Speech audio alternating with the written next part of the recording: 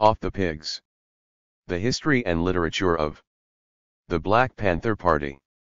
Edited by G. Lewis Heath. Contents. L. On the editing. 2. Chronology. M. The Black Panther Program. 4. History of the Black Panther Party.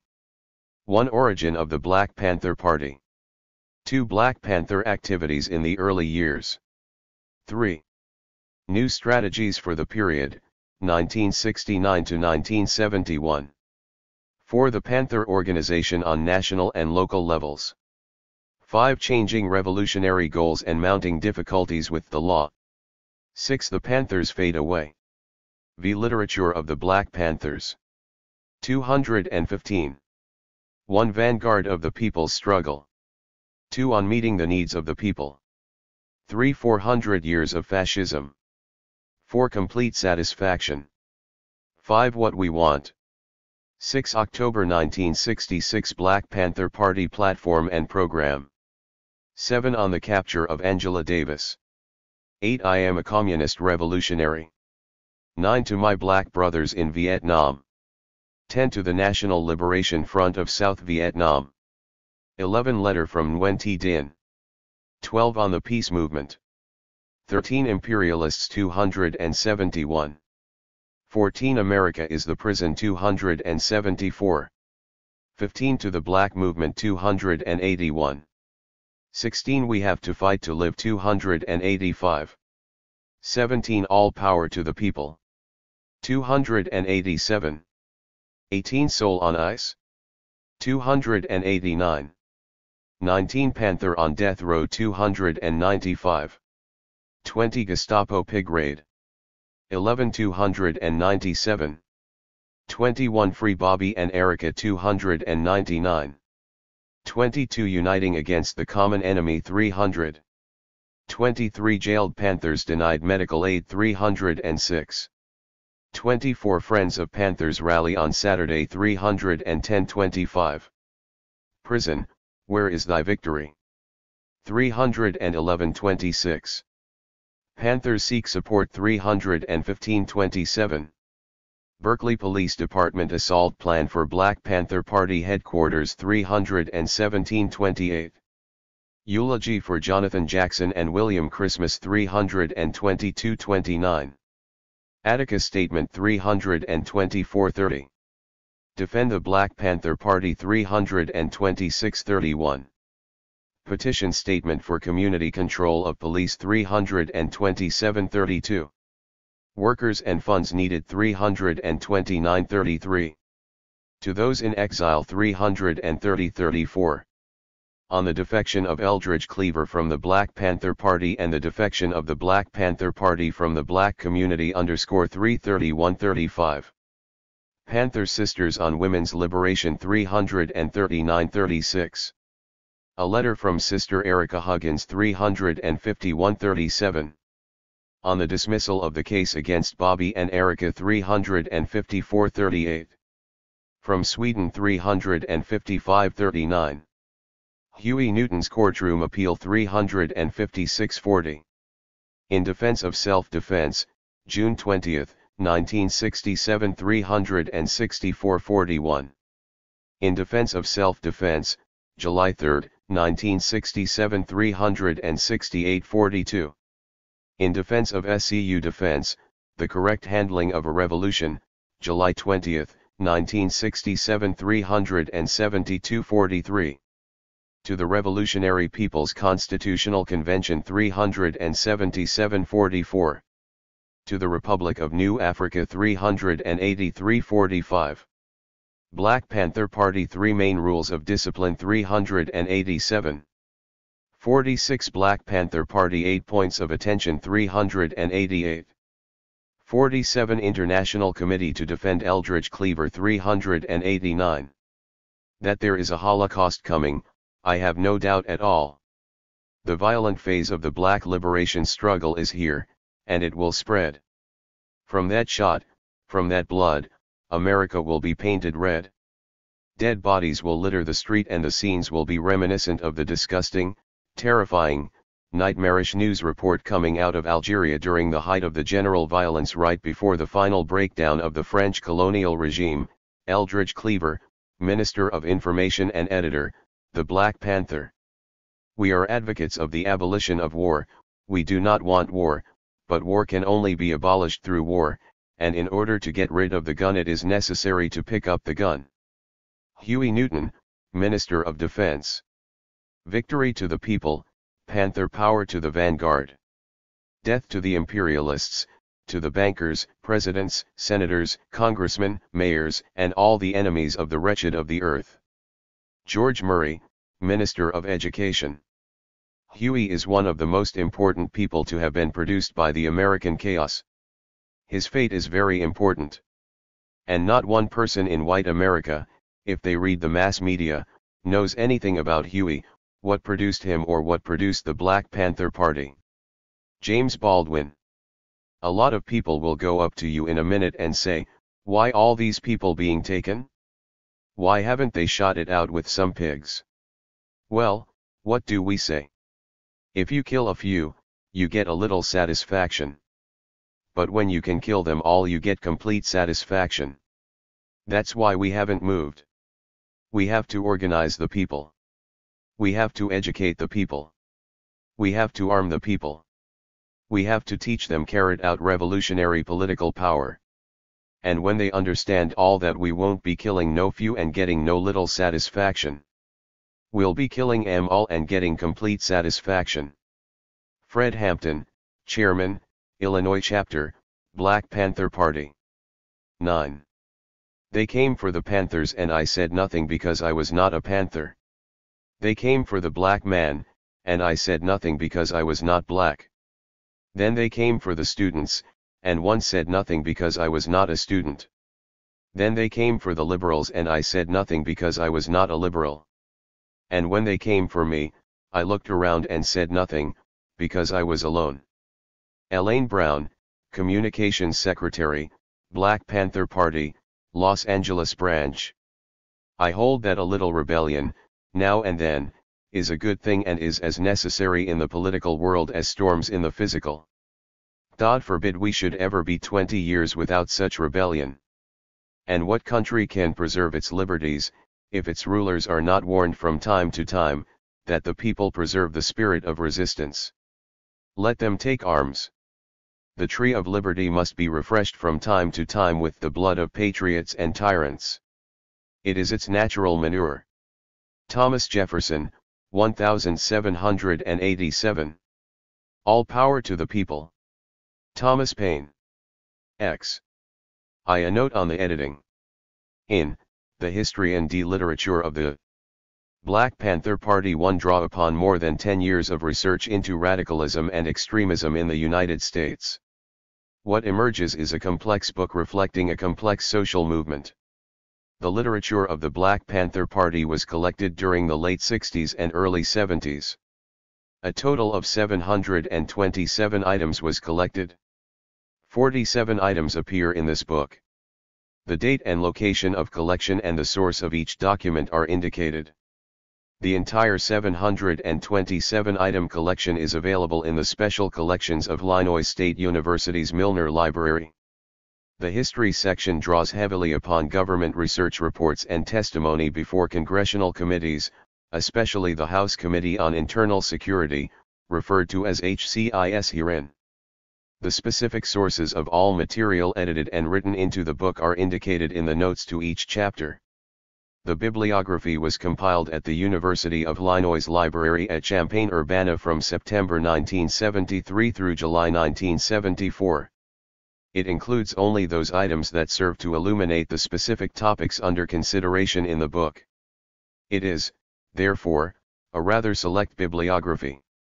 The expression "off the pigs" is used in the title because it became something of a battle cry for the Black Panther Party. The expression has several nuances of meaning depending upon the situation and the subject of discussion, but basically it means to kill white policemen and other white agents of the law. It can also mean killing other white authority figures, especially in the black community, and even black policemen, but these usages are less frequent. The reader should refer to the text for a complete discussion of the usages of the expression. GLH 1. 2. Chronology. 1966 Black Panther Party founded by Huey P. Newton and Bobby Seale in Oakland, California on October 15. 10-point program adopted. Civil disorder in the black section of Oakland on October 19. Panther patrols organized in November to harass the police. 1967 on January 1, First Panther Party headquarters opens at 8th and Grove in Oakland. Ghetto rioting, street fighting, arson, looting, and gunfire erupt in several cities.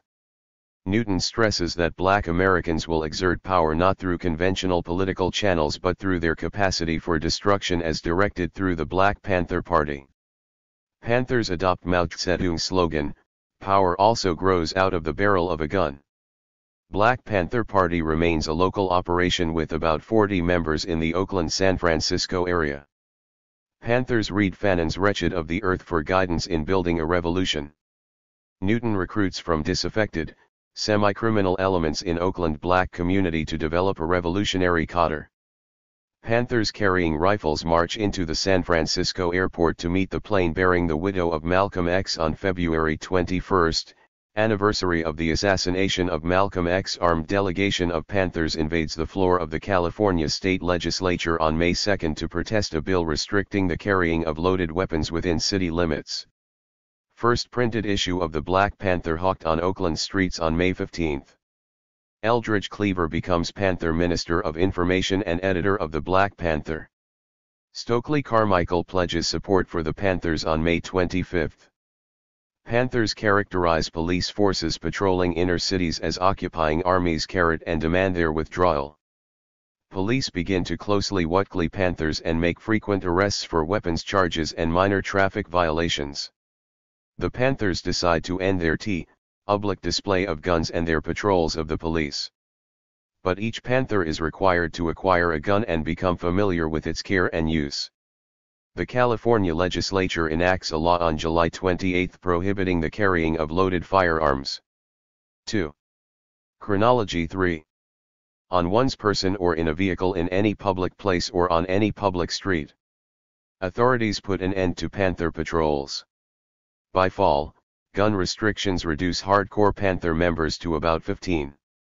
On October 28, Oakland patrolman John Frey stops a vehicle in which Huey Newton is riding. Frey is killed and Newton wounded in a shootout. The Black Panther Party converts to an organization for the defense of Newton. Eldridge Cleaver builds alliances with black nationalists and white radicals. Alliance is built with the Peace and Freedom Party in November. Panthers hire white lawyer, Charles Gary, who represents Newton from the time of his indictment on November 13.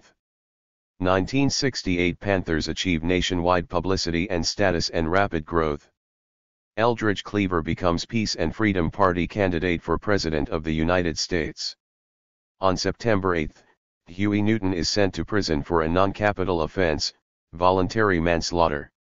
The Panthers refuse offers of assistance from the Socialist Workers' Party and the Communist Party, U.S.A. Alliance between Panthers and Student Nonviolent Coordinating Committee announced February 17. Alliance collapses in August. A Panther delegation travels to the UN headquarters in July to buttonhole representatives from various African nations and Cuba, and to hold press conferences alleging that genocidal actions against Black Americans include the framed-up murder charge against Newton. In the spring, the major political objective of the Panthers becomes a United Nations-supervised plebiscite to be held throughout the black colony in which only black colonial subjects will be allowed to participate, for the purpose of determining the will of black people as to their national destiny. 10,000 demonstrate at the Democratic National Convention during the week of August 25. Bobby Seale's participation leads to federal conspiracy to riot charges against him. Martin Luther King assassinated on April 4. Rioting begins in more than 80 cities on April 6. 3 Oakland police officers wounded, Panther Minister of Finance Bobby Hutton killed, and Minister of Information Cleaver and Chief of Staff Hillier jailed as a result of a 90-minute gunfight on April 6. The Panthers begin to train in guerrilla warfare techniques. The party uses the slogan "Off the Pig." 5 Panthers dead and 17 police wounded in violent encounters by the end of 1968. The major trouble spot is Oakland. Violence also occurs in Los Angeles, Seattle, New York City, Jersey City, etc. Top Panther officers periodically arrested in Berkeley and Oakland on illegal weapons charges. White Panther Party organized in 4. The Summer by White Mother Country Revolutionaries to Jim Se-Pa XRS in Liberating America. Panther National Minister of Education George Murray is Castro's guest in August. Peasers disrupt a Berkeley City Council meeting February to demand removal of police forces from predominantly black communities and a civil suit in May for result of alleged Oakland police harassment. In November, Eldridge Cleaver fails to report for a parole revocation hearing, fleeing to Cuba and subsequently to Algeria. 1969 Complete reorganization of the party national to local chapter level. Discipline misdelete and national direction and coordination to Panther TMTES throughout the country. 16 rules are added to the original FEN and a program is launched to purge those who break discipline. Membership at 1,500 to 2,000 members in 25 chapters. Panthers adopt a Serve the People theme seeking to solve pressing community problems. Free Bree ASTLOL school children of welfare recipients served neighborhood churches. Free health clinics in Black co-trademark ITY established. The party begins to emphasize a politic ol rather than a military one. Members of S, a Los GE Black nationalist group, kill 2 Panthers on the UCI C plus top Illinois Panther, Deputy Chairman T. FXF of charged with aggravated battery on March 22. Indictment of New York 21 in APRU. Panthers sponsor 3-day revolutionary conference for a united front against fascism on July 18. The party creates national committees to combat Pilsism. Panthers develop liberation schools and community political education classes to add 6 load amiss to the need Torah Sakal Mr solution to their problems. The party's TCY vocate preparations for revolutionary struggles by ISD whites to tear down the U.S. government, to abolish the capitalist economic system, and to introduce socialism Rita. March. The Students' Torah Democratic Society recognize the Black Panther Party as the vanguard the common struggle for an anti-capita USD revolution evolving the whole of American society. The national lead ERS of both the Black Panther Party and its a commitment to Marxist Ninist principles. Minis information Eldridge Cleaver, in Algeria, for the Cetlon of a fighting North American Liberation Front. Of Staff Hilliard indicted for making a public life of President Nixon. Panthers express sympathy of commando forces dedicated to the destruction of the TE of Israel, North Korea and Communist China publicly express. Chronology. Support for the Black Panther Party. In the autumn, Eldridge C. Cleaver negotiates with North Vietnamese representatives in North Korea in an attempt to get an agreement from Hanoi to release American prisoners of war in North Vietnam if the U.S. government will agree to drop criminal charges against the top 2 Panthers, Newton and Seal. Fred Hampton shot dead by Chicago police in a December 4 raid. 348 Black Panthers arrested during the year for a variety of various criminal charges, murder, armed robbery, rape, bank robbery, and burglary. 1970 membership declines rapidly. Trend towards small decor Panther chapters with mass support relegated to national committees to combat fascism. Community formation centers added to the organizational structure of the Panther Party on local levels. On August 5, Huey Newton's release from prison pending a new trial puts the party under the active command of its founder and top officer for the first time in almost 3 years. Newton develops term revolutionary suicide. Panthers sponsor Black Dent Revolutionary Conference at Yale University, May 16 to 19. On June 19, Panthers threaten race war if interracial efforts do not halt Ronration and genocide against Black Americans. In August, Newton offers the National Liberation Front and Provisional Revolutionary Government of South Vietnam an undetermined number of troops to assist you in your fight against Arnankan imperialism. Eldridge Cleaver makes a broadcast in Hanoi urging Black GIs to desert, commit sabotage, and rip off the commander of the U.S. forces in South Vietnam. In September, Cleaver formally opens the Internation of the Black Panther Party in Algiers. On September 6, the Gay Liberation Front recognizes the Panthers as the vanguard of the revolution. The Panthers convene plenary sessions of a Revolutionary People's Constitutional Convention to write a new U.S. Constitution during the fall and UMTR Philadelphia and Washington, D.C. 1971 A branch of the Black Panther Party is organized in San Quentin. Intercommunal Solidarity Day observed on March 5 to focus attention on the state of Connecticut's prosecution of Bobby Seale and Erica Huggins for tour murder of Panther Alex Rackley M. 1969. Internal strife in the party. In March, an open break occurs between two of the most prominent Panthers, Huey Newton and Eldridge Cleaver. 13 of the New York 21 Panthers on trial on bombing conspiracy charges, expelled from the P-Tie for dissenting views. Black Panther Party increasingly torn by 6. Internal dissension, have significance in. It fades rapidly. The party ceases to. American public life. The Black Panther Program.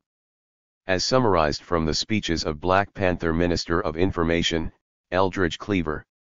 Jobs, guarantee jobs to every adult American able to work useful jobs, which build livable communities on sound ecological principles, create schools and hospitals on a human scale. Housing, A.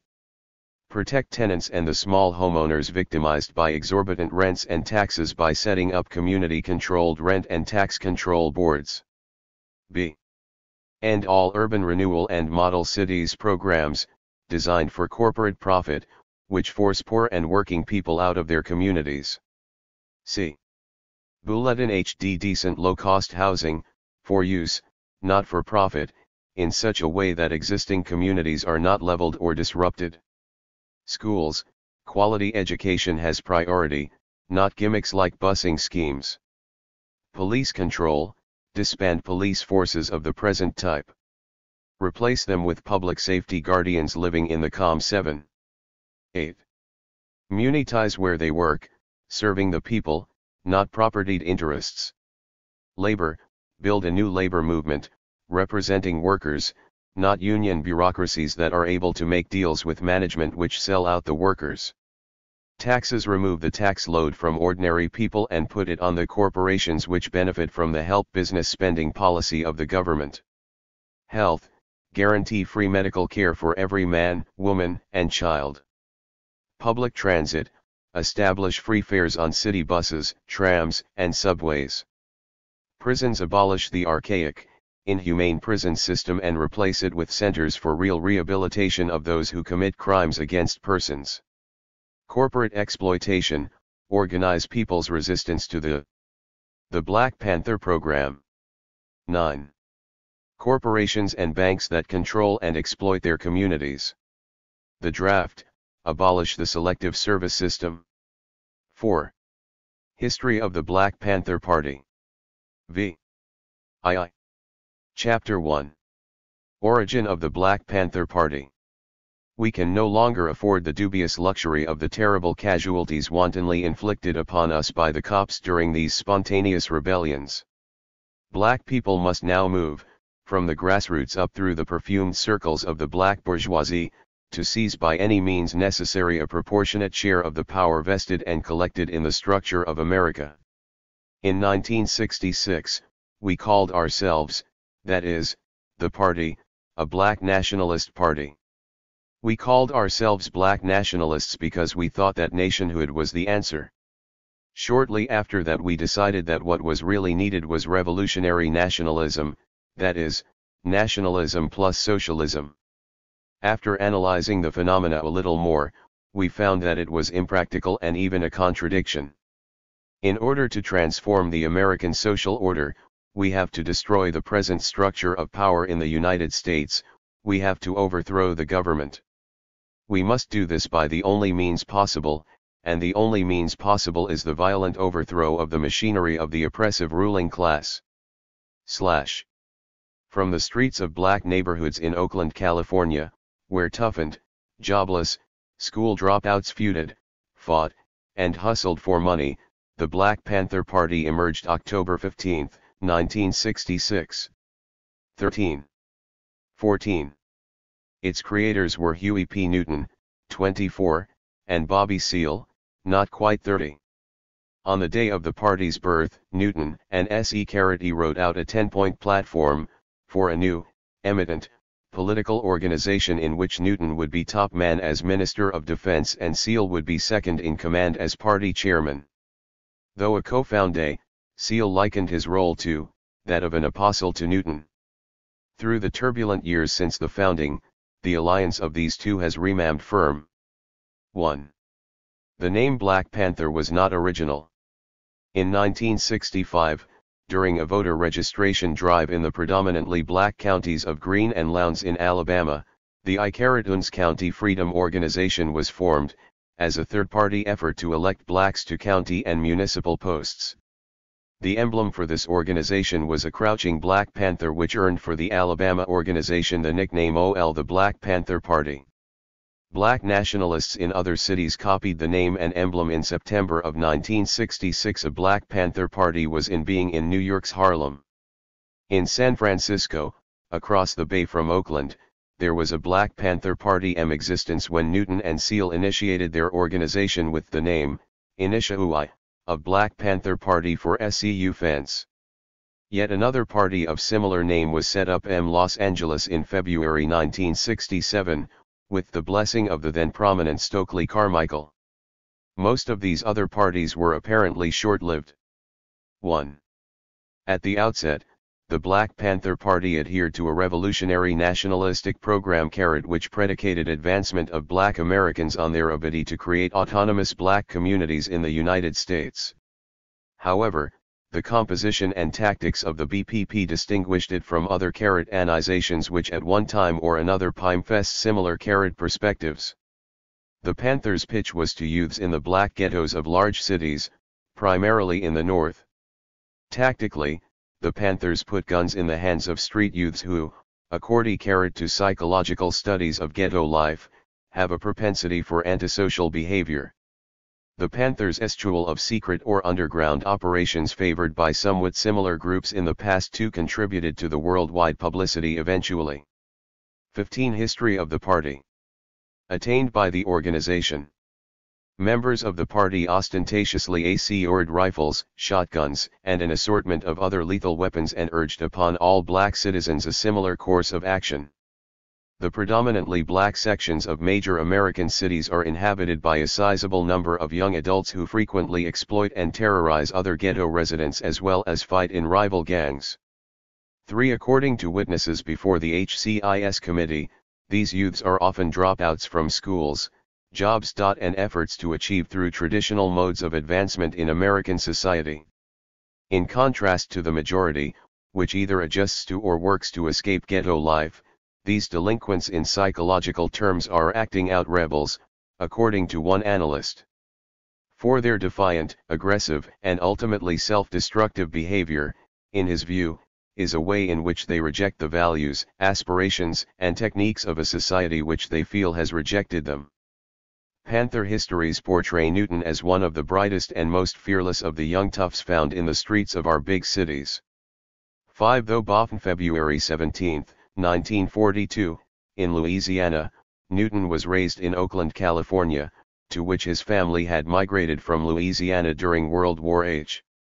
He was the youngest of 7 children of a Baptist preacher who, after the move to Oakland, took a job with that city's street department. Newton, with barely passing grades, made it through high school. Then, for the next 5 years, sticking to a part-time class schedule, he took some courses at a law school in San Francisco and obtained an Associate of Arts degree from Heath College, a 2-year junior college on the fringe of the Oakland inner city. Newton's life outside his high school and college classes was closely intertwined with Oakland's alienated street youth. Huey was running around and living every day on the block with some of the toughest brothers, his biographer Seal reported. He was just as tough as the rest of them were. He'd fight it out with them and he survived in that environment. 6. Incidents cited by Seal as evidence of Newton's guts included victories in fights with his own running partners. 16. And a series of violent run-ins with hostile street youth which Newton survived with the aid of his fists, a wine bottle broken over an opponent's head, a machete, and gunfire. According to Seal's account, many of the pimps and hustlers and righteous gangsters on the block came to respect Newton, who opposed street activity that terrorized other members of the black community but who was not averse to hustling at the ends of the so-called establishment while enrolled part-time in a course at Merritt College. Seal related, Nutre used to tell me how he was plotting to make himself some money on the man. He was always involved with day-to-day survival, like the average brother on the block. From a very early age, writer Jean Marine said, Newton was a cop hater and, like most of his contemporaries on the street, Newton engaged in activities which led sporadically to arrests. Although he was arrested in 1963 and again early in 1964, the charges were dismissed. In 1964, however, he was arrested a third time, charged with assault with a deadly weapon, for a knife attack on a fellow guest at a party. Conviction on this charge put Newton in Coimty jail for 6 months. In the spring of 1966, both Newton and Seal were convicted of battery against a police officer as a result of a melee that broke out during a sidewalk speech-making attempt by Seal. Their sentences were suspended. After the birth of the Black Panther Party, Newton and Seal focused their recruiting efforts among the Oakland street youth. The TE-0T-B_Jan 4HR Street, a leather jacket spelled status, because only the most successful hustler or pimp could afford to sport such an expensive item. 8 Because of its status, the leather jacket black W adopted as part of the official Panther uniform. MG it came to symbolize membership in or support of the Black Panther Party. Seal vividly described the members sought by Newton. Huey wanted brothers off the block, brothers who had been out there robbing banks, brothers who had been pimping, brothers who had been peddling dope, brothers who ain't gonna take no shit, once. 17. History of the party. They get themselves together in the area of political education. Huey P. Newton knew that once you organize the brothers he ran with, he fought side with, he fought against, who he fought HT harder than they fought him. Once you organize those brothers, you get revolutionaries who are too much. Newton preferred these street-toughened activists to college student debaters. Seal went on to explain, because it was not a time for talking, it was a time for picking up the gun. The Panthers' nationalist outlook. Despite contempt for mere talkers, the founders of the Black Panther Party acknowledged that the philosophy or orientation of the new organization was a product of their campus discussions. For years both Newton and Seal were active in Merritt College organizations of black students with a nationalistic outlook.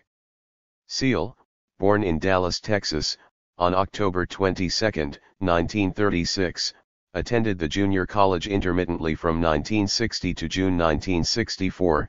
In the same period he was employed as a sheet metal worker and as a comedian.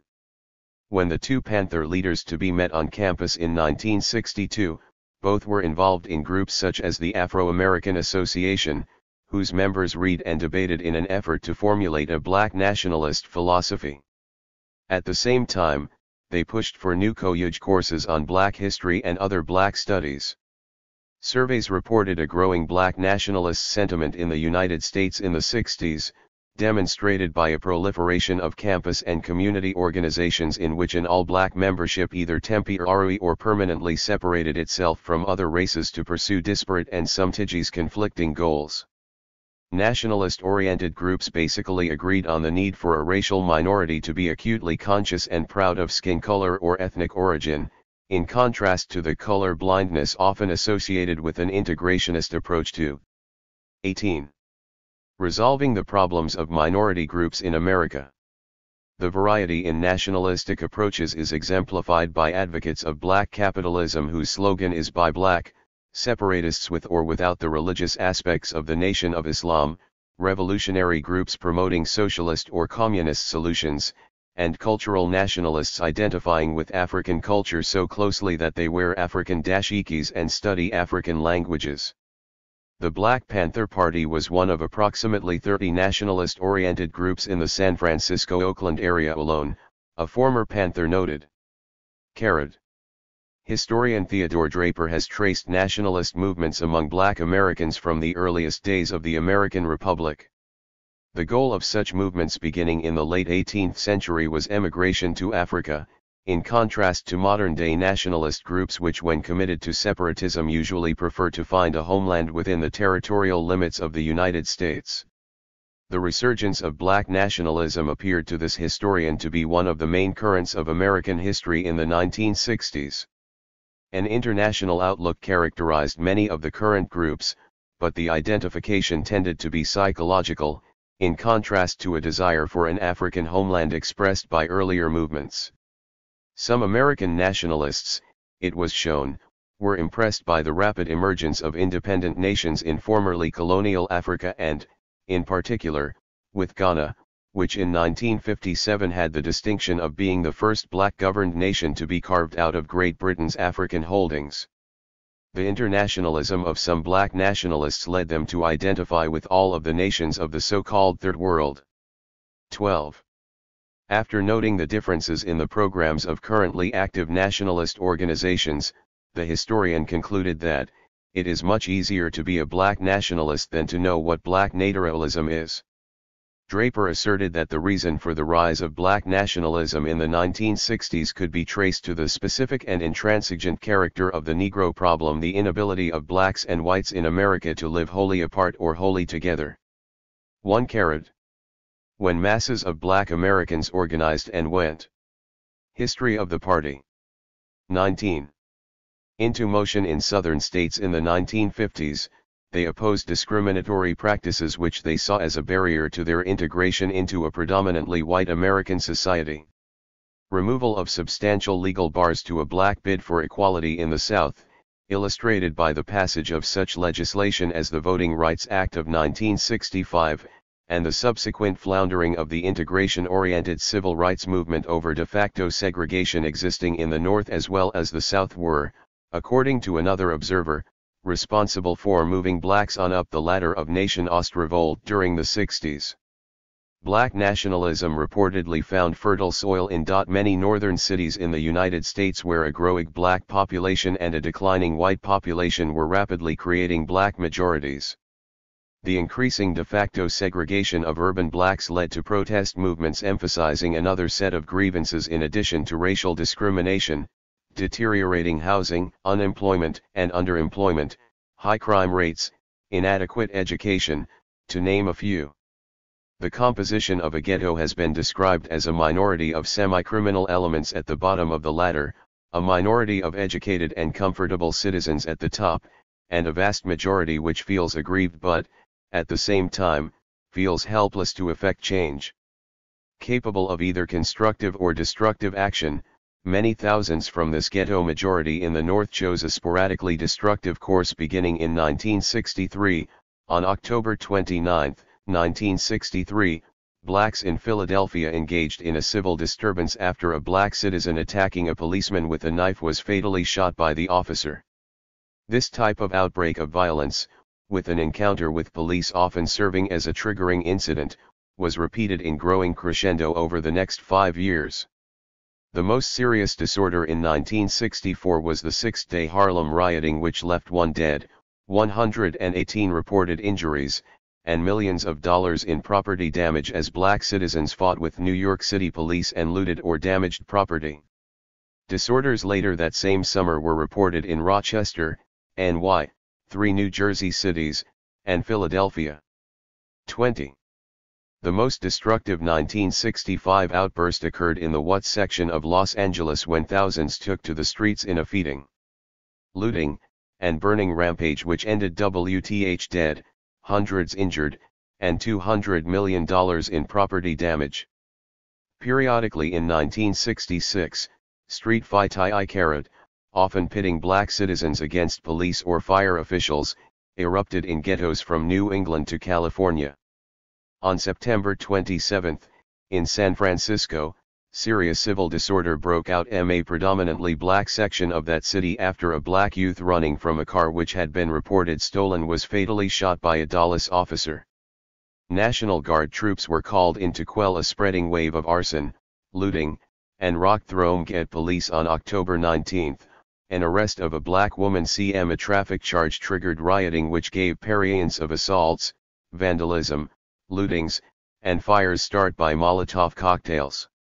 Only a few days earlier, Newton's Black Panther Party had been formed in an acknowledged effort to harness the energy of ghetto violence. 19 Panther Chief Newton noted. The brothers in East Oakland learned from what's a means of resistance fighting by amassing the people in the streets, throwing bricks and Molotov cocktails to destroy property and create disruption. This method has been transmitted to all the ghettos of the black nation across the country. Sporadic and spontaneous violence among blacks, however, was costing black people dearly in terms of lives, injuries and damage to their communities. We can afford the dubious luxury of the terrible casualties inflicted upon us by the cops during these spontaneous irritations of frustration and desperation, Newton declared.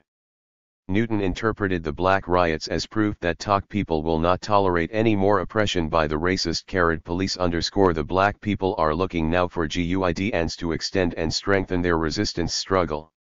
He offered the Black Panther Party as a vanguard group which would provide leadership for Pasili by teaching the CORR strategic methods to liberate them from their oppression. 20. History of the party. 21. Revolution for blacks only. We are a revolutionary party, a revolutionary nation. Ostgroup, Newton, and Seal proclaimed in speeches or interviews promoting the advantages of the Black Panther organization. 21. Panthers, like many other nationalists of the period, pointed to the increasing density of blacks in urban centers, with their sporadic outbursts of violence sometimes compared to a kind of armed rebellion, as evidence that blacks were foolish to waste time trying to gain admittance to the mainstream of American life.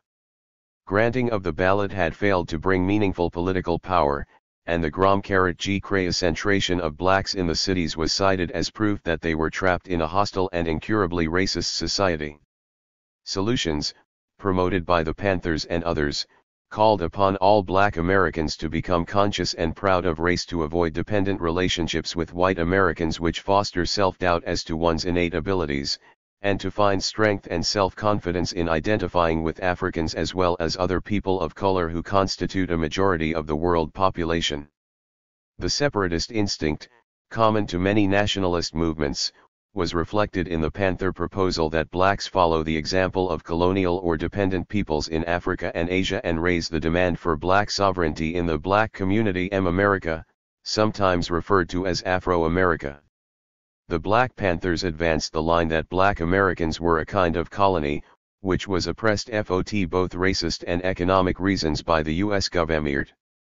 The government, Newton preached, did not work for the benefit or general welfare of black people at home, and it actively sought to destroy people of color in Vietnam, a military venture Newton preferred to describe as an act of imperialism and racism rather than as resistance to communist aggression. Although black Americans were widely dispersed rather than compressed into a compact territory, the Panther declared that they were, nevertheless, a subjugated nation because of bonds due to their psychological makeup, ghetto language, concentrations in congested inner cities or in areas, and an economic status similar to colonial peoples. 22. Bomb and based in an urban environment, the Black Panther Party purposely avoided the hang-up about obtaining a homeland which had characterized some nationalist movements such as Marcus Garvey's in 1914 and the Black Muslims since 1931.25. The thrust of the Panther PRC-RAM at its inception was to persuade black citizens that they must seek control over the communities in which they already resided. The number one plank in the Panther program declared that freedom meant power to determine the destiny of our black community. After realization of the Panther slogan, "Power to the people," blacks could then decide the nature of their institutions and their relationship with white Americans. For more than a year after its founding, the Panther Party agitated, principally in Oakland, in behalf of a black naturalist revolution which would eventually drive the oppressors out of the black community and substitute completely independent black self-government. 26N, the Black Panthers supported the belief that growing black populations in urban centers should mean the election of more and more political representatives who should be held accountable to black communities. 27 However, Newton discounted the ability of black politicians to influence U.S. government policy in behalf of their minority group. In addition to what he described as the racism of America's white majority, Newton claimed that blacks lacked the necessary power or clout to enable them to compete with the contending interests in America's pluralistic society. The Panther leader argued that, whereas the importance of agriculture and industry to the American economy made government responsive to the wishes of farmers and industry representatives, the landless and propertyless black masses in America, largely in the lowest socio-economic scale, had no bargaining power in the political arena. Newton's solution, to create an autonomous community or communities, would give blacks power through communal control of the land and means of production. He anticipated that administrators would be chosen by the people, who would ensure a high standard of living to all citizens and a job for every male resident able to work. 28. How did the Black Panther Party expect powerless black Americans to achieve a revolutionary and nationalistic rearrangement of American political, economic, and cultural history of the party? 23. Institutions. Newton's answer, succinctly phrased by Communist China's Mao Zedong in a slogan favored by the Panthers: "Power also grows out of the barrel of a GVM, 9. Power through the threat of violence." The Black Panthers looked upon the mounting incidents of rioting as evidence of a grassroots rebellion by black Americans against their treatment in an oppressive white society. In what the Panthers interpreted as a black minority's resistance to a hostile government order in America lay the clue to a source of power for what Panther leaders viewed as an otherwise powerless people. Its strength, demonstrated by the burnings, lootings, and snipings breaking out in the core of northern cities, lay in its potential for destruction. While the Panthers were willing to leave the exact natime of black utopia to future expressions of the will of the people, they maintained that the genius of Newton had discovered the only correct strategy. Black wrath and disaffection, so unpair, the late Malcolm X, and Frantz Fanon, the veteran of the Algerian Revolution, also deceased. Historically, the Newton Seal organization has been depicted as XI of many very different plants that bloomed in the late 60s, all attracted to the slogan, Black Power 35. 26. The slogan was popularized by Carmichael, who assumed the chairmanship of SNCC in April 1966. An interracial group dominated by college students, SNCC was militantly active in civil rights work in the South in the early 60s. When Carmichael took over, he imposed a black-only membership and a nationalistic outlook. He told white civil rights activists to work thereafter with their own ethnic group because they made blacks feel inferior and made them accept domination by whites and wait for a mjadical melting pot to operate rather than seek power as a distinct, united minority. Under Carmichael's leadership, SNCC promoted the line echoed by Huey Newton some months later that the broad masses of black Americans were an oppressed colony within American society which should become conscious of a common African heritage and seek the same right of self-determination being attained by colonized peoples in Africa, Asia, and Latin America. Carmichael wanted blacks to cut themselves off from whites by working in their political parties, institutions, cooperatives, and the youth. Black consciousness, identity with Africa, and a feeling of communal responsibility by blacks in America would give them bargaining strength to demand participation in making decisions affecting them, and would ensure their basic daily needs were met, Carmichael later explained. In Lowndes County, Alabama, blacks should win political control because of their majority status, he said, and in other areas where they remained a minority they should press for sharing of control. 37. SNCC activists, including Carmichael, worked during 1965 on voter registration drives in Alabama's predominantly black Lowndes and Greene counties. In the summer of that year, they fostered the Lowndes County Freedom Organization, a third-party attempt to win political office for blacks on county and city levels. The party emblem was a crouching Black Panther, inspiring the Freedom Organization's nickname the Black Panther Party, which this book has observed appears to have been a model for Newton and other nationalists in northern cities. The heirs of Malcolm X. Patron saint of the Panther groups which sprang up in the urban ghettos of the North was the late Malcolm X. History of the party 27. Newton, for example, was characterized in Panther propaganda as a child of Malcolm X and the ideological descendant, heir, and successor of Malcolm X. 38. Newton in turn described the members of his party as heirs of Malcolm. 39. Malcolm Little, as he was Baum, was once a hustler in the Harlem ghetto and a graduate of reform school and prison. In prison he was converted to the Nation of Islam, took the name of A1 Haj Malik Shabazz, and championed the black Muslim theme of Hate the White Devils. However, Malcolm X broke with the Muslims and in 1964 set out to develop his own militant, non-sectarian movement for Afro-American unity. With messianic vigor he rallied many young black Americans to his cause, but for his assassination on February 21, 1965, he seemed to be en route to a role of significant leadership in the nation's inner cities. Before his death, Malcolm X traveled extensively in third world or developing countries while building his new organization of Afro-American unity. In speeches to American audiences he proposed that oppressed black Americans identify with the world majority of colored peoples and seek United Nations protection of rights denied by a racist U.S. government. He opposed U.S. policy in Vietnam and other third world areas for its racist character. Malcolm X attracted considerable publicity as a result of his derogatory views of the civil rights movement, then at its peak, and for his advocacy of a right of retaliatory violence which followers have called a right of armed self-defense. In a typical slap at a turn-the-other-cheek philosophy within the civil rights movement, Malcolm observed that revolutionaries in other parts of the world demonstrated that power will back up in the face of some more power, but will not yield to smiles, threats, or some kind of nonviolent loving action.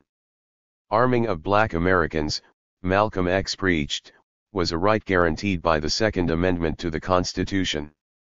He said he did not PRC-os rifle clubs or battalions to go hunting for white persons, but he felt ownership of a rifle or shotgun provided a means of self-defense wherever the 28th U.S. government was either unwilling or unable to protect lives and property. Malcolm X cited, as an example of a need for defensive arms, the then unsolved church bomb which took the lives of a number of black children, one of many serious outbreaks of violence resulting from segregationist resistance to civil rights campaigns in the South in the early 60s. 2. Malcolm X likened conditions in black communities in the United States to those in colonial Algeria prior to the 8-year revolutionary struggle which finally brought it independence from France in 1962. The same conditions that prevailed in Algeria, that forced Algeria to resort eventually to the terrorist-type tactics that were necessary to get the monkey off their backs, those same conditions prevail today in America in every Negro community. 43. The Algerian ignorance was conveyed in far more detail to young militants in the United States, chiefly through the writer S. of Franz Fanckm, the West Indian black psychiatrist who sided with the rebels. Lessons from African Revolutions. The outbreak of civil disorders in San Francisco and Oakland ghettos in 1966 sent local black nationalists to Fanon's book, The Wretched of the Earth, for guidance in Utah appeared to some to mark the beginning of violent revolution in America.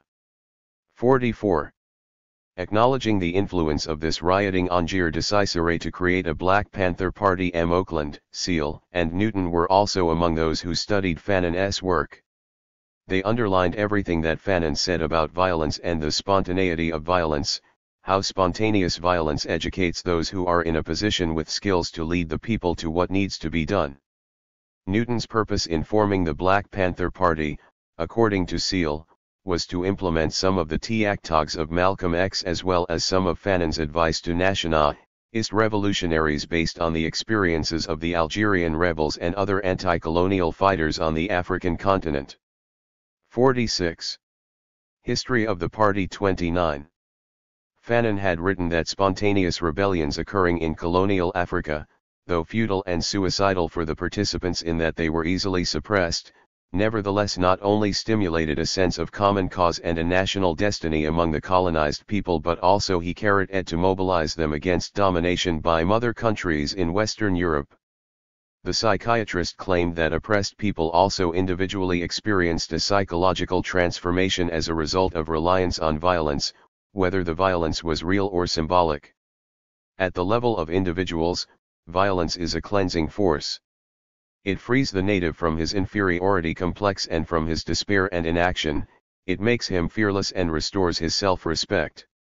Even if the armed struggle has been symbolic, the nation is demobilized through a rapid movement of decolonization, the people have the time to see that the liberation has been the business of each and all.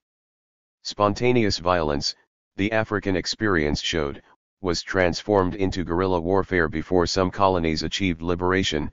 In such cases, the troops were peasants, who in the Third World formed the majority of the population. These masses, however, needed to be educated and coordinated for a successful struggle, and this job properly belonged to a political party and intellectuals with revolutionary principles, Fanon wrote. The psychiatrist dismissed as unrevolutionary in part, as a hindrance to nationalist revolution, the small number of colonized people in the middle and working classes who enjoyed privileges under colonial domination and remained loyal to the electoral party system of the mother country. The main revolutionary force in a colony's urban communities, according to Fanon, was the lumpenproletariat, young men who had left rural areas to crowd into shacks in the native African towns. Uprooted, with no privileges tying them to the colonial system, these lumpenproletarians had no market for their labor and turned to stealing, pimping, and alcoholism, Fanon said. He characterized this element as one of the most spontaneous and the most radically revolutionary forces of a colonized people. Rural guerrilla fighters could coin on these hooligans and semi-criminal types. 30. To form their urban spearheads, Fanon declared, and militant and decisive action could be expected of them because they had no intention of conforming to the morality of carroting class and had utter compunction about the use of hand grenades and revolvers to take control of a city. Newton, Seal recounted registered saw the street youth of Oakland in Fanon's description of the African lumpenproletariat.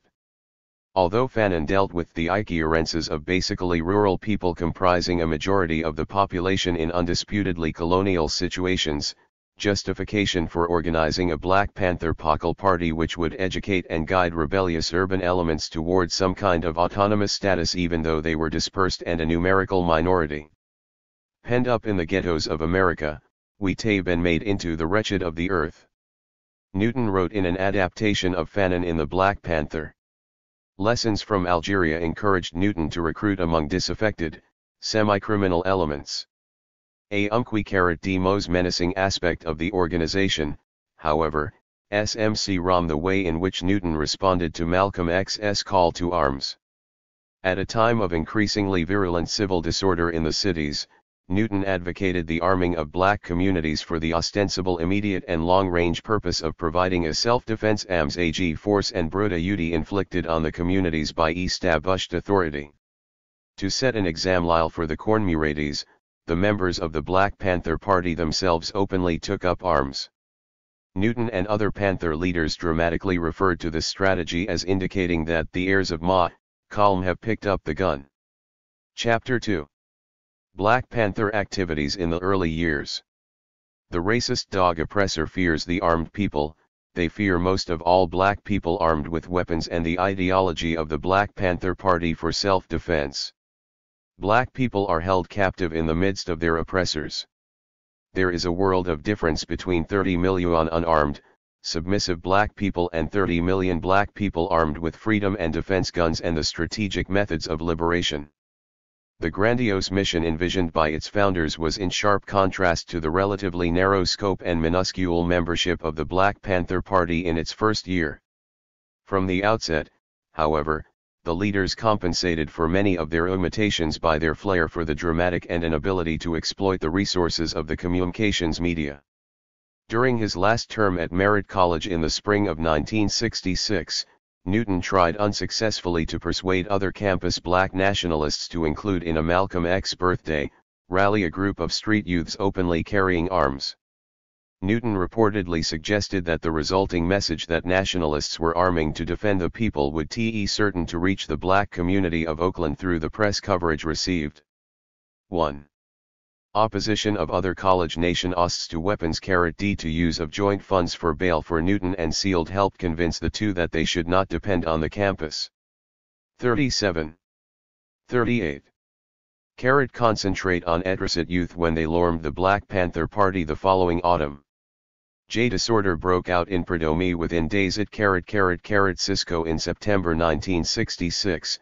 Nantley black sections of platform and program Newton and Seal righty GP Gul Empha for the Black Panther Party for self-defense sized later that they PG a government antipov independence for Jalak AR RI employed the two Erdi program restarted in the city.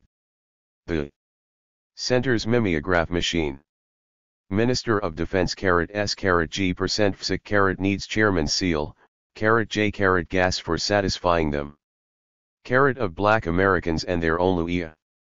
To provide land, bread, FS tier justice, and ZP LNE he own destiny in their freedom for blacks to / term community control of own community, which while include a guaranteed the means of production if siu iterative if suffi income were not possible WJ and a cash payment as signf housing could end ESWSL slowdy LN equals UDC stud restitution florum military service was dealies. Exemption of black OP G betters of the minormanded, as well as the ode to a government TTY in Americans and which victimized R FC code G tag TS1S Yuat selected Liam the Diludote's own black community. Y1 Chanther and Lank around which most of the parties acted lo-fi what focused TLS their police brutality and murder of black people. Program declared. United States gives a right to bear arms. We therefore believe that all black people should arm themselves for self-defense. Patrolling the Poos. The Panthers' first activity was to set an example for the black residents of Oakland. They acquired weapons and began patrolling the Poos, posing as the ostensible protectors of black citizens.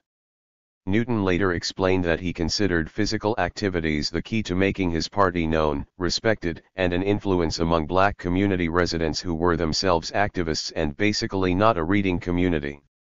The Panthers intended to teach that the gun was a tool of black liberation. He was optimistic that a vanguard group, no matter how small, could guide even millions of persons through the proper physical activities and the mass media.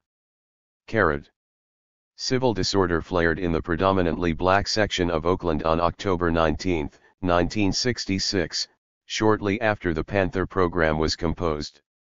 Panther patrols did not get underway until late November 1966 when Newton and Seal each acquired a gun from a Japanese radical. Thereafter, armed or unarmed, and sometimes merely on the way to a social event, Newton, Seal, and companions sporadically tailed police officers on patrol duty.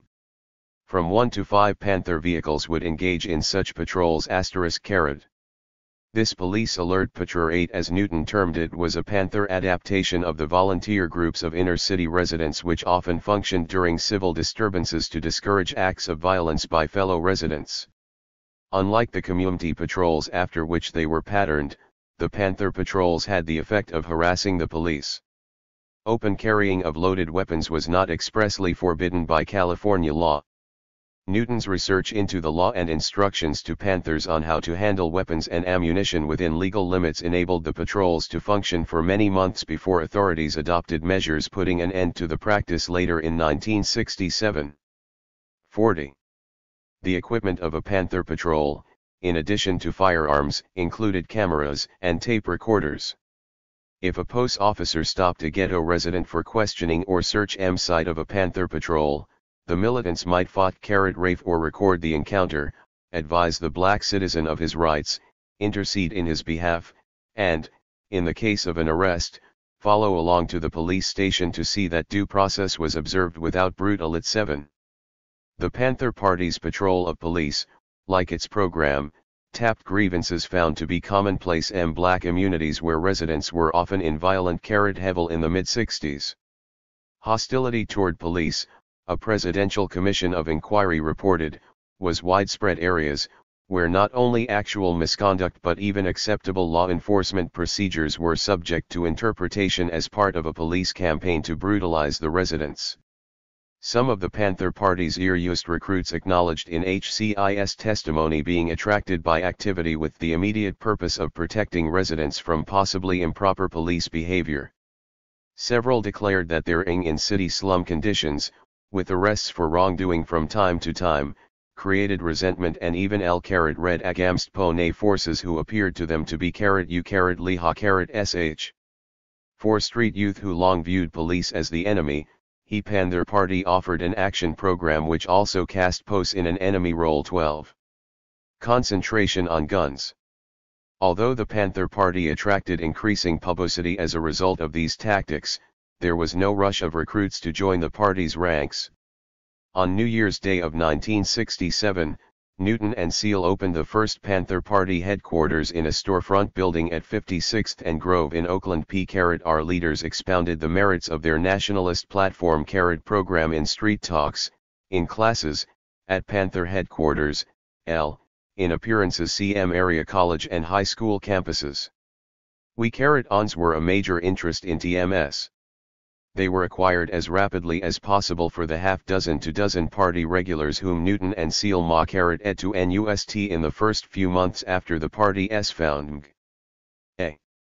History of the Party. 41. Party headquarters. The recruits were drilled in technical and legal details involved in the handling and use of guns. For the purpose of educating the masses of black people about the anxiety for guns, as Seal expressed it, the Panthers ostentatiously carried an assortment of rifles, shotguns, pistols, and ammunition, not only on police patrols but also in their routine auto travels. Panthers with arms on their person also appeared at meetings, speaking engagements, and even at social events.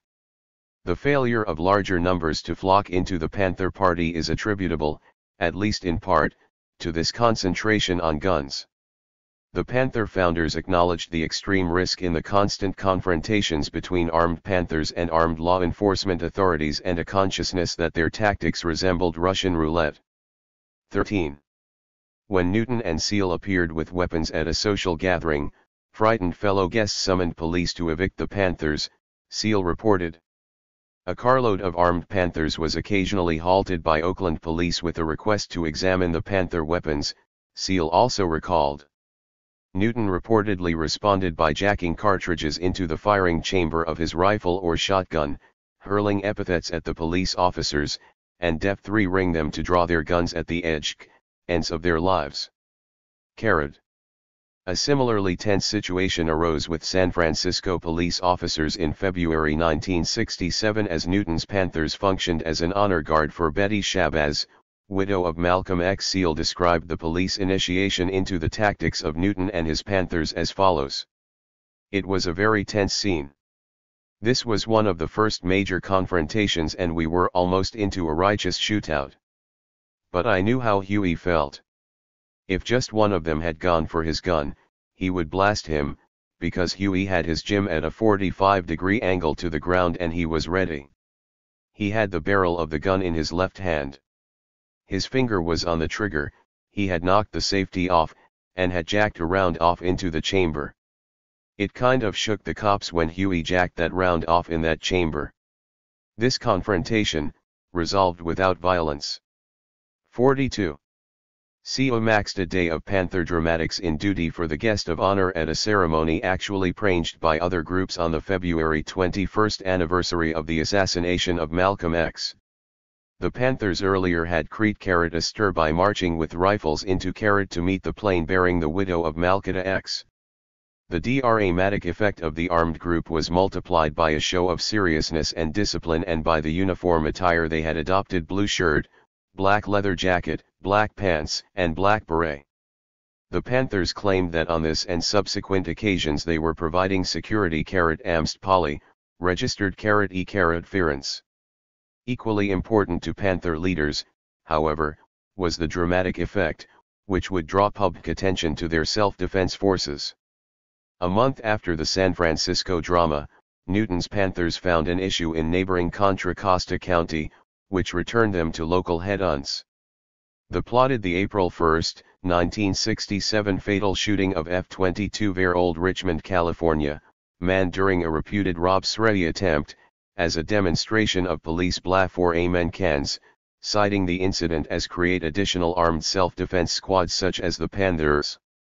One registered the death of Dow was followed by a series of street corner rallies in Richmond, at which uniformed DRM Panther leaders exhorted black citizens to them es and passed out applications for membership the party with the ratio of Dowell family members, as SEAL, ALS lad arm enforcement offices in Richmond and at T*, registered county seat.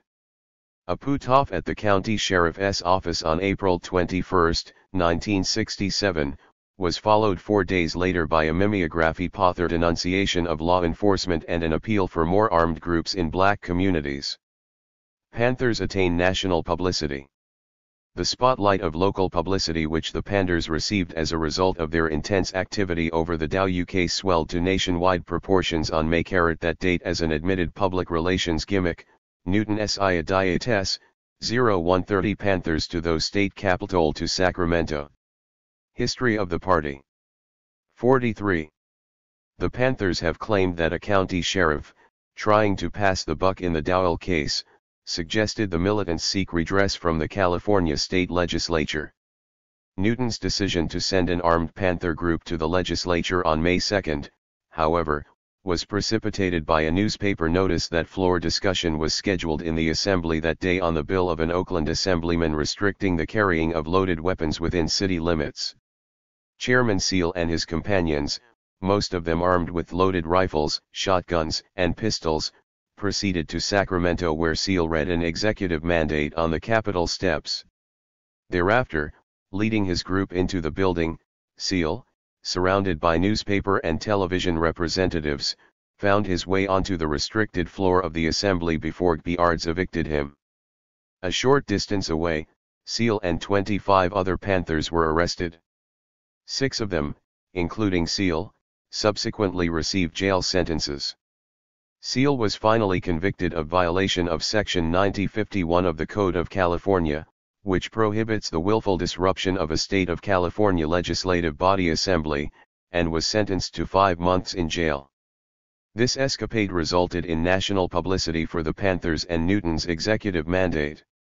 The mandate charged that restrictions on weapons were part of a premeditated program by a racist American power structure to repress, torture, murder, and commit genocide against black citizens. Cited as additional evidence of the plot were increased police patrols and the renovation of concentration camps used to detain Japanese Americans during World War. The mandate asserted that the program of genocide was being carried out by police agencies, domestically, and by U.S. soldiers fighting abroad in Vietnam. The mandate called on black Americans to fight against extinction by arming themselves. 19. The Sacramento affair led to interviews of Newton by major metropolitan dailies from as far away as New York. A San Francisco paper quoted the Panther founders' view that the only solution for colonialized people is a revolutionary transition, and while bloodshed was not necessary, revolution often leads to it. 20.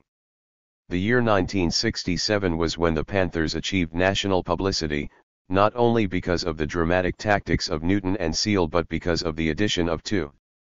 44. Prominent militant blacks to the team, Stokely Carmichael and Eldridge Cleaver.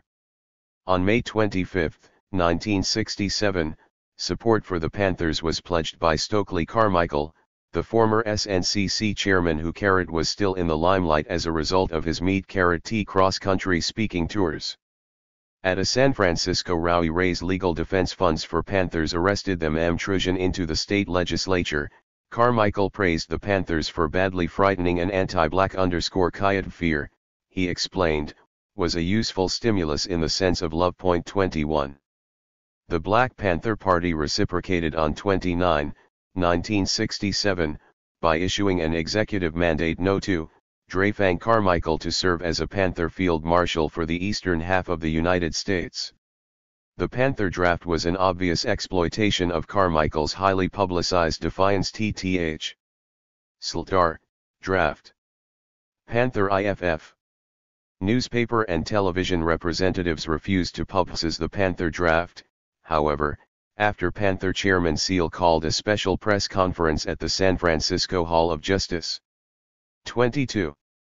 In the aftermath of Sacramento, the Panthers staged street rallies to bring the Panther program to black communities in Northern California not previously reached the Bay Area. 23. On May 15, 1967, the first Ted issue of the Black Panther was hawked on the streets by Oakland Panthers. Thelditer of the tabloid newspaper, issued once or twice a month thereafter in 1967, was the new Panther Minister of Information, Eldridge Cleaver. Although his formal association with the Black Panther Party around April 1967 was not immediately, Cleaver brought talent and status to the party. The 31-year-old Arkansas native, whose troubles with authorities began at the age of 12 and his prison experiences at the age of 18, wrote a series of essays in prison which were published in book form under the title Soul on Ice. Paroled in December 1966 from his latest prison sentence for assault with intent to commit murder, Cleaver was writing for Ramparts in San Francisco and trying to revive Malcolm X's organization of Afro-American met the Panthers at the Malcolm X Memorial in February 1967. Cleaver's probationary status made him cautious. History of the party.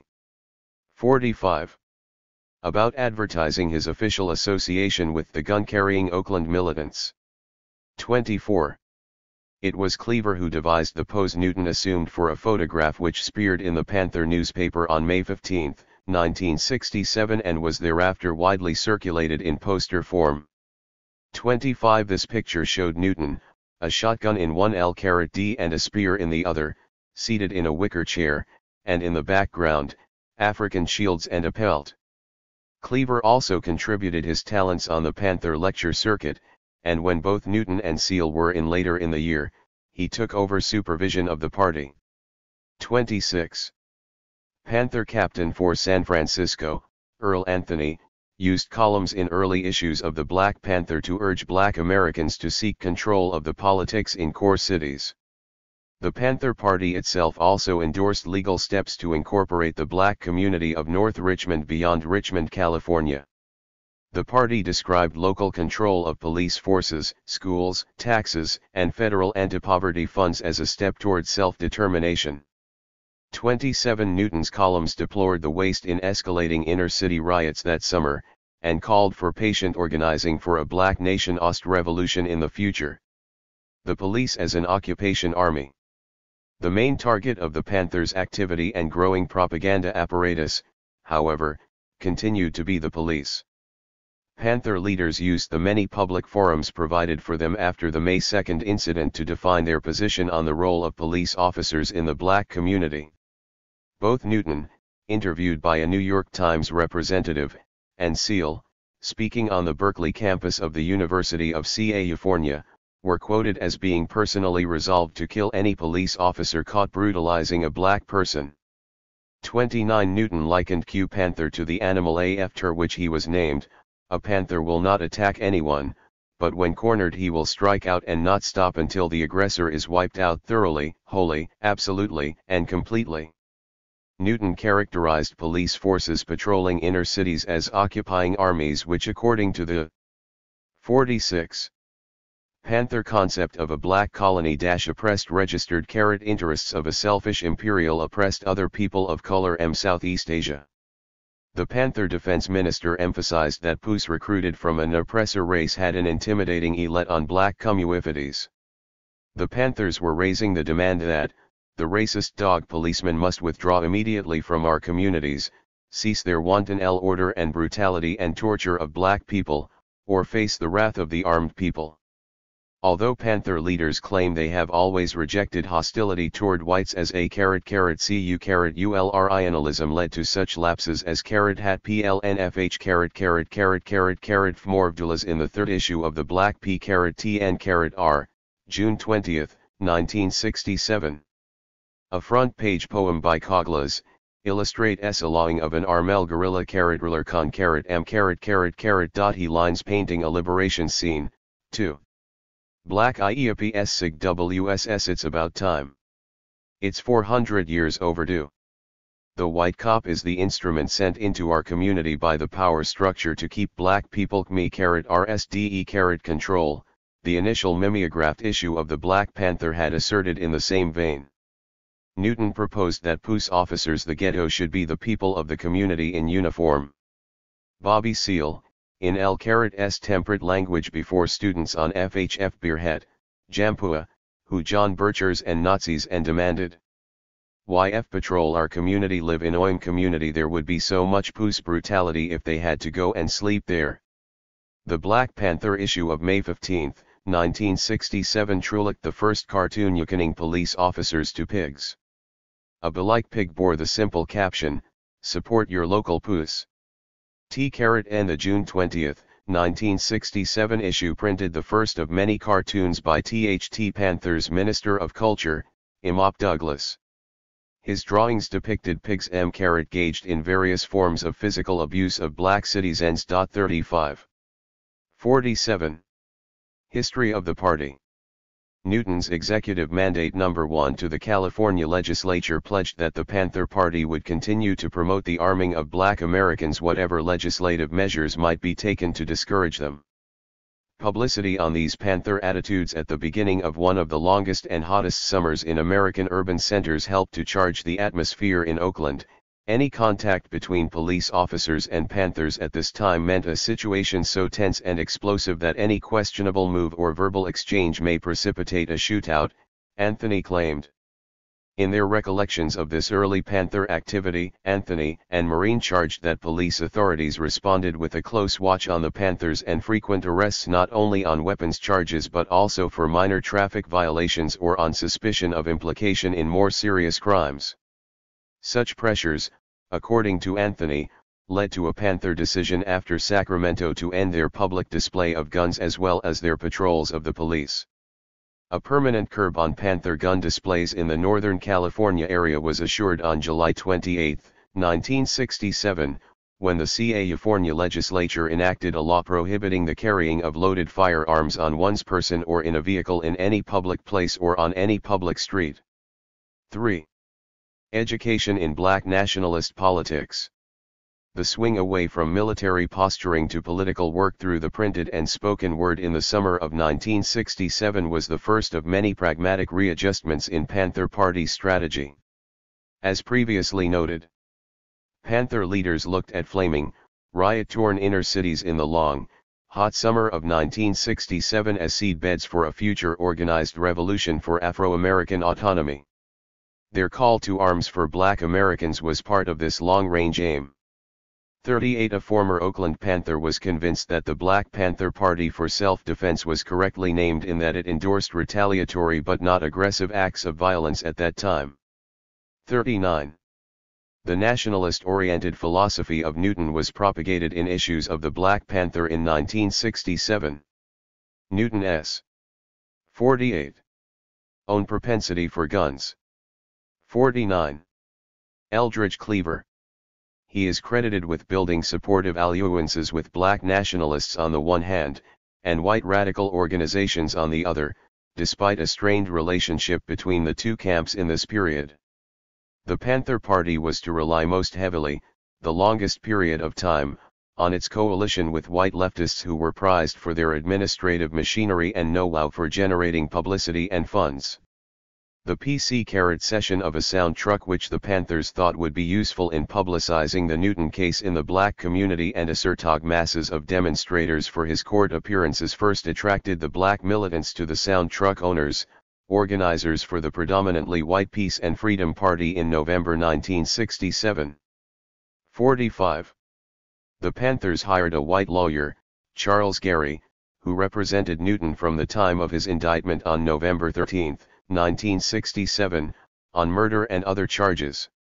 A white, anarchist-oriented youth headed one of the FMST local UPs organized to solicit legal defense funds for Newton.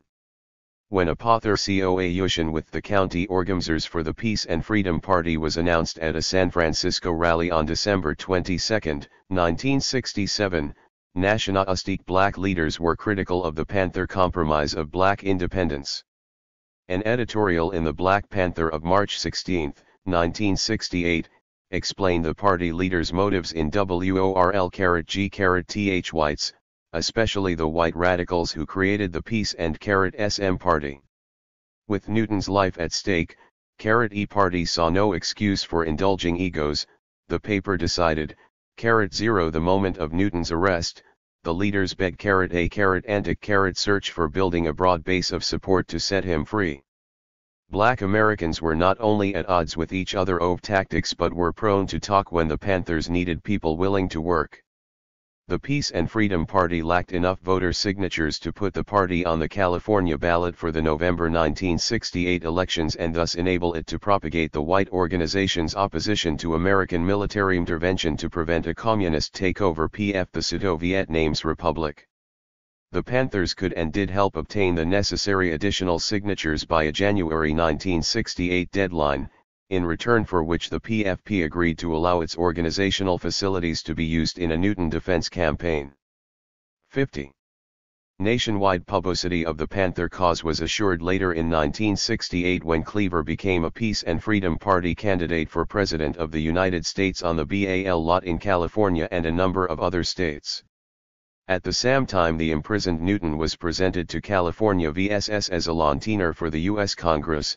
Buttle Cleaver's wife, Kathleen, and Seal sought election to seats in the California State Assembly.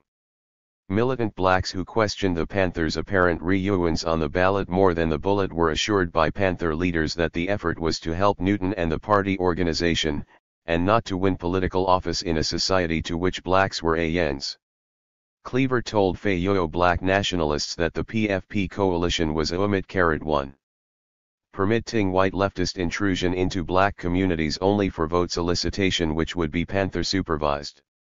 Any other issues raised with black audiences would be selected by the Panthers, he said. Newton declared that the PFP alliance would end whenever no benefit was seen to the black liberation movement, and he reminded white radicals that blackla have their own mind and will make the theory and we 11 carry out the practice for a black nationalist revolution to America. Panther relationships with white groups were affected not only by a fear of domination, but were strengthened by a nationality outlook which placed a premium on black self-help and group consciousness and saw even a white presence as contributing to black inferiority complexes. N.E. on pointed out to white radicals on a number of occasions to 1968 that their interests differed.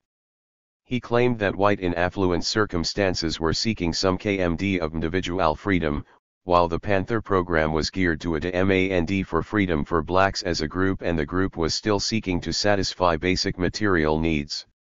Most successful of the coalitions established after jailing of Newton on murder charges was the arrangement with the Peace and Freedom Party, a former Panther OB served.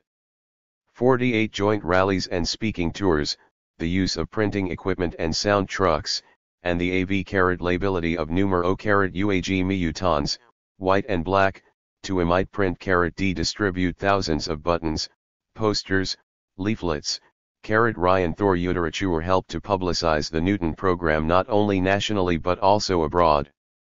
49 The activity. History of the party 51.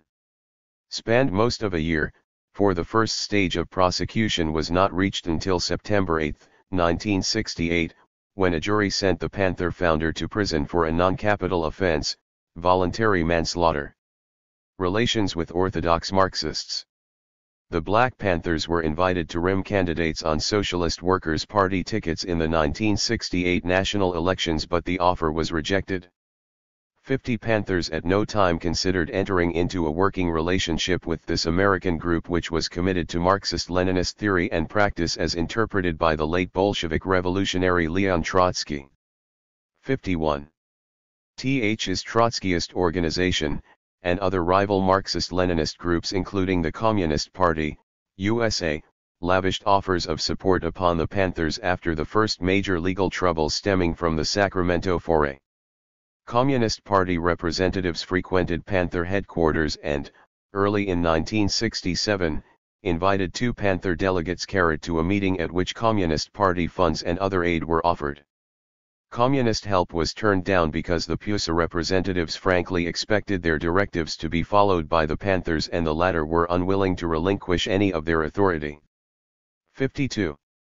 A front-page editorial in the Black Panther of July 20, 1967 by Minister of Information Cleaver denounced the Socialist Workers' Party, the Communist Party, USA, and a coalition of new leftists as enemies and hitchhikers on the Black Revolution.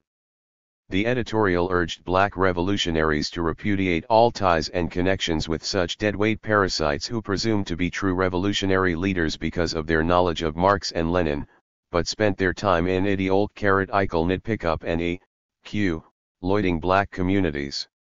The Communist Party, USA, came under particularly heavy fire for its efforts to dictate, which were disguised in elaborate plans to port the Panthers after Sacramento. In the Panthers' view, the proper role of white radicals in the mother country was not to intrude but to do everything possible to aid revolutionaries in the colony. Aid in the classic national liberation pattern would include 52. Supplying guns, material, finances, and information, among other things. ZTETXLRCO-NG, OSN rule that they must serve the specialized interests of the Panther Party. An unsuccessful alliance with SNCC. An alliance between the Panther Party and the S-Dent. Fmissive M. Freyer who SR-NE degree J, OT-SLY-TE-. Birthday.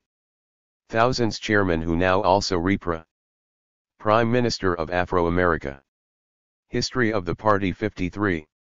Cleaver announced the appointments as signifying a merger of the two organizations into a stronger movement, welding the alienated black college types of SNCC with the dropout youth in the Panther constituency. Each organization actually retained its individual identity. Under the surface unit, dissension already existed between Carmichael and those who had succeeded him in SNCC. Furthermore, Carmichael, SNCC, and the Panthers would soon promote different strategies to oppose what they called a racist and imperialist white power structure. The differences were evident in Carmichael's address to the Newton Defense Rally. He identified whites as the major enemy because of their intention of wiping out black Americans in the same way American Indians were eliminated. This genocidal intent of white Americans should be fought, Carmichael said, by a black united front which would lure into a separatist fold even civil rights leaders and other prominent black Americans working within the system. The SNCC organization, attracted to the idea of an all-black political party, broke with both Carmichael and the Panthers by August of 1968. The Panther Party was opposed to electoral politics for any other purpose than publicity and was less concerned about the skin color of their allies than their revolutionary potential. The party placed black congressmen and leaders of such organizations as the NAACP, Urban League, and CORE in the category of bootlickers, Uncle Toms, and traitors. Panthers charged them with working within a system for personal advancement when they should seek revolutionary changes which would alter the status of all black Americans down to the lowest socio-economic level. 4. The lack of success of the Panther-SNCC coalition was attributed by a former Panther to the differing views of the participants. Carmichael's failure to work for the BPP and his separatist line, which disapproved of Panther cooperation with white leftists, even on grounds of E3Q, ediency, ensured trouble from the outset. 55. Panther adoption of former and present officers of SNCC in February 1968 nevertheless drew widespread publicity.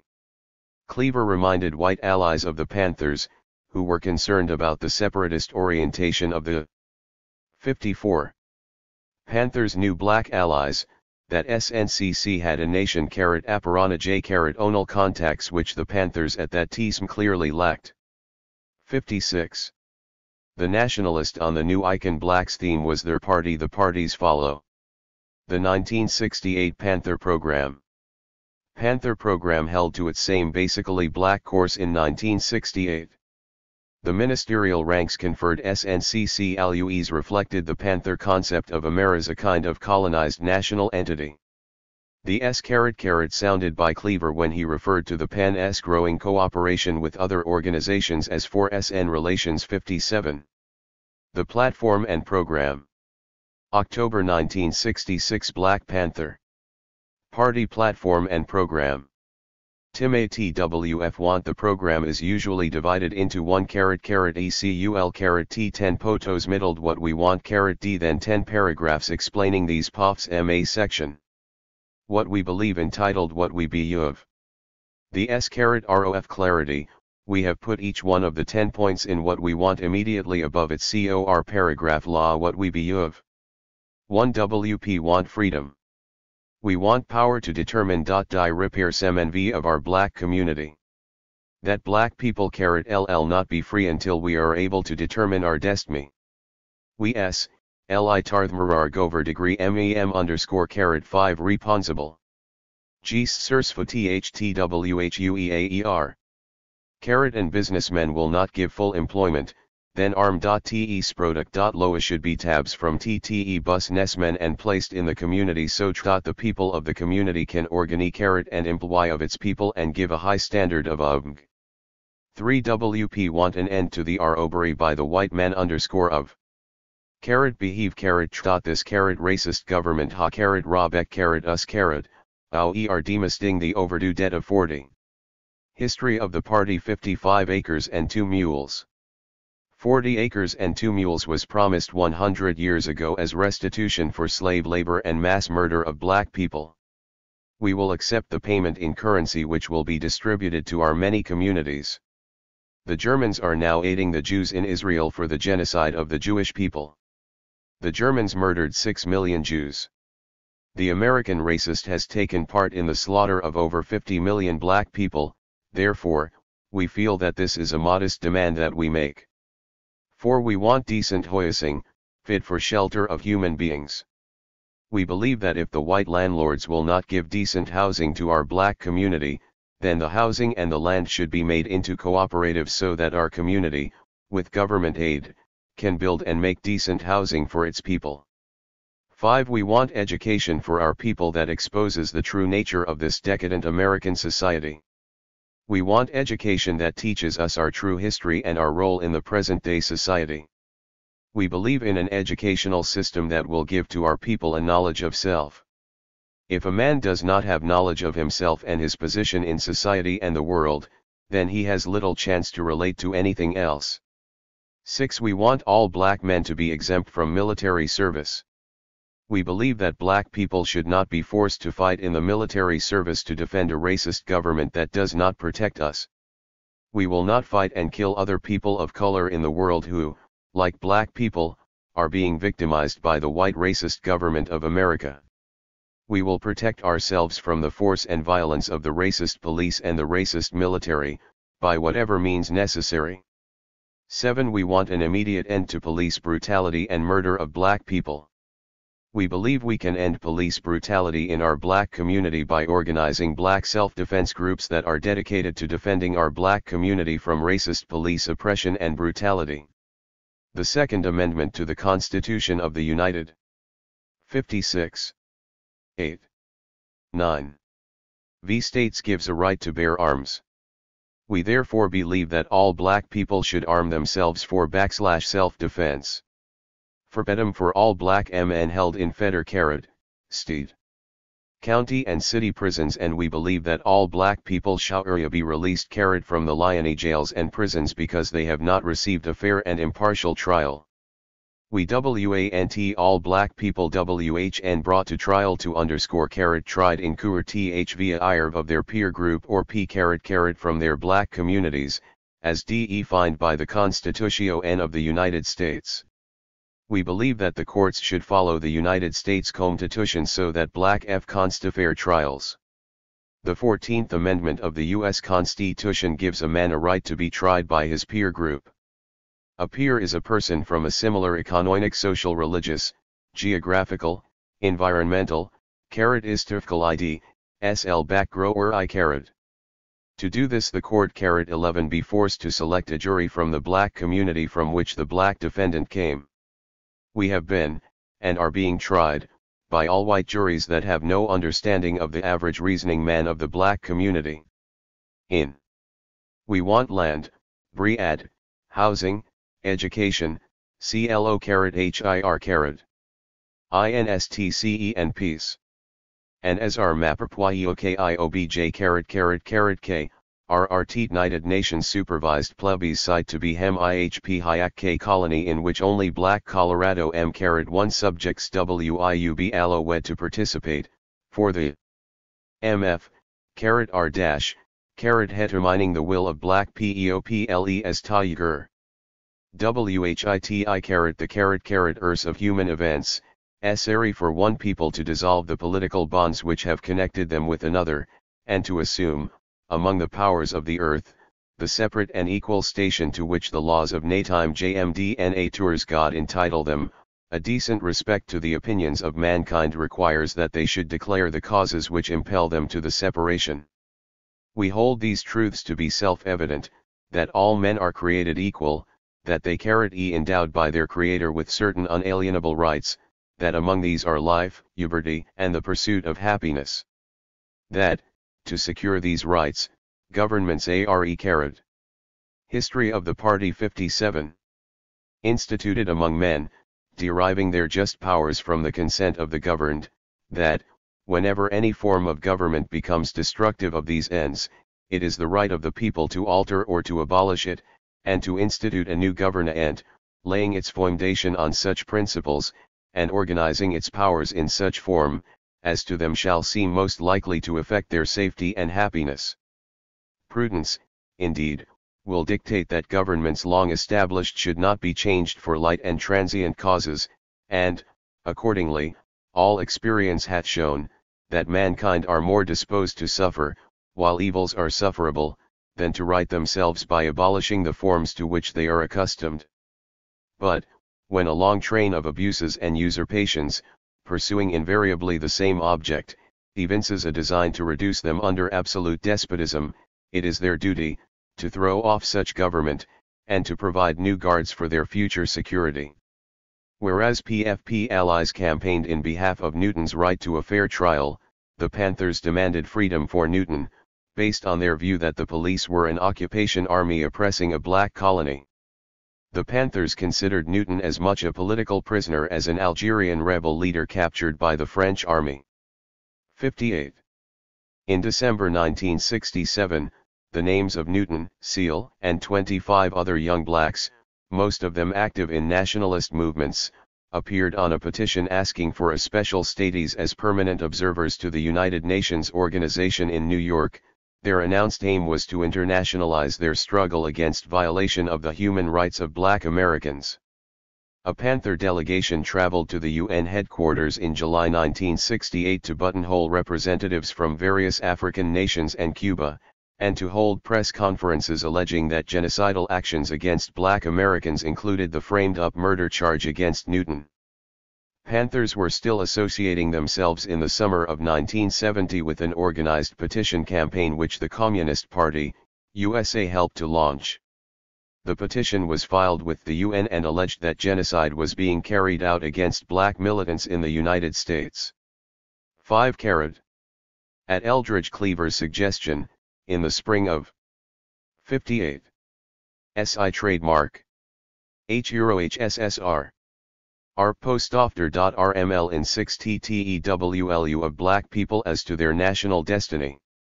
To determine the registered Steiny of F cuz and was new demand gave the claimed He pointed bound to attract new recruits, while taking into account that a nationalist outlook WAP Americans with respect account the differing views of black reparation, to integration, on which there was no unity, by putting off questions os following the advice of C. Eller said, then crew s *ol jerry bomi shall be added unto you. Peathers would albo thereafter. UN observers po er being because the er of armed black Americans sought would depend on the P third world power or SCS r s utes. Accordlu * to Cleaver, he poditry or WMU add, I. Onstrations became registered visum 64 they may have in I ride senior do. RT s se. Hadlanalu for the black colony 65. Newton told white FSF us's stat individual freedom, their opposed were likely alternative to the present T*ey insisted on identifying to make them and finding heroes among the with minority group. Suggested they serve black activists, the P*ento by ck groups such white communities as defense groups. History of the party. 59. As the Panthers. The already observable friction between young white revolutionaries and the police should be permanent, he said, and attacks on blacks by police should bring retaliatory attacks on police forces located in predominantly white areas. 66. Newton described his personal philosophy to New Leftists in the spring of 1968 as leaning towards black liberation on the model of the People's Socialist Revolution in Ben Bella's Algeria. Newton expressed distaste for black capitalism, black dictatorships, and Soviet-style bureaucracies. Like Carmichael, he insisted that communist or socialist solutions carried with them no automatic solutions to the problem of racism. He sympathized with the anarchist dream of a stateless society. Certain slogans of Chinese Communist leader Mao Zedong had appeal for Newton because of their emphasis on the virtues and needs of the masses, rather than the omnipotent administrator, Newton said. Castro-type guerrilla strategy had the attraction of control in the hands of the fighters themselves and not some party absorbed in theory. Degree. In late 1967, the Panther newspaper began advertising the sale of writings of Carmichael, Robert F. Williams, chairman in exile of the Revolutionary Action Movement, and Mikhail Bakhtin, a 19th-century Russian anarchist. Panther Party becomes a national organization. The year 1968 marked the shift of the Black Panther Party from a relatively localized operation to an organization with many psych-porters from coast to coast. Previously described coalitions are credited with helping the movement to attain its peak membership by the end of December 1968. 69. Early in 1968 the words "for self-defense" were dropped from the party title to emphasize the political aspect of the party and to downgrade the paramilitary aspect, according to a former officer. 9. Seal, Cleaver, and other Panther leaders were busy on the lecture circuit aided by Cleaver's presidential candidacy and forums provided by new allies in left and pacifist organizations. 60. Seal, 01 NITHA speakers T pensions in Chicago met. The violence that the Democratic National CONV-T gathered at the call. Travels to P7 * to be written by the POP. Panthers who solicited or, in some cases, extorted, food and money from merchants and helped to prepare breakfast for school children hoped to demonstrate the party's sincerity in meeting basic needs of the people but also to expose the inadequacy of the capitalist system. In that sense, the Panthers' Deputy Minister of Information declared, the programs were also lessons in socialism. Of the 4 new community programs, only the petition campaign for decentralization of police forces had been implemented before 1969. Breakfasts were not actually put on a table until January 1969, the first Liberation School opened in June at the beginning of the summer recess, and the first health clinic to come to the committee's attention opened in August of 1969. Black community control of its own police patrols was long an essential element in the Black Panthers' nationalist demand for self-determination for the black community.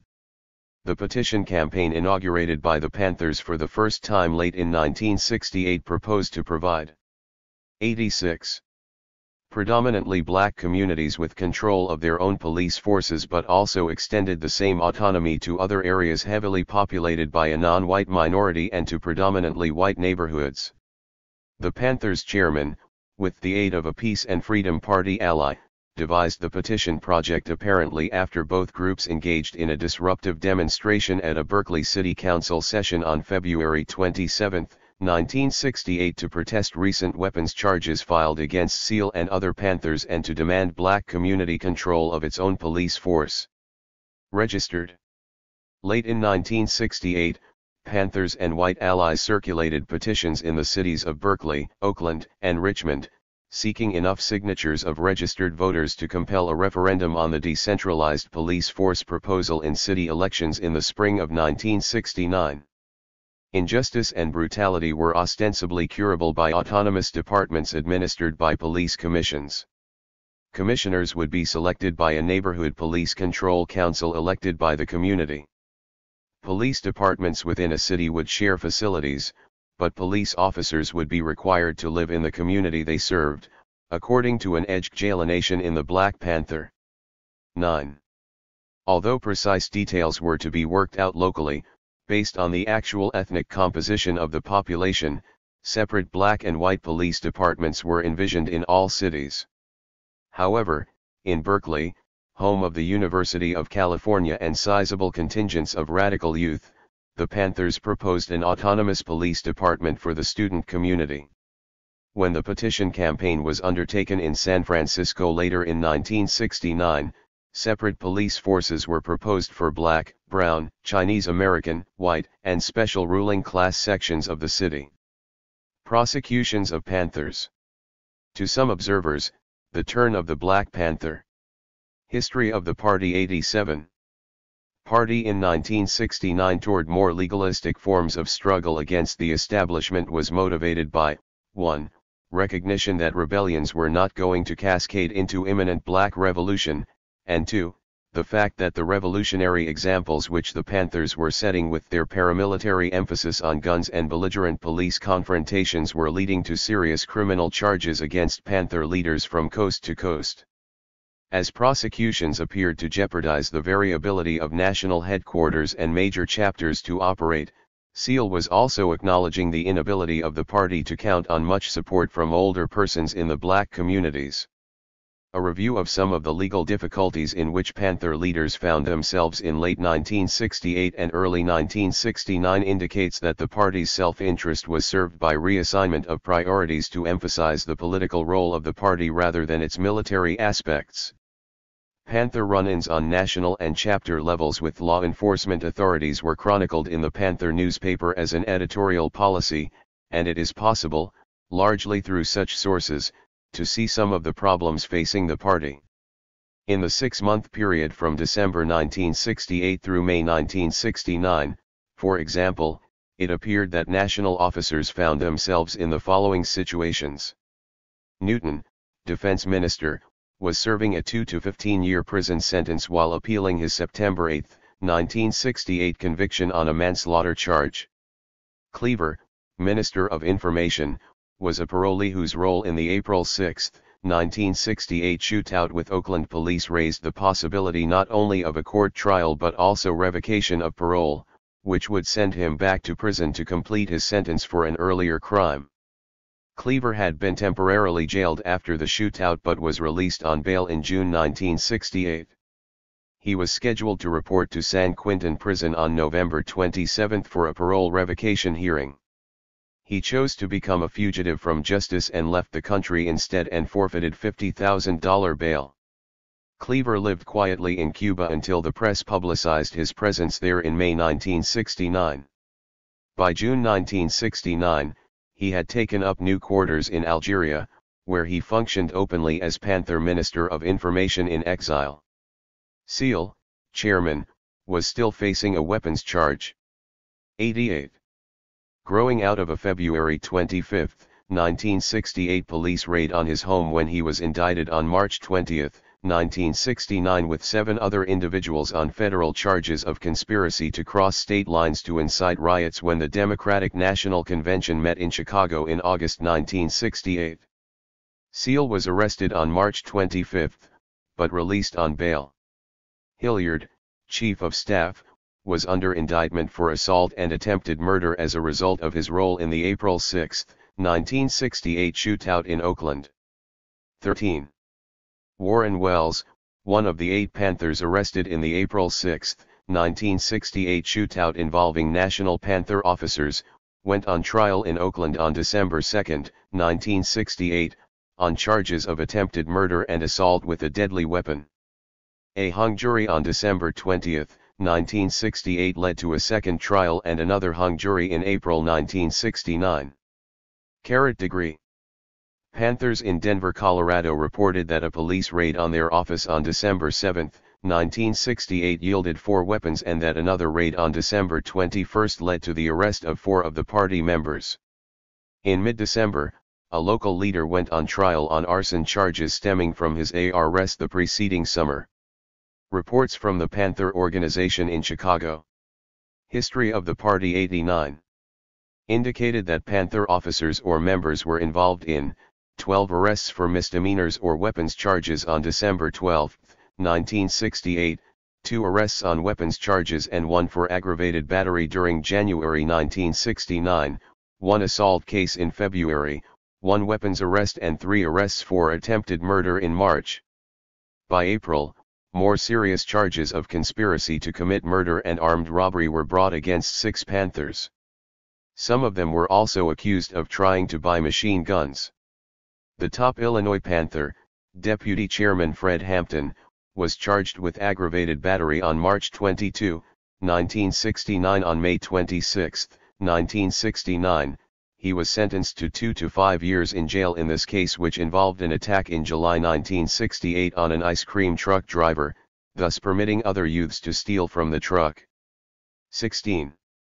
In Des Moines, Iowa, police officers aided by FBI agents were alleged to have descended on the local Panther headquarters on December 27, 1968, and arrested 2 individuals on charges of suspected arson. A warrant was out at the time for a Panther leader suspected of involvement in fires at several local firms in October. On April 26, 1969, a dynamite blast demolished the Des Moines chapter headquarters.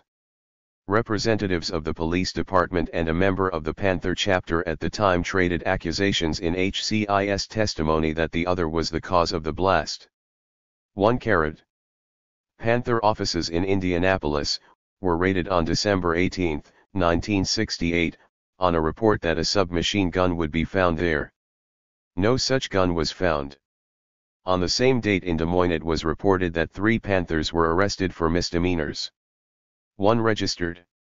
In Jersey City on December 5, 1968, the head of the local Panther Party and 2 other members were arrested and jailed on charges of complicity in the machine gun strafing of a police precinct station on November 29, 1968. In 1934.25 thereafter, the charge of fascism was hurled at the government with increasing frequency by the Panthers. If it weren't for Newton, the Central Committee statement pointed out, free breakfasts for children programs before school would not be spreading across the nation. If it wasn't for Huey P. Newton, the idea of having free medicine and free health clinics wouldn't be in the process of being implemented. 26. The Panthers' National Deputy Minister of Information sought to convey the same image of the party in a speech to a student press group at the University of Colorado in August 1969. The establishment press had grossly misinformed the public on the aims of the Panther Party, he said. Although the media image was one of hatred and violence, the Panthers had a little publicized positive side demonstrated by its free breakfasts for children and medical clinics. 21. Purging the Jackanapes. From the party. A jackanape, Panther Chairman Seal explained, is fearless but foolish. He winds up in jail through his carelessness with guns. He puts his pot and wine above the party's interests, and uses his gun to rip off what he needs. After the close of the Newton murder trial in September 1968, the Panther leadership began a purge of members considered liabilities. Jackanapes were expelled in far greater number than suspected by informants for law enforcement agencies. 26. The brothers on the block who were prone to fight and to hustle for an $1 million had been deliberately selected as the membership base of the new Panther Party. 92. In 1966. Late in 1968, Chairman Seal publicly insisted that petty criminal actions were against the rules of the Black Panther Party and attributed regularly report arrests of Panthers around the nation for criminal activities to the work of provocateurs, police agents, or a nationwide harassment of the party by law enforcement agencies. The party's own publication recounted arrests and prosecutions in 1968 and 1969 which showed that Panthers from Seattle to New York were facing such charges as pimping and pandering, purse snatching, armed robbery and burglary, arson, drug violations, and even attempted hijacking. Seal acknowledged that police raids and arrests of Panthers led to mounting bail costs which were draining party finances and that prosecutions were directly related to the party's purge. 29. Internal dissension increased as longtime Panthers found themselves denied bail while others favored by leaders had access to party defense funds. As disillusioned members began to leave the organization in growing numbers, some of them were willing to reveal inner secrets of life. Seal publicly announced in January 1969 that, with exceptions decided upon by the leadership, the party would no longer post bail for its members. Panther rallies held in the San Francisco and Los Angeles areas in January and February 1969 were billed as fundraising affairs for the legal expenses of top party officials Newton and Cleaver.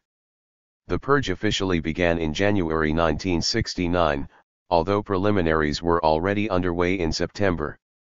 The party stopped taking in members for 3 months, and the chairman claimed that about 1,000 members and many local chapters were eventually cut away from the organization. The organization had adopted its first 10 rules in 1968, an E3Q, and set of 26 rules appeared in the Panther newspaper in January 1969.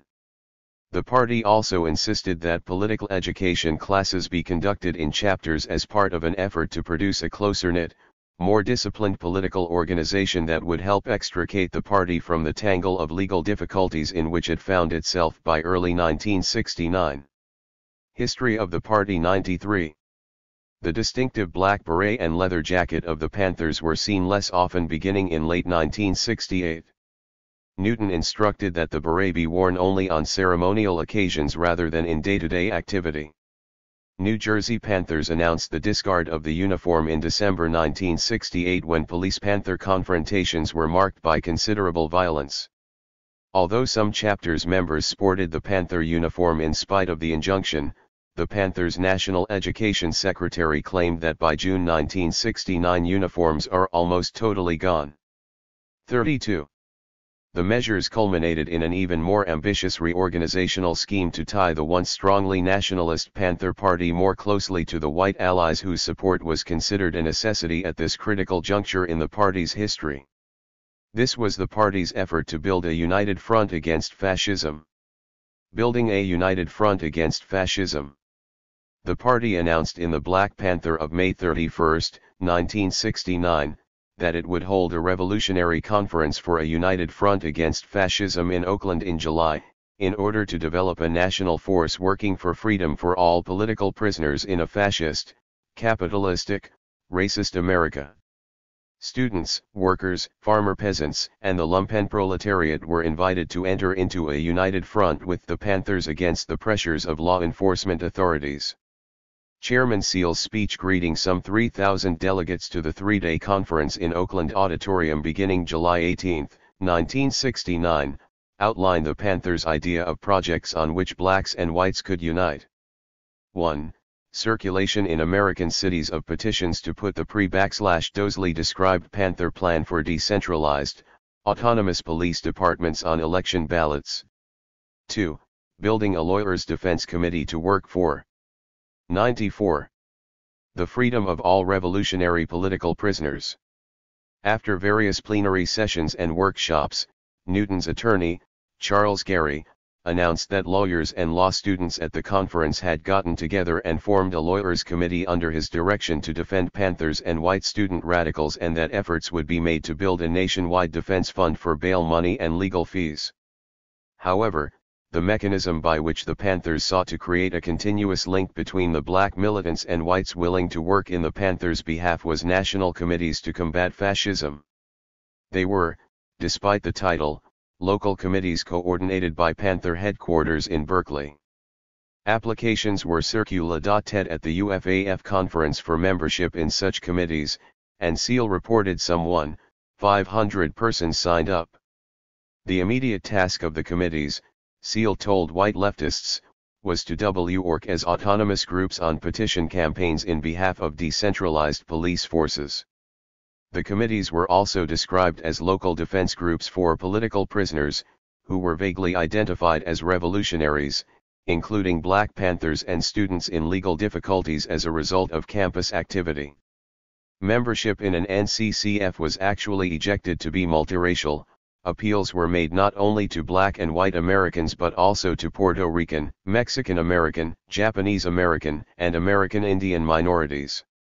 Members of NCCFs were not expected to share the Black Panther Party's nationalist ideas about the need for self-determination for Black communities, but Panther leaders let it be known at the conference that ideological squabbling among white radical allies in NCCFs would not be tolerated. The United Front, Newton said in a message to the conference, should without bickering develop a program directed against what the Panthers considered the main enemy, the army and police. A united front, Seal told the delegates, had to be built by hard work on a community action program and not a jive ideological struggle. Seal's remarks were addressed to an audience that was mainly young, more than 75% are white, and reflective of many warring old left and new left viewpoints about history of the party. 95. The correct way to bring socialism or communism to America. From 40 to 50 organizations were represented. The Communist Party, USA boasted a role on the steering committee which arranged the conference along with the New Left Students for a Democratic Society and a non-white coalition from the campuses, the Third World Liberation Front. The Panthers' lawyers were on the steering committee and were also co-sponsors of the conference call. Another co-sponsor was Tom Hayden, founder of the Students for a Democratic Society and co-defendant with Seal in a federal court case arising out of their participation in violence-filled demonstrations during the Democratic National Convention in Chicago. The prominence of PUSA figures as speakers and moderators in the proceedings aroused protests from rival old and new left groups during and after the conference. Many of the organizations represented, including the largest radical youth group, SDS, were torn by internal divisions which further divided the white left even as the Panthers attempted to build a united front with it. Under attack from various black nationalists prior to the conference for becoming a front for white radicals, 6 the Panthers found that their new allies, such as SDS, were actually unwilling to work for decentralized police forces in predominantly Vidiot communities. Other unenthusiastic white left groups expressed disappointment that to follow the lead of the Revolutionary Panthers they were expected to promote an electoral campaign. The independent communist news weekly Guardian conceded, however, that after all, it was the Panthers who were going to jail. 37. Within less than a month, Panther officers were angrily announcing in their newspaper that they were not going to be dictated to by any group, and those like SDS and various other new and old leftists who did not aid the party in its bid for black control of black communities were oppressors, pigs, fascists, and sissies. Such epithets were hurled at their critics by Chairman Seal and Chief of Staff Hilliard in a joint interview in the underground Berkeley Barb in August. And if the young white people of Babylon are not willing to follow the Vicarat lead, manifested in black people in America, not just the Black Panther Party, then we say well, right on racists, right on enemies, Hilliard said.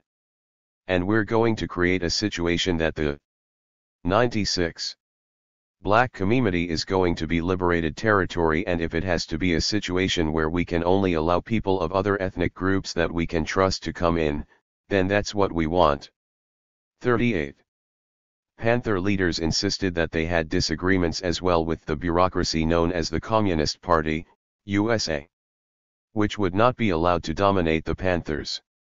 Alliances would be limited to factions within the PUSA, they said. The only real revolutionaries in the white community, in the Panthers' view at this time, were the Young Patriots, who were respected, according to Seal, because they agreed to work hard on circulating police decentralization petitions in the poor white sections of Chicago. 39. The field secretary of the Young Patriots, in a speech at the United Front Against Fascism conference, had declared that his Chicago-based group of white revolutionaries was already cooperating with the Illinois section of the Panther Party.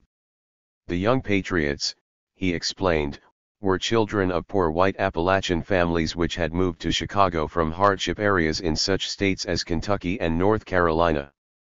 The Panthers' United Front Against Fascism conference immediately spawned 15 national committees to combat fascism, Seal reported.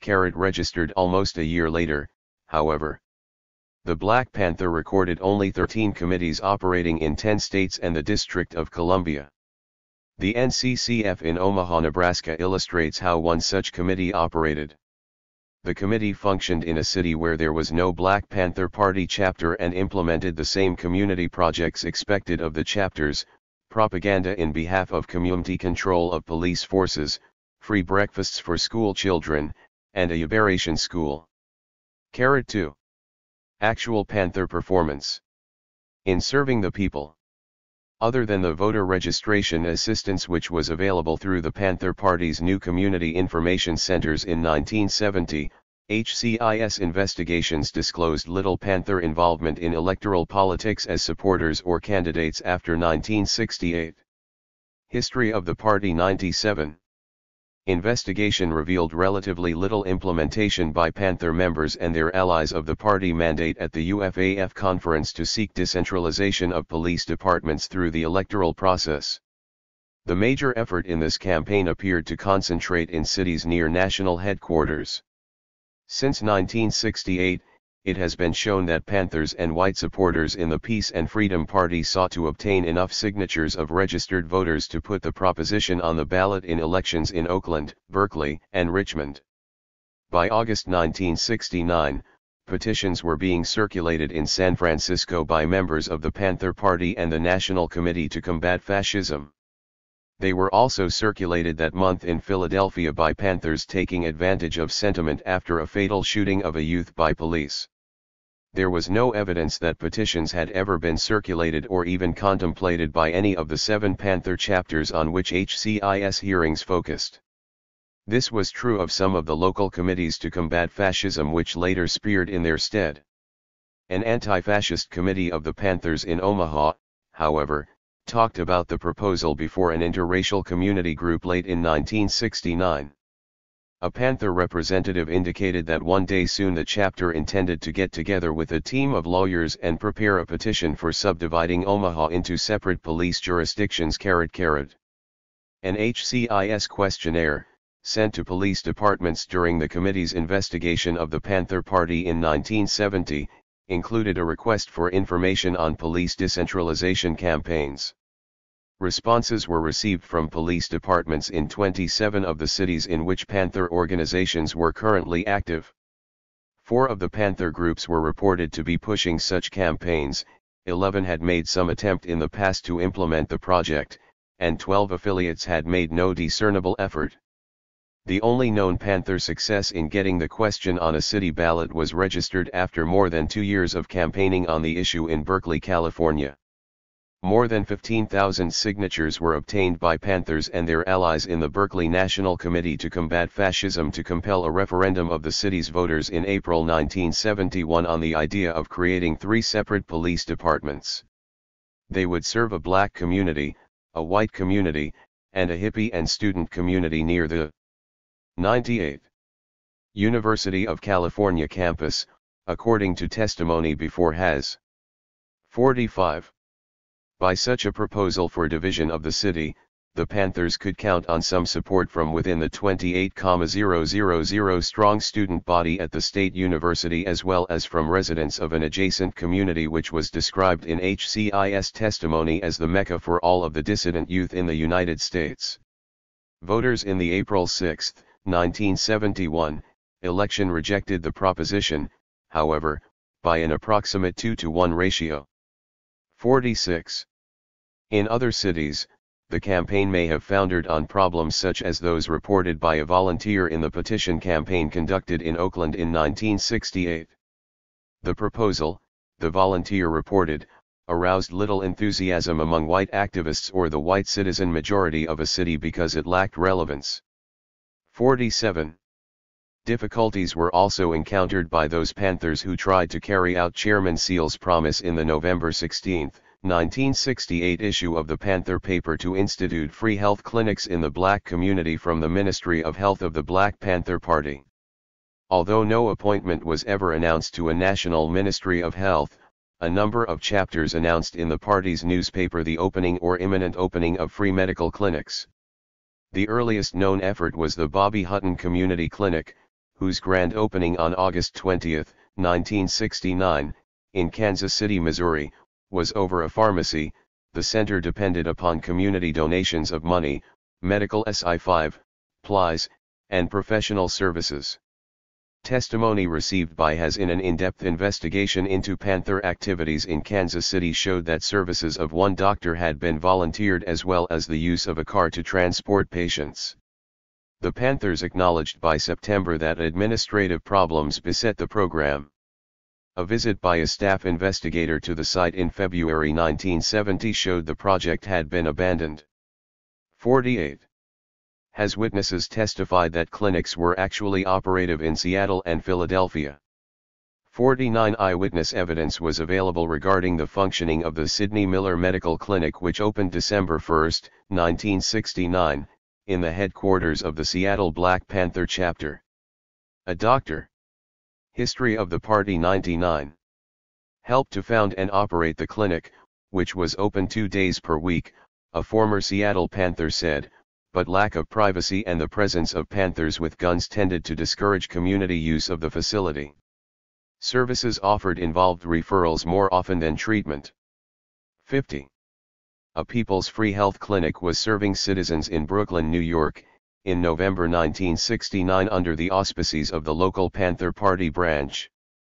The Panther chapter in Chicago was making preparations in October 1969 to initiate such services, but subsequent problems were reported in raising more than $1,000 required for medical equipment. 51 In the party's newspaper for June 20, 1970, a list of local affiliated organizations included a medical clinic in Los Angeles and health and dental clinics in Portland, Oregon. The HCIS survey of police authorities in cities having Panther affiliates disclosed that of 27 active Panther groups reported upon, only 4 had an ongoing program of medical assistance and only 1 had attempted such service in the past. 4 of the 27 functioning affiliates reported upon by police departments also had programs for distributing free clothing, and an equal number of affiliates had previously engaged in such activity. The Seattle chapter sponsored such a program, and reports appearing in the Panther newspaper during September and October 1969 indicated that the new community service was being added by affiliates in New York City, Jersey City, Philadelphia, and Chicago. Free breakfasts for school children. The Panther-initiated free breakfasts for school children were the most thoroughly implemented and most successful of all community service projects. The party newspaper reported that by the end of 1969, breakfasts were being served in 19 cities under the sponsorship of the National Headquarters Organization and 23 local affiliates. As a result, more than 20,000 children received full, free breakfasts before going to their grade school or junior high school classes during 1969, the newspaper claimed. 52. All 7 of the local affiliates on which the HCIS received testimony in 1970 operated breakfast programs. At their peak operation, breakfasts were being served in at 100 leased 3 different locations simultaneously in Seattle, Kansas City, Detroit, and Philadelphia, and in 2 centers in Des Moines. The previously described police department reports to HCIS on 27 active Panther affiliates showed that by the fall of 1970, only 8 were operating breakfast programs and 8 others had discontinued such programs, due to lack of funds or poor organization. Breakfasts were usually served in churches, with community centers the second most common location. Many were located in predominantly black neighborhoods, but the program also fed children of other ethnic groups. One of the programs in Seattle, in fact, operated in a neighborhood described as predominantly white and middle class. The Panther newspaper in October 1968 began advertising for volunteers to prepare and serve free breakfasts in a church in Berkeley. The program apparently became operative in January 1969, when breakfasts were served in the Bay Area at a Berkeley church, a church and a black community center in Oakland, and at an auditorium in San Francisco. From the inception of the program, the party sought to recruit welfare mothers, grandmothers, and guardians in the black community to prepare and serve the breakfasts. The party announced that it expected businesses in black and other minority communities to donate the necessary food and utensils, these to be supplemented by funds from concerned citizens. Citizens advisory committees were created to increase community support. "We want to turn the program over to the community," the Panther newspaper declared.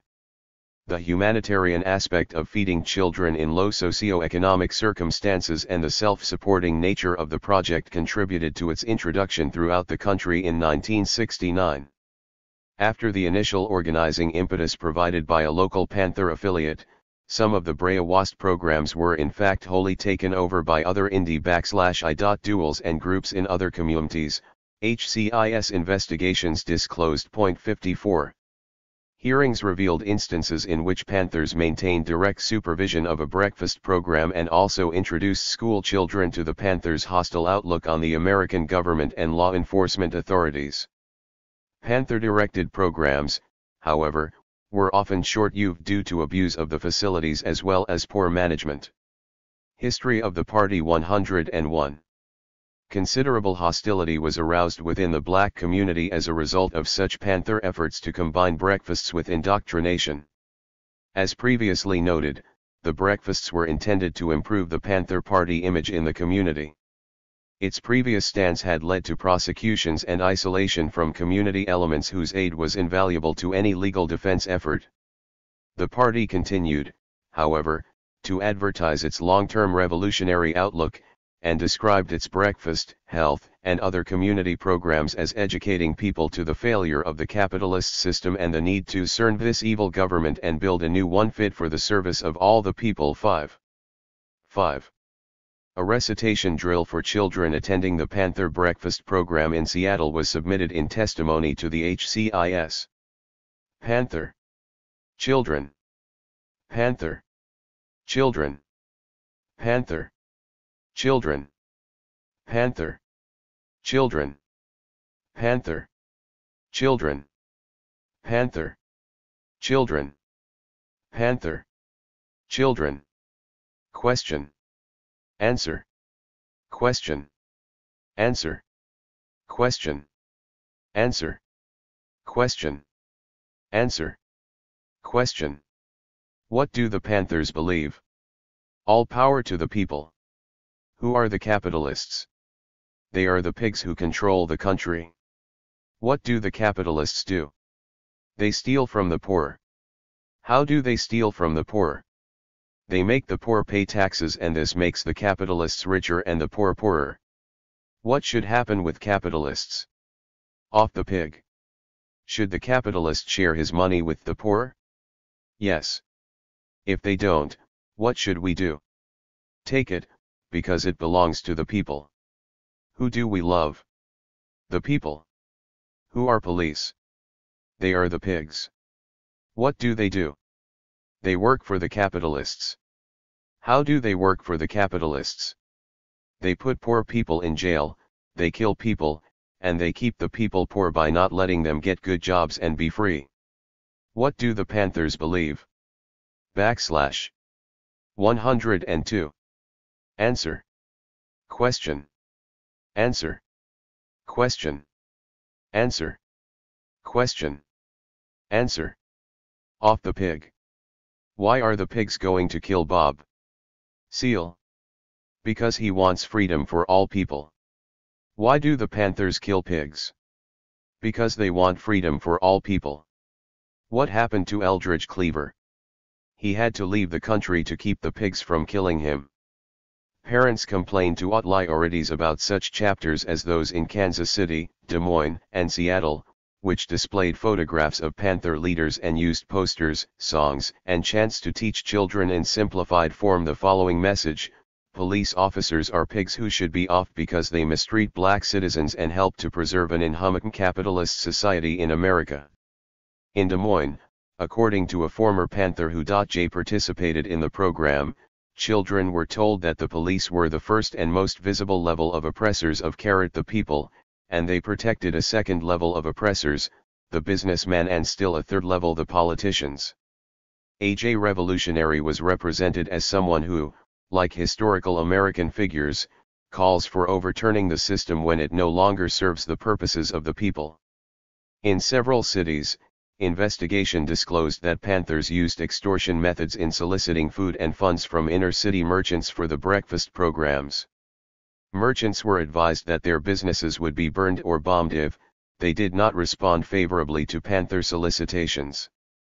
On March 6, 1970, Paul E. Levitt, a Kansas City businessman, described his confrontation with the Panthers. Mr. Levitt testified to the HCIS committee about a dialogue that he had with a man he was able to identify from a photograph as Thomas Robinson, Jr., an active member of the Kansas City chapter of the Black Panther Party. Why? Mr. Levitt testified. He came into the store. I was on the register, and he threw down a Black Panther paper and he said, "Hey, man, I want to talk to you." I said, "I'll be with you in a minute." History of the Party 103. He said, "I want to talk to you now, man. I don't want to wait." I said, "One will be with you in a few minutes." He said, "I want you right now." Right now. I said, "One will be with you in a few minutes." As soon as the cashier came back, I went over to talk to him. He said, "Do you know who I represent?" I said, "No, I don't." He said, "What does that paper say?" I said, "One see what it says, but I don't know who you represent." "Who are you?" He said, "I don't have to tell you who I am." He said, "I am here for a donation." I said, "What type of donation?" He said, "Man, I represent the Black Panthers." I said, "Well, what are you demanding?" He said, "I am demanding money." I didn't ask him what kind of money because at that time I was rather disturbed, and I said to him, "I will have to consult with my other two partners. I have two other partners and myself." He said, "Man, you are running this store at this time and you are going to contribute." I said, "One can't possibly contribute without consulting my other two partners." He said, "Well, we are going to show you that you are." He started lighting matches and throwing them all over the place. I said, "That doesn't even convince me, and I will give you another package of matches to help you along with it." He went on with his profanity, which I don't care to go into at this time. About that time I told him that there wasn't anything I could do for him. As he left, he said, "You will hear from me." The next day I got a phone call. The voice first asked, "Are you the manager?" I said, "Yes, I am the manager." He said, "Get my black brothers out of there because I am going to blow your place up, and every one of my black brothers has to get out of there because we are going to blow you up." This quite concerned me because this was the first telephone call I got. Mr. Sanders. Did you recognize the voice? Mr. Levitt. Yes, I did recognize the voice. It was the same identical individual. He has a 104. High-pitched voice. Onsnve, one called the police downtown and reported it. 57. Attempts by Mr. Levitt to press charges were frustrated in the courts, but while he was attempting to press charges, numerous leaders in the community approached him and attempted to get him to drop the charges. According to HCIS testimony, the same Panther was subject to charges in another case of extortion involving another company.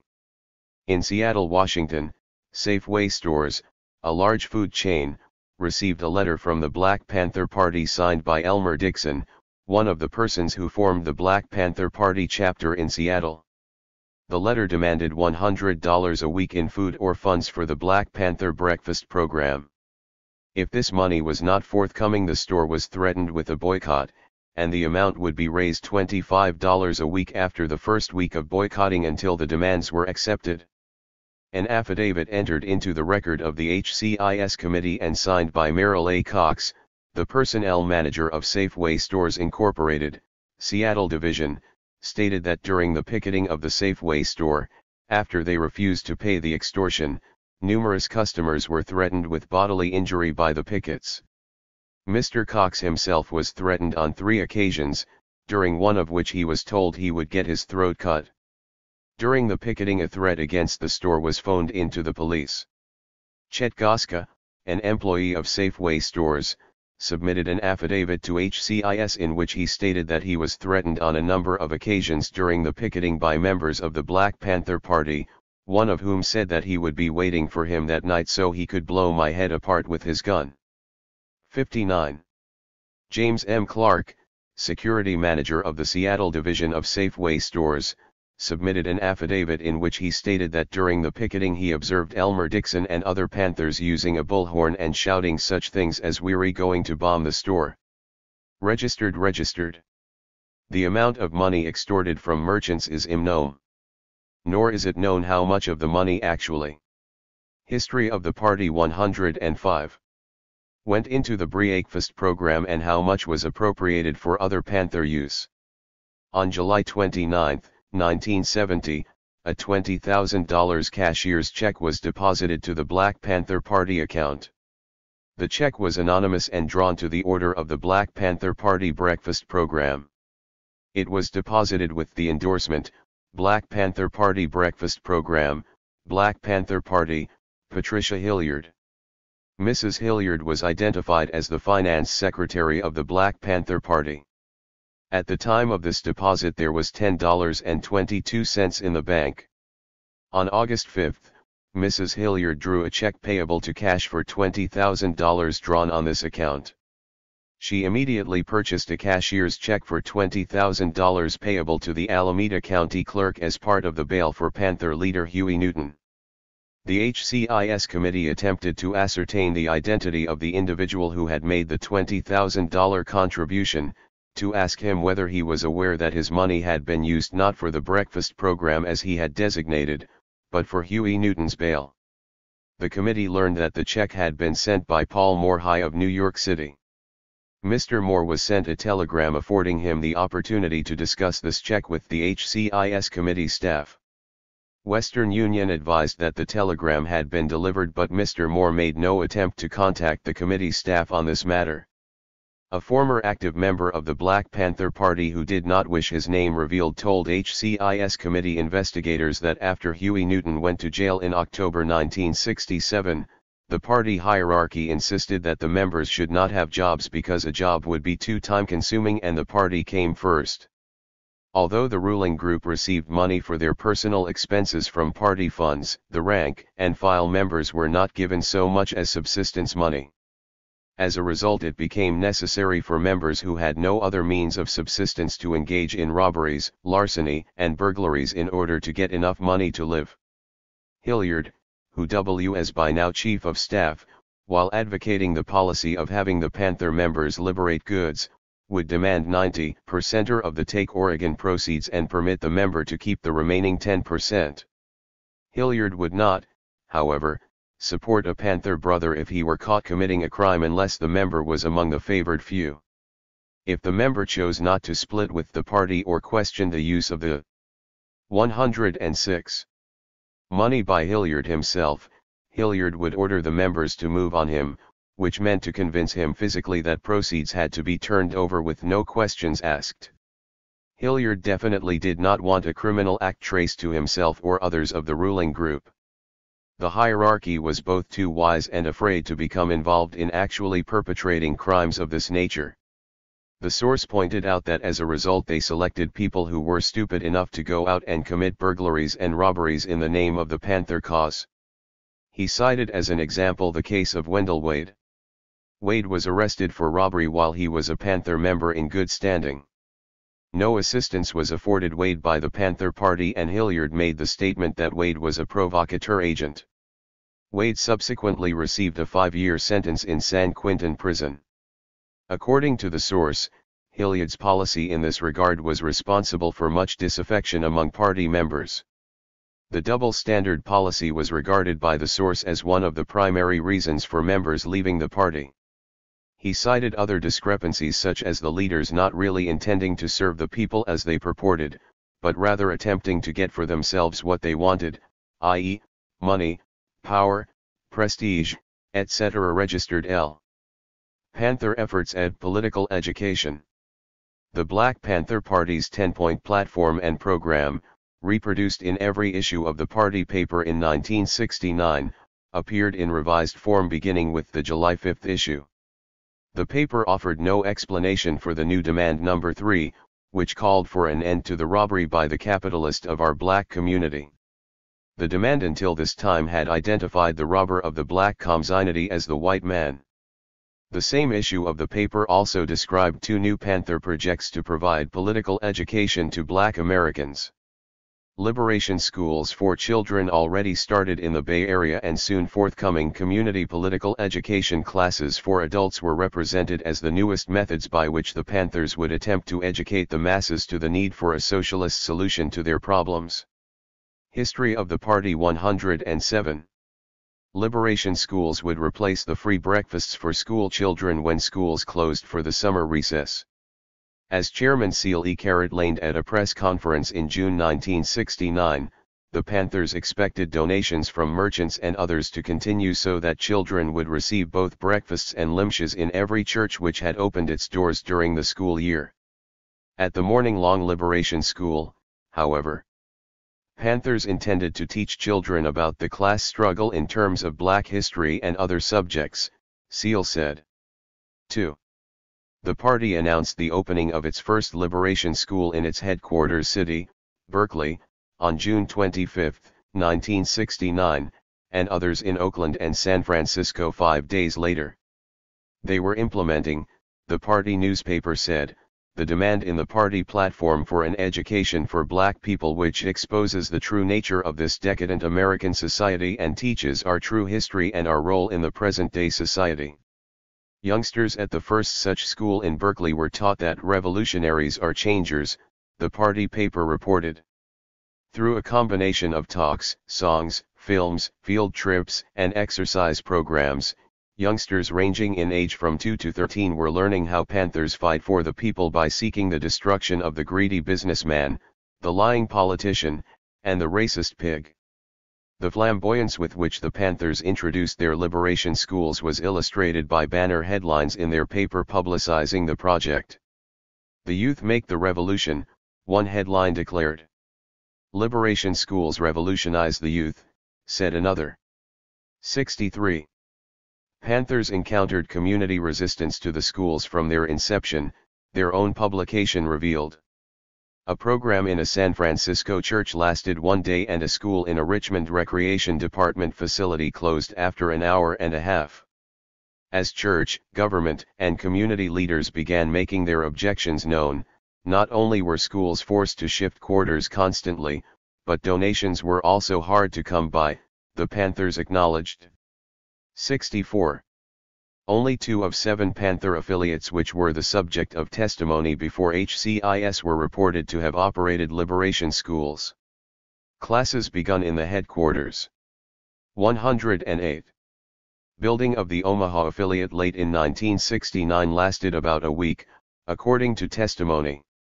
Instruction of about 8 to 12 students took place in the evenings, with a hot dinner as a reward, and the information that enemies of poor people were the avaricious businessmen, the demagogic politicians, and the brutalizing, murderous, sadistic, terrorizing pig cop. Registered 5. A school opened in the headquarters of the Des Moines Panther chapter in May 1970 and offered free lunches. Between 12 and 20 children of elementary age attended. However, details were not available concerning the degree of success of the operation. While breakfasts for school children often terminated with the school year, in some localities the program continued in the summertime. The effects of Panther indoctrination efforts in such projects have already been noted. Political education classes for adults were held by many Panther locals, without the controversy and resentment surrounding the attempted indoctrination of youth. Former associates of 5 Panther chapters informed HCIS that classes for adult non-members were held at one time or another. Curious members of the community received informative lectures on the Panther Party objectives as well as some discussion of capitalism, fascism, and Mao's sayings during classes in the party's offices in Philadelphia and Detroit, for example. A deputy minister of education lectured on the class struggle to the Des Moines chapter's audiences, largely composed of white college students. The movie, The Black Panther, was shown in both Des Moines and Kansas City. By the fall of 1970 only 9 of 27 active Panther affiliates were holding political education classes for non-member adults, according to the survey of police departments made by HCIS. The departments reported, however, that 14 out of 15 inactive affiliates had sponsored such classes while the groups were in operation. Chapter 4. The Panther Organization. On national and local levels. Like Lenin, Huey created a party, an instrument designed to cope with a specific situation at a specific time in the historical process of the development of society. A lot of these people will go up to you in a minute and say, "Why all these people being taken, why haven't they shot it out with some pigs?" Well, what do we say? If you kill a few, you get a little satisfaction. But when you can kill them all you get complete satisfaction. That's why we haven't moved. We have to organize the people. We have to educate the people. We have to arm the people. We have to teach them about revolutionary political power.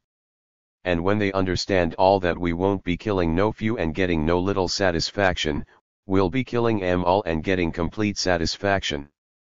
Within the space of only 2 years, the Black Panther Party grew from a local operation in Oakland to an organization of from 1,500 to 2,000 members scattered in 25 chapters across the nation. Within another 2 years, the party was announcing establishment of an international section headquartered in Algeria. Varying estimates of the party's peak strength refer to the number of members and not the number of chapters. The peak, it is generally agreed, was reached by the close of 1968.1. The size of the membership ebbed and flowed thereafter as a result of the disenchantment of members, the party's own purges, and the impact of external events. Chapters formed, died out, and in some cases reformed. Most chapters were established after January 1, 1968. HCIS committee investigations revealed that the Black Panther Party at one time or another, from its founding in October 1966 to early 1971, had official chapters with the same name or affiliated organizations under other titles in at least 61 cities in 26 states and in the District of Columbia. Most of the chapters functioned in large urban centers outside the South. The list of known affiliates indicates, as of the fall or winter of 1970, that there was apparently local Panther activity in at least 35 different cities in 19 states and the District of Columbia. This activity was conducted under the supervision of 13 Black Panther Party chapters and 5 branches, 20 national committees to combat fascism, and 2 community information centers. FBI Director J. Edgar Hoover advised a House Appropriations Subcommittee on March 17, 1971, that approximately 48 affiliated organizations were operational. He observed that they were usually known as NCCFs or information centers and that they had appeared in the South for the first time in 1970. The state of flux, characteristic of Panther affiliates, is demonstrated by information showing that in some areas Panther chapters or NCCFs had become inactive by late 1970, while affiliates were still emerging early in 1971 in cities without previous Panther activity. 2.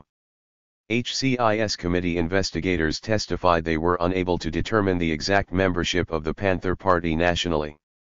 It appeared possible that even the Panthers could not be certain of the number of members in the United States at any given moment. Chapters sometimes began operating before obtaining permission from national headquarters, and sometimes functioned in spite of headquarters' refusal to recognize them. FBI Director Hoover informed a House Subcommittee on Appropriations on March 5, 1970, that his sources 118 indicated a hardcore membership of 800 or 900 members, with many additional thousands of supporters in major urban areas. In his appearance before the subcommittee on March 17, 1971, he estimated the active membership to be 1,000. Most of the 7 chapters which were the subject of extensive testimony at HCIS hearings were in operation in 1968 and appeared to have reached peak membership the same year. Although the Philadelphia Panther organization was reported to be growing early in 1970, most of the other chapters investigated were defunct, had lost their national recognition or had declined to a handful of hardcore members by late 1970. The reasons for the rise and decline of local organizations varied from city to city, and the success of a chapter often depended, to some extent, upon the availability of qualified leadership. After the winter of 1968-69, the trend appeared to be away from mass membership and toward small hardcore Panther chapters with mass support relegated to national committees to combat fascism created under party control beginning in July 1969.3.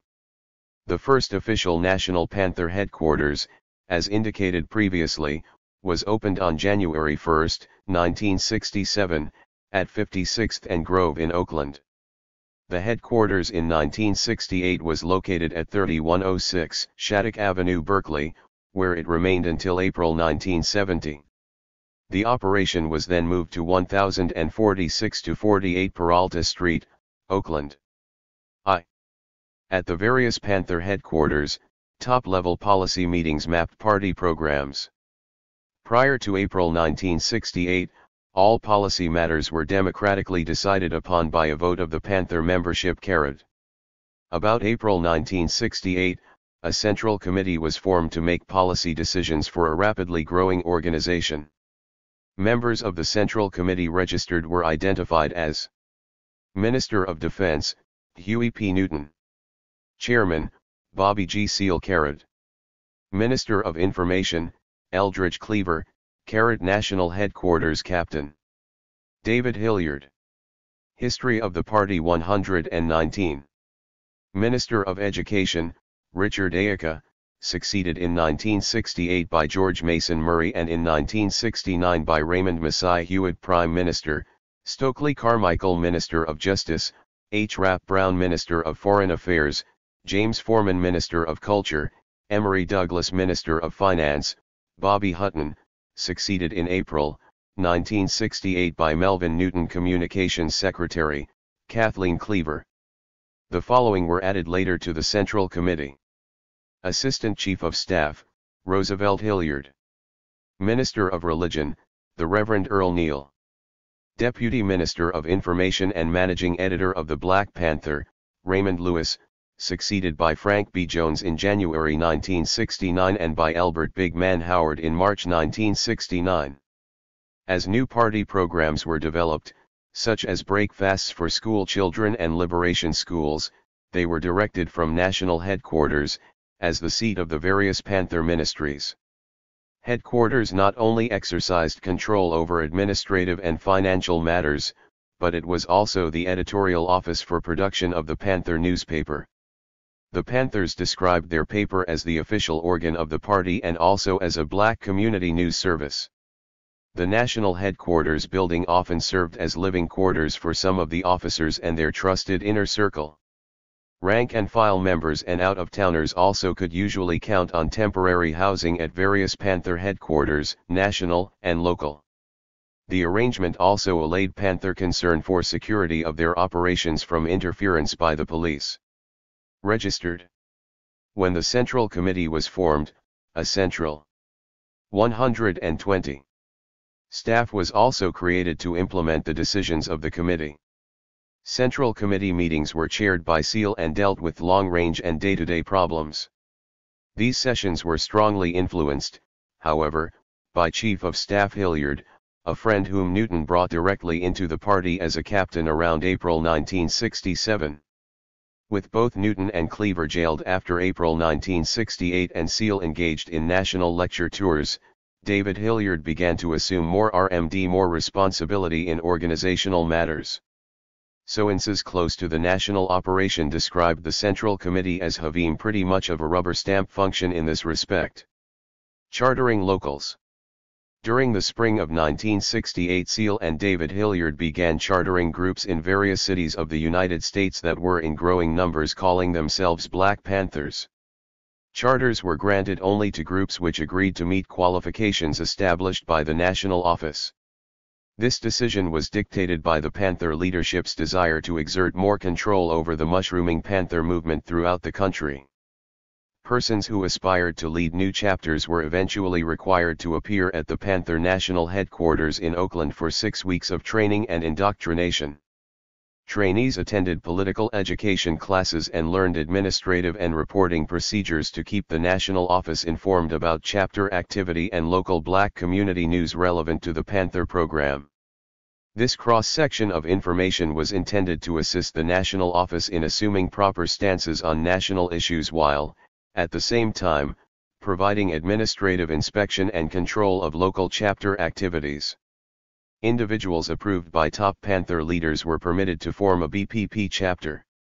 The chapter heads assumed one or another of the following ranks: Deputy Chairman, Defense Captain, or Deputy Defense Minister.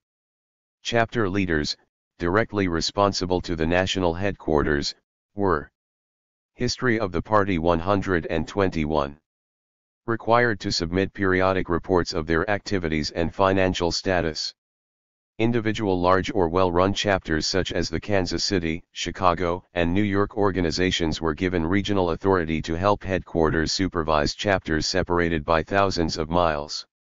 Weekly reports were to cover significant political or organizing activities of members, successes or failures in implementing established Panther programs, proposals for new programs, content of discussions in political education classes, and liaison with other groups. Monthly financial reports were to reflect amounts collected at rallies, contributions, and names of significant contributors, legal expenses, operational expenses, and the like. In a variety of ways, the national office attempted to compel local chapters to submit these weekly and monthly reports, to remit a percentage of proceeds from the sale of the Panther paper, and to carry out community programs devised at the Oakland headquarters beginning in 1969. At times a chapter leader was summoned to Oakland, at others, a national officer or a leader from some chapter serving as a regional supervisor made on-the-spot investigations of errant chapters. Penalties ranged from admonitions to suspension or expulsion of various chapter officers and members. Registered. In situations in which the entire membership was not inclined to follow policies of the national office, the chapter charter was revoked. Hearings showed such was the fate of Black Panther Party chapters in Detroit and Omaha in the summer of 1969 and in Des Moines and Kansas City early in 1970. The Chicago Panther organization exercised regional supervisory authority over Michigan and Indiana chapters when called on to do so by the national headquarters. The New York Panthers supervised the Philadelphia branch of the Brotherhood, while officials of the Kansas City Panther Party occasionally straightened out Panther affairs in Des Moines and Omaha. 122. Rules adopted by the party. During a purge and reorganization of the Panther Party conducted by the national leadership in late 1968 and early 1969, the Black Panther announced that members who did not obey the party's rules were counter-revolutionaries. The rules, the party's official newspaper declared, have been in existence since Huey P. Newton organized the Black Panther Party. 9. Actually, Chairman Seal acknowledged that the leadership did not draw up its first 10-point rules until sometime after February 1968, when Seal was jailed on a weapons charge and some of his fellow Panthers proved to be too indolent or unconcerned to help raise bail money for his release. 19. These rules appeared in the Black Panther of October 26, 1968. The 10 instructions aimed principally at abuses in the area of narcotics, alcohol, gun handling, and petty crime. Expulsion was promised to party members on hard drugs. Possession of marijuana and other soft drugs was forbidden while doing party work, as was intoxication from drugs or alcohol, especially when carrying weapons. Unnecessary use of a weapon was forbidden without further specifics. Also officially banned were crimes against black people, and one of Mao's injunctions was used as an illustration: a party member cannot steal or take from the people, not even a needle or a piece of thread. Orders to members to attend party meetings and learn the party's 10-point platform and program rounded out the Panthers' first published effort to exert control over a membership that was loosely administered and undisciplined while the party concentrated on the Newton murder trial in 1968. In the January 4, 1969 edition of the Black Panther, a list of 26 rules appeared with the notice that violations would lead to suspensions or other disciplinary action. Most of the 16 new rules added to the original 10 dealt with administrative measures to ensure activity of CH-term members on paper sales and Panther community projects. Procedures for accounting to the National Office on Chapter Activity, Finances, and News for the party publication were outlined in these new rules. History of the Party 123. Other significant additions were instructions to all Panthers to learn to operate and service weapons correctly, and to have first aid or medical cotters. Branches were also warned against accepting poverty funds or other government money without contacting national headquarters on the subject. The new rules put a new party stress on political education which had begun in 1968. For example, the new rules required Panthers in leadership positions to read no less than 2 hours per day to keep abreast of the changing political situation, called for political education classes for the general membership, and insisted that every chapter adhere to the policy and the ideology laid down by the Central Committee of the party. 13. Rules of the Black Panther Party Central Headquarters, Oakland, California. Every member of the Black Panther Party throughout this country of racist America must abide by these rules as functional members of this party. Central Committee members, central staffs, and local staffs, including all captains subordinate to either national, state, and local leadership of the Black Panther Party will enforce these rules. Length of suspension or other disciplinary action necessary for violation of these rules will depend on national decisions by national, state or state area, and local committees and staffs where said rule or rules of the Black Panther Party were violated. Every member of the party must know these verbatim by heart and apply them daily. Each member must report any violation of these rules to their leadership or they are counter-revolutionary and are also subjected to suspension by the Black Panther Party. The rules are: 1. No party member can have narcotics or weed in his possession while doing party work. 2. Any party member found shooting narcotics 124 will be expelled from this party. 3. No party member can be drunk while doing daily party work. 4. No party member will violate rules relating to office work, general meetings of the Black Panther Party, and meetings of the Black Panther Party anywhere. 5. No party member will use, point, or fire a weapon of any kind unnecessarily or accidentally at anyone. 6. No party member can join any other army force other than the Black Liberation Army. 7. No party member can have a weapon in his possession while drunk or loaded off narcotics or weed. 8. No party member will commit any crimes against other party members or black people at all, and cannot steal or take from the people, not even a needle or a piece of thread. 9. VTTN arrested Black Panther members will give only name, address, and will sign nothing. Legal first aid must be understood by all party members. 10. The 10-point program and platform of the Black Panther Party must be known and understood by each party member. 11. Party communications must be national and local. 12. The 10-10-10 program should be known by all members and also understood by all members. 13. All finance officers will operate under the jurisdiction of the Ministry of Finance. 14.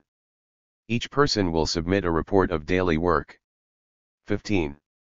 Each subsection leader, section leader, and lieutenant and captain must submit daily reports of work. 16. All Panthers must learn to operate and service weapons correctly. 17. All leadership personnel who expel a member must submit this information to the editor of the newspaper, so that it will be published in the paper and will be known by all chapters and branches. 18. Political education classes are mandatory for general membership. 19. Only office personnel assigned to respective history of the party 125 offices each day should be there. All others are to sell papers and do political work out in the community, including captains, section leaders, etc. 20. Communications all characters must submit weekly reports in writing to the national headquarters. 21. All branches must implement first aid and or medical cotters. 22. All chapters, branches, and components of the Black Panther Party must submit a monthly financial report to the Ministry of Finance, and also the Central Committee. 23. Everyone in a leadership position must read no less than 2 hours per day to keep abreast of the changing political situation. 24. No chapter or branch shall accept grants, poverty funds, money, or any other aid from any government agency without contacting the national headquarters. 25. All chapters must adhere to the policy and the ideology laid down by the Central Committee of the Black Panther Party. 26. All branches must submit weekly reports in writing to their respective chapters. The writing of rules was only part of a general reorganization of the Panther Party, nationally and locally, in 1968 and 1969. The same January 4, 1969 issue of the Black Panther contained the first announcement that a purge of Panther membership was underway. A press conference statement by the Central Committee of the party, appearing in the first Panther paper of the new year, denounced acts by provocateur agents, kooks, and avaricious fools who had found their way into the party. The immediate object of the purge were members who had been apprehended in the course of criminal activity in the Oakland area in recent months and who brought considerable adverse publicity to the party. The purge officially began in January 1969 under the direction of Seal and David Hilliard. They halted the admission of new members into the party for 3 months to facilitate the weeding out of members considered liabilities by the national leadership for one reason or another. 126. Some preliminary purging was undertaken as early as September 1968, it appeared. Serving as a stimulus were such incidents as 1.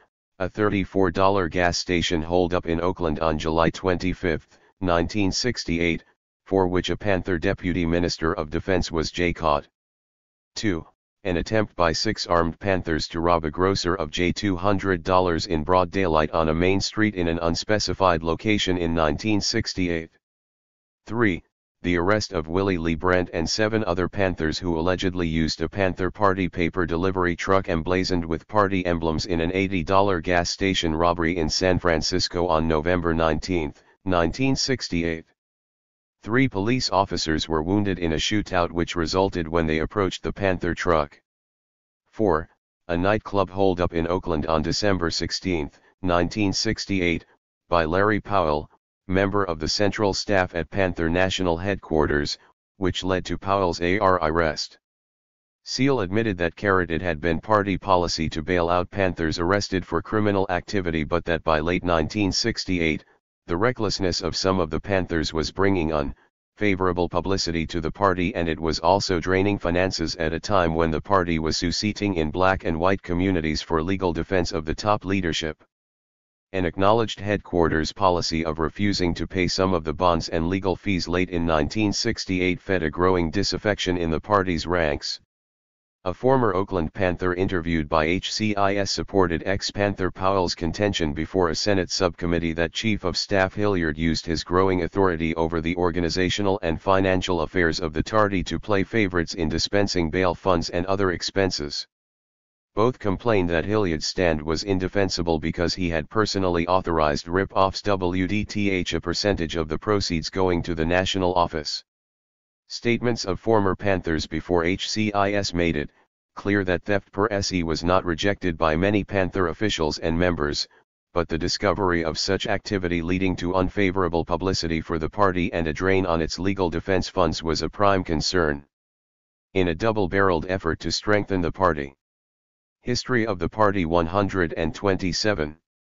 Organizationally as well as to improve its image, the leadership sought to rid itself of 4 types of members, according to Seal, the foolish and selfish jackanapes who were more interested in marijuana and wine than the party and used their guas to rip off what they needed, the Panther who was non-functional because of intoxication on drugs or alcohol, the status seekers who were attracted to a uniform but not to work on party projects, and Panthers so extremely nationalistic that they could not work with the party's white allies. 1. The party sought to rid itself of responsibility for the actions of every black American wearing a leather jacket and black beret by banning the wearing of the beret except at ceremonial occasions in this period.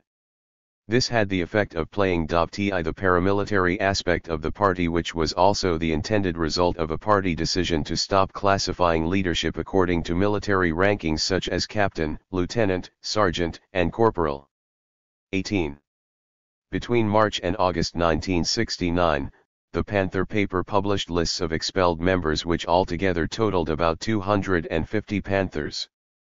Reasons were not cited in every case, but the lists revealed that 62 were banished for being renegades, 24 for being counter-revolutionary, and 8 for informing for law enforcement agencies. A simple desire to leave the party was among the reasons given for some purges. 19. When those forced out were combined with Panthers who were disenchanted and voluntarily quitting the party, Seal's figure of more than 1,000 purged Panthers does not seem unreasonable. Enforcing the Panther reorganization. As previously noted, the National Panther Organization summoned chapter representatives from around the nation to a national retreat at the Berkeley headquarters in mid-November 1968.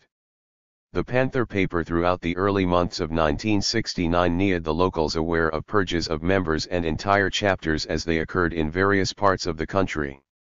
The party lacked sufficient national staff, however, to send representatives on chapter inspection trips which 128 would help to ensure local implementation of national programs and policy, according to a former national officer.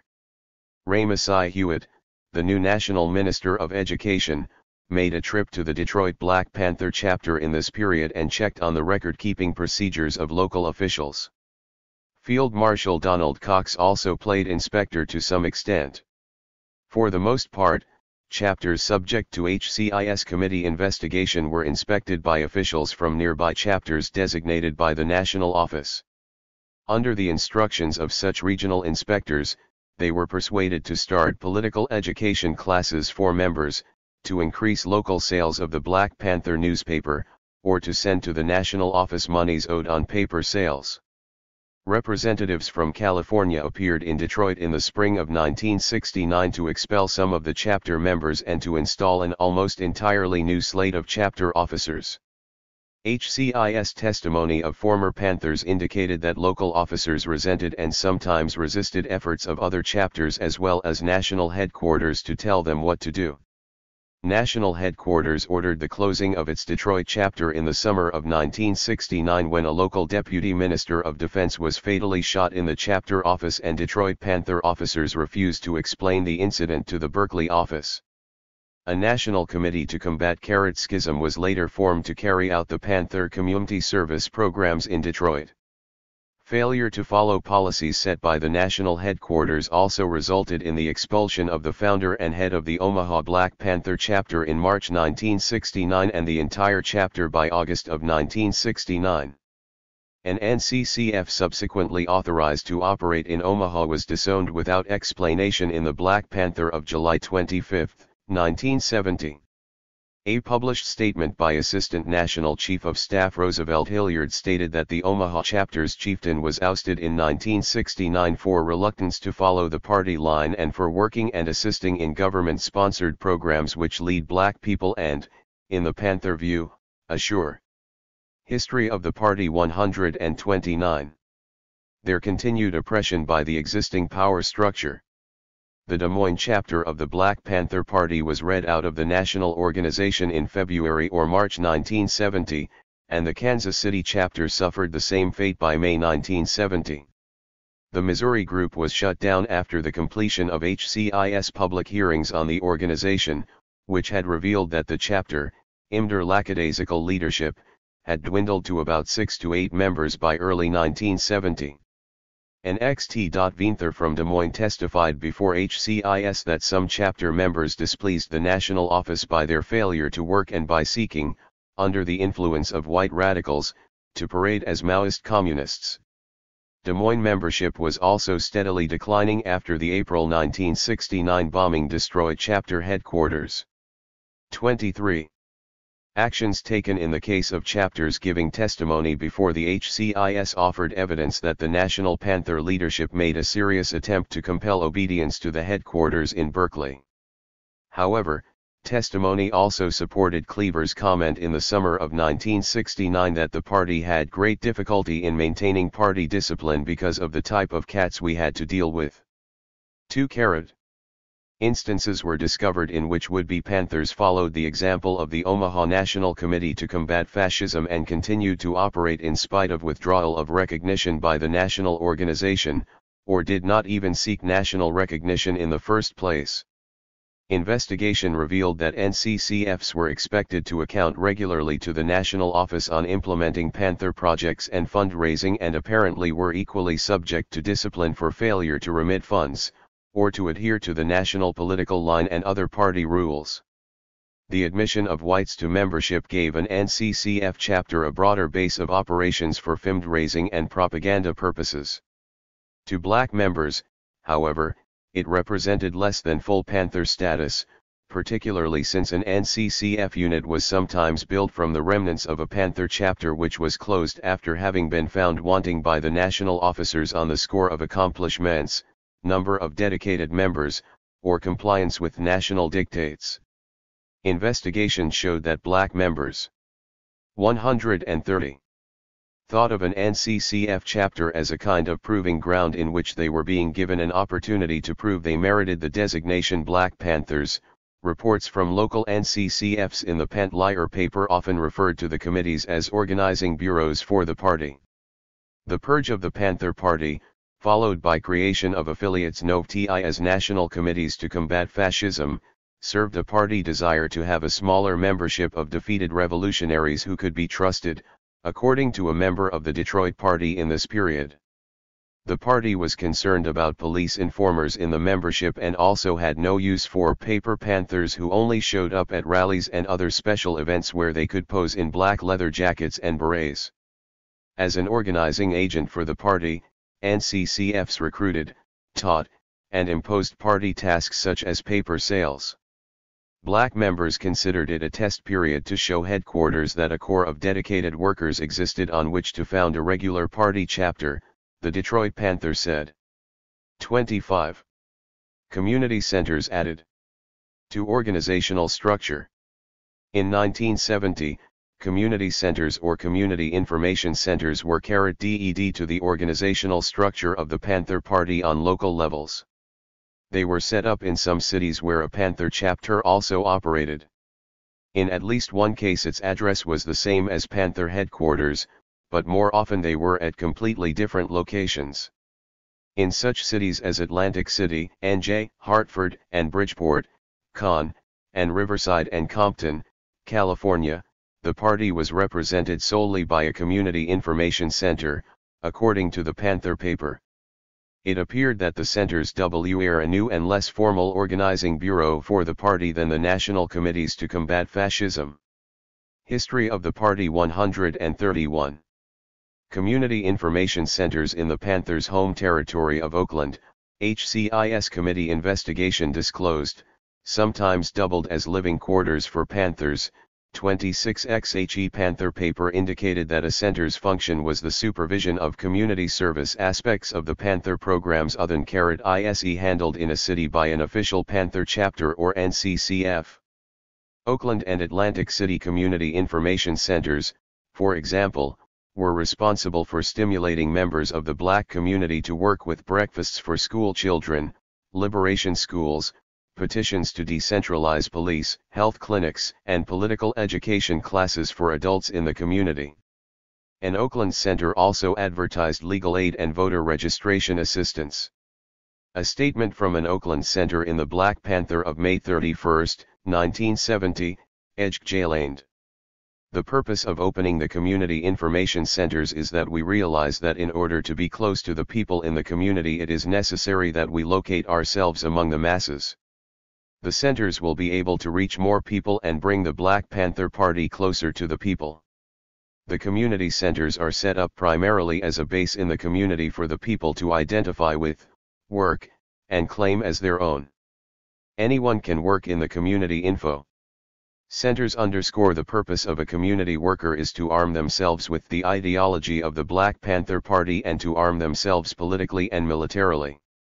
By the fall of 1970, the facilities of the party in the Oakland area were physically located as follows: a National Black Panther Party headquarters at 1046-48 Peralta Street, Oakland, an office of the National Committee to Combat Fascism, located in former party offices at 3106 Shattuck Avenue, Berkeley, with a W. Height married couple, Cecilia and Sol Levinson, serving as supervisors, and a national distribution office for packaging and otherwise preparing the Panther paper for distribution.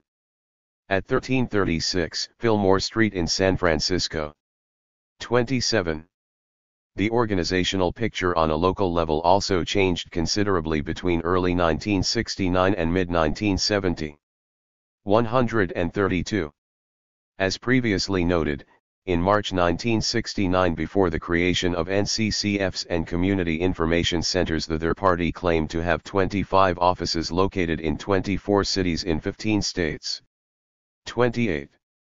In June 1970, the Panther paper reported 38 affiliates were functioning in 27 cities in 17 states and the District of Columbia. These affiliates were broken down into 14 chapters or branches, 29 of the party, 10 national committees to combat fascism, and 14 community information centers. A comparison between the 1969 and 1970 lists showed that chapters or branches continued functioning in only 12 of the 24 cities originally listed. 10 chapters were dropped, and in only 2 cases were they replaced by NCCFs. NCCFs appeared in 6 cities and the District of Columbia, where no affiliates previously existed, while community information centers were listed in 2 Connecticut cities and 3 neighborhoods in the New York City area not previously the scene of organized Panther activity. 80. Membership in a local Panther chapter. There was little consistency, among chapters examined by HCIS, in requirements for membership. Some chapters investigated would-be members and required attendance at political education classes. Others made no effort beyond the common requirement that a Panther applicant memorize the party's 10-point platform and program. In some chapters, membership applications were required and applicants were asked to indicate if they belonged to any of the following categories: student, dropout, laborer, housewife, I'm employed, or hustler. One chapter investigated imposed a $1 initiation fee, and another chapter tried to collect $3 monthly dues, but others imposed no financial obligation on their members. All members were under obligation by national edict to contribute man-hours of labor to the party cause, which in 1969 and 1970 involved street sales of the party's weekly national paper. Work on breakfasts for school children, health clinics, liberation schools, and petitions for community control of police was acted by national headquarters but not. History of the Party 133. Always forthcoming on the local level, HCIS hearings disclosed. 31. Inquiries by the committee JJG types of persons who joined the Black Panther Party revealed that Panthers were usually between the ages of 18 and 23, with some chapters reaching down as low as 14-year-olds. Leaders were usually in their early TWNTs and often had some college education, whereas the membership might involve college students but had a greater proportion of high school dropouts. There was rapid turnover among Panthers with college backgrounds. Most of the members were unemployed or sporadically employed. The Panther Party provided bed and board for many of its hardcore members, who often bunked at the same building which was designated as chapter headquarters. An average hardcore membership of 21 was recorded for Panther chapters on which HCIS was able to obtain information. In at least 16 instances, a Black Panther chapter was organized by individuals who had been active in some other nationalist-oriented group, some of which used such titles as Black Vigilantes, Black Society, and Afro-American Unity Movement. The members of most of the Panther chapters on which information was available acquired firearms and also, in some instances, explosive materials. 11 chapters acquired and stored firearms in such extensive quantities that police departments felt they constituted stockpiles of weapons. A majority of the leaders of party chapters surveyed had criminal records, which corresponded with the backgrounds of the national leadership. In the year 1969 alone, 348 Black Panther Party members across the country were arrested for serious crimes, including murder, armed robbery, rape, bank robbery, and burglary, the FBI director informed Congress. 33. Some Panthers condone thievery, it has been noted, and one current Panther chapter leader declared he did not consider an arrest or even conviction to be a sufficient criterion for expulsion. Rutan did not believe that stealing was a justifiable why to advance the party's revolutionary cause, according to a former National Panther officer, and 134. Panthers who liberated goods were regarded as acting on their own. The practice was blamed on lack of discipline at all levels of the organization. There were observable changes in some areas which may have resulted from the party's reorganization and purge of late 1968 and early 1969. Larceny by Panthers in the Oakland area, which in 1968 had been encouraged by Hilliard himself, according to previously noted testimony, disappeared from the headlines. Quite a striking change of image was effected by the Panther Party chapter in Seattle. Extensive HCIS investigations in Seattle disclosed that half of the 81 persons who were associated with the chapter at some time after its formation in April 1968 had arrest records, most of them for various forms of larceny. Their records were compiled after they joined the party as well as in previous years. The Seattle chapter has been previously described as one of the more militant locals whose paramilitary activity in 1968 included close order drills, target practice and guerrilla warfare instruction. Leaders also collected dynamite and hand grenades in addition to the usual supply of guns. Even women Panthers, who usually made up about 1/4 of a chapter's membership, were instructed to learn how to use guns and administer first aid. A witness who appeared before HCIS in executive session swore to having heard a dozen members of the chapter plan to commit various criminal acts, or discuss them after the fact, in the period from September 1968 through March 1969. The acts included 5 major robberies, 5 burglaries, and 2 attempted extortions of merchants followed by arson. One Panther, Welton Armstead, died from police bullets during a search for a suspect in a stolen auto case, previously described, and a second Panther was killed by a grocer during an attempted holdup in December 1968. According to the witness, one of the top chapter officers knew about every robbery that WS committed and expected the perpetrators to split the proceeds with him.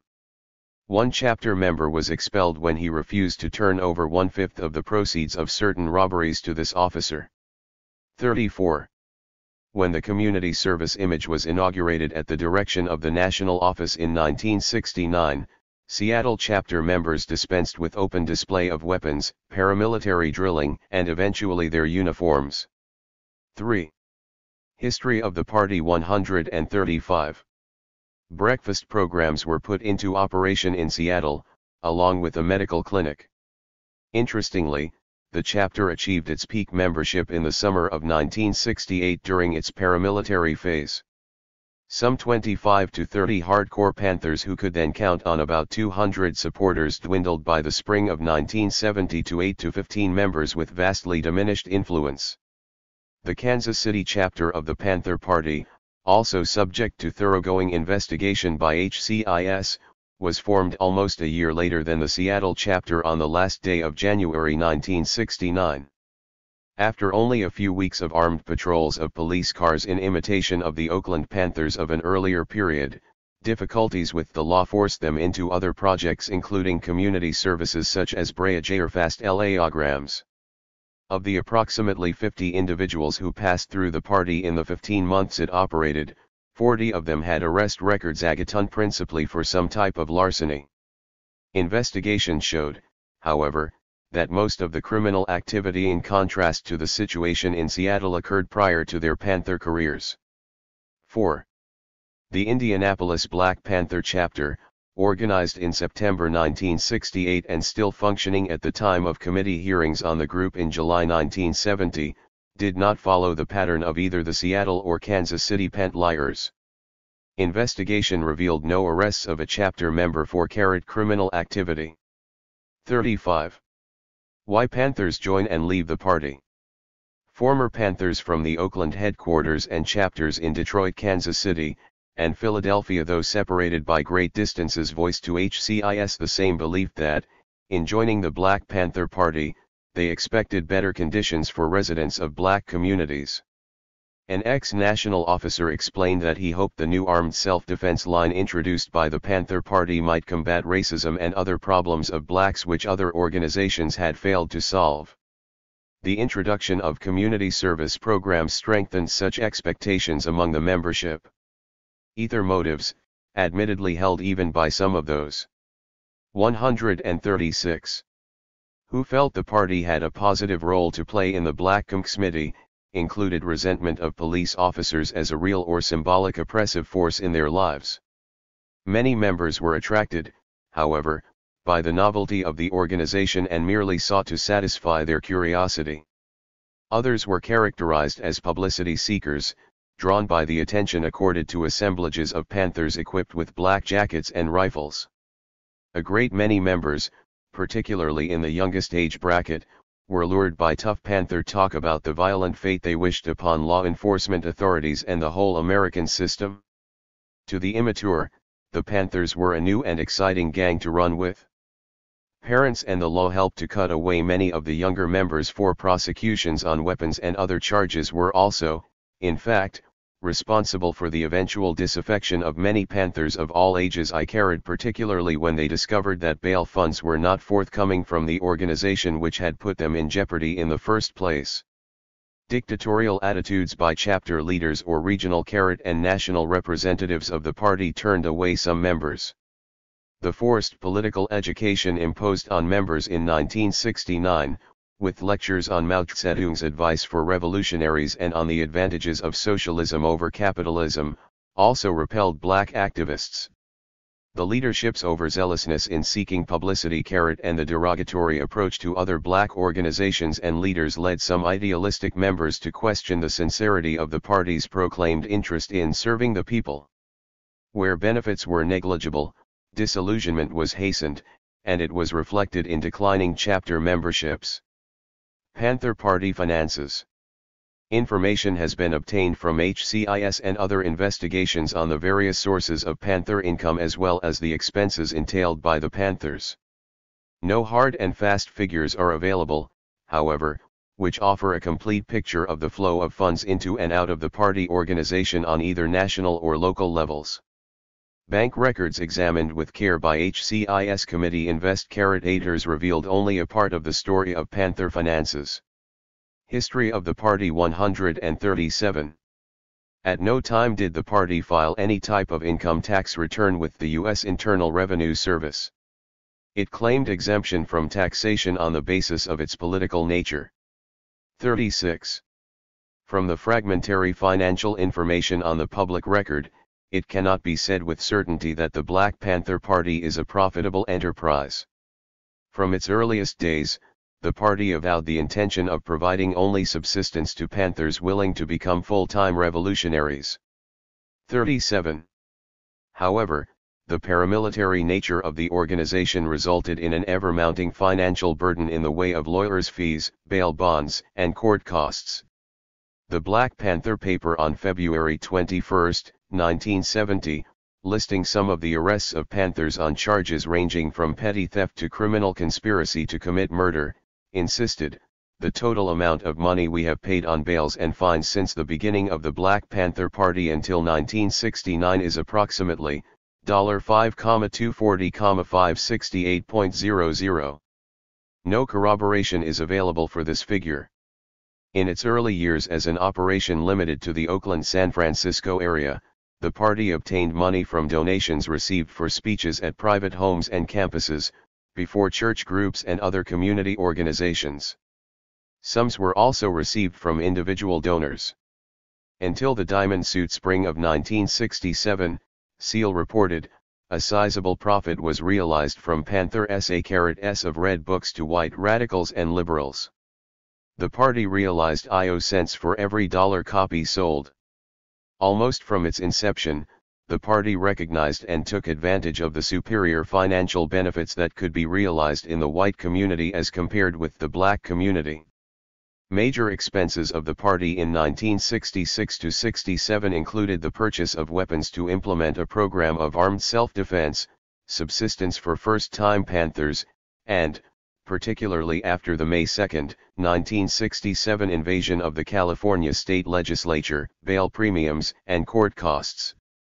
Former Panthers informed the committee that thefts and robberies by Panthers were the answer of some members to the eventual failure of the party to provide subsistence or court costs to all but the top officers and favored friends. 38. 138. The financial assets of the white community were heavily exploited in 1968 when the primary party expense was the cost of legal defense and a worldwide publicity camp*GN around the Newton murder trial.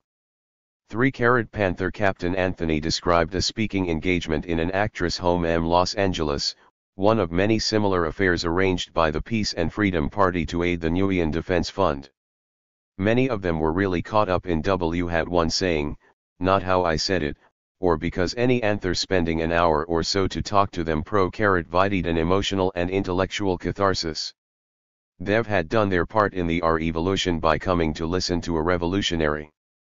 After the presentation, one would make a fundraising pitch, and we would pass around a collection plate for the Newton Defense Fund campaign. Panthers also sponsored RAUIs and sold buttons, badges, and posters. Soon after April 1968, when the National Panther hierarchy began granting official recognition to local Panther chapters around the country, local chapters were expected to conduct fundraising rallies, solicit contributions, sell free Huey buttons and posters to build up the National Panther Bail Fund. On April 29, 1968, a bank account of the Black Panther Party national headquarters was opened in Amarillo, California, with an initial deposit of $710. 50. The activity of this account progressively increased and total deposits amounted to $171,943.24 by October 1970. Examination of the account year by year revealed that average monthly deposits in 1968 were $4,018, in 1969 they dropped $2,465 per month, but in 1970 they rose to $11,798 per month. In 1970 some of the large deposits reflected donations toward the $50,000 bail on which Newton was released from jail in August of that year. The account was overdrawn by almost $400 when it was last examined by the HCIS staff in October 1970. The only individuals authorized to draw funds from this headquarters account as of June 4, 1970, according to bank records, were Chief of Staff David Hilliard, Patricia Hilliard, David's wife, and National Finance Secretary, Anna. History of the Party 139. Roosevelt Hilliard, David's brother, and National Assistant Chief of Staff. Carrot. As legal difficulties of national and chapter leaders increased in late 1968 and 1969, supporters staffed fundraising committees with such names as the Los Angeles Friends of the Panthers, Legal Defense Committee of the New York Panther Party, and later the New York Committee to Defend the Panthers. An appeal for legal defense and local funds was also the purpose of an emergency conference to defend the right of the Black Panther Party to exist, held March 7 and 8, 1970, in Chicago. Officials of the PUSA, despite their theoretical differences with the Panthers, were among the participants in the affair, which led to the creation of a continuations committee to carry on the cause. Individual donors were shown to be an important source of funds, and though many contributions were small, some were fairly substantial gifts. For example, deposits in a national headquarters bank account included a $20,000 cashier's check purchased from a New York bank on July 23, 1970. Notations on the check indicated it was a gift from an anonymous donor to the Panthers' Breakfasts for School Children program. HCIS committee investigation disclosed the donor was Paul Morin, a New York City resident who later moved to Berkeley, and that the $20,000 was withdrawn from the account on August 5, 1970, and applied toward the $50,000 bail required for the release from prison of Minister of Defense Nutoy S. The party was the recipient of a $17,000 gift in 1970 from the estate of the late Anna Louise Strong, American Communist patriot who died in Red China.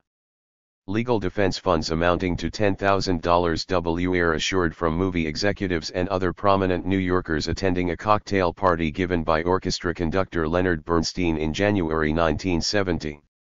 FBI Director Hoover informed a House Appropriations Subcommittee on March 17, 1971, that the chief form of financial support for the Black Panther Party has been contributions from sympathetic donors. The campus speakers circuit eventually offered another lucrative source of funds for both national and chapter leaders. Statistics compiled by the Federal Bureau of Investigation revealed that Panther leaders made 189 appearances on high school and college campuses during 1969, in contrast to 11 such appearances in 1967. Speaking fees. 140.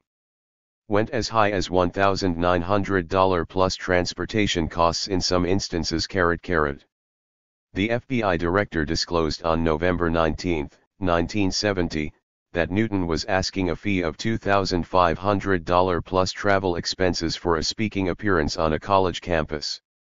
Chairman Seal and other Panther leaders claimed to have received speaking fees ranging from $500 to $1,000 before unidentified groups in 1968 registered. During the testimony of Richard Shaw, committee investigator, he was asked by counsel, "How do many of the Panthers regard the white element who significantly contribute money?" Mr. Shaw: "Stupid, patsies, more money than sense. There is no regard or respect for these individuals who contribute money on behalf of the Black Panther Party from this element." Mr. Homines: "What is the Black Panther Party's policy concerning members having jobs?" Mr. Shaw: "They are discouraged from having jobs." Mr. Homines: "Were you informed as to why?" Mr. Shaw: "Yes, it is felt that party business is too time-consuming and to be gainfully employed would interfere with the amount of time you could have available to the party." Mr. Homines: "Are active members, who are not gainfully employed, given any subsistence money by the party?" Mr. Shaw: "No, they are not." Mr. Homines: "Did your source of information indicate to you how some of the rank-and-file members decided to obtain subsistence money?" Mr. Shaw: "Yes, they committed acts of larceny, burglary, robberies." The party paper. On November 25, 1969, a San Francisco bank account in the name of the Black Panther Party National Distribution was opened with a $1,000 deposit. The account recorded financial transactions relating to the party's paper. Although the paper was introduced on April 1967, History of the Party 141 was published sporadically until early 1969, when it became a regular weekly chronicler of nationwide Panther activity and other developments of interest to the party, national and international. The yearly subscription rate was $7.50, but most sales were by members of chapters hawking them at 25 cents a copy. In 1969, the national office usually received 12.5 cents per copy sold. The local chapter, which retained the remainder, sometimes gave 5 of its 12.5 cents to an individual salesman as incentive to meet quota set for the chapter by national headquarters. 48 of the national office's share, about 5 cents profit, was realized after production and shipping costs were subtracted, according to Chairman Seal. For why the paper, therefore, became an important, relatively predictable source of income for the national organization. Calculations on the basis of HCIS investigations led to the estimate that 140,000 copies of the paper were circulated in the United States weekly in 1970. In a statement to a House Appropriations Subcommittee on March 17, 1971, FBI Director Hoover put the weekly circulation at nearly 100,000 copies.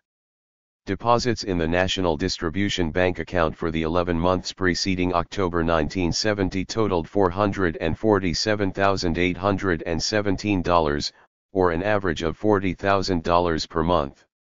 In a sample 1-month period, telegraphic money orders, apparently reflecting payments for news-ERS from local affiliates, were received from 30 cities in a total amount of $38,758.88. Signatures to the party's National Distribution Bank account included Sam Napier, head of the paper's circulation department, Patricia Hilliard as finance secretary, and 3 other women designated as secretaries. 50. Local chapter finances. As previously noted, Panther leaders and some of the hardcore members, often unemployed, depended for subsistence on the Panther Party among other sources of income. Chapter headquarters, as in Kansas City and Seattle, provided lodging and sometimes a place for communal meals for a group of Panthers. A chapter's expenses, therefore, would involve subsistence for certain members as well as headquarters rent, utilities, cost of vehicles and travel, printing and bail money. 142. Chapters relied for their income to varying degrees on sales of the Panther paper, fundraising rallies, speakers' fees, or passing the plate after a speaking engagement, and donations from organizations and individuals. Evidence that robberies and burglaries supplemented the income of members and officers in some chapters has already been discussed. Chapter members pressured merchants in black communities for food and funds for the free breakfasts for school children and other community service programs on the their agenda. Use of a portion of such food and/or funds toward personal subsistence of members was reported in Seattle, Kansas City, Indianapolis, and Philadelphia. In Seattle, a group of Panthers was maintained for 2 months with the help of government food stamps. Variations in the financial situation of Panther chapters are illustrated by those investigated by HCIS. The national office imposed quotas of newspapers to be sold by chapters and sought to ensure remittances by requiring payment for a previous week's papers before new deliveries were made. The Detroit and Indianapolis chapters, however, were at times unable to make the sales effort expected of them and were in arrears or losing money in an effort to make up the deficit. The paper was a source of income, however, in Des Moines, Philadelphia, Omaha, and Kansas City. Speaking engagements were the main source of funds for the Indianapolis chapter, with up to $200 netted for nice out-of-touty appearances. They were also essential to the support of Philadelphia and Des Moines Panthers who spoke before community and college groups. Past or speaking fees were charged. Kansas City Panther scheduled their own fundraising rallies with speakers to build their treasury. Paper sales and speech-making were also cited as the principal source of funds for Panther affiliates by police departments responding to questionnaires regarding their activity in their cities. Donations or contributions formed a third important source of a chapter's funds. Church groups and college organizations or individual students were repeatedly identified as contributing to subsistence or legal defense needs.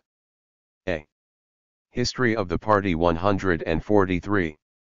Church agency furnished rent-free headquarters, utilities, bail funds, and some employment to Panthers in Kansas City. White college students helped out Panthers in Des Moines.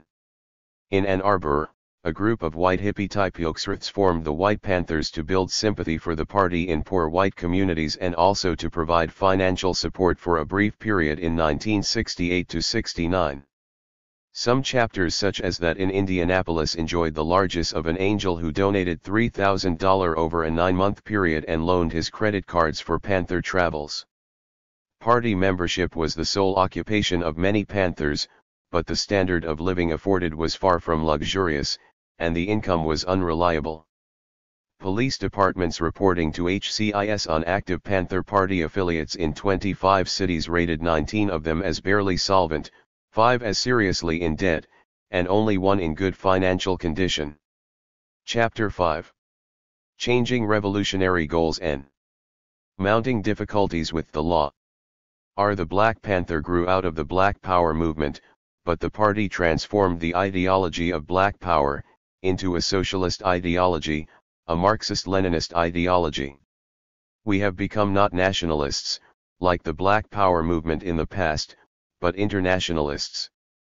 Political education classes for members of the Black Panther Party were held in every local affiliate investigated by HCIS.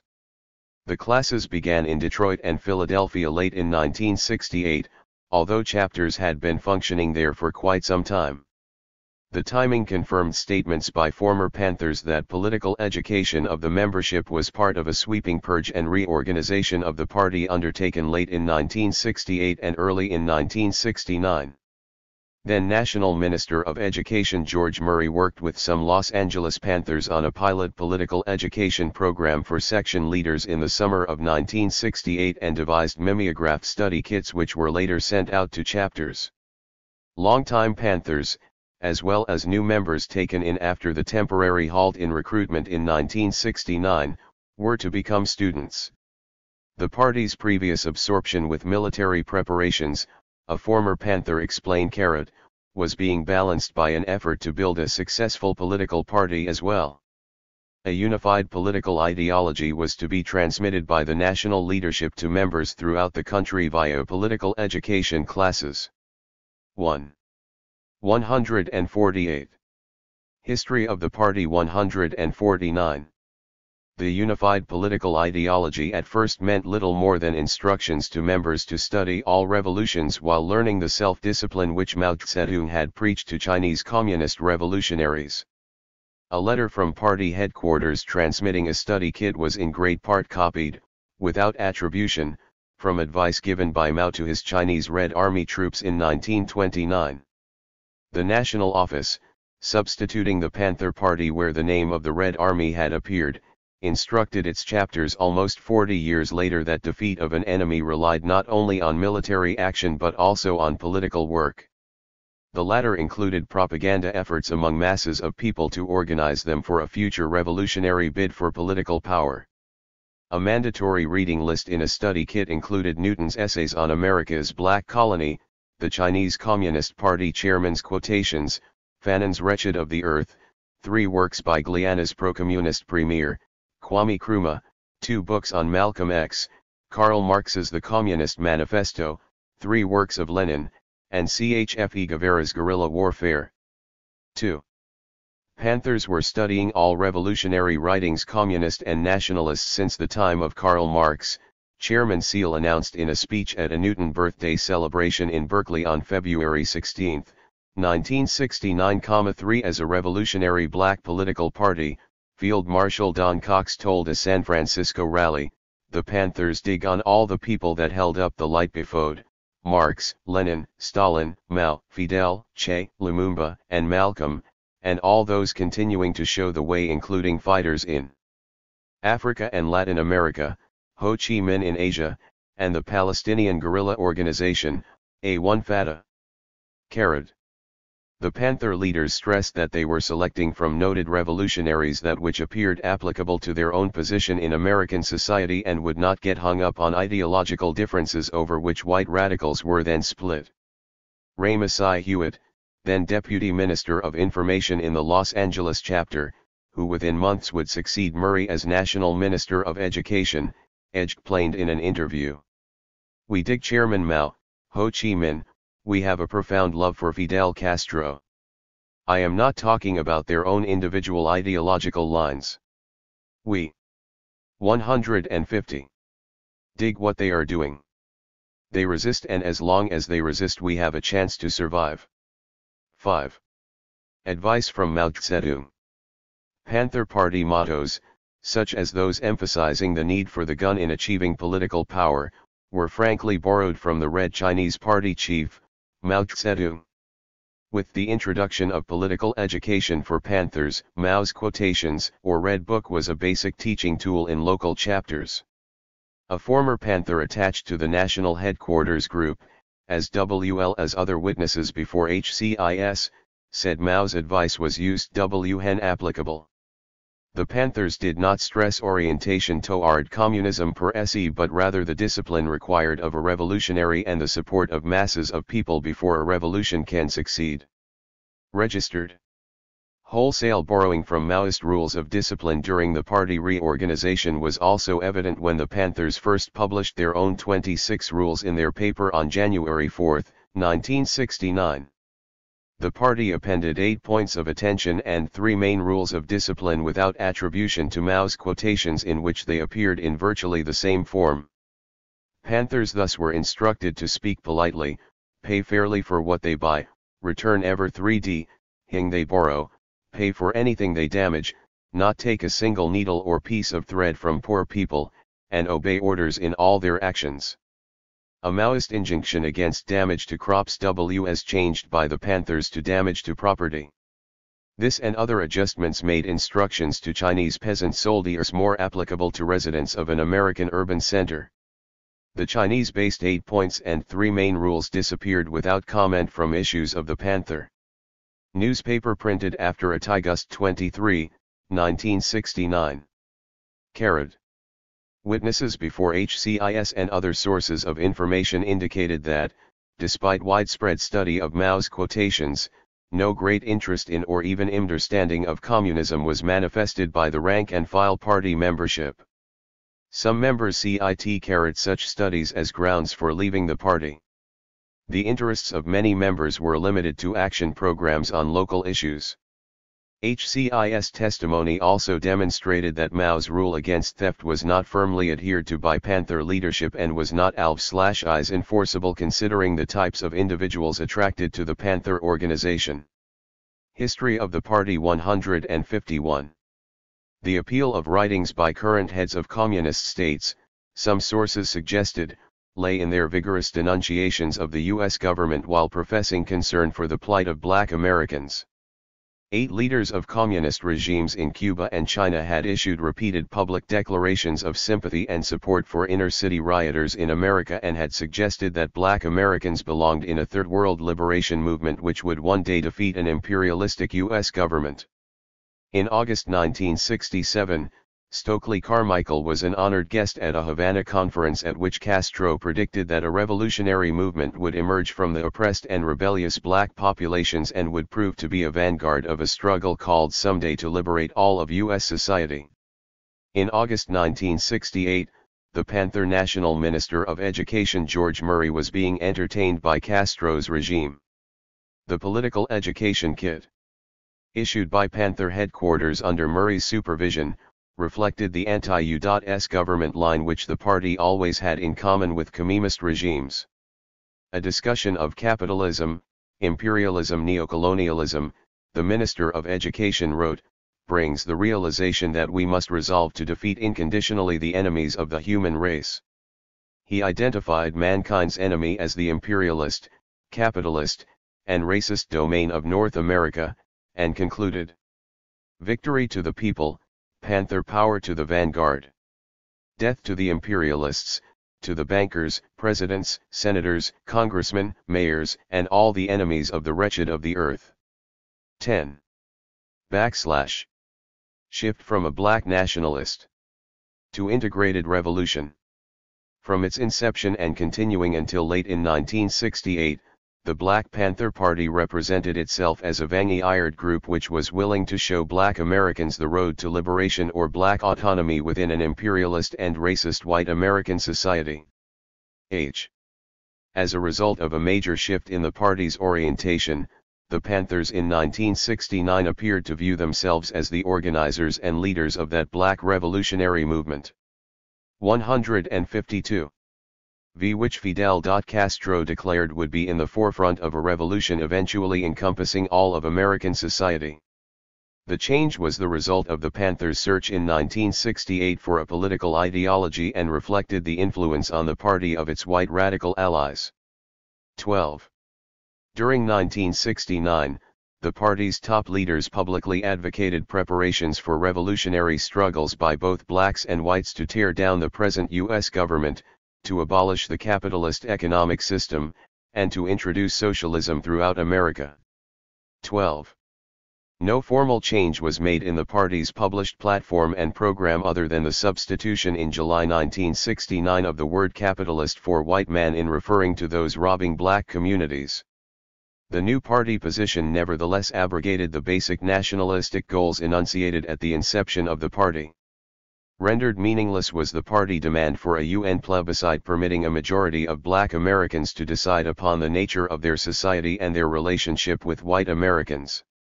The Panther leadership had submerged issues of integration, separation, and racism in its support for Marxist-type class struggles.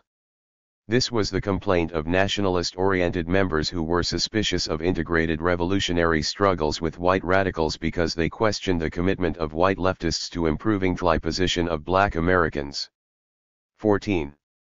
The anti-capitalist, class revolution was not, apparently, made more palatable by party references for a short time to two revolutions. In a period also marked by extreme campus unrest, Newton talked in late 1968 and early 69 of the revolutionary potential of white students. The Panthers, Newton said, had therefore to fight on two fronts, to liberate the black colony as well as to stimulate revolution in the mother country. I registered. In a taped message from jail to his birthday rally in Berkeley on February 17, 1969, Newton referred to campus radicals as white revolutionary comrades and proposed an escalation of our offensive by the two revolutionary force in the country, the alienated white group and the masses of blacks in the ghetto. To a black nationalist group called the Republic of New Africa, Newton offered the following defense of the history of the party. 153. Party's goal of an anti-capitalist revolution directed at the whole of society by both black and white revolutionary forces, the ghetto Alra-Y provided an enclave for doing battle against the established order. Additional territory for black Americans demanded by RNA would not bring freedom as long as America as a whole was an imperialistic and capitalistic nation. For blacks to be free, it was necessary to wipe out once and for all the oppressive structure of America with a popular struggle requiring many alliances. An article in the party paper of May 25, 1969 presented the new position as follows: freedom for all the people depended on ending capitalism, racism, and imperialism through a revolution in the white mother country led by white radicals and poor whites, and national liberation in the black and THIRD world colony here in America. In March of 1969, the National Council of the largest white radical student organization, the 40,000-member Students for a Democratic Society, claimed that they recognized the Black Panther Party as the vanguard in their common struggle for an anti-capitalist revolution involving the whole of American society. The SDS also pledged propagandist support for the party program and legal defense efforts in behalf of Panther leaders. Cleaver, in June 1969, declared that despite special problems of black people, a united front struggle was necessary, a coalition of forces in the black and white communities to make a common thrust against their common oppressor. One registered according to Deputy Minister of Information Albert Howard in a statement addressed to the Viet Cong in November 1969, "We members of the Black SK Panther Party, recognize that there is only one world and one revolution. The revolution is not split up between one community and another. The oppressor is manifested in the imperialist ruling class, wherever they may be." In his communication to the Republic of New Africa, Newton coupled an appeal for support for Panthers in legal difficulties with assurances that the party still considered itself subject to the majority will of black Americans, to be ascertained through a United Nations plebiscite after an anti-capitalist revolution in the whole of America. The denunciations of black capitalism by Panther leaders, however, and eventually talk of one anti-capitalist. 154. Revolution for a socialist economic system did not appear to make allowances for alternatives favored by other black Americans. Cleaver's comments on how problems of racism would be resolved by an anti-capitalist revolution offered little comfort to those Panthers who entered the party in response to Fight Racism slogans. The Black Panther Party does not and has never said that if socialism is instituted that racism automatically ceases, he declared. What we say is that in a socialist society the conditions are more favorable for a people to begin to struggle to eliminate racism. 20. Still later, he told an interviewer for the New York Times that racial barriers will be broken down in the fires of struggle, out of a necessity to survive in a war situation. 21. Panthers as Marxist-Leninists. The national leaders of both the Black Panther Party and its SDS ally professed a commitment to Marxist-Leninist principles in 1969 and described their goals as some form of socialism or communism. Their terminology was reminiscent of groups such as the Communist Party, USA, and the Progressive Labor Party, both organized as Marxist-Leninist revolutionary parties, but in the first case, Soviet-oriented, and in the latter, inclined toward the line of the Soviets' rival, the People's Republic of China. The PUSA, PLP, and other old left organizations expressed support for the revolutionary potential in both the BPP and SDS, often joined in coalition-type mass actions and performed important legal defense services.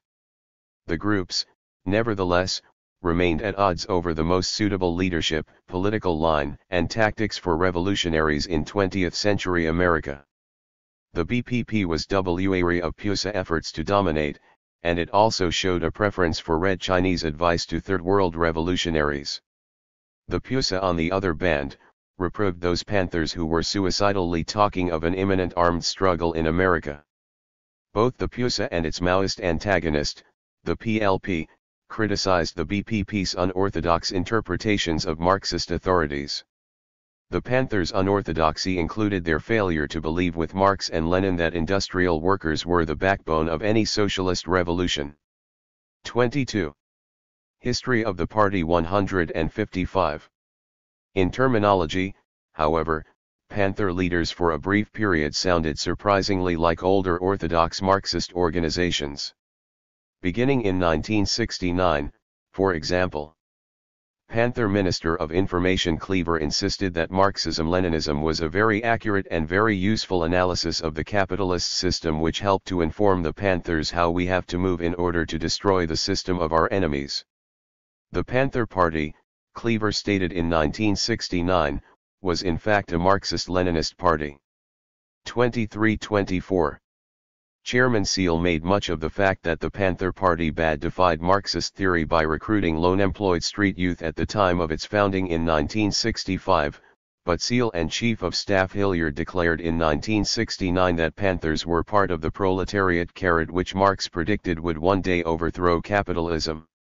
25 Nguyen was described in party propaganda of 1967 as the child of Malcolm X. Seal described him in 1969 as a Lenin, with Cleaver filling the role of a Stalin. 26. In adopting a Marxist-Leninist outlook, however, the Black Panther Party appeared to some observers to be representing itself as more competent than other Marxist groups in applying Marxist-Leninist principles to the American situation and, therefore, the foremost authority on how to make a domestic revolution. Cleaver described the source of the party's ideas in the following fashion: the ideology of the Black Panther Party is the historical experience of black people in their struggle against the system of racist oppression in Babylon, interpreted through the prism of Marxist-Leninist analysis by our Minister of Defense, Huey P. L. Eoten 27. Panther publications in the first half of 1969 were filled with advice to revolutionaries from Mao Zedong, and Vlan stressed willingness to follow the thoughts of 156. Chairman Mao.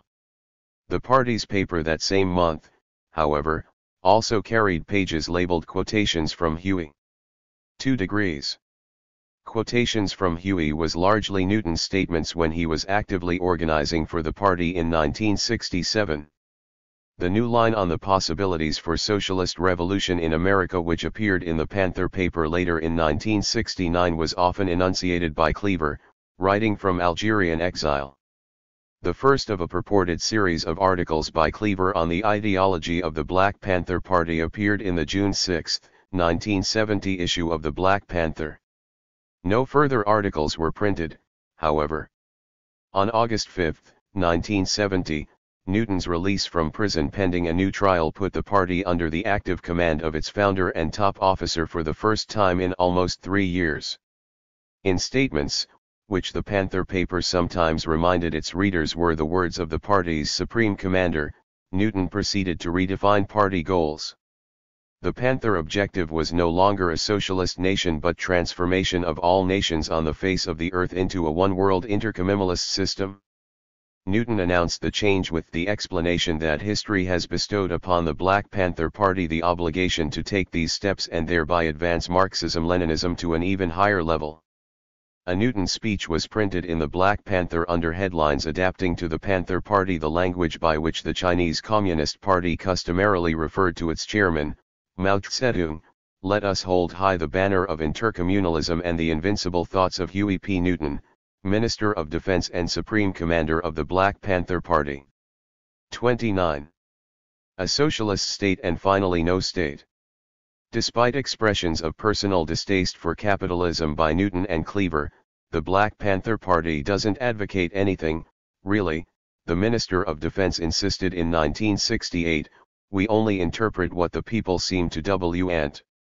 The battle being fought by the Panther Party at that time, Newton also stated, was in the black colony. 30. The Socialist Revolution which replaced black self. History of the Party 157. Determination as the goal of the Panther Party during 1969 and much of 1970 was justified as follows in Newton's statement to Ebony magazine in August 1969. Capitalism deprives us all of self-determination. Only in the context of socialism can men practice the self-determination necessary to provide for their freedom. This is the ultimate objective of the Black Panther Party. A socialist revolution by both blacks and whites, Newton also explained, would replace the present form of U.S. government administration and the economic system with new institutions more representative of the popular needs and will. The Panthers' community service programs were expected to spur the community into action to change the existing system. Minister of Information Cleaver, sounding a theme repeated by Chairman Seal, predicted that the revolution for which P.Anthers Swa-HT popular support would lead to a Yankee Doodle Dandy kind of socialism. Cleaver said concentration on enacting the revolution did not allow time for designing a new society in detail, but he assured an interviewer that the Panthers were committed to the slogan "Power to the People" and to democratic liberties which were not enjoyed after socialist revolutions in the Soviet Union, China, and Cuba. 31. The goal of a national socialist revolution in the United States was abandoned when Newton was released from prison and redefined the party's long-term objectives in a series of articles and speeches between August and November 1970. 3 Toonvlan acknowledged the shift in the party's orientation since its founding. In 1966, we called ourselves, that is, the party. We called ourselves Black and Ionabsts because we thought that nationhood was the answer. Shortly after that we decided that what was really needed was revolutionary nationalism, that is, nationalism plus socialism. After analyzing the phenomena a little more, we found that it was impractical and even a contradiction. 33. // The new line devised by Newton rejected all ideas of nationhood, alleged to be meaningless in a world dominated. 158. By U.S. imperialists. Panthers old no longer view black Americans as a colony or oppressed nation, Newton said. Nor would they seek conversion of the imperialist North American empire into a socialist nation. They would, instead, advocate the eventual disappearance of all national sentiments and national boundaries. The world should be a collection of free communities, according to Newton, and an intercommunal framework devised providing for proportional representation and for equal distribution of the world's wealth among the various communities. A community was described as a comprehensive collection of institutions which serve the people. Red China, North Korea, and North Vietnam were cited as examples of liberated or progressive communities. Revolutions by the world's peoples would eventually crush the North American imperialist ruling circles and put control of the means of production in the hands of the people. Thereafter, nationalist and racist ideas would be washed away and humanity will be united as a one-world community where people will be happy, wars will end, the state itself will no longer exist, and we will have communism, according to Newton. As leaders of a Marxist-Leninist party, Newton said he and Cleaver used the analytical methods of Marx and Lenin to arrive at the conclusion that the greatest revolutionary potential in modern times was in the lumpen proletariat. Newton said the lumpen could therefore be counted upon to carry the people of the world to the final climax of the transformation of society. The new Panther Party objective, Newton stated, corresponded with Marx's vision of a withering away of the state-lender communism. Newton suggested that Panthers begin referring to themselves as intercommunalists in keeping with the party's new vanguard position with respect to not only black Americans but all the people of the world. According to Newton, the Black Panther Party would like to reverse and lead the people of the world into the age of revolutionary intercommunalism. 34. History of the Party 159. How and when revolution will be made. Panther leaders have given varying, and sometimes conflicting, assessments of the ripeness of the United States for revolution and the best means for hastening the event. Although all paid lip service to the need for popular support for any successful revolution, immediate use of exemplary violent actions was favored by some leaders. Others emphasized that political education and organization were necessary to assure mass support for a future violent social upheaval. In 1968, with urban rebellions in mind and black liberation the party's chief objective, Newton's line was as follows: "There's a war going on inside America. The colony is attempting to free itself. White radicals should help blacks to liberate themselves, and show less preoccupation with demonstrations against American military support to the South Vietnamese." According to the Panther leader, resisting the military and the police in this country would result in the opening of a home front which would divert American troops from foreign fronts and thus aid colonized people in South Vietnam and in other parts of the world as well. 35. In 1969, when the objective shifted to a socialist revolution by boldly black and white forces, the party acknowledged the impact on its positions from campus rebellions in the 1968-69 academic year. Domestically, Panther officials plagued with legal problems chose to emphasize a new community service aspect of the Panther Party. A much more militant line emanated from Cleaver in Algeria, where, after almost a year's silence in Cuba, the Pantlier officer began to write and lecture extensively on the American Revolution. National Panther officers within the United States made relatively few references in 1969 to party support for an eventual guerrilla or people's war in the United States. You'll hear Huey say, Chairman Seal told an interviewer in a more militant stance early in 1970, that when the people learn guerrilla warfare tactics and they see guerrilla warfare as necessary, When the people are educated to this, there will no longer be a need for us to go to the streets. 36 Illinois Panther leader Fred Hampton explained that physical confrontations with police forces were only deferred. We have to organize the people. We have to educate the people. We have to arm the people. We have to teach them about 160. Revolutionary political power.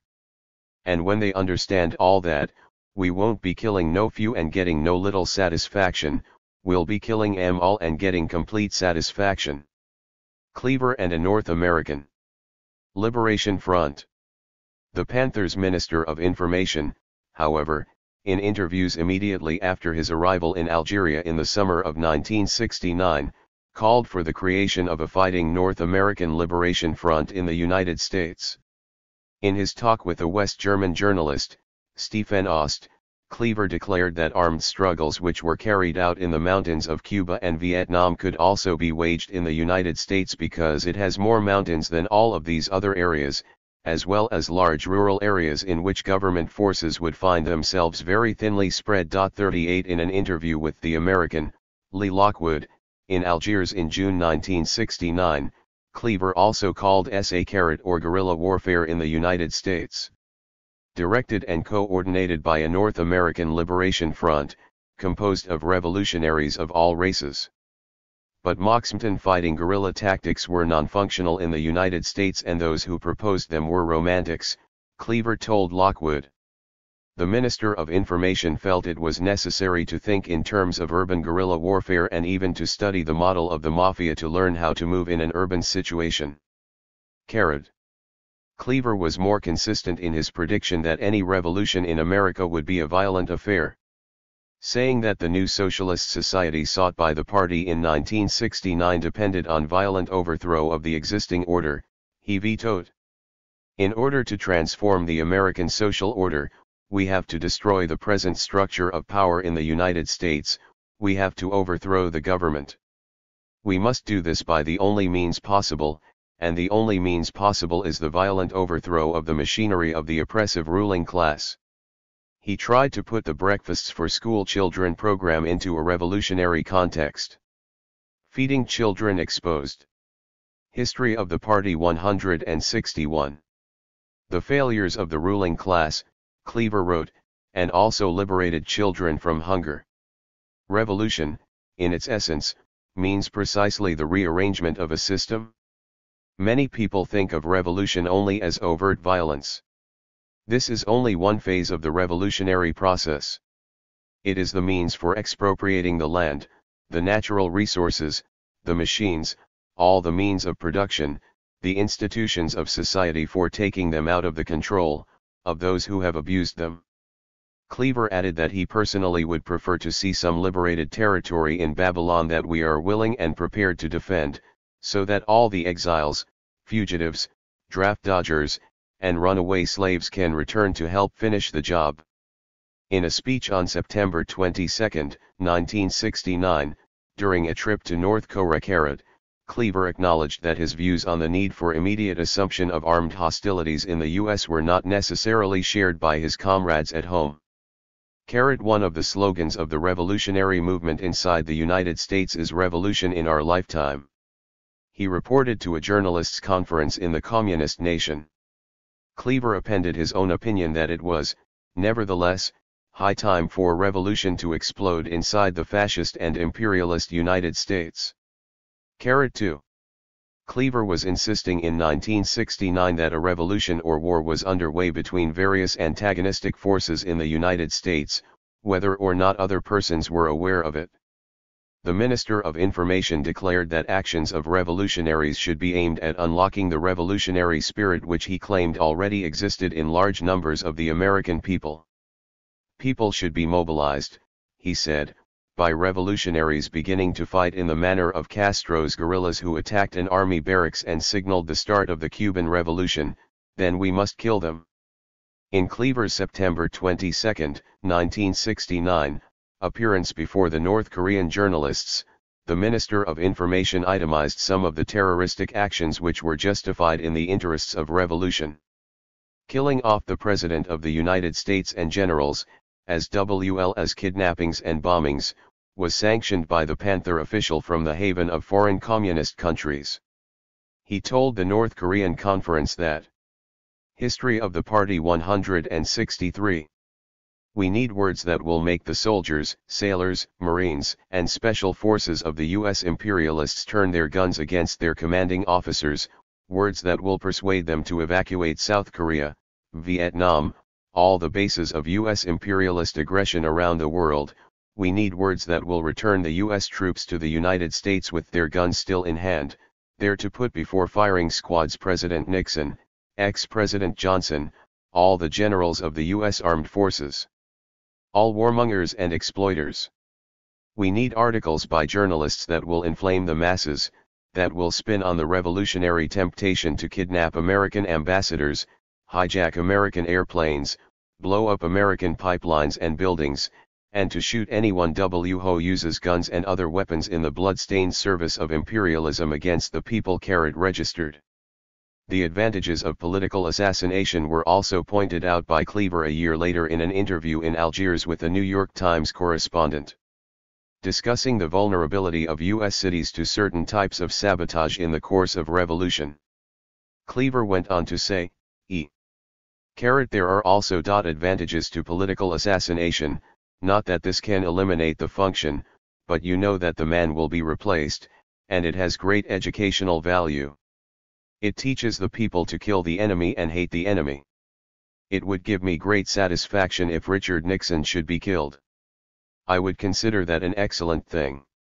In a Columbia Broadcasting System television interview, shown to American audiences on January 6, 1970, Cleaver obligingly repeated his hopes for the demise of not only the president but other public officials.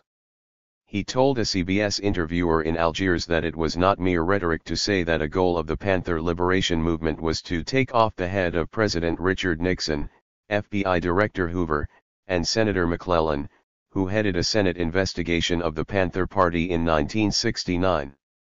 Cleaver said the officials were regarded as criminals and their fate would depend on the resistance they put up. A former national officer of the Panther Party, still sympathetic to the organization, told HCIS interviewers that 164. Talk about taking the head off a senator and other officials meant Cleaver was running his mouth to attract attention from the news media. Whatever Cleaver's motive, his statements to CBS did nothing to assist Chief of Staff Hilliard, who a month earlier joined the other top Panther officers in the U.S. in jail on a charge of making a public threat against the life of President Nixon.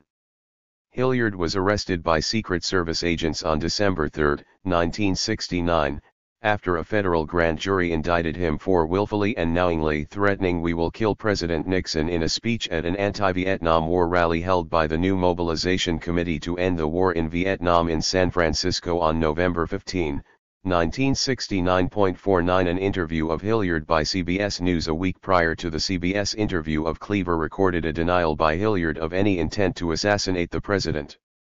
Remarks for which he was indicted, he claimed, were political rhetoric and the language of the ghetto. 50. As subsequently printed in the Black Panther, Hilliard's speech before 100,000 persons at a Golden Gate Park anti-war rally demanded that peace activists support a Panther proposal to barter with Hanoi for a release of American prisoners of war if the U.S. government dropped criminal charges against imprisoned Panther leaders Newton and Seal. 51. If his audience couldn't relate to such a bid for freedom for Panther officers, Hilliard reportedly said, then Panthers can't relate to the American people. He continued, according to the Panther paper, as follows. We say down with the American Fascist Society. Later for Richard Milhouse Nixon, the motherfucker. Later for all the people out here that don't want to hear me curse because that's all that I know how to do. I'm not going to ever stop cursing. Not only are we going to curse, we're going to put into practice some of the shit that we talk about. Because Richard Nixon is an evil man. This is the fucker that unleashed the counterinsurgent teams upon the BPP. This is the man that's responsible for all the attacks on the Black Panther Party nationally. This is the man that sends his vicious murderous dogs out into the black community and invade upon hungry kids and eject us to accept shit like that idly. God damn that fucking man. We will kill Richard Nixon. We will kill. History of the Party 165.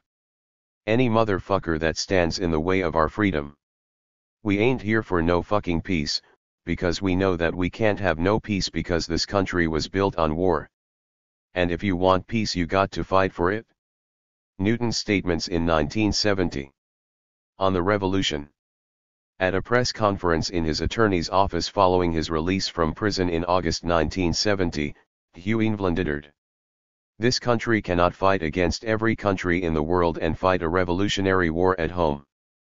One hope to do all I can to bring about that revolutionary war. The struggle is coming to a final climax. 52. The people must rise up and take power, Nevian said then and in subsequent statements. Without popular support, there could be no revolution, and one of the party's first duties was to educate the masses to the merits of revolutionary change. The Panther's highest-ranking official did not appear to regard revolution in the United States as an imminent possibility. He recited the Chinese Communist line that the United States would not be liberated until the developing nations of Africa, Asia, and Latin America had been freed through revolutions. Rural areas of Cuba were first captured by revolutionaries and supplies cut off to the capital city, Newton sighed. The United States would be slowly strangled as raw materials were cut off by revolutions occurring in one nation after another, and OIU, final act will be the strike against the city of the world. The U.S.53. The role of the Panthers, Newton explained in a statement taking the form of a message to the Viet Cong, was to keep fighting and resisting within the city so as to cause as much turmoil as possible and aid our brothers by dividing the troops of the ruling circle. 54. Changing Panther goals apparently had not altered the Panthers' view of themselves as part of the link in the Clan of worldwide revolution. 55. Newton, in another interview within a week of his 166. release on bail, foresaw no prospects of nonviolent revolution. We see the need to overthrow the evil gentry and corrupt officials, and we see only one way to do this. We don't believe we can do it through negotiation or electoral politics or any kind of nonviolent means. 56. In a speech in Philadelphia in September 1970, the Minister of Defense predicated the degree of revolutionary violence on the resistance encountered. We will change this society. It is up to the opposite to decide if this will be a peaceful change. We will use whatever means are necessary. 57. Domestic and international allies. Chairman Scale and Chief of Staff Hilliard made a speaking tour of the Scandinavian countries in March 1969. Hilliard and Minister of Culture Emery Douglas traveled to Algiers for a Pan-African Arts Festival the following July. Cleaver's September 1969 trip to North Korea was the first public reception of a Panther official in a communist nation since Minister of Education Murray had been entertained in Havana in the summer of 1968. Cleaver's address at the North Korean Conference of Journalists called attention to the prosecutions facing Panther leaders in the United States and the fact that by the summer of 1969, Seal had joined Newton in jail on charges that could result in the death penalty. 58. That same summer, SDS, which had served as a domestic ally from whom the Panthers obtained workers, funds, and publicity, 59 broke up into warrior factions. As previously noted, members of the Weatherman faction of SDS were themselves prosecuted for street fighting until they converted into an underground terrorist group at the end of the year.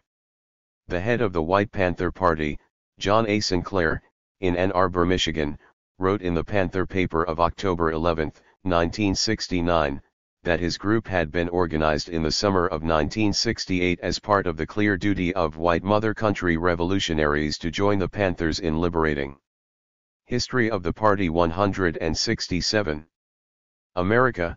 The letter was written from a prison where the White Panther leader was serving a 9-1/2 to 10-year sentence on drug charges.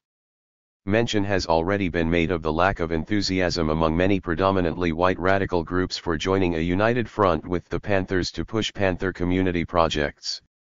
Some of those at the 1969 Anti-Fascism Conference, like Charles Gary, would not buy the Panther line that in 1969 America was fascist. Panthers claimed the nation was an open terroristic dictatorship resulting from the combination of capitalism with racism. Gary said he could agree only to the extent that fascism existed for the Black Panthers and residents of Black and Bro-WM communities registered continuous Panther publicity in 1969 favorable to Arab commando forces dedicated to the destruction of the State of Israel, and Cleaver's contacts with groups such as A1 Fatah after reaching Algeria added to alienation of white sympathizers. While the Panther Party's domestic alliances deteriorated in 1969, its international contacts grew as a result of the peregrinations of the party's exiled Minister of Information. The party had sent no representatives to Cuba since that regime encouraged Cleaver to take up residence elsewhere in the summer of 1969. When SDS and other left organizations in the U.S. recruited young people for Events Ramos Brigade, which would help Castro try to achieve a record sugarcane harvest late in 1969, a Panther paper editorial denied that several professed Panthers in the brigade were bona fide members of the party. A Cleaver statement in the same issue of the Panther paper charged that Cuba, 10 years after its revolution, had not yet eliminated all forms of racism. Registered. The outcome of Cleaver's trip to communist North Korea in September 1969 was quite different. For at least 6 months thereafter, news and opinion from North Korea occupied the top billing in the Panther paper, which had previously been reserved for advice coming out of Red China. Cleaver reported that the North Korean communists had developed the most profound Marxist-Leninist analysis, strategy, and tactics he had ever encountered. The Panther paper also propagated Cleaver's discovery 168 of the Korean concept of Jich. Cleaver E.J.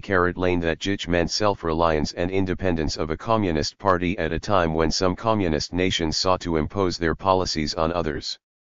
Jich provided justification for the Panther Party to interpret Marxist-Leninist principles in its own way, and to solve all the problems of the revolution and construction in conformity with the actual conditions at home, and mainly by one's own efforts.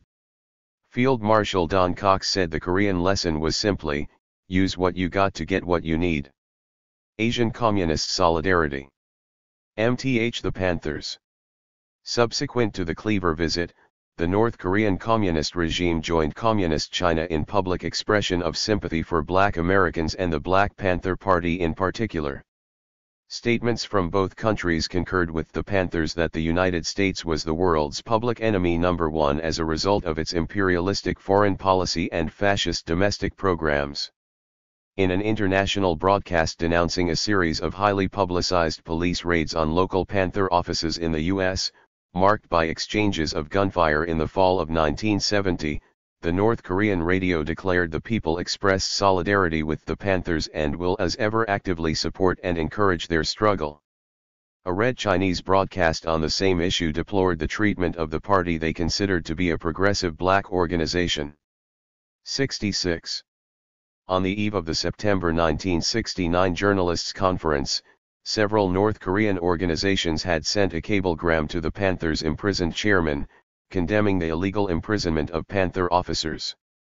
A New Year's Day greeting from the Black Panther Party to North Korean Premier Kim Il-sung in 1970 drew a telegraphic response expressing the sympathy and solidarity of the Korean people and the communist dictator's personal wishes for the Panthers' success in their just struggle to abolish the cursed system of racial discrimination of the U.S. imperialists and win liberty and emancipation. The Minister of Information in exile was back in North Korea for a month's stay in mid-July 1970.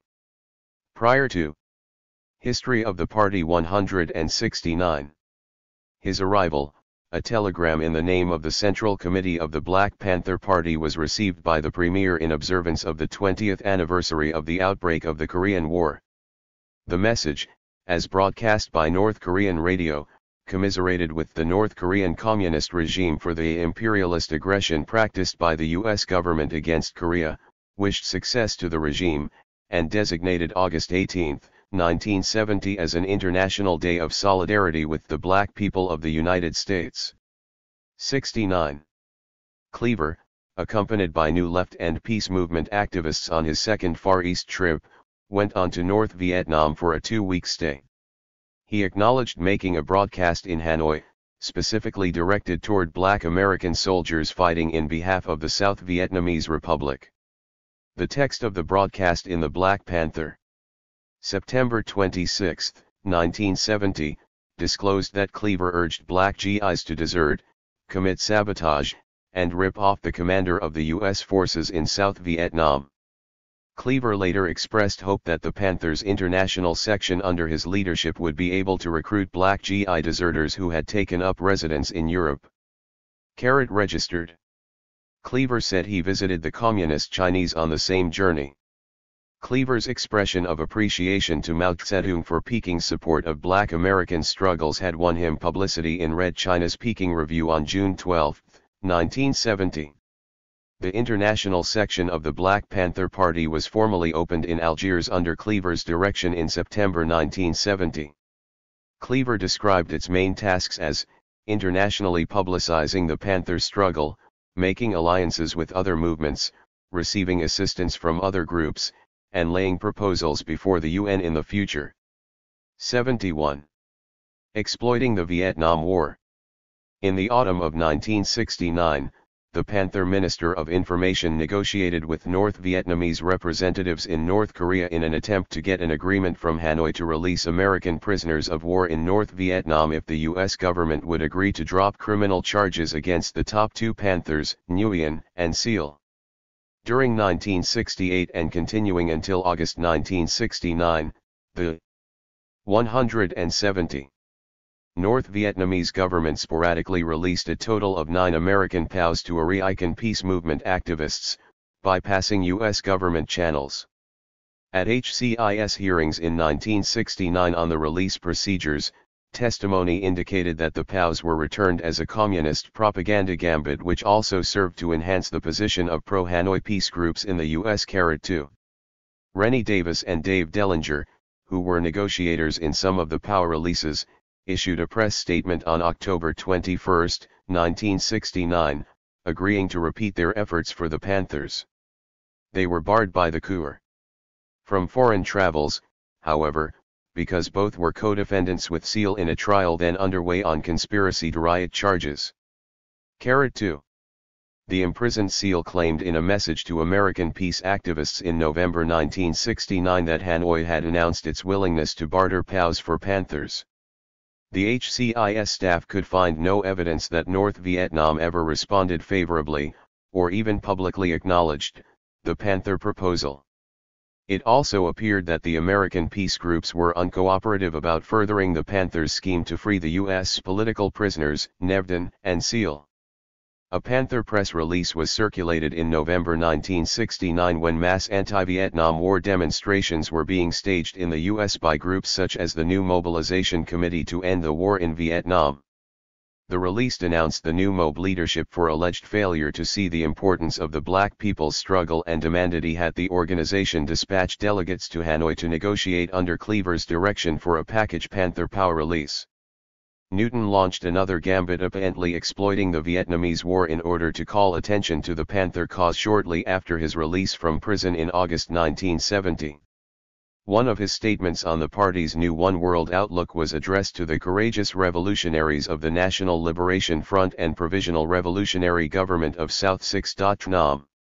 In recognition of U.S. imperialism as their common enemy and in a spirit of international revolutionary solidarity, Newton said, the Black Panther Party offered to the NLF and PRGAR undetermined number of troops to assist you in your fight against American imperialism. 75. History of the Party 171. The Black Panther of January 9, 1971 printed a reply from the Deputy Commander of the South Vietnamese People's Liberation Armed Forces. The message, dated October 31, 1970, thanked Newton for the troop offer but saw no need for such concrete assistance at this time. The Viet Cong officer advised the Panther commander that struggles in the U.S. and on South Vietnam battlefields both made positive contributions for national liberation and safeguarding the world peace, and therefore, your persistent and ever-developing struggle is the most active support to your resistance against U.S. aggression for national salvation. Rising belligerence of Panther statements. By 1970, Panther spokesmen in the United States appeared to take a more belligerent stance in a campaign to survive what they insisted was a national government plot to exterminate them through law enforcement procedures. As the Panthers' legal difficulties multiplied, leaders expressed continued disappointment with the degree of assistance from white activists. 6 GOM officers revived the militant line and even the black nationalist overtones which characterized the party before its attempt to build community support through service programs in 1969. This theme was sounded by Cleaver in a March 2, 1970 press release from Algeria which urged white people not to sit back and allow Seal to be convicted on murder charges pending against him in the state of Connecticut. If white people did not answer the prosecution of Panthers by rising up in class struggle against the fascist American system, Cleaver declared that black people would not accept the treatment of Seal and would have to go it alone, thus transforming a dream of interracial solidarity into the nightmare of a race war. 77. Other Cleaverisms proposed as retaliation to free the Panthers from U.S. jails included a January 1970 article proposing that black GIs in Vietnam either quit the army or start destroying it from within by killing U.S. General Abrams, his staff, and officers, and sabotaging supplies and equipment. 78. Whitly, a New York Times interviewer in November 1970, Cleaver chose to discuss acts of violence against police officers and judges. 172. A dead pig is the best pig of all. We encourage people to kill them, because the police constitute an army. I feel like the young brothers who went in the courtroom and offed the judge. That's how black people should treat the courts in Babylon. Elbert Howard, managing editor of the Panther paper and assistant minister of information of the party, uttered the same threat of race war in a speech at a university on April 14, 1970.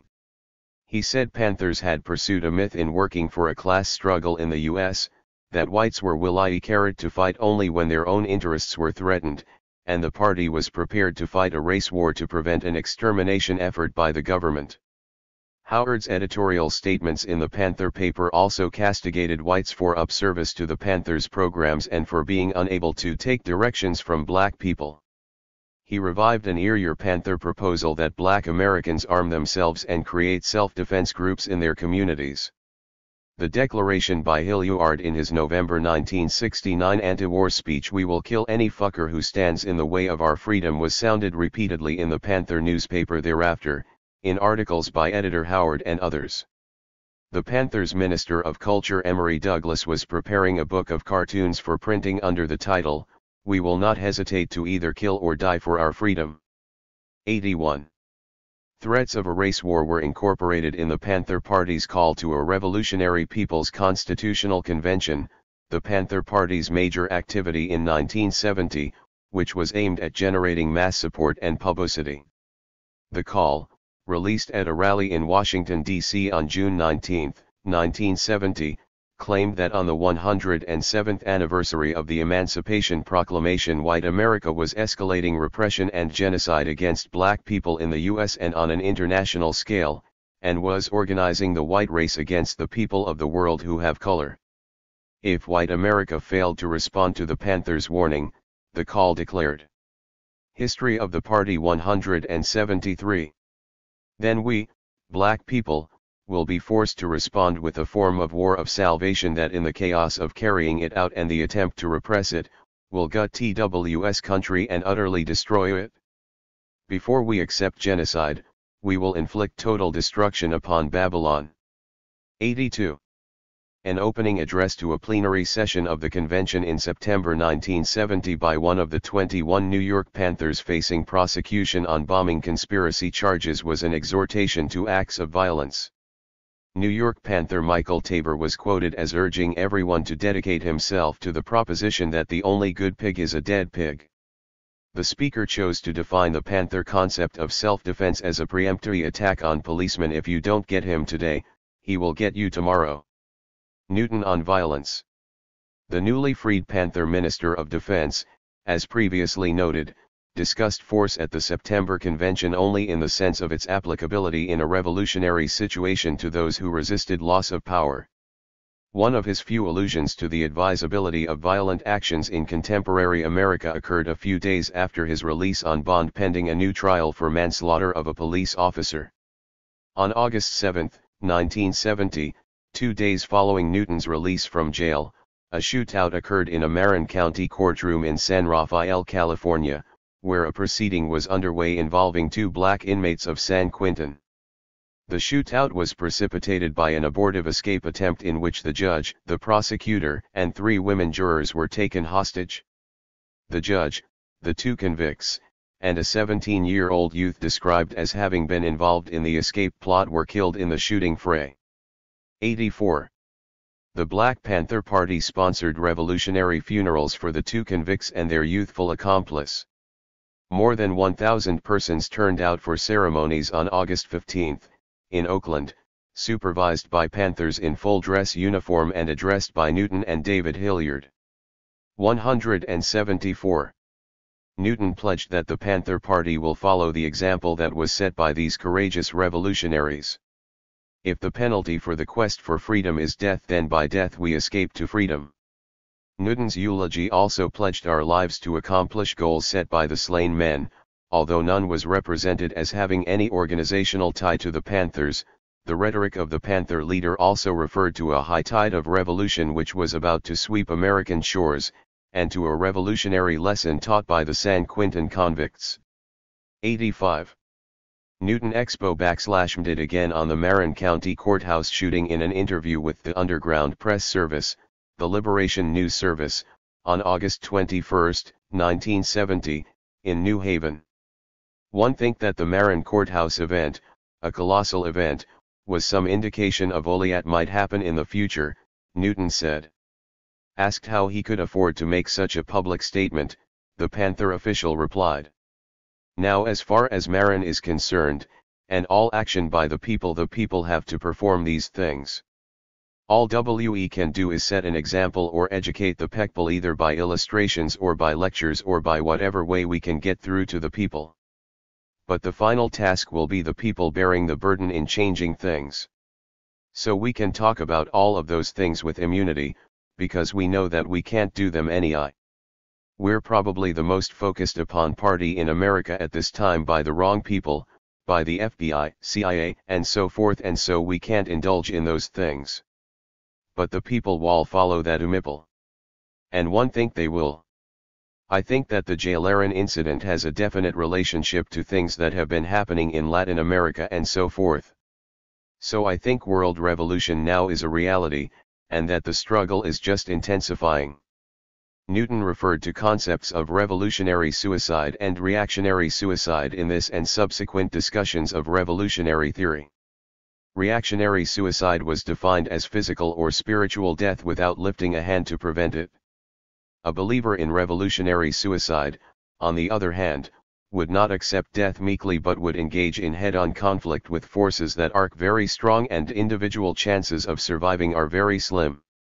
The Panthers, Newton said, must say, if die we must, then we'll die the death of the revolutionary suicide. 87. History of the Party 175. Renewed instruction in guerrilla warfare. A call for the organization of self-defense groups in black communities appeared in the Panther paper of March J5I, 1970. The Panther paper of April 18, 1970 printed instructions by a Panther officer on organizing self-defense groups. Written and pictorial advice on the care and handling of firearms was offered, with the explanation that such information was basic training for members of a self-defense group. Equal space was allotted to simple methods for making self-igniting Molotov cocktails and people's hand grenades. The Panther author declared that the power structure and the police would not be allowed to define the means of struggle. What those in power call terrorism no longer had a negative meaning, but was even an ennobling action, the article claimed, citing a Brazilian urban guerrilla as an authority. A concept for self-defense similar to that offered by the New York Panther at the aforementioned Philadelphia Convention permitted a self-defense group to take preemptive action. In our 400-year struggle for survival, it has been the guns and force manifested in the racist pig cops that occupy our communities that directly oppress, repress, brutalize, and murder us. So when a self-defense group moves against this oppressive system, by executing a pig by any means, sniping, slabbing, bombing, etc., in defense against the 400 years of racist brutality and murder, this can only be defined correctly as self-defense. The slave master, however, through his lackeys and puppets, calls it terrorism. At a Panther-sponsored Black student revolutionary course at Yale University, May 16 to 19, 1970, the Panthers set up workshop CM Urban Guerrilla Warfare. The assistant to the FBI director who made this disclosure stated that workshops dealt with the construction and use of incendiary and explosive devices and means of sabotaging public utilities. Techniques of attacking police were also discussed. S8. 176. Violent confrontations between Panthers and the police. Violent confrontations between Panthers and police officers occurred with increasing frequency in cities throughout the country in 1969 and 1970. The death toll was heavier for law enforcement officers than for Panthers. Policemen were usually felled by gunfire, but in varying circumstances.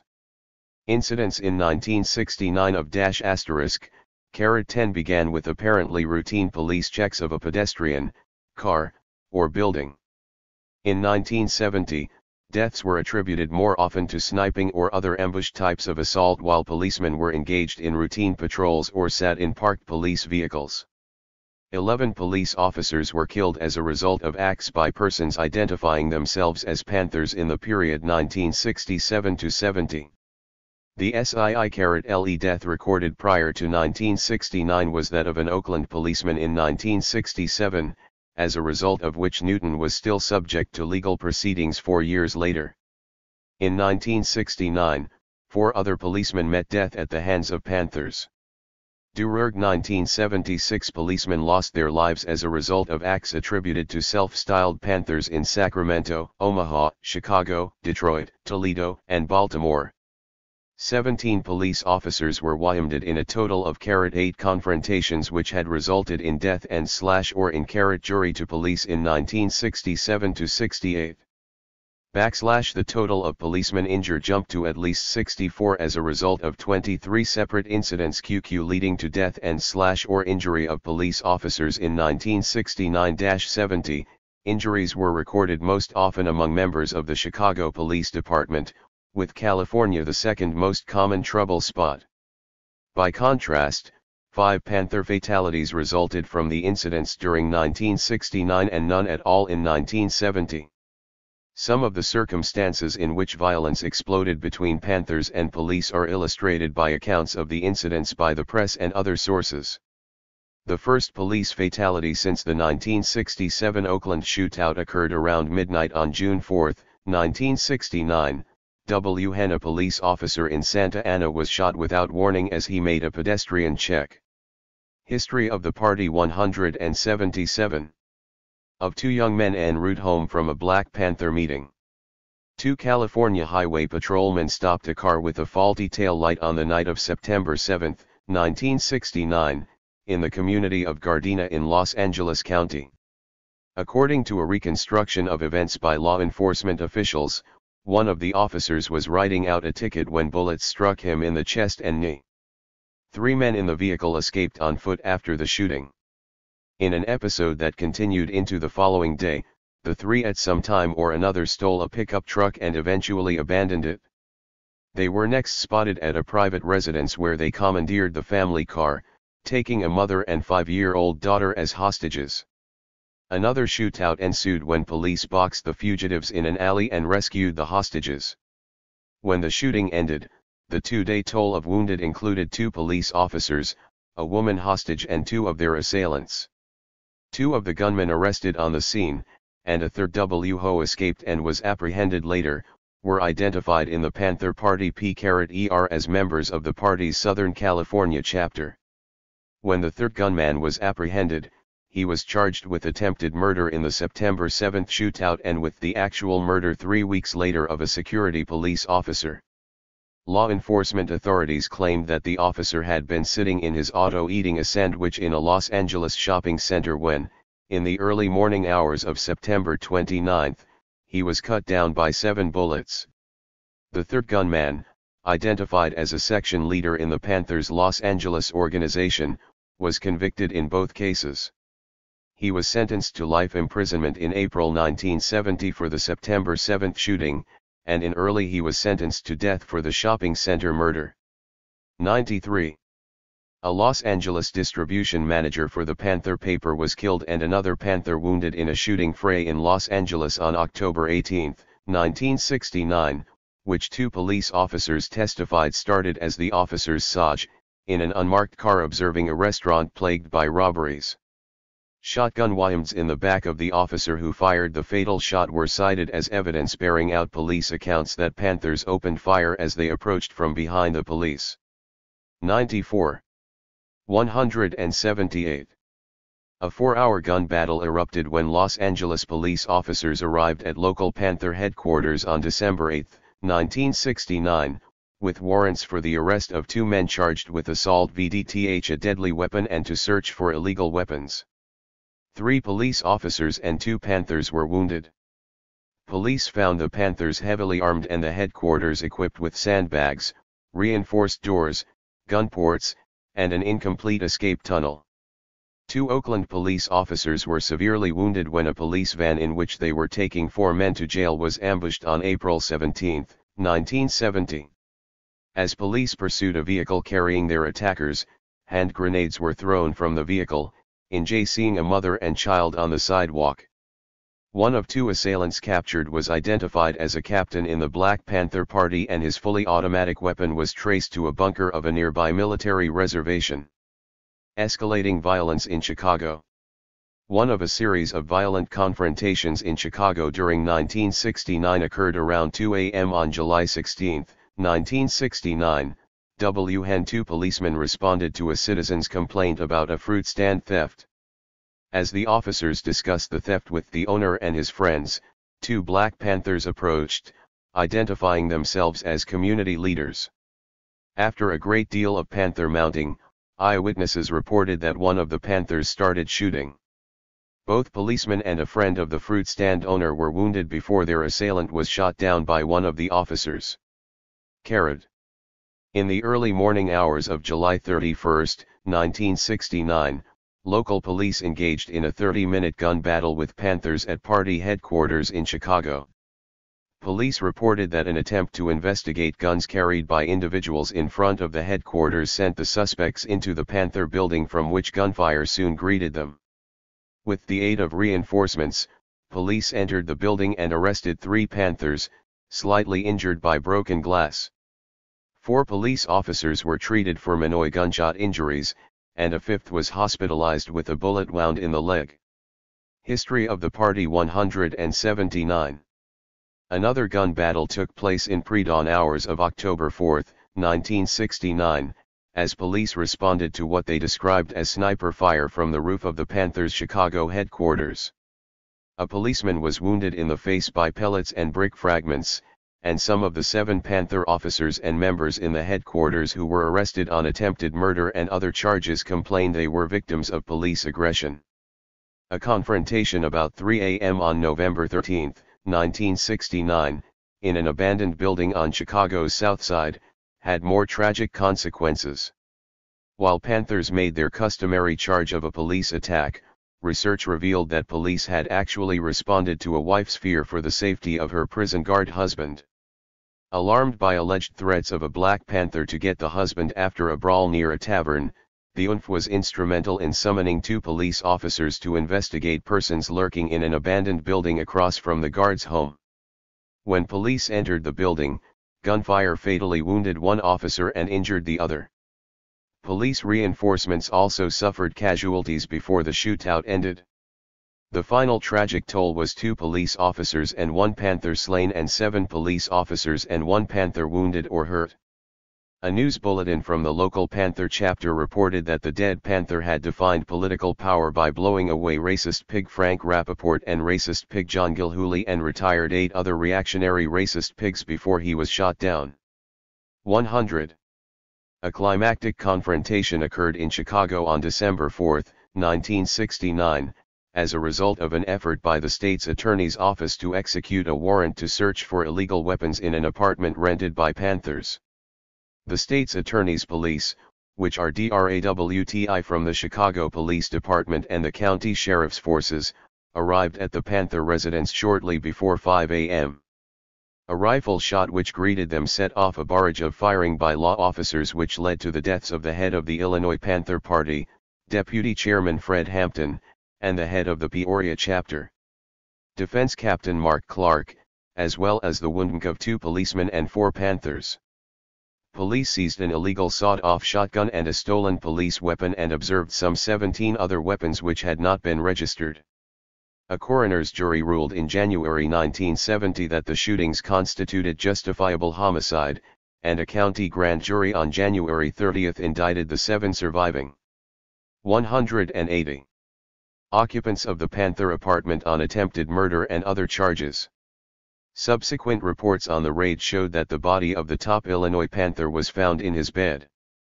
This led to a spate of announced plans for investigations by a federal grand jury empaneled at the request of the U.S. Department of Justice on January 5, 1960, a Citizens Commission of Inquiry headed by a former Supreme Court Justice, and an unofficial body of U.S. congressmen.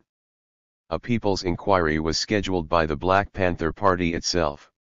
The federal grand jury's findings on May 15, 1970 rebuked the state's attorney's office and various divisions of the Chicago Police Department for a raid which was poorly planned and executed and for evidence which was mishandled.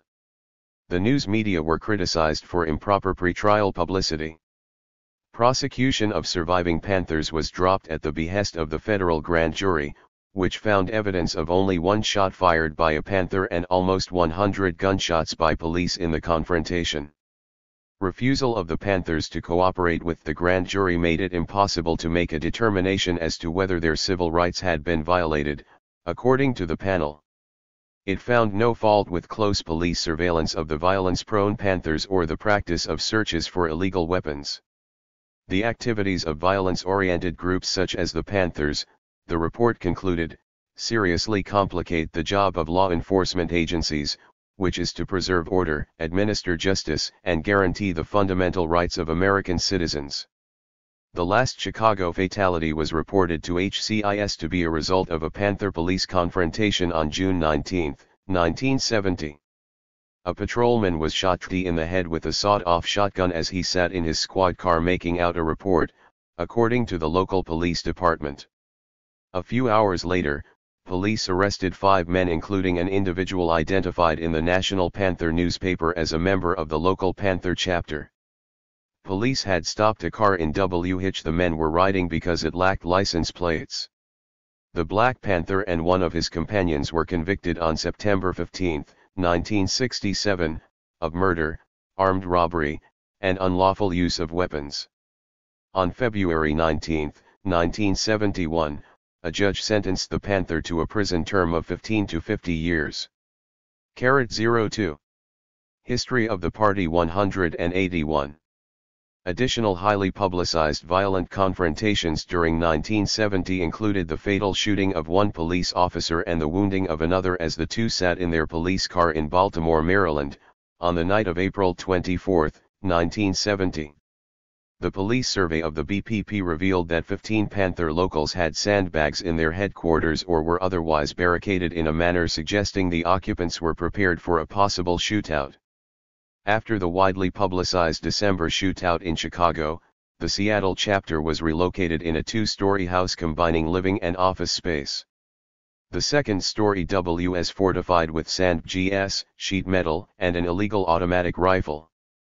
Fortification of the Los Angeles chapter has previously been described. Criminal charges brought against Panthers throughout the country during 1969 and 1970, according to the party's own paper, continued to cover a broad range of offenses: traffic violations, disorderly conduct, possession of drugs, purse snatching, burglary and robbery, unlawful use and / or possession of weapons, possession of explosives, assault with a deadly weapon, murder, and conspiracy to commit murder. 109 The FBI director reported that 348 Black Panthers were arrested, durer 1969 alone, on a variety of serious criminal charges: 110 murder, armed robbery, rape, bank robbery, and burglary. Arrests on charges ranging from purse snatching to serious felonies were itemized in the Panther paper on February 21, 1970, as evidence of intimidation and fascist crimes by the USA. A press conference held in Washington, D.C., on January 9, 1970, by the Panther's National Minister of Education in the aftermath of the Panther fatalities in Chicago promised that the PITI would go before the United Nations to press charges of genocidal U.S. government intentions with respect to the party. The theme was repeated by the Panther's attorney, Charles R. Gary, and quoted widely in the news media. Hitch even made reference to urban guerrilla warfare between Panthers and police. Private research into the circumstances surrounding 10 Panther deaths at the hands of policemen disclosed that in every case some of the Panthers involved were armed and represented. History of the Party 183. A threat to police. 6 of the 10 died at the hands of seriously wounded policemen who had reason to believe their lives were in danger, and the researcher found no positive evidence that these policemen even knew they had been shot by Panthers. The 2 cases in Hitch Panthers were killed without a direct threat to a policeman's life were identified by the researcher as Bobby Hutton, shot while running from the scene of an Oakland shootout in April 1968, and Illinois Panther Hampton, apparently hit by stray bullets during the December 1969 raid in Chicago. 113 A study of fatalities, the researcher concluded, offered no substantiation for exaggerated charges bandied about that police forces were engaged in a deliberate campaign of genocide. 114 However, it should be noted in the case of Fred Hampton that indictments were later made against several Chicago police officers and a high-ranking Cook County public official. Panther run-ins with law enforcement authorities in Chicago in 1969 were the result of street crimes, possession of weapons and sporadic shooting sprees with those weapons. The previously mentioned federal grand jury noted the existence of a kind of vicious circle. The pattern had become familiar. Because of the Panthers' well-publicized reputation as violence-prone revolutionaries with a particular hostility for police, law enforcement agencies kept them under tight surveillance and were especially alert for Panther crimes. For their part, the Panthers could be counted on to emphasize their social improvement programs and to charge publicly that any law enforcement activity directed at a member or a sympathizer was part of a conspiracy of repression. And Chicago's competitive news media would report and countercharge in meticulous varying views of local Panthers. On the use of violence. There was a lack of Black Panthers' uniformity with respect to orientation toward violence.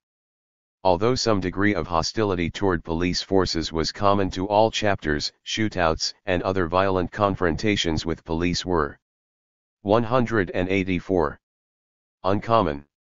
A chapter occasionally switched from relatively pacific to belligerent policies in different periods and with leadership changes.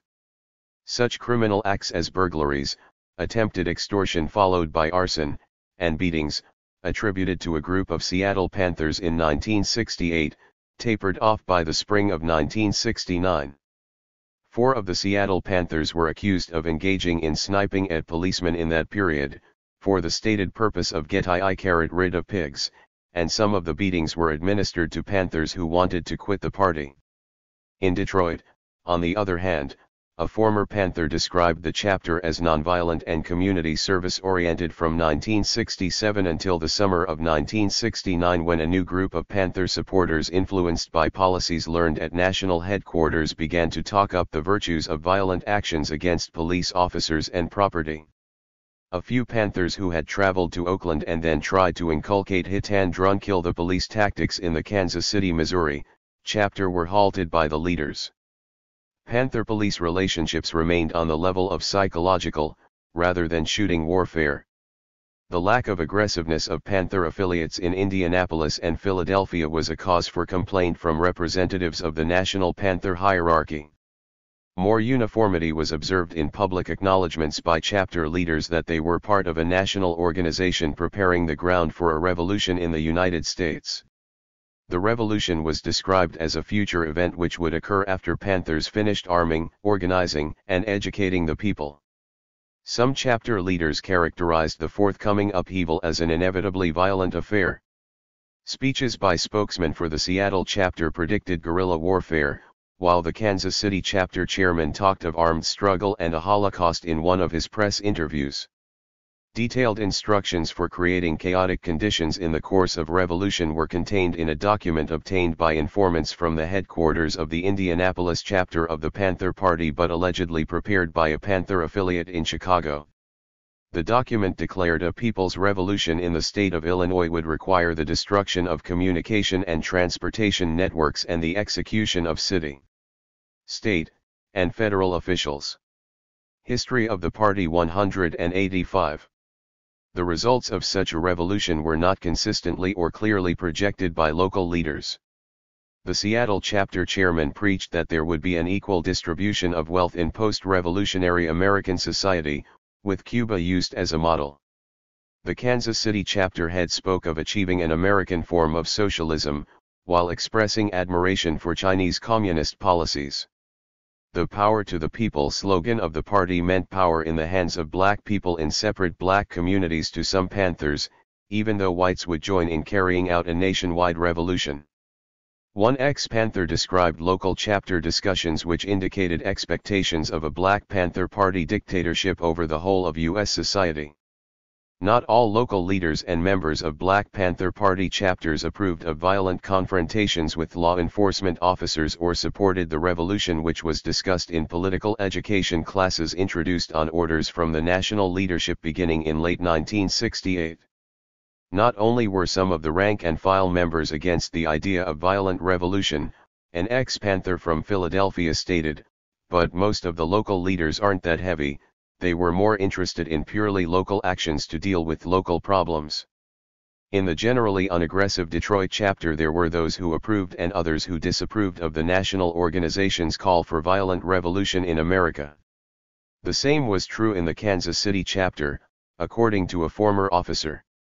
On the other hand, there were chapters such as Seattle's, which enjoyed its peak membership when it was openly giving its members military training for the forthcoming revolution. A convention to write a new U.S. Constitution. The Panthers' second mobilization of supporters around the country in an assemblage which served to focus national publicity on the Panther cause took the form of a convention to write a new U.S. Constitution. Plenary sessions of a Revolutionary People's Constitutional Convention were scheduled for Philadelphia, Pennsylvania, and Washington, D.C., in the fall and winter of 1970. Although several thousand persons showed up in both cities, the convention floundered in the nation's capital and no constitutional document of any kind was adopted. Nor was there any continuing community program, as was the case after the first 186 National Conference which the Panthers called in July 1969 to build a united front against fascism. A second Constitutional Convention for America had been projected a year earlier by the Panther Minister of Information, Eldridge Cleaver, as a possible aftermath to revolution, so that a capitalistic economy would be officially replaced with an American style of socialism or communism. ILO. According to a Panther leader of a workshop at a convention session, revision of the U.S. Constitution without political power to make it effective was an educational effort. The new Constitution would help to educate and unite people in behalf of a Panther-style revolution in the United States. As previously noted, the call to this constitutional convention released at a Panther rally in Washington, D.C., on June 19, 1970 contained a threat of race war if interracial efforts did not yield repression and genocide against Black Americans. The possibility of separatism was also raised in the call. For us, also the alternatives are absolutely clear, The present structure of power and authority in the United States must be radically changed, or we, as a people, must extricate ourselves from entanglement with the United States. 120. The first plenary session of the Revolutionary People's Constitutional Convention opened on September 5, 1970, at Temple University in Philadelphia with speeches by New York Panther Michael Tabor and Minister of Defense Newton. The New York Panthers' encouragement of acts of violence against police and other authorities, and Newton's more restrained reference to future revolutionary violence in the event of resistance from the power structure have previously been referred to. Newton's long speech in a university gymnasium also promised that alternatives to the American system to be prescribed by a new constitution would be founded on a new economic system, a socialist framework. The Panther paper reported that about 2,090 persons had registered the preceding evening, and plenary sessions on September 5 and 6 attracted 5,000 to 6,000 persons. Leaders of workshops, held on September 6, conferred on September 7 to conclude the first stage of the Constitutional Convention. 121. History of the Party. 187. All oppressed ethnic minorities in the United States and others who questioned whether the present Constitution adequately protected their rights were invited by the Panther call to express their views at the Constitutional Convention. Youth, women, soldiers, and elderly people were among those specifically invited. The proportion of whites at the Philadelphia session was estimated at from 25 to 40%, or in contrast to the white majority at the United Front Against Fascism conference a year earlier. There were reportedly members of such organizations as SDS, the Young Lords Party, the Youth Against War and Fascism, youth arm of the Workers' World Party, a dissident Trotskyite organization, and the Yippies. 22. Considerable press attention was attracted by the welcome given to members of women's liberation movements. Newton advised Panthers to overcome prejudices which he himself shared and permit full participation of members of the movements in Panther conferences, rallies, and demonstrations.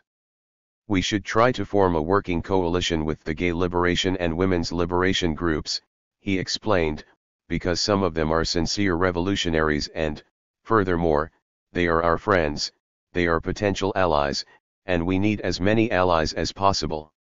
The Independent Communist Weekly Guardian reported that the greatest enthusiasm in the September 6 plenary session was generated by reports from the workshops on sexual rights and the rights of street people. A spokesman for the Gay Liberation Front announced that the front recognized the Panther Party as the vanguard of the revolution. A report from the Street People's Workshop upheld use of hallucinogenic drugs as a tool for building revolutionary consciousness. 124. Proposals offered at Philadelphia were supposed to be fashioned into one or more draft constitutions to be submitted for ratification at convention sessions in Washington, D.C., November 27 to 29, 1970. A predominantly white delegation, variously estimated at 2,500 to 5,000 in number, arrived in the nation's capital to find no convention facilities available which would accommodate all of them. The Panther Party did not pay the more than $10,000 rental required in advance for use of facilities at Howard University in the District of Columbia. 188. Convention participants spent much of 2 days aimlessly sitting or wandering about Washington streets and the area around several local churches which offered makeshift accommodations. The only formal activities were a rock concert on the evening of November 27 and speeches by Newton and Tabor in church facilities on the night of November 28. The same organizations and movements represented at the Philadelphia session were reported to be represented in Washington as well. Newton told the Panthers supporters who had traveled to Washington that they had arranged for another Revolutionary People's Constitutional Convention which would be held after the revolution. Newton took the line, repeated in a formal Panther Party statement in the next issue of its paper, that the convention was being converted into a mobilization of the people for survival until the nation and its capital became a liberated community. Lack of convention facilities due to what Panthers claimed was a last-minute demand for advance payment of rent was denounced as a plot of the fascist ruling class. The statements in Washington by Newton and Tabor and a party document circulated at the same time, however, showed that the project to write a new national constitution was not in harmony with the philosophy of intercommunalism which Newton had recently imposed upon the Panther Party. Newton's previously described rejection of nationalist concepts in favor of a one-world community was reflected in the party declaration circulated in Washington and reprinted in the Black Panther on December 5, 1970. The party told its supporters in Washington that they were now being asked to think in terms of formulating a new constitution for a new world. 25. Problems facing revolutionaries in 1971. The number of Black Panther Party-affiliated organizations scattered throughout the nation multiplied during 1970, according to the FBI's director. 126. A new emphasis on recruitment for the revolution from within jails and prisons was illustrated by an announcement in the February 27, 1971 Panther paper that a branch of the party had been formed in San Quentin. History of the Party 189. We have to wage a struggle inside the jails and prisons simultaneous with the struggle in the streets, a caption accompanying a photograph of that maximum security facility in northwestern California proclaimed.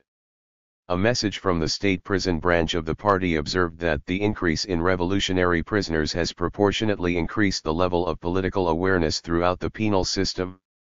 The branch informed the Panther publication that it would try to increase the awareness of San Quentin prisoners with the aid of revolutionary literature. Publicity in the Panther paper on the party's community service programs such as free breakfasts and health centers revealed the addition of a new service in 1971. The Panther chapter in Chicago and a national committee to combat fascism in Cleveland, for example, offered free busing of visitors to nearby prisons. The Panther paper disclosed party efforts to arouse national and international support for Panther leaders on trial in the early months of 1971. The prosecution was still presenting its case in the new year against 13 of the aforementioned New York 21 charged with bombing conspiracy and other illegal acts. Jury selection for the first group of the New York Panthers to be tried actually began on September 8, 1970.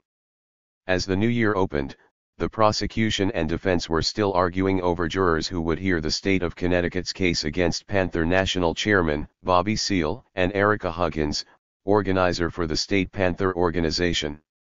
Jury selection began on November 17, 1970, in this prosecution arising out of the torture murder of Panther Alex Rackley in 1969.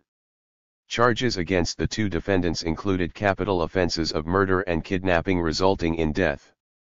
Panthers tried to stir up interest in an intercommunal Solidarity Day to be observed throughout the world on March 5, 1971, to focus attention on the Seale-Huggins prosecution. Connie Matthews Tabor, the international coordinator of the party in 1970 who now was working with Newton out of Oakland National Headquarters, announced that demonstrations would be held on that date in Germany, England, Belgium, Italy, France, Denmark, Sweden, and the Netherlands. Kathleen Cleaver was allegedly scheduled to arrive from Algeria to speak with Newton at a mass rally in Oakland on March 5.128. 190. Cartoons in the Panther paper continued to depict various acts of violence against the police or military. A full page of news items, all involving killings of police officers in American cities bore the heading, News Briefs, Guerrilla Attacks in USA. February, 1971. An editorial comment described the deaths as successful executions of fascist police. 129. Instructions in the care and handling of weapons and discussions of guerrilla warfare tactics also appeared in the Panther's weekly paper in 1971. The author of some of this advice, as in the past, was Panther Field Marshal Donald Cox, fugitive from justice residing in Algeria. Cox joined Cleaver's international section of the party, now known as the Intercommunal Section, after he was charged early in 1970 with complicity in the tort or murder of a Baltimore man suspected of being a police informant. 130.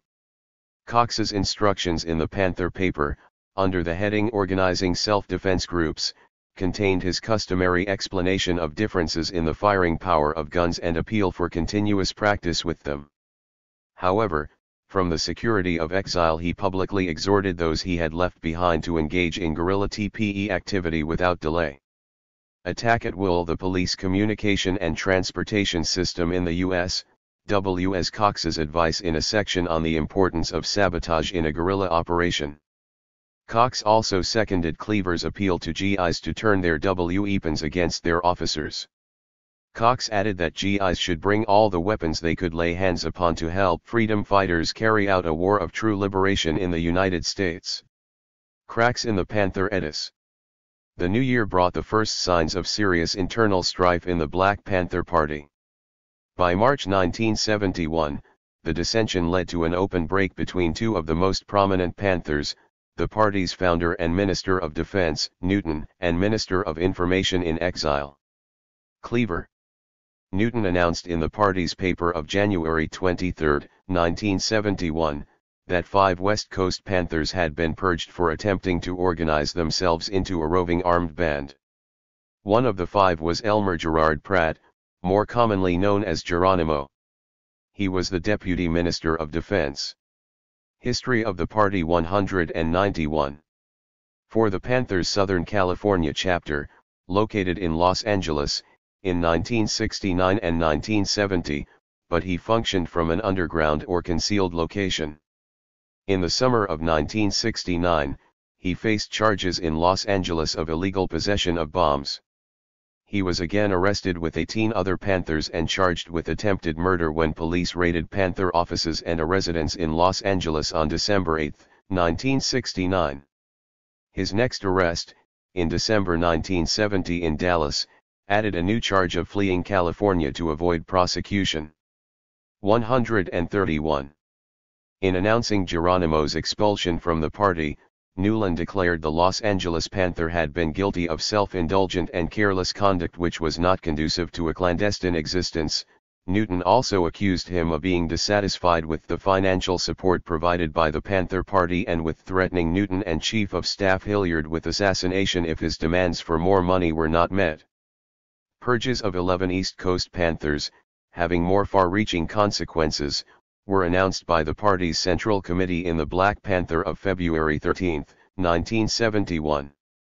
The committee confirmed a mimeographed statement circulated on February 9, in Newton's name, which declared that 9 New York Panthers then in jail and then on trial on bombing conspiracy charges had been expelled for their attacks on the party. Newton's statement was passed out by Panthers near the courtroom where the 9 were on trial together with 4 other New York Panthers who remained free on bail. All 13 were among the original New York 21 indicted in the spring of 1969.132. The Panther newspaper said the 9 expressed their divergent views in an open letter addressed to the SDS Underground Weatherman faction and printed in the January 19, 1971 issue of the New York newspaper, East Village Other.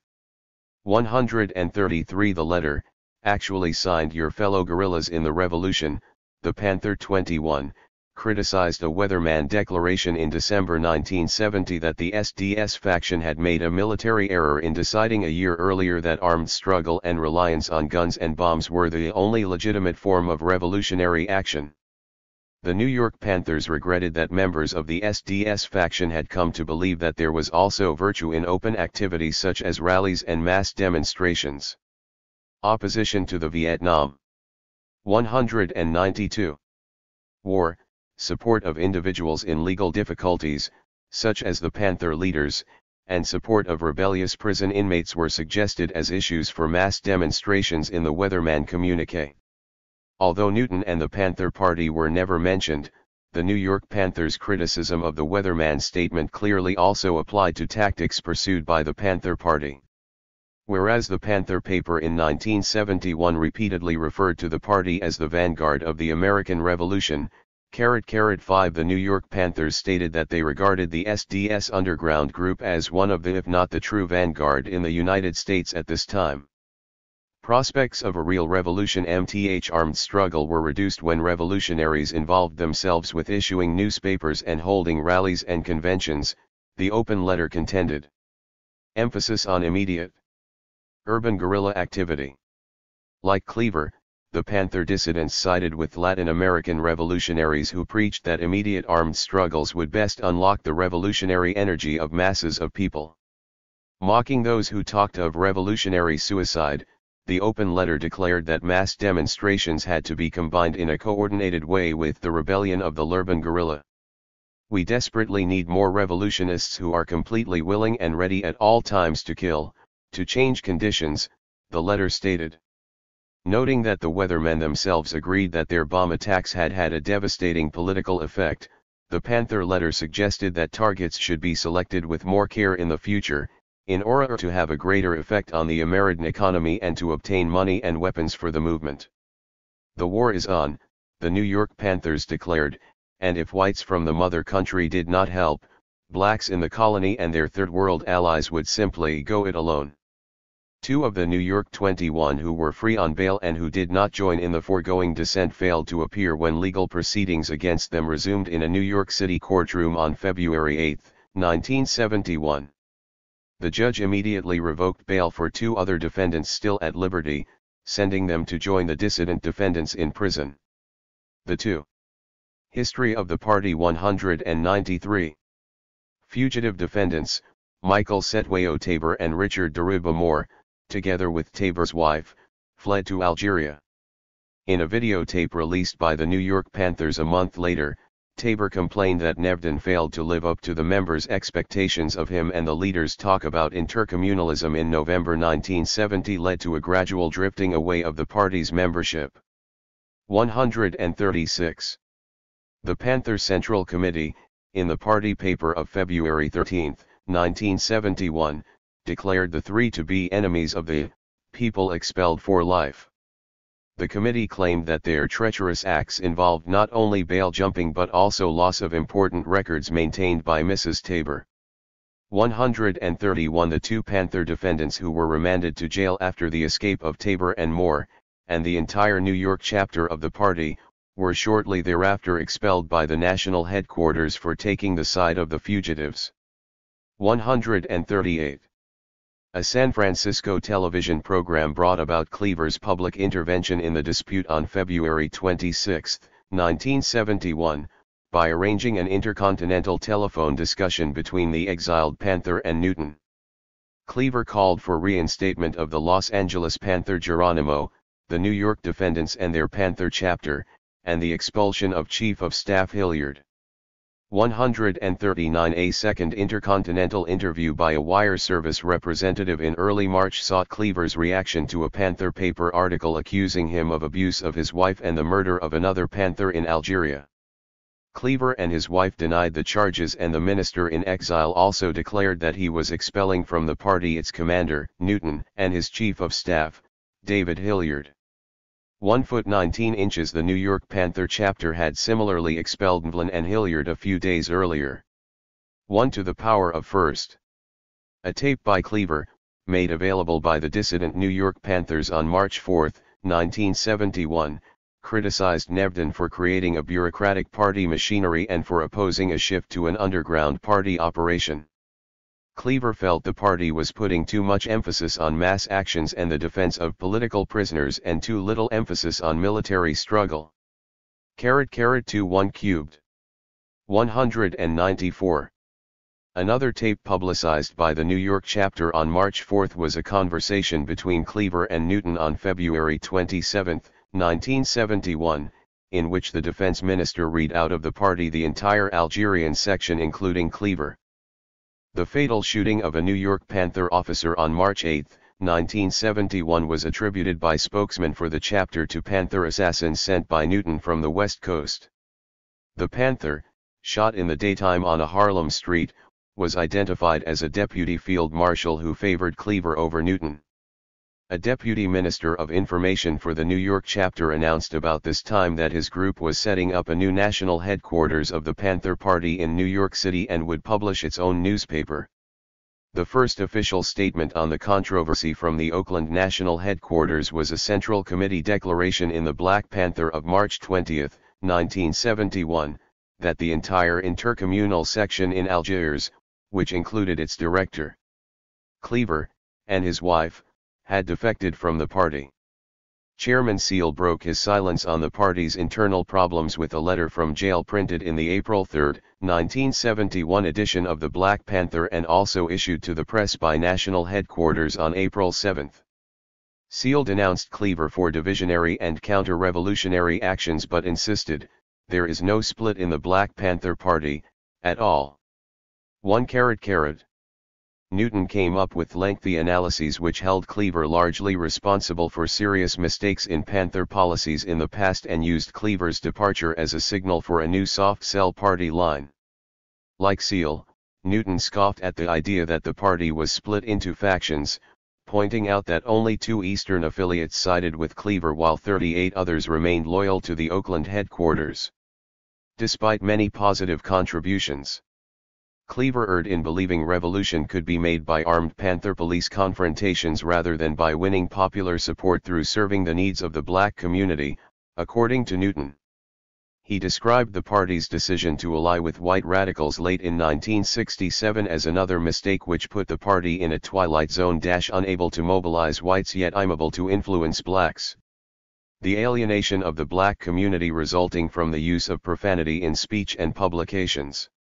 History of the Party 195 was also blamed on Cleaver, although the entire party was assigned some responsibility for implementing such tactics. Cleaver defected from the party, Newton declared, because we would not order everyone into the streets tomorrow to make a revolution. However, as a result of mistaken policies initiated by Cleaver, the party had long ago defected from the black community, Newton added. The departure of Cleaver, the defense minister promised, would permit the party to seek to end its isolation from the black community by returning to its original vision of serving the needs of the people and defending them against oppressors whether they took the form of police or capitalist exploiters. Service to the people programs are the most important thing in the party, Newton declared. Without the people, he said, there was no way in which the party could make any revolution. While the party had no intention of fielding electoral candidates, it would consider endorsing and working for candidates considered qualified by the party, Newton said. By promoting the interests of the people in many ways, he proclaimed, we can truly become a political revolutionary vehicle which will lead the people to a higher level of consciousness, so that they will know what they must really do in their quest for freedom, and they will have the courage to adopt any means necessary to seize the time and obtain that freedom. In keeping with the new tone of his oratory, Newton's pronouncements in the Panther paper were not designated as the words of the party's supreme commander but as the words of a humbler Newton, the Minister of Defense and servant of the people. 50. Chapter 6. The Panthers fade away. In times of revolution, just wars, and wars of liberation, I love the angels of destruction and disorder as opposed to the devils of conservation and law and order. The Black Panther Party, in a sense, is a product of our times. Born in the flames of urban rioting in 1966, the organization of black youth first saw its mission as the creation of an autonomous black America through the threat of violence, if not actual violence. A revision in Panther objectives in 1969 followed alliances with increasingly militant white radical youth. Armed struggle, described as a guerrilla or people's war, must liberate the whole of American society from capitalism, imperialism, and racism, according to the new party line. Panther leaders NEVER offered a blueprint for a new American social system. How life would be different in a Panther utopia after proposed equal distribution of the world's wealth was apparently a question that could be resolved after the destruction of the existing power structure. The Panther leaders emphasized the making of revolution. And they talked as though they expected to play a leading, if not leading, role in mobilizing masses of Americans behind the banner of revolution. By the close of the decade, the tide of rebellion in inner cities and on the campuses appeared to be on the wane, and armed Panthers were drawing jail terms instead of masses of supporters. The Black Panthers maintained at least a surface unity until early 1971, when they began splitting up over differences which included the question of tactics. A faction. 210. History of the Party 211.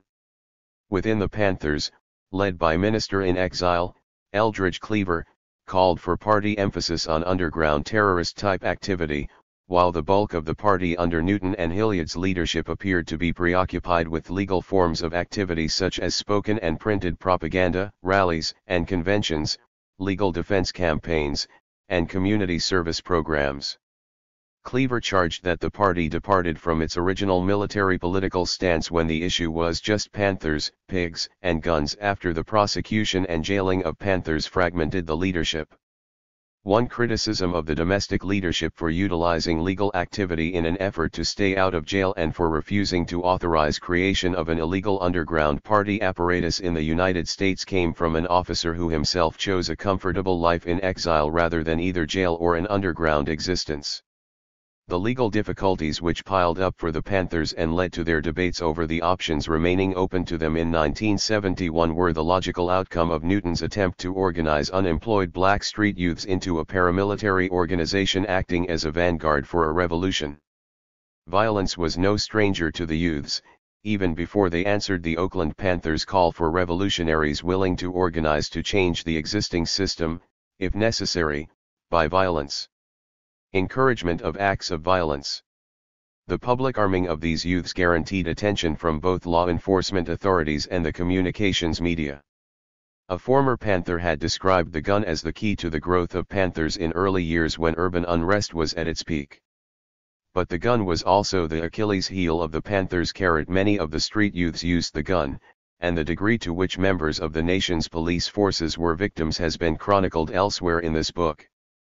It is difficult to say to what degree acts of violence represented the Panthers' effort to further a revolution against the power structure, as distinguished from a psychological penchant for criminal activity. Many youths joining the Panther Party had a history of criminal offenses, including assault. While National Panther officers clearly fancied themselves as generals preparing for an armed struggle for political power, it appears that many rank-and-file members in local chapters did not view their Panther activity as any great departure from their normal activities. 212.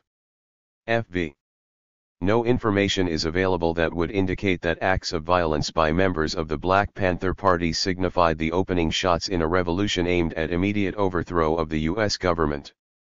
The top Panther leadership generally represented violent revolution as a future event, to be preceded by the education and mobilization of large numbers of other Americans in support of their cause.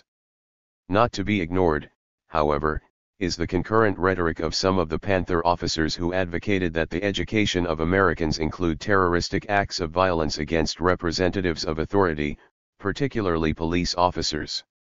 It is not easy to assess the full effects of the continuous endorsement of the physical extermination of police officers and, occasionally, government and community leaders, appearing in the articles and cartoons in the party's official weekly newspaper. They were certainly a malevolent influence in a modern America that witnessed a rising incidence of terroristic acts, including snipings, bombings, and thefts, for political purposes. The Panthers likened the party's approach to that of a bank robber. According to a story related by Cleaver, Newton considered creation of his armed political group to be like walking up to the White House and saying, "Stick 'em up, motherfucker. We want what's ours." 3. The epitome of Panther arrogance was undoubtedly the party's elevation of Nevdan in 1970 to an authority on revolution comparable to Chinese Communist Party chairman Mao Zedong, deified by his own party. The Panther leadership described the party as Marxist-Leninist and in 1970 portrayed Newton as a pace-setter in revolutionary theory as a result of his ostensibly expert use of Marxist-Leninist methods. Newton's talk about a worldwide intercommunal system only served to alienate members of his own party, however. His claim that the American Revolution would wait upon successful revolutions in Asia, Africa, and Latin America was nothing more than a reflection of the Chinese Communist worldview. When Panther propaganda attacked the United States government as fascist and imperialist, and responsible for the suppression of freedom at home and abroad, it was hardly distinguishable from the vilification of the United States which was broadcast regularly by communist regimes in China, North Korea, and North Vietnam. History of the Party 213. Statements of sympathy and solidarity for the Panthers from the three Asian communist nations may have fed the ego of the party leadership, but they were apparently no asset to the organization in its bid for mass support from Black Americans. Many adults in predominantly black inner cities considered the Panthers to be yoxing hoodlums, posturing for the communications media and exploiting the community they proj, but in fact he is misleading the people. He merely kicked out the racists to replace them with himself as the oppressor. Many of the nationalists in the country seem to desire the same ends. The Black Panther Party, which is a revolutionary group of black people, realizes that we have to have an identity. We have to realize our black heritage in order to give us strength to move on and progress. But as far as returning to the old African culture, it's unnecessary and in many respects unadvantageous. We believe that culture alone will not liberate us. We're going to need some stronger stuff. 281. 282. A good example of revolutionary nationalism was the revolution in Algeria when Ben Bella took over. The French were kicked out, but because it was a people's revolution, the people ended up in power. The leaders that took over were not interested in the profit motive or exploiting the people to keep them in slavery. They nationalized the industry and plowed the would-be profits back into the community. That's what socialism is all about. The people's representatives are in office strictly by the consent of the people. The wealth of the country is controlled by the people and they are considered whenever modifications in the industries are made. The Black Panther Party is a revolutionary nationalist group and we see a major contradiction between capitalism in this country and our interests. We realize that this country became very rich upon slavery and that slavery is capitalism in the extreme. We have two evils to fight: capitalism and racism. We must destroy both racism and capitalism. Question, directly related to the question of nationalism, is the question of unity within the black community.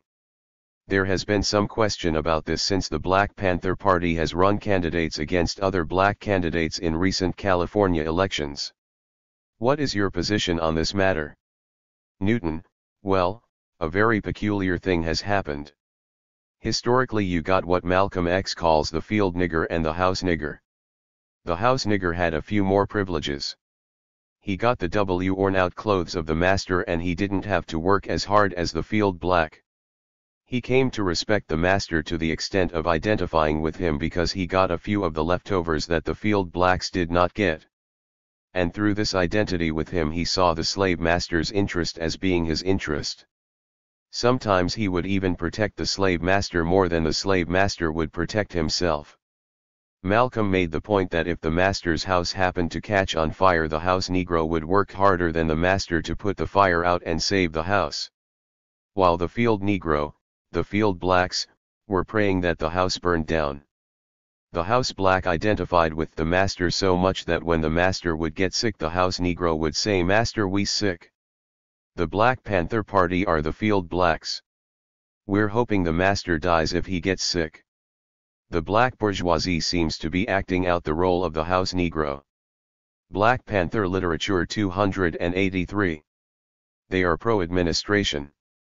They would like a few concessions made, but as far as the overall setup they have a little more material goods, a little more advantage, a few more privileges than the black have-nots or the lower class. And so they identify with the power structure and they see their interests as the power structure's interest. The Black Panther Party was forced to draw a line of demarcation. We are for all those who are for the promotion of the interests of the black have-nots, who represent about 98% of blacks here in America. We're not controlled by the white mother country radical, nor are we controlled by the black bourgeoisie. We have a mind of our own, and if the black bourgeoisie cannot align itself with our complete program, then the black bourgeoisie sets itself up as our enemy. And they will be attacked and treated as such. Question: the Black Panther Party has had considerable contact with white radicals since its earliest days. What do you see as the role of these white radicals? Newton: the white mother country radical is the offspring of the children of the beast that has plundered the world and exploited all people of color. These are children of the beast that seek now to be redeemed because they realize that their former heroes, who are slave masters and murderers, put forth ideas that were only facades to hide the treachery they inflicted upon the world. They are turning their backly on their fathers. The white mother coin tree radical, in resisting the system, becomes somewhat of an abstract thing because he is not oppressed as much as black people are. As a matter of fact, his oppression is somewhat abstract simply because he doesn't have to live in a reality of oppression. Black people in America and colored people throughout the world suffer not only from exploitation, but they suffer from racism. Black people here in America, in the black colony, are oppressed because we're black and we're exploited. The whites are rebels, many of them are from the middle class, and as far as any overt oppression, they have not experienced it. So therefore I call their rejection of the system somewhat of an abstract thing. They're looking for new heroes. They're looking to wash away the hypocrisy that their fathers have presented to the world. In doing this they see the people who are really fighting for freedom. They see the people who are really standing for justice and equality and peace throughout the world. These 284 are the people of Vietnam, the people of Latin America, the people of Asia, the people of Africa, and the black people in the black colony here in America. 16 We have to ncht to live. A moron, stupid, nigger, all of these names fit. The man is a pig, a stupid pig but dangerous. Here is a fool that lives in the community and talks like Alioto. This snake, this viper should not be trusted.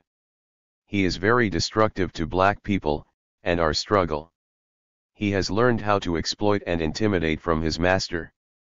He uses words to confuse, and the suffering of the people in Hunter's Point as the key to Alioto's door. Black people know when a nigger is lying.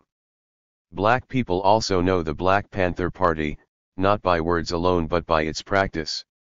Our wish to serve the people is why we moved to the Hunter's Point area. Nothing will move us out other than the masses of the people. If they want us to leave, we will. Later for Rogers. Let's mobilize to free Bobby and Huey, brothers who have proved through practice that they love their people. A love so strong that they are willing to give all that they have, even life itself, to remove the oppressor from our community. We have suffered under the exploitation of the system of government for 400 years. Slaves the victims of racism and unprovoked attacks. They kill us on the street, railroad us through courts with racist judges, imprison us, then we are killed off by mentally deranged guards. All of these things have served to educate black people. Now that we have been educated, we must use what we have learned from our teacher to change the history of suffering of our people. Not by submitting to more brutality at the hands of these pigs, but by inflicting some suffering on them. There is something that you should remember: we have a human right to kill in defense of our lives, so we say protect yourself. Our existence, our right to live as a people has been challenged by this fascist system. The US government is guilty of conspiracy against the masses of people. They have conspired to keep us in poverty and to exploit us until we are no longer needed to keep this economy going.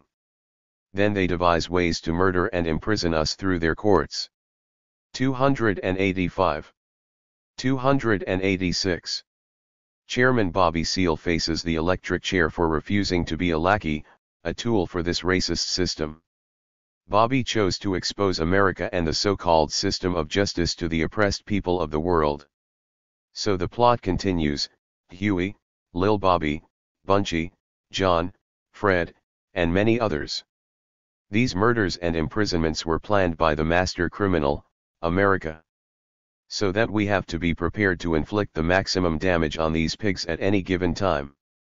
Down with this system, down with any and everyone who is working to keep this monster alive. From the house nigger to the president. We have a right, a human right, to move over anything that is in opposition to our liberation. The Black Panther Party has taken this position, not because we are suicidal, as has been said, but from investigation and objective reality and conditions. We have to fight to live. We shall live because we will continue to fight. This is the undying spirit of Huey P. Newton and Bobby Seale. Dare to struggle, dare to win. June 17. All power to the people. We are being held in ultimate confinement within the confines of racist America. Yet the masses must be made to realize is that those under the power structure's pretext of freedom are also prisoners. As long as the oppressor controls the guns, his reign of terror will continue. If we as revolutionary freedom fighters work hard to do our jobs correctly, oppressed people will begin to see the contradictions that exist in this decadent society and see exactly what is happening to them. Our means of heightening the awareness of the people is political education. Through political education and through our actions the people can be made aware of their plight. Once the oppressed masses heighten their level of political awareness and begin to employ the proper methods of liberation, they will use liberation's basic tool, the gun. It is very important that you be the kind of person that the masses can pattern themselves after. If you wish to instill in the people the principles of liberation, then you must be the greatest example of liberation that they have ever seen. You must have close-knit unity and discipline among your ranks. To try to function without these essentials would only lead to suicidal chaos. Every day, the pressure that you are under increases, but this is a good sign. This shows that we are becoming more of a threat to this sadistic empire. In spite of all of the savage attacks and cruel attempts to put us in a convenient check, we are making great advances. This is because we have the decisive factor on our side that will nullify all scientific bullcrap, the truth. We do not make attacks upon the people we love so dearly. Ours is not a press-time program or a money-making scheme. For those who have heard the program and are still skeptical, we challenge them to simply check the facts for themselves. 287. 288. On that point I will close. Thank you for your letters and support. We shall conquer without a doubt. All power to the people. Black power to black people. Panther power to the vanguard. Edward Joseph. 18 Soul on Ice.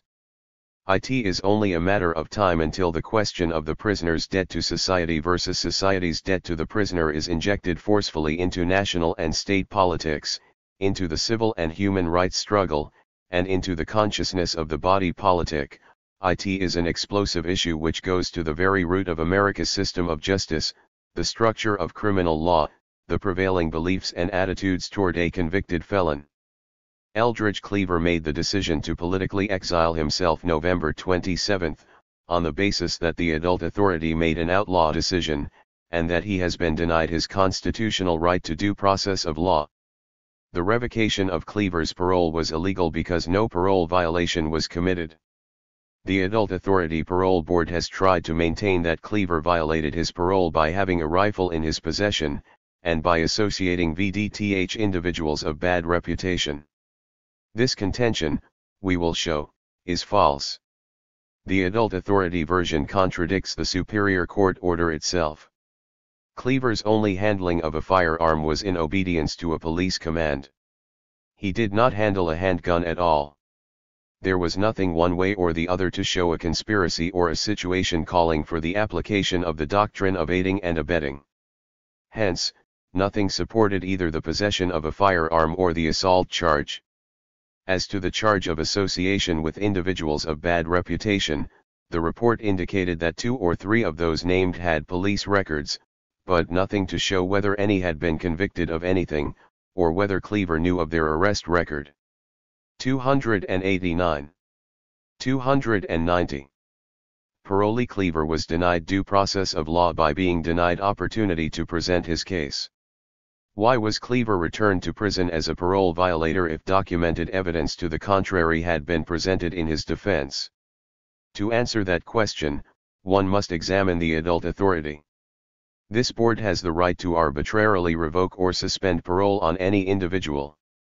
At the same time, the adult authority maintains falsely that Cleaver has the opportunity to defend himself at a hearing.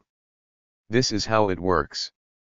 A parolee is served with violation charges, is interviewed, is given a hearing at which the parolee may plead to the parole violation charges, and is afforded an opportunity to present his defense. At the hearing, a parolee is denied the right to counsel, may not have an independent and impartial officer to conduct the hearing and make decisions. Not only does the adult authority hold secret hearings, but it also refuses to notify persons under its jurisdiction of its procedures, or of its variable definitions of what constitutes a parole violation. This secrecy and vagueness is in direct violation of federal law, which requires agencies to publish their procedures for guidance of the public. Petitioner is immediately and seriously prejudiced by the adult authority's unlawful refusal to publish its regulations, since he is to be imprisoned by virtue of an action which the adult authority still seeks to garb in this veil of secrecy. Yes, the adult authority acted unjustly and illegally. Its decision was an outlaw decision. Cleaver had no chance of obtaining justice from these Star Chamber proceedings. Why then wouldn't the U.S. Supreme Court hear Cleaver's case? There are, we believe, 3 reasons why the case wasn't accepted. The first is that any fair-minded court would obviously have released Cleaver, thereby setting a precedent. The second is that thousands of cases of alleged parole violation from all over California and other states would be subject to reversal. Thirdly, the illegal functioning. Black Panther Literature 291. Of the adult authority would come under attack. The U.S. Supreme Court just couldn't afford to consider the Cleaver case during this turbulent period. Eldridge Cleaver is a victim of naked, shameless political persecution. As Judge Sherwin puts it, the uncontradicted evidence presented to this court indicated that the petitioner had been a model parolee. The peril to his parole status stemmed from no failure of personal rehabilitation, but from his undue eloquence in pursuing political goals which were offensive to many of his contemporaries. Not only was there absence of cause for the cancellation of parole, it was the product of a type of pressure unbecoming, to say the least, to the law enforcement paraphernalia of this state. Cleaver is in political exile because a man of his convictions cannot get justice here. Indeed, if we are to give more than lip service to the concepts of freedom and justice, we must support him. The work to get him discharged from parole must continue. An intense publicity campaign is necessary now to bring to the public the legal defense and arguments which were carried to the courts with no satisfaction. We must all work together to focus attention on this case. This is not an issue of one man's freedom but a broad streak which affirms the right of all of us to speak out politically in this country. If Cleaver is not allowed his freedom, it is just a matter of time until all our freedoms are further reduced. His is not a personal struggle but a political one. Sponsors. Writers: Bertrand Russell, James Baldwin, Murray Kempton, Allen Ginsberg, Herbert Gold, Kay Boyle, Oscar Lewis, Terry Southern, Norman Mailer, Leroy Jones, Lawrence Ferling Hetty, Andrew Kopkind, Dwight MacDonald, Donald Duncan, Barbara Garson, Maxwell Geismar, John Garrissey, John Gunther. 292. Off the Pigs. G. Lewis Heath, Jessica Midford, Richard Gilman, Julius Lester, Robert Crichton, D. W. Dupee, Edgar Friedenberg, Marcus Raskin, W. H. Ferry, Jack Newfield, Nat Henthoff, Susan Sontag, Robert Lowell, Jane Jacobs, Hortense Kalischer, Harvey O'Connor, Truman Nelson, Charles V. Hamilton, Stanley Kunitz, Stanley Kaufman, Julian Mayfield, Emil Capoia, Tana de Gomez, Muriel Rukeyser, Arthur Waskow, Carlos Monsive, George Hitchcock, Tilly Olson, Jean-Paul Sartre, Mrs. Richard Wright, Christian Rockefort, Julia Wright Hervey, Daniel Guerin, Eve Lover, Gerard Chaliand, Murad Bourbaun, J. Semprun, Juliette Minces, David Welsh. Theatre, Film, Arts. Godfrey Cambridge. Jules Pfeiffer, Ossie Davis, Malvina Reynolds, Ruby D. Shirley Clark, Saul Landau, Ed Bullins, Gil Turner, Open Theater, Elsa Knight Thompson, John Carpenter, Robert Brustine, Richard Skechner, Saul Gottlieb, Delphine Seyrig, Roger Pick, Dougald Sturmer, R.G. Davis, Labor, Jim Lennon, Sidney Lenz, Professors, Hans Kongsberger, Ashley Montague, Connor Cruz O'Brien, Douglas F. Dowd, D. F. Fleming, C. Wade Savage, Donald Kalish, Howard S. Becker, Maurice Zeitlin, Sidney M. Peck, Noam Chomsky, Richard Lichtman, J. B. Neil Enns, Montgomery Firth, William Lindner, Stephen Smale, Donald B. MacLeod, Cyril Epstein, Roger Dittman, A. K. Bierman, O. Revald D. Alanis, Madeleine Ribriou, Laurent Schwartz, A. Sobol, Stoughton Lind, Black Panther Literature 293, Music, David Amram, Politics, Reyes Lopez Tijerina, Jesse Gray, Floyd McKissick, James Foreman, Julian Bond, Tom Hayden, Maria Jolas, Dennis Berger, Joby Fannin, Mrs. Betty Shabazz, Stokely Carmichael, Carl Oglesby, Attorneys, Harry Meyer, Len Holt, Mel Bernstein, Paul Havenick, Sherwin A. Shane, Eugene Dykman, M. Lafuvian, M. R. Plasson Stibbe, Giselle Halimi, John Thorne, Physicians, Oscar Rambo, M.D., Philip Shapiro, M.D., Carlton Goodlett, M.D., Robert E. Greenberg, M.D., Editors, Angus Cameron, Irving Bienin, Arthur Wang, Aaron Asher, Joe Fox, Richard Hewitt, J. R. Talbot, Marilyn Meeker, Leo Hubermas, Carrie McWilliams, Robert Silvers, John J. Simon, Theodore Solidarov, Political Prisoner, Huey Newton, International Committee to Defend Eldridge, Cleaver. I would like to join the efforts of all those who are working to defend Eldridge Cleaver from political persecution. Please add my name to the list of sponsors of the International Committee to Defend Eldridge Cleaver. I enclose __ to assist the legal expenses and the committee's campaign to publicize and promote Eldridge Cleaver's defense. I can volunteer some time to help the committee __. 294. Name ___ date __. Address ____. City _state _zip _. Profession _, organization or title _. ICDEC, 495 Beach Street, San Francisco, California, 94133. Robert Scheer, Director. 19 Panther on death row. Chip Fitzgerald is on death row in San Quentin. The government wants the entire Black Panther Party to be there with him, but Chip is the first.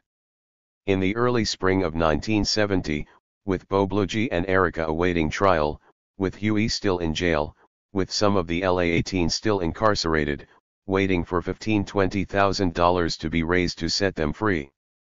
Chip was sitting in a cell in a Los Angeles jail for some other offense, and an official came to him and announced he was now wanted for something a bit bigger, murder in the first degree. A rent-a-pig at Vaughn's supermarket was shot to death one night, a night that Chip was lying in bed at home with a severe head wound given him by a policeman a few days before. He lay in bed asleep while two women watched TV in another room, checking up on him every once in a while, to see that his bandages hadn't soaked through and to see that he was all right. He lay in bed asleep while some distance away a Vaughn's security guard was shot to death. and he was accused of the murder. Before the case came up to trial, the Panthers tried desperately to get a good attorney, but they had no money, and no attorney was available. The court appointed Beckler, a man who recently voluntarily defended one of the two policemen that killed two Mexican nationals and won the case. The Panthers were desperate. Chip wished to defend himself rather than accept such unsympathetic counsel. The court denied him any such right. The Panthers asked for more time. The judge said too much time had already gone by, it was time for justice to be meted out, the trial must go on, with Beckler as attorney for the defense, whether the defendant liked it or not. From the beginning of jury selection to the final verdict and sentencing, full days elapsed, one of the shortest murder trials in history. The jury was mostly male and entirely white. Some jurors had relatives in the police department. One juror was in a high position in a large bank, another was a supervisor at Hughes Aircraft, one woman had a husband who had worked for years with the FBI. These 295, 296 were the people that convicted Chip. These people would have convicted any black person, no less a Panther. They had convicted Chip the moment they set eyes on him. That it only took 4 days shows how speedily they could all mete out their kind of justice. The prosecution's main witness was a garage attendant who, from across the wide boulevard, had seen the security guard assaulted. His first testimony to the court had been, well, he was a man and he either had a big hat on or had a natural. When presented with Chip, he testified on the stand, yes, that's the man. Beckler put both women, who had been with Chip the night of the murder, on the stand to testify. They swore Chip was at home in bed. They were both black. The garage attendant was white. The jury was racist. Chip was convicted of first-degree murder. The jury was given ultimate power over Chip's life, should they grant him life imprisonment or death in the gas chamber. They enjoyed wielding such power. Chip was condemned to death. Chip's case is being appealed. If the appellate court is as racist or as frightened of black militants or as intimidated into submission to Nixon's fascist regime as the lower court, Chip may die. Reagan would be all too happy to end his moratorium on executions by killing a Black Panther. When you next pass a courthouse, see a TV trial, meet a judge in robes, when you next think upon justice, think of Chip, and understand better what Chip is fighting against and what he's fighting for. Send money for Chip's appeal to Committee to Defend the Panthers _C/0619 So. Bonnie Bray, Los Angeles, California. 90,057. 20 Gestapo Pig Raid. Last night's Gestapo raid was alleged to be a raid on a Panther fortress. This is another lie to justify the long pig attacks on our own LA offices and to finish the mass murder they had planned months before their raid December 8, 1969. Last night's raid occurred at 361 West Fig Street. This house in no way was connected with the Black Panther Party, our offices, or our community centers. They were community people who support and respect the ideas and principles of revolutionary service to the people. This is the kind of pig conspiracy the pig department uses to justify an attack on all of the houses that are used by the Black Panther Party for services to the community.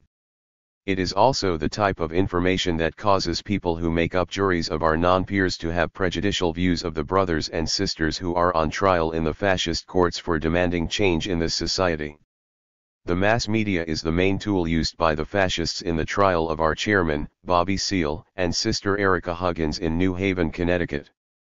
This will ensure them a trial in the atmosphere of guilty until proven innocent. The same atmosphere will guarantee that it will be impossible to receive a fair trial in the cases of Bruce Richards in LA, Landon Williams and Rory Heath in Denver, Colorado, Randy Williams in Oakland, the NY21, and party members and workers in Baltimore, Philadelphia, New Orleans, and many other cities across racist America. This is an attempt by the fascists to divert and delude the people from what is really happening. It is obvious from this search and destroy mission, carried out in the black community throughout America that the present Constitution is now defunct. Black people in their homes are subjected to wanton attack without regard for their human rights. This points out clearly the urgency to formulate laws that protect all the people. Our revolutionary people's constitutional 297. 298. Convention will provide the medium this weekend, November 27 and 28 in Washington, D.C. at Howard University for these rights to be ensured. So, California Ministry of Information, Black Panther Party. 21, Free Bobby 6 Erica. Demonstration. Tuesday, November 17, 12 noon. Federal Building 300 N Los Angeles St. Their trial begins today. We are also on trial. The people struggled and freed the Isla Vista students and won major victories in Huey and Los Siete de la Raza cases. The people must now free Bobby and Erica. If we fail to act now, the state will surely convict them. This will lay the foundation for further murders. Angela's life, and thousands of political prisoners are at stake. At the rally we will discuss and plan future action. Free all political prisoners. Free all political prisoners. Free all political prisoners. Sponsored by Black Panther Party. CUPP. Supported by National United Committee to Free Angela Davis. For further info contact CUPP 421 Southwestern Avenue Room 201, 388-7665. 299. 22, Uniting Against the Common Enemy. October 23, 1971. What does the Black Panther Party mean when we say that we are revolutionary intercommunalists? In a few words, we believe that the world's people form a collection of communities, all dominated or controlled, either directly or indirectly, by the United States, by those few who rule the United States. The most common definition for a nation is a group of human beings who have in common their own land or territory, economic system, culture, language, etc. At one time men from one nation would go out, and through warfare, conquer other nations. The conquerors would bring under their control the resources, the people, perhaps everything that was sovereign or sacred to the other nation. A variety of things would result. A government of the conquering nation might be established on the territory of the conquered nation, the foreign language may be imposed upon the people, the name of the nation might be changed, or most importantly, the economy of the conquered nation would be fully controlled by the conquerors. Sometimes a nation is very small, sometimes, very large. But in this way, through these wars, the Earth's people have over a very long period of time become divided up according to national boundaries, in varying ways at different times in history. These wars of conquest have changed world maps, or what one land mass is called. Sometimes one would look at a certain area and it might have a different name or boundary line, depending upon the date of the epoch. We can remember such terms as the Roman Empire, the Ottoman Empire, the Byzantine Empire. We can remember Columbus discovering America, and certainly some changes in national sovereignty have been made since then. Today, things are different. The entire Earth's land mass is known to man. The 20th century's two world wars have complicated things even more as to the national question. Technology is so advanced that places about which 300. Black Panther literature 301. We had only heard in the past are immediately reachable in person. Today a person can travel completely around the world in less than a day's time.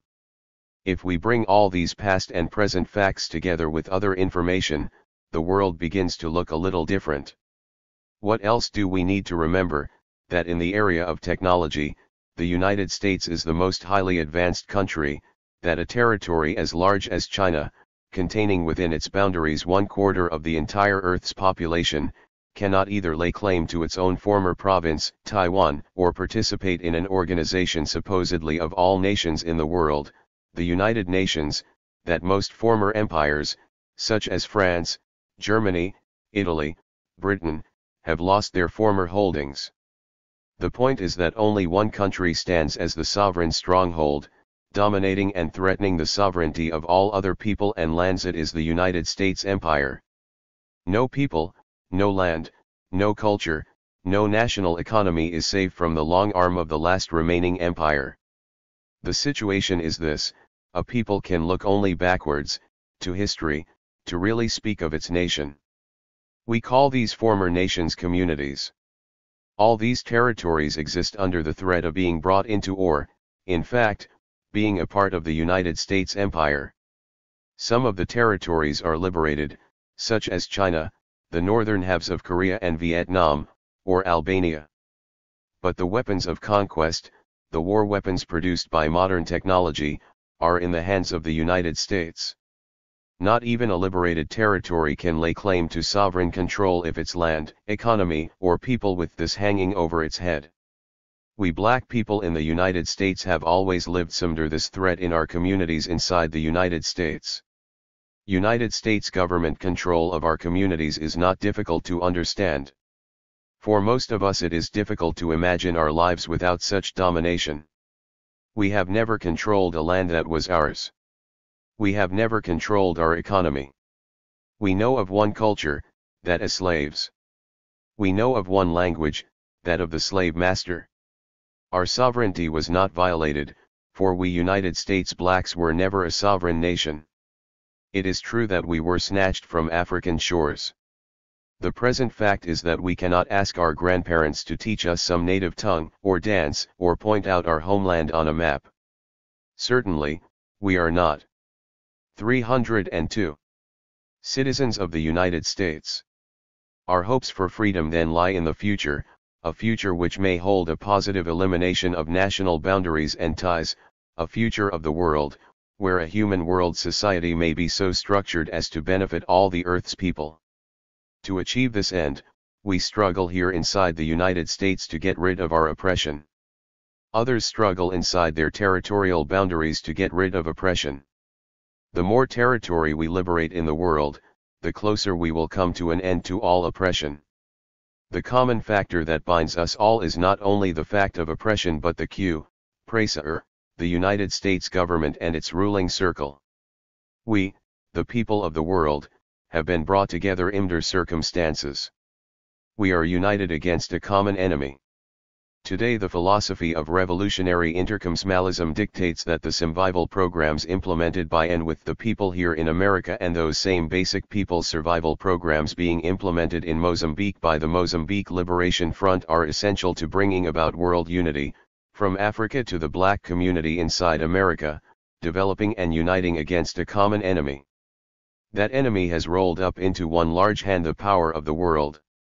If we get rid of this enemy in a limited common STRT-GLE, it will be easy to transform this unity into a common scheme of things. We are not separate nations of men that continue the pattern of fighting amongst ourselves. We are a large collection of communities who can unite and fight together against our common enemy. The United States domination over all our territories equals a reactionary set of circumstances among our communities, reactionary intercommunalism. We can transform these circumstances to all our benefit, revolutionary intercommunalism. On the continent of Africa there are people who look like us. They are black. We are brothers because our struggle is common.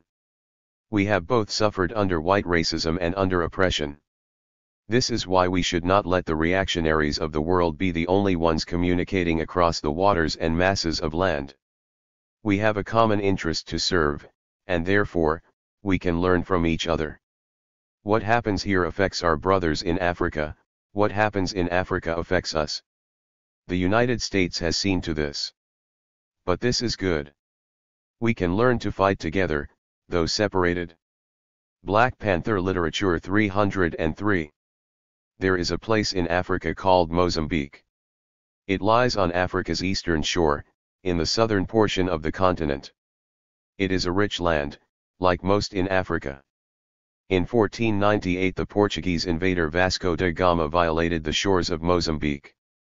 The rest of the troops landed 7 years later, in 1505. From that point on, the Portuguese have dominated the economy and lives and the culture of the Mozambican people. Their national language became, and still is, Portuguese. To this day, the Portuguese lay claim to Mozambique, referring to Portuguese Mozambique.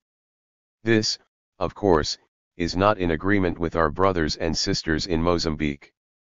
Mozambique is their home. They are not the invaders. Of course, the people of Mozambique have made many attempts throughout their long history of Portuguese colonial oppression to rid themselves of their chains. However, the most powerful and successful struggle is presently being waged under the guidance of the revolutionary organization Frelimo. The people J-Port Frelimo, for Frelimo is of the people and is organizing struggle in the true interest of all the people. This great effort really began when Frelimo was organized in 1962, primarily through the efforts of Dr. Eduardo Mondlane. In 1964, the first attack upon the Portuguese was launched by Frelimo forces, which were by then organized and trained. Since then, armed struggle has been waged heroically by the Mozambican people under Frelimo. This has resulted in the liberation of three key areas, Tete Province, Nisa Province, and the Muida Plateau. The ridiculous fact is that the Portuguese deny this.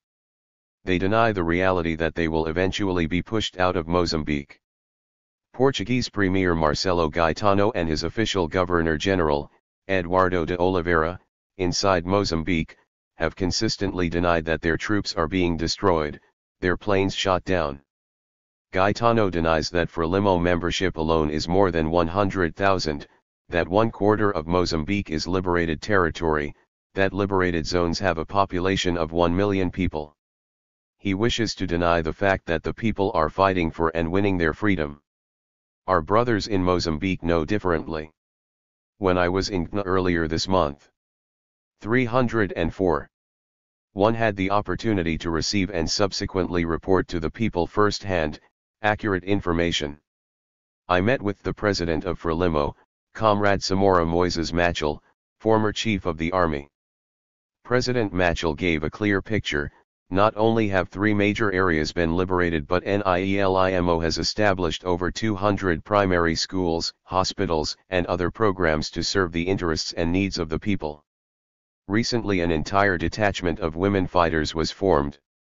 It was around that time that, while denying their losses, the racist, fascist Portuguese government called upon their old friends to help destroy the struggle. In these past 2 years, the United States, Britain, France, and Germany have played an openly active role in attempting to destroy the people's struggle for liberation. The United States, of course, helps most, providing Boeing 707 planes to bomb the people with napalm and all the other life-destroying material the United States can come up with. President Machel told us that in 1970 alone over 128,000 troops of the combined forces attacked, and 63,000 tons of bombs were viciously rained upon the people. However, President Machel said, "We destroyed the soldiers, we shot down the planes." These successes have certainly not been easy. From within and from without, the people of Mozambique have suffered.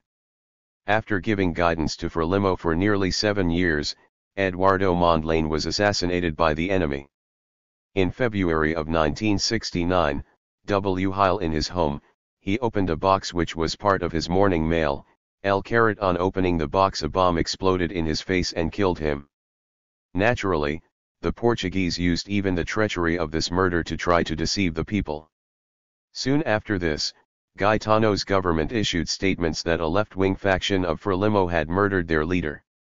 As is familiar, the Portuguese attempted to install their own man to lead Frelimo. They tried to push a native Mozambican, Lázaro Cavandam, popular among the people as the leader of the large Macan tribe, into leadership of Frelimo. As a lackey for Portugal, Cavandam began issuing statements like, "Listen to me well. There must not be a single Macan chief sending soldiers to war." He was telling the people not to fight for what was theirs. Also, the former vice president of Frelimo, Uriah Simango, was pushing to take over. They were both eventually defeated. Today, Frelimo, under the UDSA leadership of Black Panther Literature 305. President Machel is guiding the people of Mozambique toward greater and final victory. But today, naturally, the attacks of the combined forces of the United States, Portugal, Germany, France, and Britain are even more fierce. Constant bombings and many ground attacks take place. However, there is a more intricate, but ultimately more vicious plan in the making, headed primarily by the United States. They plan to build, for the Portuguese, a large hydroelectric dam. The site for the dam is in the liberated Tete province in Cabra Bassa, along the Zambezi River, bordering racist Rhodesia. Its purpose is to not only give financial aid to impoverished Portugal but to be used as a key part in a plot with South Africa to launch a political, diplomatic, and military offensive upon all of Africa. A familiar name to us is General Electric. The General Electric Company has spent millions to aid in building the Cabra Bassa Dam. Altogether, the United States and others have agreed to invest $500 million in the dam, which is capable of producing 18.4 billion kilowatts of electricity. Also, in regard to this Cabra Bassa Dam, late Frelimo President Mondlane once said, they say it will enable them to settle 1 million whites in Mozambique within 10 years, to form a great white barrier across southern Africa. If we believe that we are brothers with the people of Mozambique, how can we help? We have no weapons to give. We have no money for materials. Then how do we help? Or, how can they help our struggle? They cannot fight for us. We cannot fight in their place. We can each narrow the territory that our common oppressor occupies. We can liberate ourselves, learning from and teaching each other along the way. But the struggle is one, the enemy is the same. Eventually, we and our brothers in Mozambique, in all of Africa, throughout the world, can discuss a world without boundaries or national ties.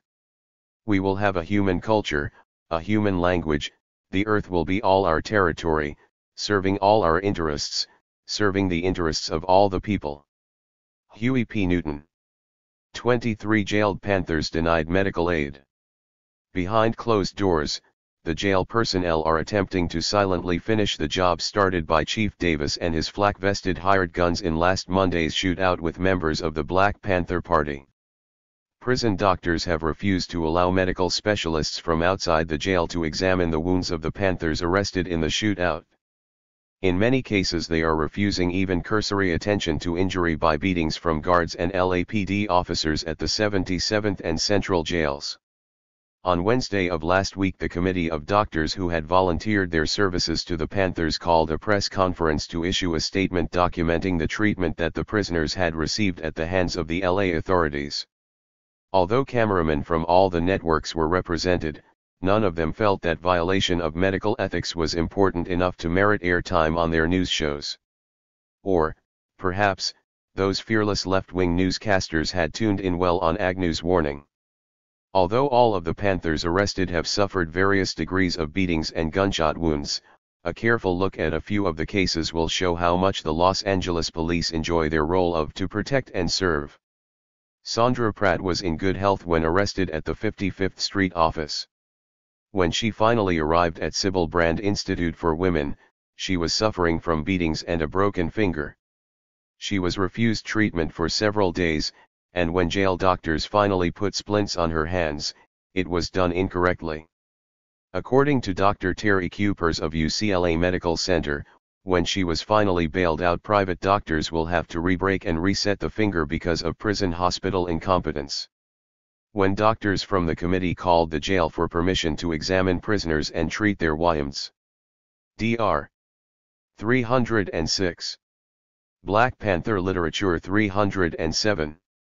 Crahan, head of the jail medical committee, refused to see them and would not return their call. Paul Red was arrested at the central office, where he was uninjured. He refused to be intimidated by prison officials and began to organize the other prisoners through rap sessions and drawing revolutionary art on the walls of the jail. For this, the guards broke his wrist and threw him in the hole. He also has never seen any outside medical help as of 2 weeks after the arrest. A one-armer was arrested at the Turi Community Center, handcuffed and thrown to the ground, where police clubbed and kicked him until his left eye was knocked out of its socket. Then they twisted his handcuffs, breaking his wrist also.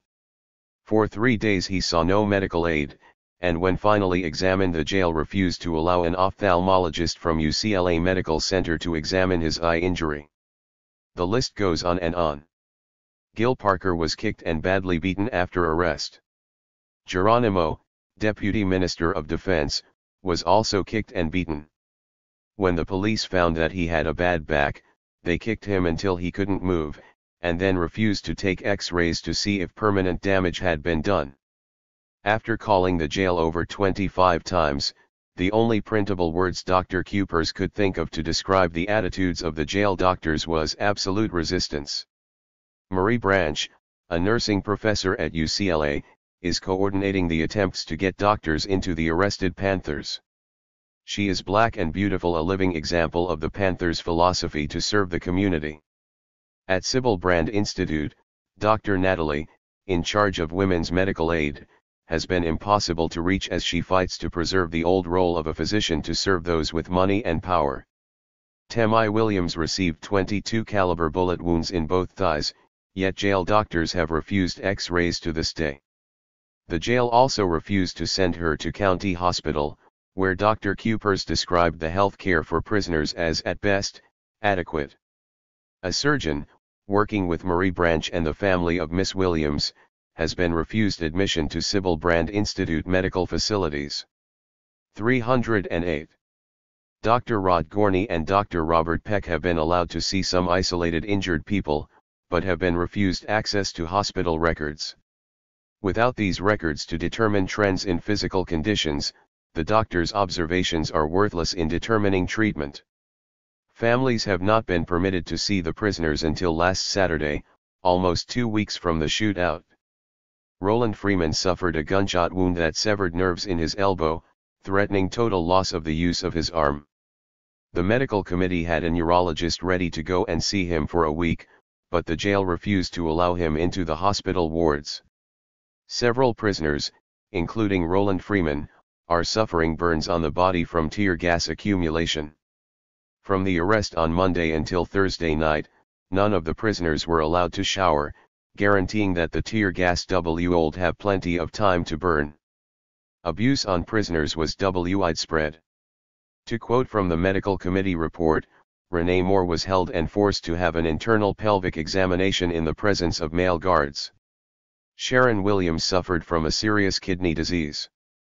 The jailers confiscated her medicine, forcing outside doctors to apply pressure to get her treated properly. After 24 hours without medicine, the jailers gave her a new type of pill, which did not regulate her system adequately. She is suffering from a bad case of edema because her system cannot maintain a proper water balance. The jail has refused to send her to County General for treatment and proper medication. The barbaric medical treatment extended beyond Monday's raid. During the Wednesday night attack on the Panther office, over 30 people suffered injuries. Doctors treated 10 potentially serious head wounds and hospitalized several for observation. They were forced to work in a private home on 42nd St, because the police refused to allow ambulances into the area. If it were not for the cooperation of the homeowners in the area, many more people would have been seriously injured. The police staked out the home used as a hospital, and attacked several groups of people as they left. Black Panther Literature 309. Later in the night, after clubbing one of the white students from the Valley area, they remarked, "You're not so tough without all your nigger friends." The most tragic case is that of Mrs. Adalie Williams. She is not a Panther, but she had the misfortune to live next door to the Panther office. Her 5-month-old grandchild was gassed on December 8 and is still hospitalized with possible damage to respiratory and digestive systems. While gas affects adults severely, its effect on small children is almost catastrophic. There is an elementary school less than 1/2 block from the Central Ave office, but the police ignored its presence as they tested their new weapons in their colony. As the medical report stated, During this attack, the health and safety of the community was ignored as ammunition was fired into homes without warnings and tear gas was hurled indiscriminately, resulting in hospitalization of one baby, and continued ill effects for several families. The most far-reaching effect of the continual abuse of the medical rights of the black community has been the cancellation of the opening of the free clinic organized by the Black Panther Party and staffed by community and UCLA medical personnel. The office located at 4111 Central Avenue was to have opened the week of the attack on the main Panther office, because of continuous tear gas attacks throughout the week, and the imprisonment of the Panthers responsible for the construction of the facility. It hasn't been able to open as planned. This Saturday it will open with help from people throughout the LA area, even if the doctors are forced to use their 3 VW bus ambulances as examining rooms. The sponsoring medical groups are long on spirit and talent but short on supplies and medicine. They would appreciate the donation of medical and building supplies to set up the office. 24 Friends of Panthers rally on Saturday. The Los Angeles Friends of the Black Panther Party are calling an emergency rally on Saturday, December 20, 1 p.m. at the First Unitarian Church, 8th and Vermont, to inform the public of the circumstances surrounding the kidnapping and gagging of Bobby Seale, chairman of the Black Panther Party. Michael Tigar, a member of the faculty of the UCLA Law School, who was arrested in connection with the trial, will be the featured speaker. Also on the program is Elaine Brown, Deputy Minister of Information of the Southern California chapter of the BPP. Elaine will sing revolutionary songs from her recently released album, Seize the Time. Those who attend the rally are requested to bring used or new clothing for the Panthers' most recent project, the distribution of free clothing to the poor in their community. 310. 25 Prison, where is thy victory? When a person studies mathematics, he learns that there are many mathematical laws which determine the approach he must take to solving the problems presented to him. In the study of geometry, one of the first laws a person learns is that the whole is not greater than the sum of its parts. This means simply that one cannot have a geometrical figure such as a circle or a square which in its totality contains more than it does when broken down into smaller parts.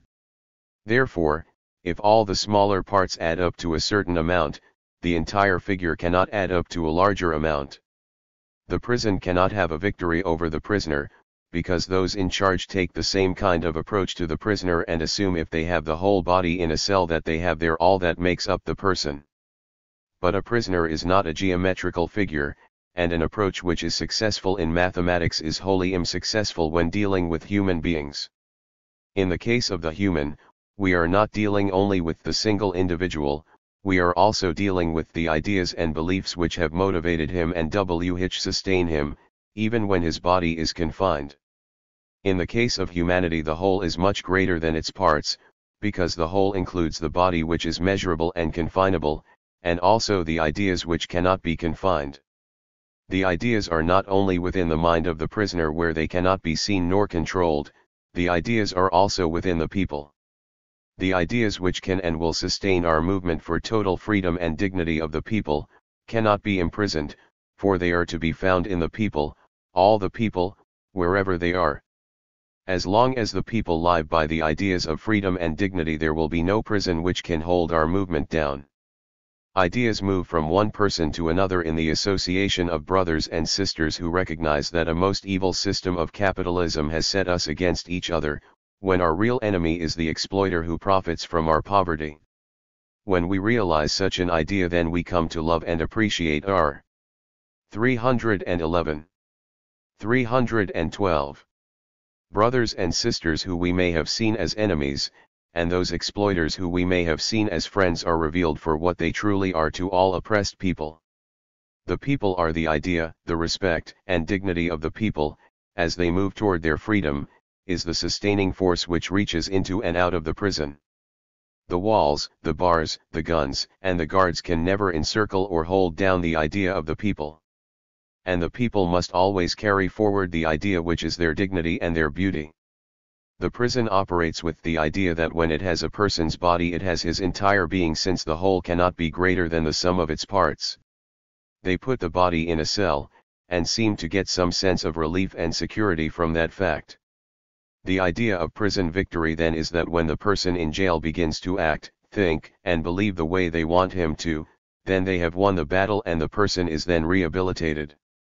But this cannot be the case, because those who operate the prisons have failed to examine their own beliefs thoroughly, and they fail to understand the types of people they attempt to control. Therefore, even when the prison thinks it has won the victory, there is no victory. There are two types of prisoners.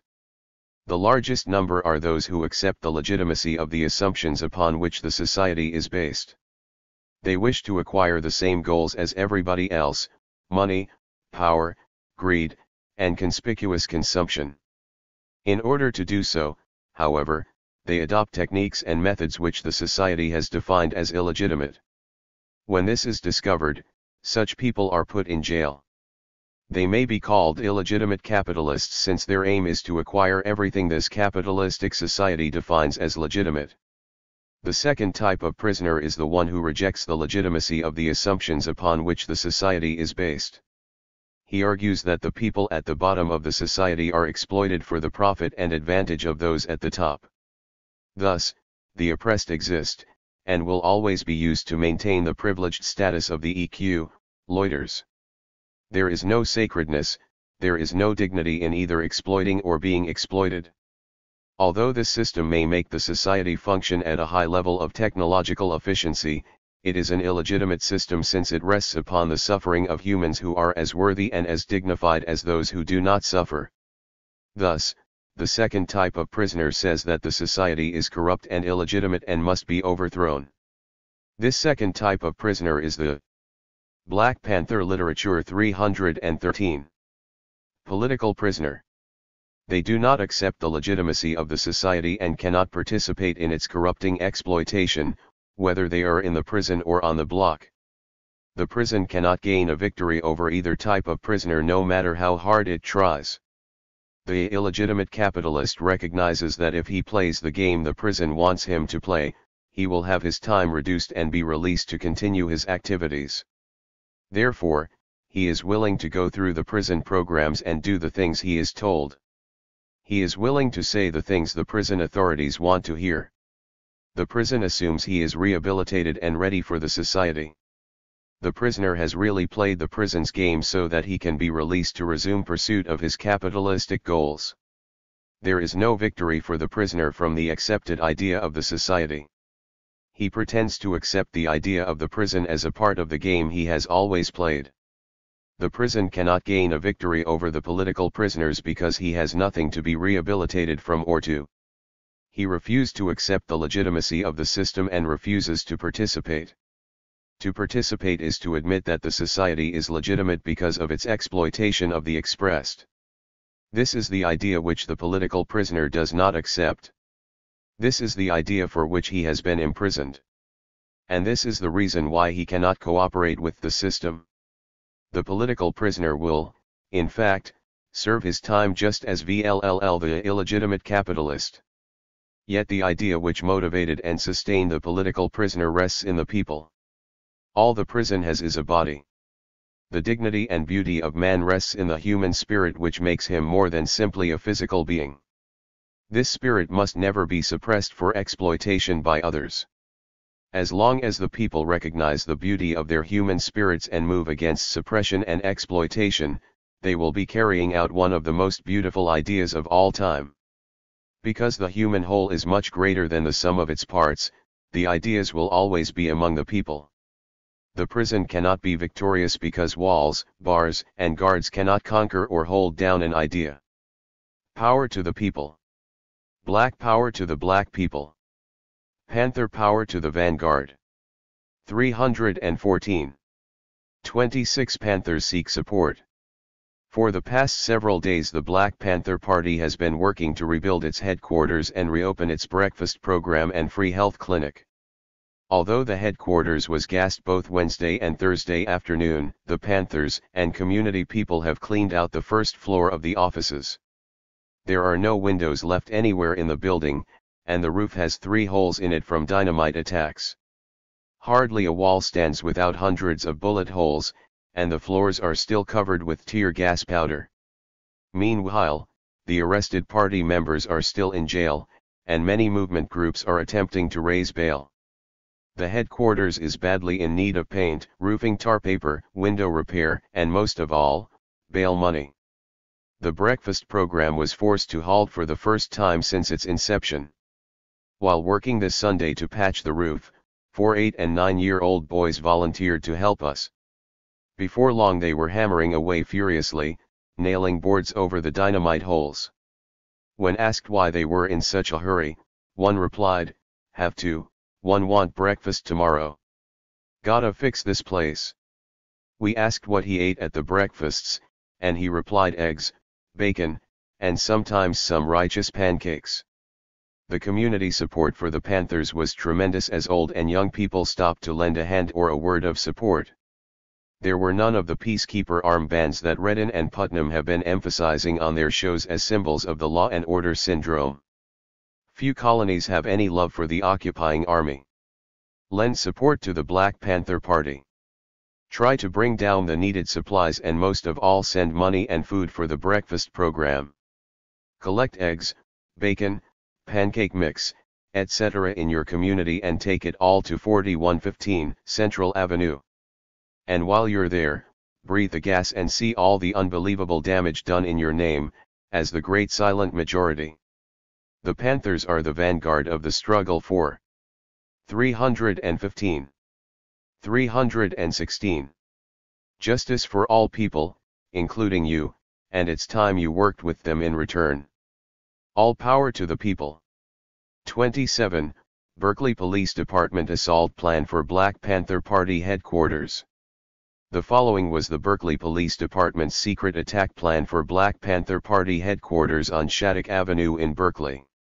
The editor received on August 21, 1969 a copy of the assault plan from an internal source that secretly photocopied the secret document. 11 Pat 2 SGT 1 LT. 1 Assign covering officers to the front and rear of the building. A. 2 to cover the back. B. 4 to cover the front. 2 These 6 men would hold position to keep offenders inside building. 3 Evacuate wounded with covering officers laying down fire base. 4 Notify Captain of Patrol and Chief of Police, Ranking Officer of 4th. 5 Notify Ranking Officer of Service Division to secure the H of J. * Notify DD to stand by for question of prisoners and general investigation.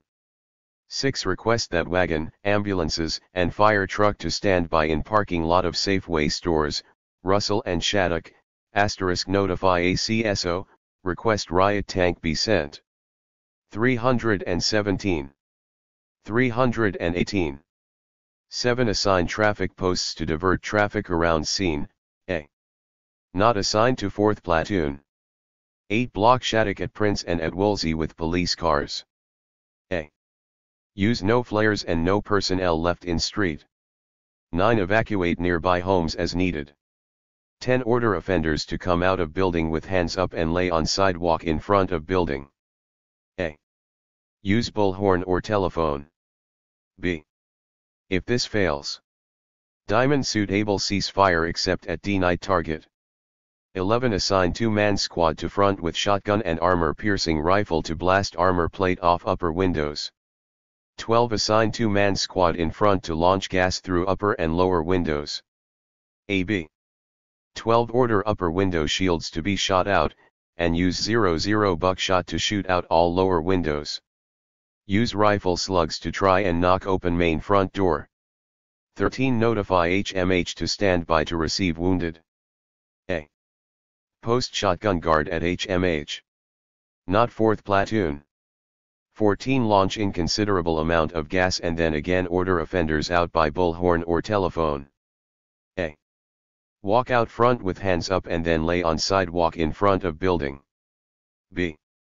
If this fails, Black Panther Literature 319. 15 Front and back guard lay down fire on second floor. Assault squad armed with submachine guns approach building from the south. As they approach, all firing cease. Squad enter building through front broken out windows or doors. A. First man cover stairs and no firing unless target is presented. B. Next 2 men enter and move to left and to right center of ground floor. Fire 30 rounds each up through second floor, and reload. C. By now all shutters should be blown off upper floor windows. The entire building should be flooded with tear gas. The entire upper floor should be covered with intense fire. This should have the necessary effect. 16. Order those able to walk down the inside stairs to the groined floor, covered by the assault squad. Then they will walk out to the sidewalk and lay face down. A. This will be done by bullhorn and / or phone. 17. Front and rear covering squads remain in position until told to move. 18. Leave one front covering squad on roof and call the other one down to cover prisoners. Leave back squad in position. 19. Assault squad will then proceed upstairs and bring down the wounded and / or dead. 20. Ambulance will be called in from Russell and Shattuck to pick up wounded and / or dead. 21. Call back squad around to front to assist as needed. 22. One front squad will still remain on roof to cover any attack from the outside. 23. Call wagon down to pick up prisoners. 24. Fire truck called in if needed. 25. Back squad to go to H of J to book in and question prisoners. 26. One front squad go to HMH to guard and question wounded. 320. 27. One front squad will remain on roof until we are clear of area. 28. Assault squad search and confiscate evidence from building. A. Call in photographer. 29. After all others have gone, front squad pull out. This may take considerable time. 30. Assault squad go to H of J to package evidence, make notes, write reports. 31. Back squad at H of J write reports after booking and questioning. 32. Front squad leave HMH and write reports. 33. Remaining front squad leave area, come to H of J and write reports. 34. 4th platoon lieutenant and sergeants meet to make sure that all has been covered. 35. 4th platoon lieutenant and sergeants brief staff. Able cover back 1 shotgun and launcher 1 pat 1 rising 1 SGT. Baker covers front 2 pat 1 shotgun 1 rifle or raising radio. Charlie covers front 1 shotgun and launcher 2 pat 1 rifle 1 sergeant 1 raising radio. Dog cover front after evacuation 2 pat 1 shotgun and launcher 137 mm gas gun. Black Panther literature 321. Assault enter building 43 Thompsons 2 pat or 2 Thompson and 1 shotgun. 001 LT. Radio. 28 Eulogy for Jonathan Jackson and William Christmas. Delivered at St. Augustine's Church, 27th and West Streets, Oakland, California, on August 15, 1970 by Huey P. Newton. While it is viewed as a tragedy and many would weep for Jonathan Jackson and William A. Christmas, the Black Panther Party serves notice that it is not brothers Jonathan Jackson and William A. Christmas for whom we should weep.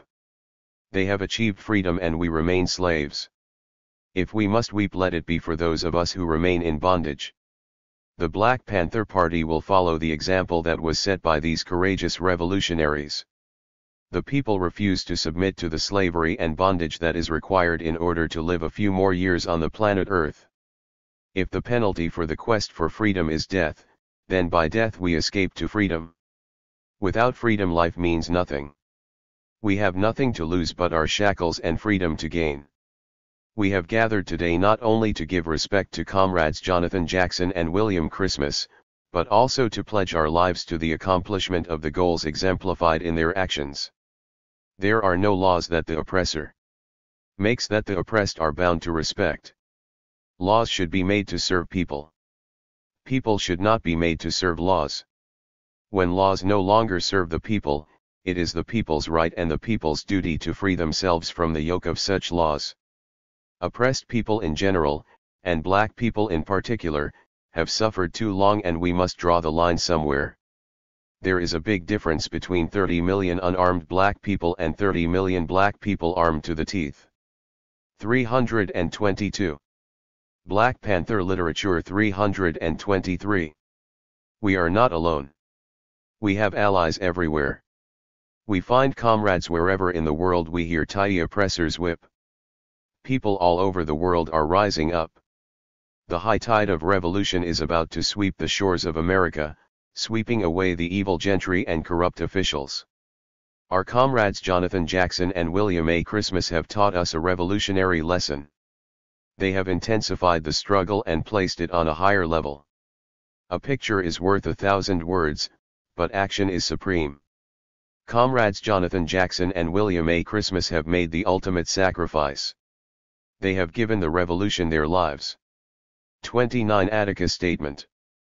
October 16, 1971. So let it be heard.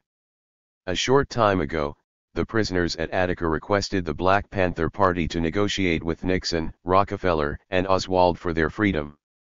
The Black Panther Party at this time asks Chairman Mao Zedong of the People's Republic of China to negotiate with prison warden Nixon for the freedom of the oppressed peoples of the world.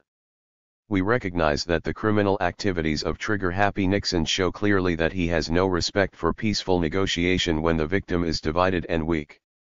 He not only killed the prisoners at Attica but he also murdered his exploited workers, the prison guards.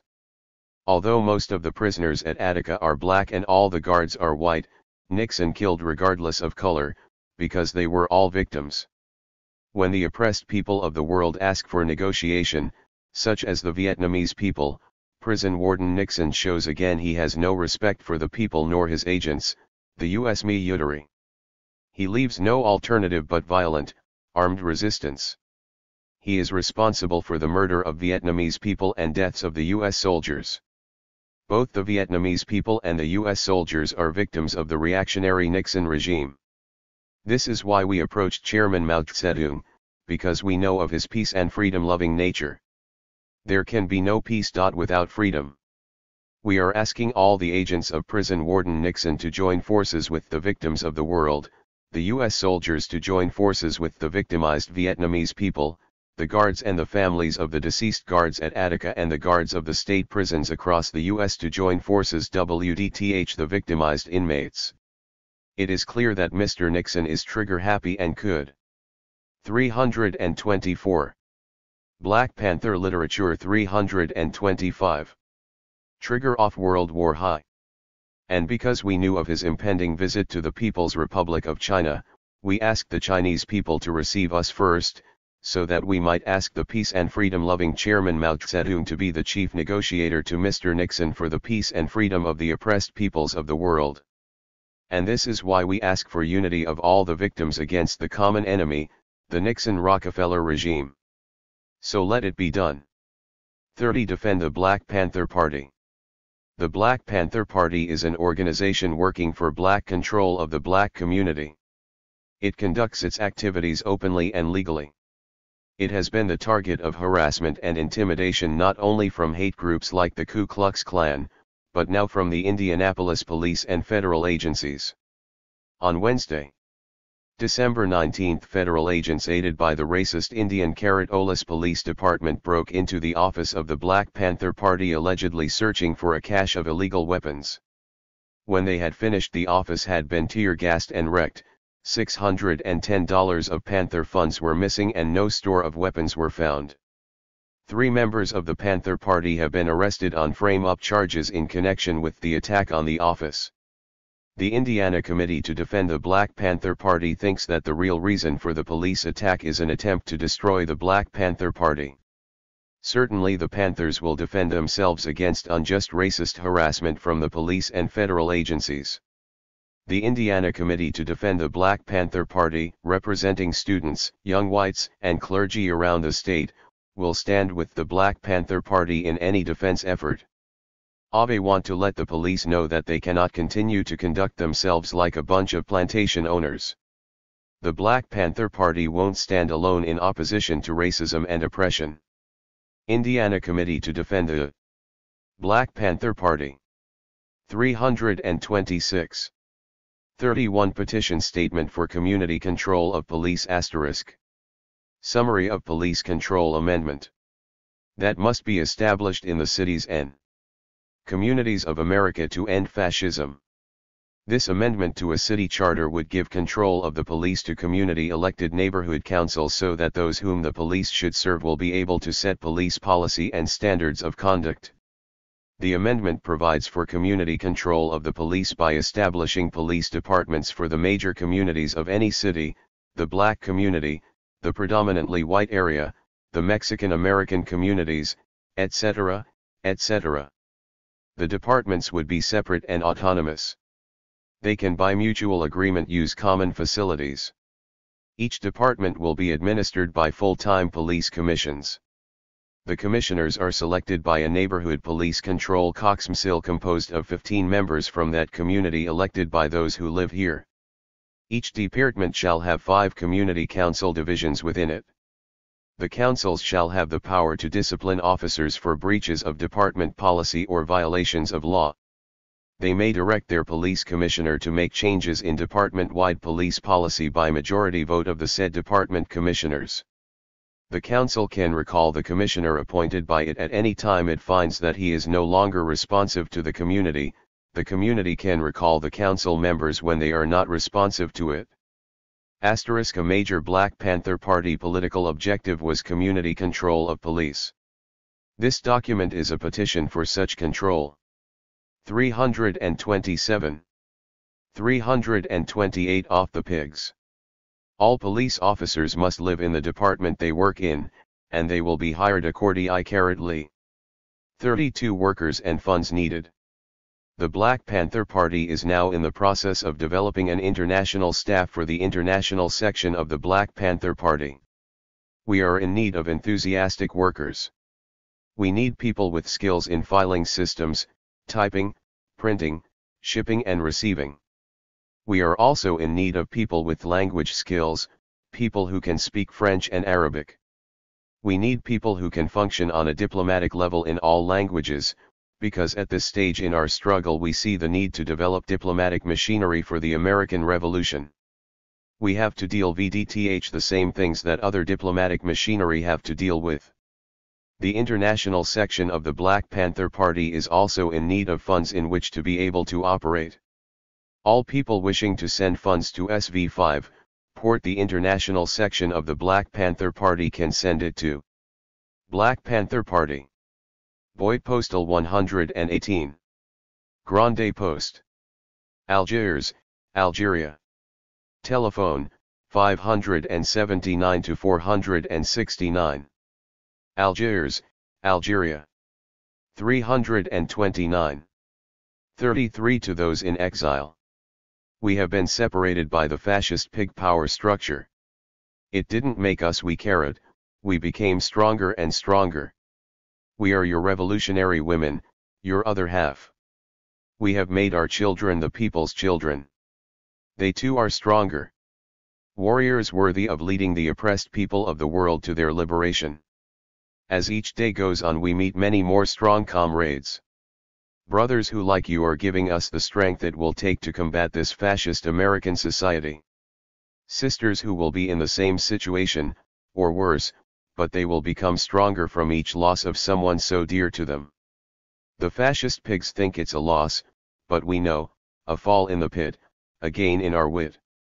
Fascist greedy avaricious businessmen, lying demagogic politicians and lackey fascist pigs, your mountains are down to their last shovelful. We are strong. We are revolutionaries. We are the vanguard of the oppressed people and we are constantly making warriors who will make you shit razor blades. Take one revolutionary, another steps up. We will never be down again. The people are rising like a mighty storm. Only the strong survive. All power to the people. Panther power to the vanguard. Free all political prisoners. Your revolutionary comrades. 330. 34 On the defection of Eldridge Cleaver from the Black Panther Party and the defection of the Black Panther Party from the black community. April 17, 1971. The Black Panther Party bases its ideology and philosophy on a concrete analysis of concrete conditions, using dialectical materialism as our analytical method. As dialectical materialists we recognize that contradictions can lead to development.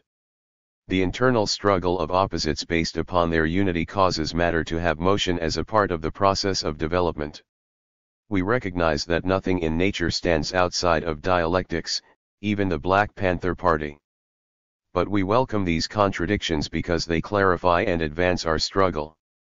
We had a contradiction with our former Minister of Information, Eldridge Cleaver, but we understand this as necessary to our growth. Out of this contradiction has come new growth and a return to the original vision of the party. Early in the development of the Black Panther Party, I wrote an essay titled "The Correct Handling of a Revolution." This was in response to another contradiction, the criticisms raised against the party by the Revolutionary Action Movement.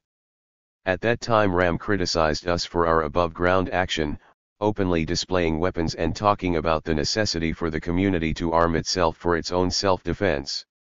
RAM said that they were underground and saw this as the correct way to handle a revolution. I responded to them by pointing out that you must establish your organization above ground so that the people can relate to it in a way that will be positive and progressive for them. When you go underground without doing this, you bury yourself so deeply that the people can neither relate to nor contact you. Then the terrorism of the underground organization will be just that, striking fear into the hearts of the very people whose interest the organization claims to be defending, because the people cannot relate to them and there is nobody there to interpret their actions.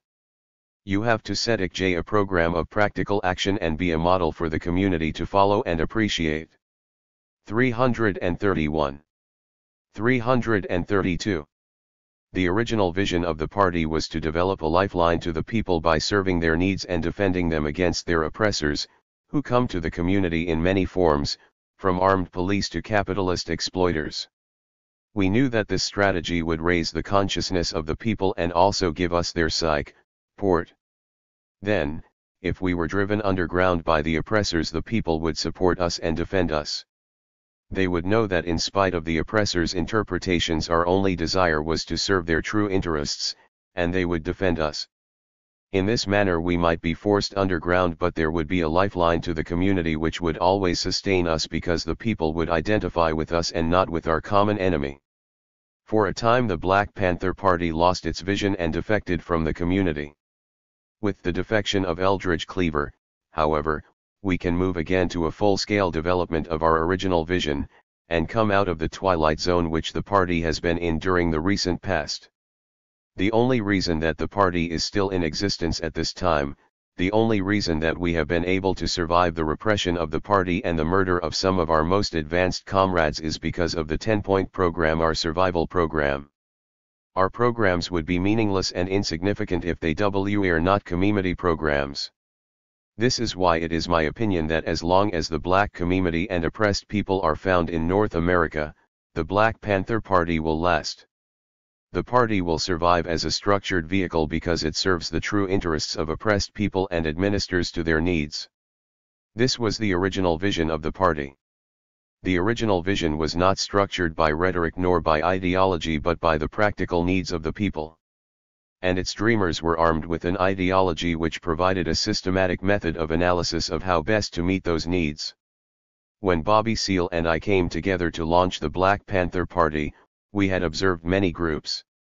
Most of them were so dedicated to rhetoric-artistic rituals that they had withdrawn from living in the 20th century. Sometimes their analyses were beautiful but they had no practical programs which would translate these understandings to the people. When they did try to develop practical programs, they often failed because they lacked a systematic ideology which would help them make concrete analyses of. Black Panther Literature 333. Concrete conditions and gain a full understanding of the community and its needs. When I was in Donald Warden's Afro-American Association, I watched him try to make a reality of community control through black capitalism. But Warden did not have a systematic ideology, and his attempts to initiate his program continually frustrated him and the community. They did not know why capitalism would not work for them since it had worked for other ethnic groups. When we formed the party, we did so because we wanted to put theory and practice together in a systematic manner. We did this through our basic 10-point program. In actuality it was a 20-point program, with the practice expressed in what we want and the theory expressed in what we believe. This program was designed to serve as a basis for a structured political vehicle. The actions we engaged in at that time were strictly strategic actions for political purposes. They were designed to mobilize the community. Any action which does not mobilize the community toward the goal is not a revolutionary action. The action might be a marvelous statement of courage, but if it does not mobilize the people toward the goal of a higher manifestation of freedom, it is not making a political statement and could even be counter-revolutionary. We realized at a very early point in our development that revolution carried a process. It is not a particular action, nor is it a conclusion. It is a process.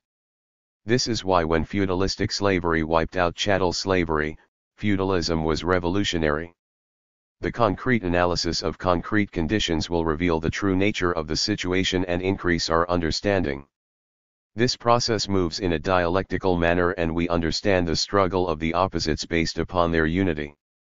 Many times people say that our 10-point program is reformist, but they ignore the fact that revolution is a process. We left the program open-ended so that it could develop and people could identify with it. We did not offer it to them as a conclusion, we offered it as a vehicle to move them to a higher level. In their quest for freedom and in their attempts to prevent the oppressor from stripping them of all the things they need to exist, the people see things as moving from A to B to C, they do not see things as moving from A to Z. In other words, they have to see first some basic accomplishments in order to realize that major. 334. Successes are possible. Much of the time the revolutionary will have to guide them into this understanding, but he can never take them from A to Z in one jump because it is too far ahead. Therefore, when the revolutionary begins to indulge in Z, or final conclusions, the people do not relate to him. Therefore, he is no longer a revolutionary if revolution is a process. This makes any action or function which does not promote the process non-revolutionary. When the party went to Sacramento, when the party faced down the policeman in front of Ramparts magazine, and when the party patrolled the police with arms, we were acting at a time when the people had given up the philosophy of nonviolent direct action and were beginning to deal with sterner stuff. We wanted them to see the virtues of disciplined and organized armed self-defense rather than spontaneous and disorganized outbreaks and riots. There were police alert patrols all over the country, but we were the first armed police patrol. We called ourselves the Black Panther Party for self-defense. In all of this we had political and revolutionary objectives in mind, but we knew that we could not succeed without the support of the people. Our strategy was based on a consistent ideology, which helped us to understand the conditions around us. We knew that the law was not prepared for what we were doing and policemen were so shocked that they didn't know what to do. We saw that the people felt a new pride and strength because of the example we set for them, and they began to look toward the vehicle we were building for answers. Later we dropped the term self-defense from our name and just became the Black Panther Party. We discouraged actions like Sacramento and police observations because we recognized that these were not the things to do in every situation or on every occasion.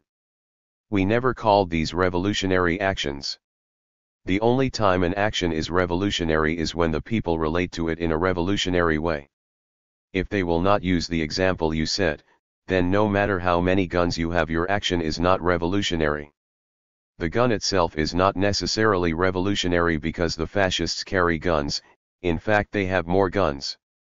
A lot of so-called revolutionaries simply do not understand the statement by Chairman Mao that political power grows out of the barrel of a gun. They thought Chairman Mao said political power is the gun, but the emphasis is on grows. Black Panther Literature 335. The culmination of political power is the ownership and control of the land and the institutions thereon so that we can then get rid of the gun. That is why Chairman Mao makes the statement that we are advocates of the abolition of war. We do not want war, but war can only be abolished through war, and in order to get rid of the gun, it is necessary to take up the gun. He is always speaking of getting rid of it. If he did not look at it in those terms, then he surely would not be revolutionary. In other words, The gun by all revolutionary principles is a tool to be used in our strategy, it is not an end in itself. This was a part of the original vision of the Black Panther Party. I had asked Eldridge Cleaver to join the party a number of times. But he did not join until after the confrontation with the police in front of the office of Ramparts magazine, where the police were afraid to go for their guns. Without my knowledge, he took this as carrot revolution and the party. But in our basic program it was not until point 7 that we mentioned the gun, and this was intentional. We were trying to build a political vehicle through which the people could express their revolutionary desires. We recognized that no party or organization can make the revolution, only the people can. All we could do was act as a guide to the people because revolution is a process that moves in a dialectical manner. At one point one thing might be proper, but the same action could be improper at another point. We always emphasized a concrete analysis of conditions, and then an appropriate response to these conditions as a way of mobilizing the people and leading them to higher levels of consciousness. People constantly thought that we were security guards or community police. This is why we dropped the term self-defense from our name and directed the attention of the people to the fact that the only way they would get salvation was through their control of the institutions which serve the community. This would require that they organize a political vehicle which would keep their support and endorsement through its survival programs of service. They would look to it for answers and guidance.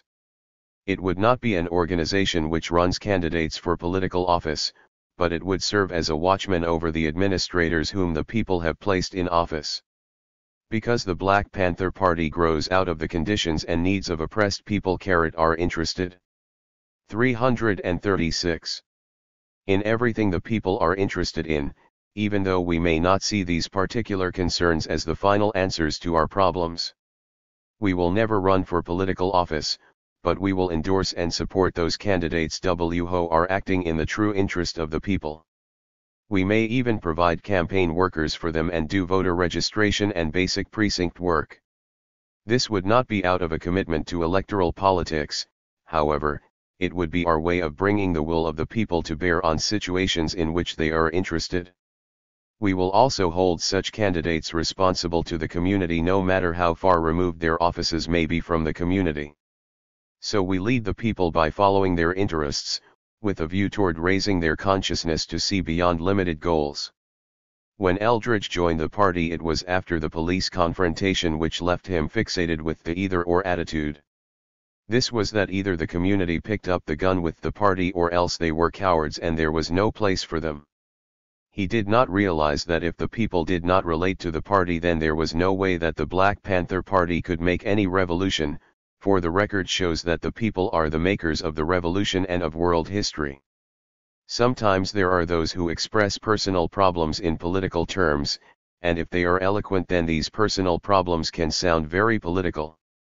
We charge Eldridge Cleaver with this. Much of it is probably beyond his control because it is so personal. But we did not know that when he joined the party, he was doing so only because of that act in front of Ramparts. We weren't trying to prove anything to ourselves. All we were trying to do, at that particular point, was to defend Betty Shabazz. But we were praised by the police. Under the influence of Eldridge Cleaver, the party gave the community no alternative for dealing with us except by 35. Panther Sisters on Women's Liberation.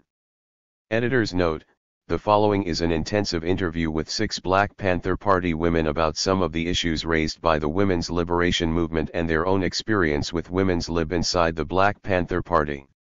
The interview was conducted internally by the Panther headquarters office and circulated as a 4-page press leaflet. The reader should note that a large space between paragraphs below means that a different sister is speaking. Interview. Question: how has the position of women within the Black Panther Party changed? How have the women in the party dealt with chauvinism within the party?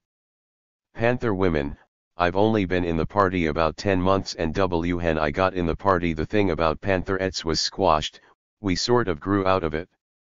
Then there's Erica Huggins.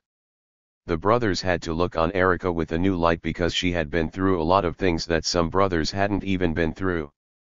The sisters looked up to her and we all saw what we had to do. The sisters have to pick up guns just like brothers. There are a lot of things the sisters can do to change society. We realize we have a role to play and we're tired of sitting home and being misused, and unless we stand up, male chauvinism will still show itself and be something that's just passed over. Unless we speak against it and teach the brothers what's correct and point out what's wrong, then it'll still be here. There used to be a difference in the roles in the party because sisters were relegated to certain duties. This was due to the backwardness and lack of political perspective on the part of both sisters and brothers. Like sisters would just naturally do the office-type jobs, the clerical-type jobs. They were the ones that 339. 340. Handled the mailing list.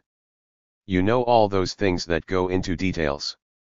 They were naturally given to the sisters, and because of this, because the sisters accepted it so willingly, because they had been doing this before, this is the type of responsibilities they've had before, it was very easy for male chauvinism to continue on. The only examples we had of sisters taking responsibility were probably in Kathleen or one or two people who exercised responsibility in other areas of party work. We've recognized in the past 4 or 5 months that sisters have to take a more responsible role. They have to extend their responsibility, and it shouldn't be just to detail work, to things women normally do. This, I think, has and manifested in the fact that a lot of sisters have been writing more articles, they're attending more to the political aspects of the party, they're speaking out in public more, and we've even done outreach work in the community, extensive outreach work in that we've taken the initiative to start our own schools. Both brothers and sisters now work in the liberation schools. It's been proven that positions aren't relegated to sex, it depends on your political awareness. I can remember that when I came into the party over a year ago, at that time David Hilliard was national headquarters captain, and there was another sister in the party who was the national captain for women, and even though most of the people related to David Hilliard as being national HQ captain, most of the women related to this other sister for directives because she was the national captain for women. Under her were sergeants and lieutenants who were all sisters, and in their ranks were other sisters. There was almost a separation between the brothers and the sisters. Reorganization carried. When that was abolished, when there were no longer any separate positions for sisters and brothers, when we all had to relate to the brothers or sisters who were in the specific positions, there wasn't just a reaction on the part of certain brothers cause they didn't like having to relate to certain sisters, who were in leadership positions. There was also a reaction on the part of some sisters, who because they had to relate to some brothers, because they did not have ranks above certain brothers, they wanted to quit. Black Panther literature. 341. The party.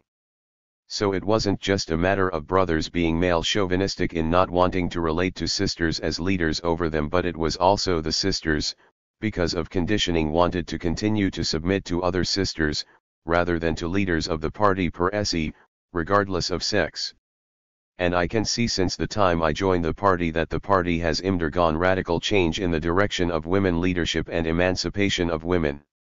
Even Erica Huggins provides us with a very good example. It's not so much Erica and the realization that Erica poses a striking example.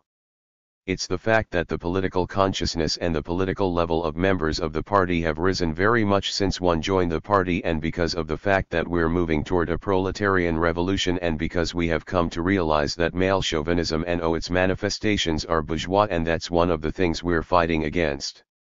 We realize that in a proletarian revolution, the emancipation of women is primary.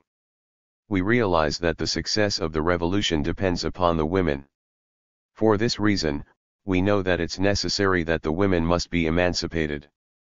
Importance of women's liberation. Question: could you explain what you mean when you say that the success of the revolution depends on the emancipation of women? Panther women, it's because of the fact that women are the other half. A revolution cannot be successful simply with the efforts of the men, because a woman plays such an integral role in society even though she is relegated to smaller, seemingly insignificant positions. I think conditions outside the party have forced us to realize that we have to get rid of male chauvinism. As _Panthers we cannot separate ourselves and divide ourselves and work as Pantherettes, and on the other hand have brothers work as Panthers and EJPEC to present a united front against fascism or against the enemy or against outside forces. There has to be unity within the party. We can't be divided on the basis of sex and we can't be divided on the basis of principles or anything. Erica became a good example because the pigs. 342. Realized she was a revolutionary. Maybe we didn't realize that, in the sense that we thought about it all the time or brought her up as an example of a strong woman. But, I think the pigs realize that, and this outside condition has forced us to realize that we can't operate as two halves, separate, apart from each other. We have to be unified. Vietnamese women lead. Question: you once said that the Vietnamese women were your example. Could you explain more concretely what that means in terms of the struggle of women in the United States?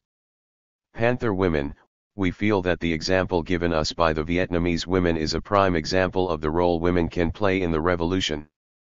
The Vietnamese women are out there fighting with their brothers, fighting against American imperialism, with its advanced technology. They can shoot. They're out there with their babies on their backs, as the case may be, and they're participating in the revolution wholeheartedly, just as the Vietnamese men are participating in the revolution, in the national liberation struggle. The success of their national liberation struggle is just as much dependent upon the women continuing the struggle as it is dependent on the Vietnamese men. So there we see in Vietnam, where the struggle today is the sharpest in terms of struggling against US imperialism, the women in fact play the role of the other half, not the weaker half, not the stronger half, but the other half of the Vietnamese men. We hold them up as our example, and we hope that the revolutionary women in the US can follow that example and live up to the goal that they have set. Right now the issue of male chauvinism is rather sharp and kind of out of place. We're starting to talk about it and everybody is sensitive about it, but once women find their place in terms of their roles as revolutionaries and use the example of the Vietnamese women, then I don't think it will be such a sharp issue. I think we'll begin to function and make it very natural for a woman to behave as a revolutionary and not as a subordinate or as a submissive half. Special role of black women. Question: black women are considered to be the most. Black Panther literature 343. Oppressed group in the US, as blacks and as women. That special oppression gives them a special, even vanguard role. Do you want to talk about that a little? Panther women, one think, historically, even at this time, even for women in the party, to say we want full share and full responsibility is kind of difficult and kind of touchy because of our society. Our men have been sort of castrated, you know. The responsibilities that they rightfully should have had before, were taken away from them to take away their manhood. We've had to fight all this before. Our men are constantly thinking or saying that maybe if we assume a heavier role, a more responsible role, that this, in turn, will sort of take away their responsibility, and it's such a touchy thing, that we have to be very sure that the roles are evenly divided. It shouldn't have to be one certain role for a man and one certain role for a woman. We're all gonna participate in the struggle, and whatever we can do best, we do it, whether it's at a higher level or not. This is very touchy and presents some problems in combating a specific thing like male chauvinism, because some brothers still have this fear of women dominating the whole political scene. It may not be voiced that often, but I think it's a very real fear, and we're going to have to be sensitive enough to recognize it. We're going to have to be sensitive enough to say that we're going to take more of a share of the political arena, but, at the same time, we're going to have to keep these things in mind. I think it's important that within the context of that struggle that black men understand that their manhood is not dependent on keeping their black women subordinate to them, because this is what bourgeois ideology has been trying to put into the black man, and that's part of the special oppression of black women. Black women, as generally a part of the poor people of the US, the working class, are more oppressed, As being black, they're super oppressed, and as being women they are sexually oppressed by men in general and by black men also. So, in this context we see that black women are especially oppressed in this country, and it's very important that black man's manhood is not dependent upon the subordination of black women, but rather his manhood is, in fact, dependent on his revolutionary relationship. A relationship is more fruitful when, in fact, the woman is the other half and not. 344. The weaker half. They get more out of the relationship, just as the women. Unity in struggle. Question: what are your ideas on the strategy for women's liberation in terms of separate women's organization, the priority of women's liberation in relation to other issues like imperialism and racism? Panther women: I think it's important that the separate women's liberation groups not all be lumped into one category. Their effectiveness and their value is dependent upon to what extent their work is furthering revolutionary goals in this country. I think that there are all different kinds of organizations in existence now. There are some people who talk about the contradictions among men and women as one of the major contradictions in capitalist society, and therefore they take that contradiction and develop it into an antagonistic contradiction, when actually it is a contradiction among the people. It's not a contradiction between enemies. An example of this is at the UFAF conference, where occasions arose from time to time where women would want to have a caucus and a man would come around and they would get very uptight that a man was there and were practically ready to jump on him, just because he happened to be listening around. I think that's an example of how the women's struggle is taken out of perspective. It is separated from class struggle in this country, it's separated from national liberation struggles, and it's given its own category of women against men.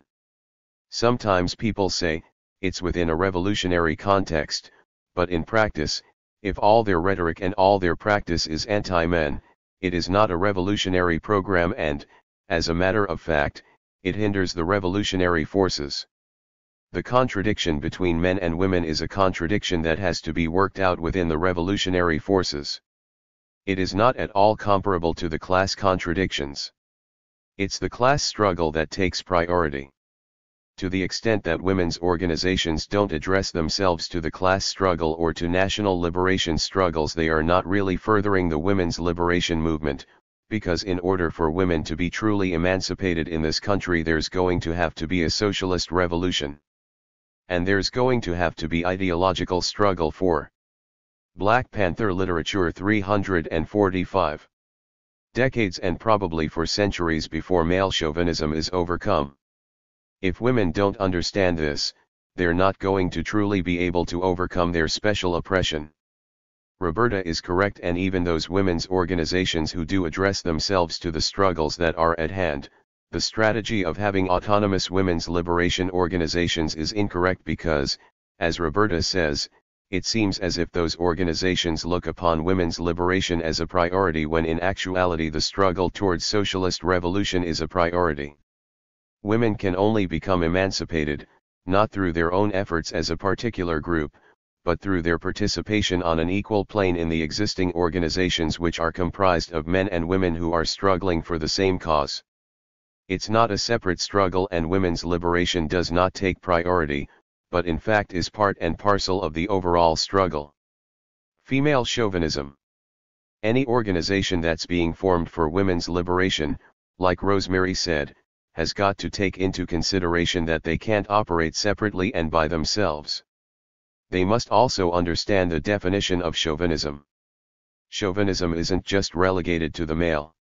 Chauvinism is an undying or unreasoning or irrational love for one sex, and if a women's liberation organization gets uptight because a man comes around, that's unreasoning and irrational. It's not being realistic and looking at things as a whole in terms of a man too functioning as a revolutionary and a woman functioning as a revolutionary. If they're not careful, they will go to an extreme and they will become female chauvinists. They will have an undying love for their sex and totally negate revolutionary struggle.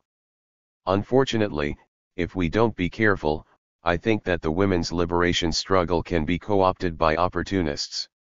It can become just like a style or a fad, and the whole revolutionary struggle will be set back because of this.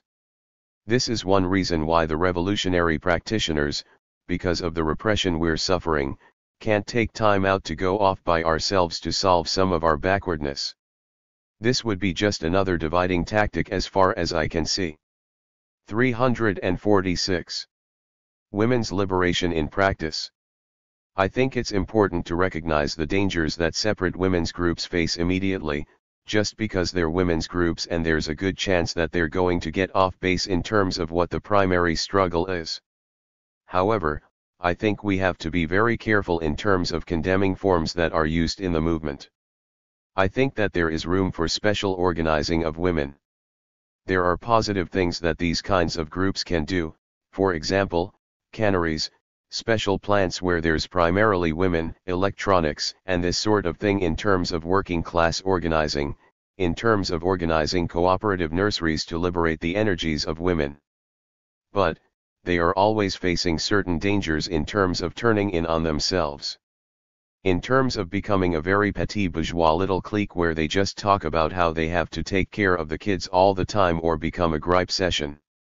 So, I think, while we as Panthers, while we integrate the struggle of the brothers and sisters within the party, we still will see how these separate women's liberation groups do through their practice.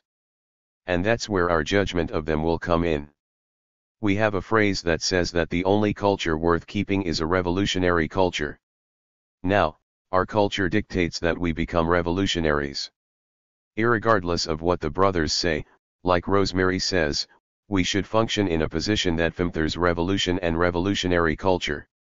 The women's liberation groups that are separating away from the men should take into consideration that we're here to liberate the people, and like we said, it's a socialist liberation struggle and we can't operate as halves. If women's liberation is going to exist, it should exist with the goal in mind to channel the energies they liberate into a united liberation of the men and women together, not as a bourgeois cult, because this has happened many times. They've become extremist organizations of female superiority and have totally forgotten about the people's struggles and oppressed people and have themselves become oppressors. Black Panther Literature 347. Panther Programs. Question: do the Panthers have any specific programs directed at women in the community to get them involved in the struggle? Panther Women, the Black Panther Party does not have any program that is specifically addressed to women, per se. There is, on the National Committees to Combat Fascism, a committee on the National Steering Committee of Women.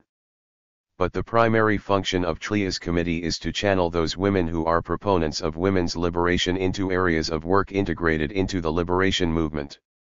Even though the Panther Party doesn't have a women's program per se, I think we realize that the best effort is through practice and that our liberation is gonna come through the realization on the part of the brothers that they can't practice male chauvinism, but even more important, it comes from a conscious effort on the part of the sisters to educate themselves and not to accept menial positions or relegate themselves to submissive positions. The brothers can be non-chauvinistic as much as they want, but unless the sisters realize that they have to accept an equal position or act as a revolutionary, then this isn't going to do any good. So I think the best criterion for that is practice. In addition to that, simply because of the fact that we are members of the Black Panther Party and are therefore in the vanguard, does not necessarily mean that we can deem ourselves champions of women's liberation. We believe that male chauvinism must be stomped out, because we have come to realize that it is bourgeois. Bourgeois ideas are those which are perpetuated upon us by the bourgeois class and is something we're fighting against. But because we've come to realize all these things just recently, we're very new at it. So that whether or not we will become champions of women's liberation, whether or not we'll be able to provide the example to lead other organizations towards women's liberation will come through our practice. 348. Women's Caucuses. Question: what do you think about all women's caucuses inside the organization? Some people say that within movement organizations there's male chauvinism and women must deal with it from a position of power, so they should organize their own caucuses.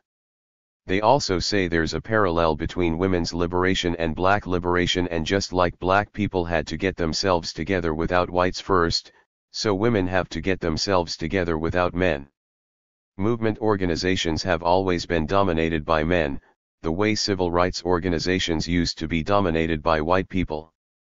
Panther women, I don't know, that sounds illogical tome because you can't solve the problem apart from the problem. You can't be liberated from male chauvinism if you don't even deal with it, if you run away from it. And one think forming any separate organization with that in mind is negating or contradicting what you're setting out to do. I think any type of inside organization that deals with women's liberation should take into consideration that women's liberation is important, but what is primary is the people's liberation. If they want a women's club, those have existed for centuries, they should form that, instead of calling themselves revolutionaries. Question: one of the arguments that's been made is that the movement has failed to attract a lot of women because of the intimidation that's found in a lot of political organizations. We fail to attract the other half because men dominate. Women have to get ether to talk about their special problems in order to involve more women in the struggle. Panther women, I think our judgment of caucuses, just like independent groups, is going to have to depend on whether or not they forward the revolutionary movement in the end. I mean, if their purpose for caucusing among themselves is to make a more efficient organization, and if they, in fact, are able to do that through their practice, then right on, but if they fall into a trap of getting by themselves and just complaining about the situation and are unable to put forth a positive program, then that form is not viable. Again, their practice is going to have to tell whether or not they further the revolutionary organization. Period. Black Panther Literature 349. Role for advanced women. Also, for a person to use the argument that the struggle does not attract women to the organization, I think, is coming from a subjective point of view. Because if they understand that it's not a women's or a man's struggle, it's not an attraction for a man or a woman, but we're here for the liberation of oppressed people, regardless of whether male chauvinism exists, the women would still come into the party or movement because they agree or are willing to support the revolutionary principles that exist.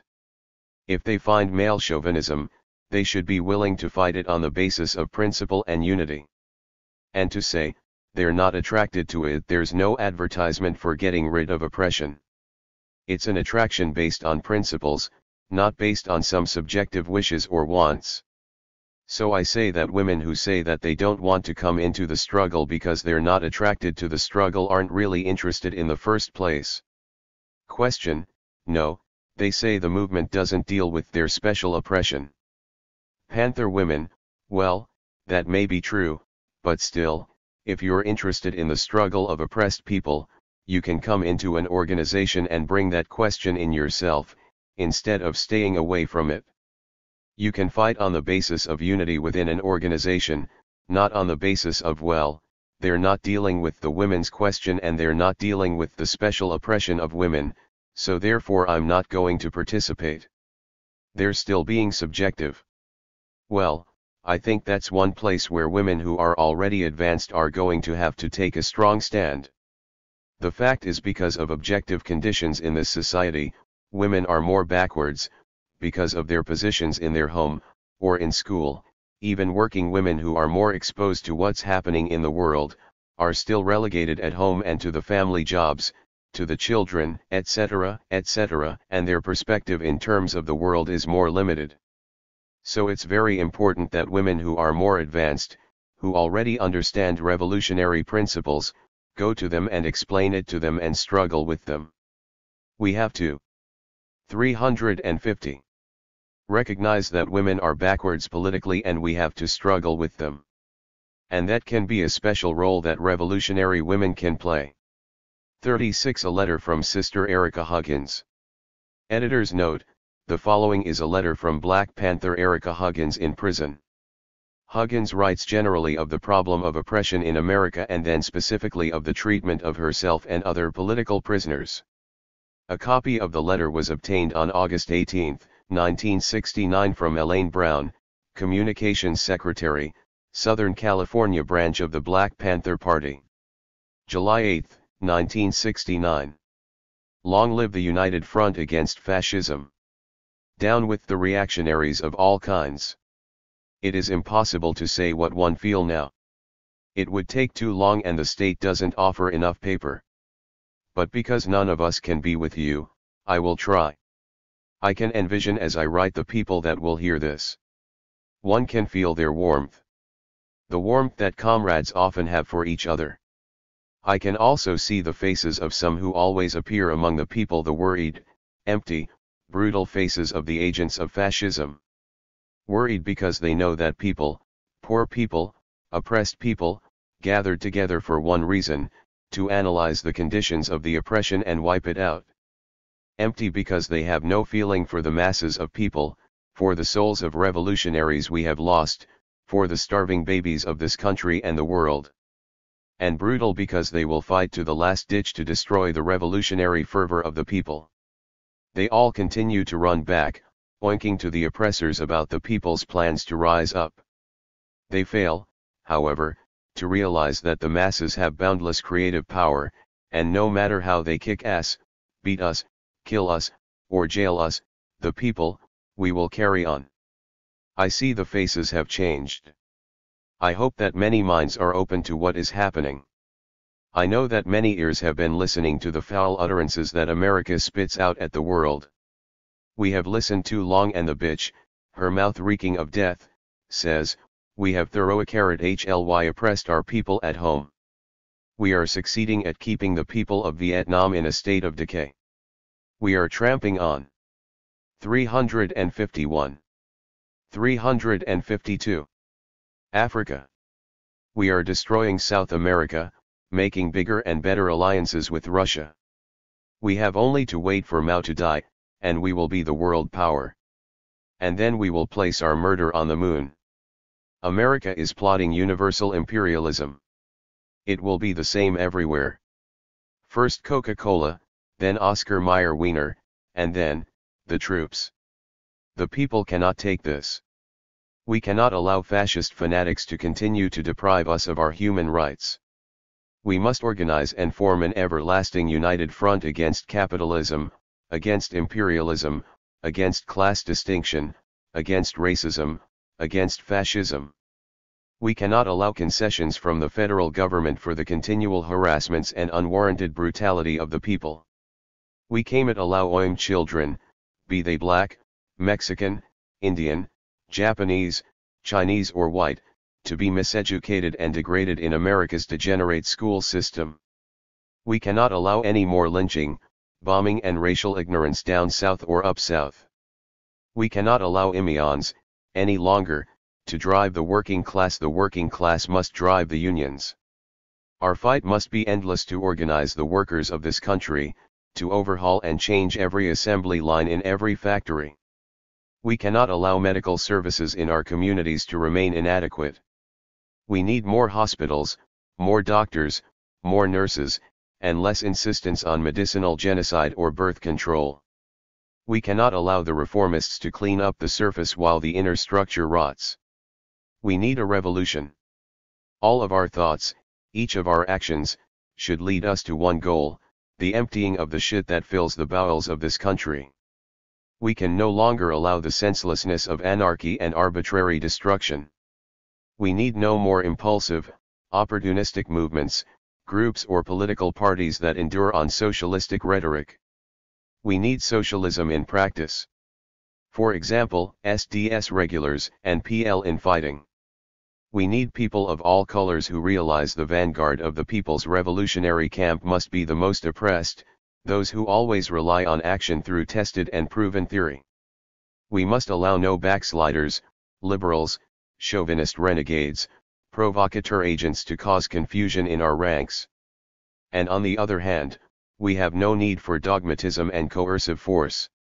We need unity among oppressed people and an understanding of Marxist-Leninist principles so that we may put our knowledge into revolutionary practice. The FUTMRA of the Political Prisoners of Connecticut. Black Panther Literature 353. And Colorado looks vague at this point. But in times of difficulty we cannot lose sight of our achievements. We must see the bright future for the people and pick up our courage.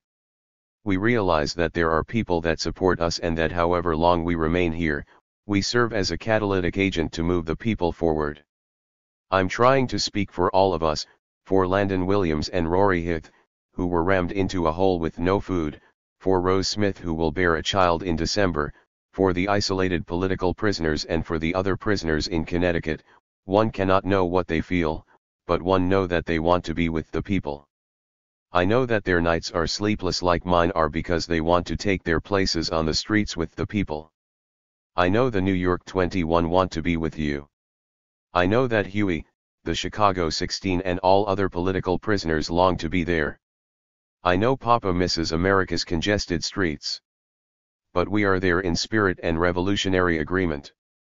We only ask that you realize who your real friends and your real enemies are. We must draw a clear line of demarcation between the oppressors and the oppressed, between the imperialists and the internationalists, between the pigs and the people. Who sits next to you? All power to the people. All power to the people. Long live the people's revolutionary struggle. Long live the Minister of Defense. Free all political prisoners. Erica Huggins. 37 on the dismissal of the case against Bobby and Erica. May 29, 1971. The dismissal of the case by the state of Connecticut against our chairman Bobby Seale and our comrade Erica Huggins is a clear indication that the might and power of the people is beginning to show. That the judge in New Haven was forced to say, "It is humanly impossible to find a jury," means several things. The state was not willing to spend another several $1 million. A retrial would be so obscene as to cause an even greater and louder demand from the people for Bobby and Erica's freedom than ever before, and that nowhere could a jury of 12 people be found that would bring back a conviction. We certainly will be glad to welcome Bobby and Erica back among us, but we are not so foolish as to allow this compromise to cloud our vision. Bobby and Erica will be back among the people, but they are not free, the people are not free, and there are hundreds more political prisoners, George Jackson and the Soledad brothers, Ruchell McGee, Angela Davis, and all the unknowns, all the black and poor people viciously incarcerated right now in this country's maximum security camps. Also there are the masses of oppressed people throughout the world that are still suffering under the direct or indirect boot of oppression from the U.S. ruling circle. It is the power of the people and the people only to whom we will be thankful, and in whom our faith rests for the future. Bobby and Erica have spent 2 long years in isolated and barbarous prisons. Nothing will justify those years except the victory of the people. Black people, poor people, and all the oppressed people of the world over the fascist, imperialist U.S. empire. 354. 38 from Sweden. Stockholm, 17th of July, 1969. To the Black Panther Party. We firmly support your last step to put Marxism-Leninism into practice by uniting all progressive forces in the U.S. under the leadership of the vanguard force of the black community, the Black Panther Party, in a united front against U.S. fascism and imperialism. We regard this move as a serious setback for U.S. imperialist pig power structure. All power to the people. On behalf of the Young Left League of Sweden. Ingalill Waffredson. 355. 39 Huey Newton's courtroom appeal. Editor's note: the following is taken from the appeal prepared by the attorneys who defended Huey P. Newlin, Minister of Defense of the Black Panther Party. Newton's attorneys moved to have the case reviewed by the Court of Appeals of the State of California. Article M. Statement of Facts. A. Introduction.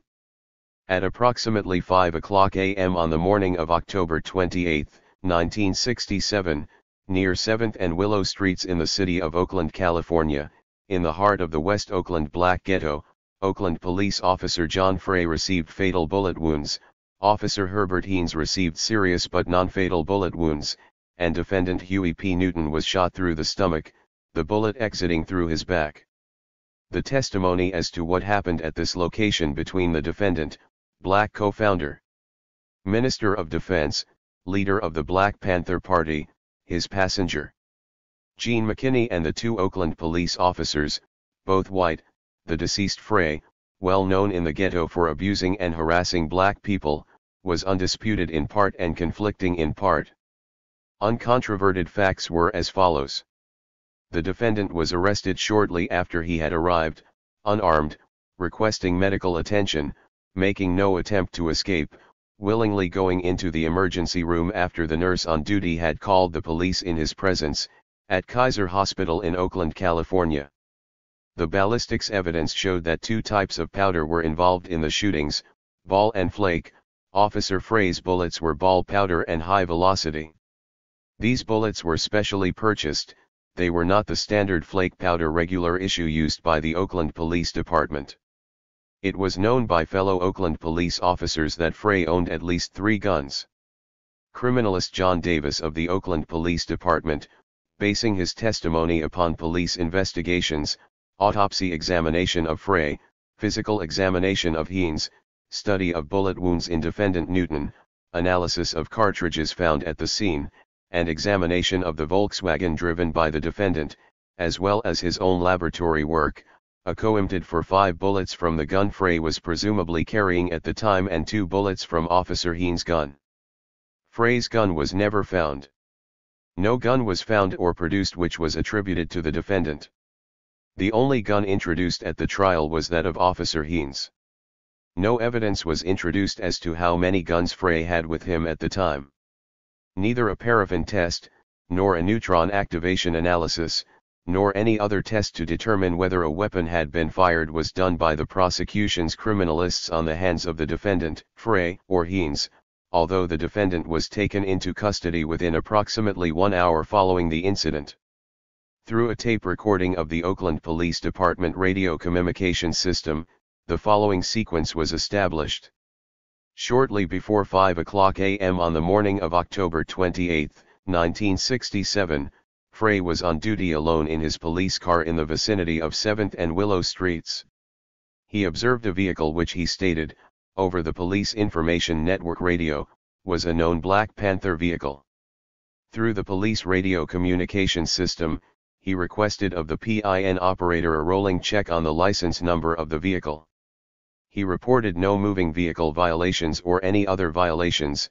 His conversation with the radio operator contained no reference to anything suspicious or unusual about the vehicle or its occupants. 358. The police operator on duty, Clarence Lord, requested of the PIN operator that the latter find out if there were any PIN information on the license number. Shortly thereafter Lord informed Frey that the PIN information was coming out. The machinery which transmits the stored information produces a printout. When there are no outstanding warrants or violations, the printout states no record formed. Therefore, information comes out of the machine whether it is affirmative or negative. Officer Frey told the radio operator that he was going to stop the vehicle at 7th and Willow Streets after Frey learned that information was coming out, but prior to receiving the information from Lord that there were 2 parking ticket warrants outstanding against the license number. The license number of the vehicle which the defendant was driving was on the list of Black Panther vehicles circulated by the Oakland Police Department to its officers well prior to October, 1967. Frey did stop the vehicle, and Lord subsequently did obtain a printout which revealed that there were warrants outstanding for 2 parking meter violations in Berkeley. These warrants had been issued by a clerk, not a judge, but were, nevertheless, coded so as to appear to be endorsed for night service. There was no information on the printout indicating that the police officers had attempted to serve the warrants at the residence of the owner of the vehicle. After Frey stopped the vehicle, he was also told by Lord that the vehicle was registered to Laverne Williams at 1144-12 Th Street, Oakland, California. B. Uncontroverted testimony of Officer Heath. In response to Frey's radioed request for a backup unit, Officer Heath, on duty nearby, responded to the call and went immediately to 7th and Willow Streets. When Heath got to this location he stopped his Black Panther Literature 359 vehicle, parked it, got out, walked around and took up a position to the right rear of the Volkswagen being driven by the defendant, which was parked in front of Frey's vehicle. When Heath approached the parked vehicle on the driver's side, the defendant, Huey P. Newton, informed Heath that he was Huey P. Newton. These were, According to Heath, the defendant's first words to Heath when Heath approached him. The defendant did not hesitate, he used an affirmative tone. Heath testified, he turned right around and he said, "I am Huey Newton." Heath did not ask the defendant for his operator's license. The defendant's valid California operator's license was introduced into evidence by the defense. Heath had seen photographs of Black Panther members, and he had seen the list of Black Panther vehicles at Line V instruction sessions, that Black Panthers had carried weapons openly on their patrols. There elapsed a period of time, perhaps as much as 5 minutes, after Heath arrived at the location, during which Frey sat in his police car and spoke on the police radio, and the defendant and his passenger remained seated quietly in their vehicle.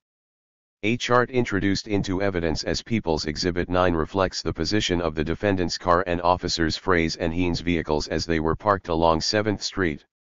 Officer Heath never saw a gun at any time in the hand of the defendant. See disputed testimony of Officer Heath.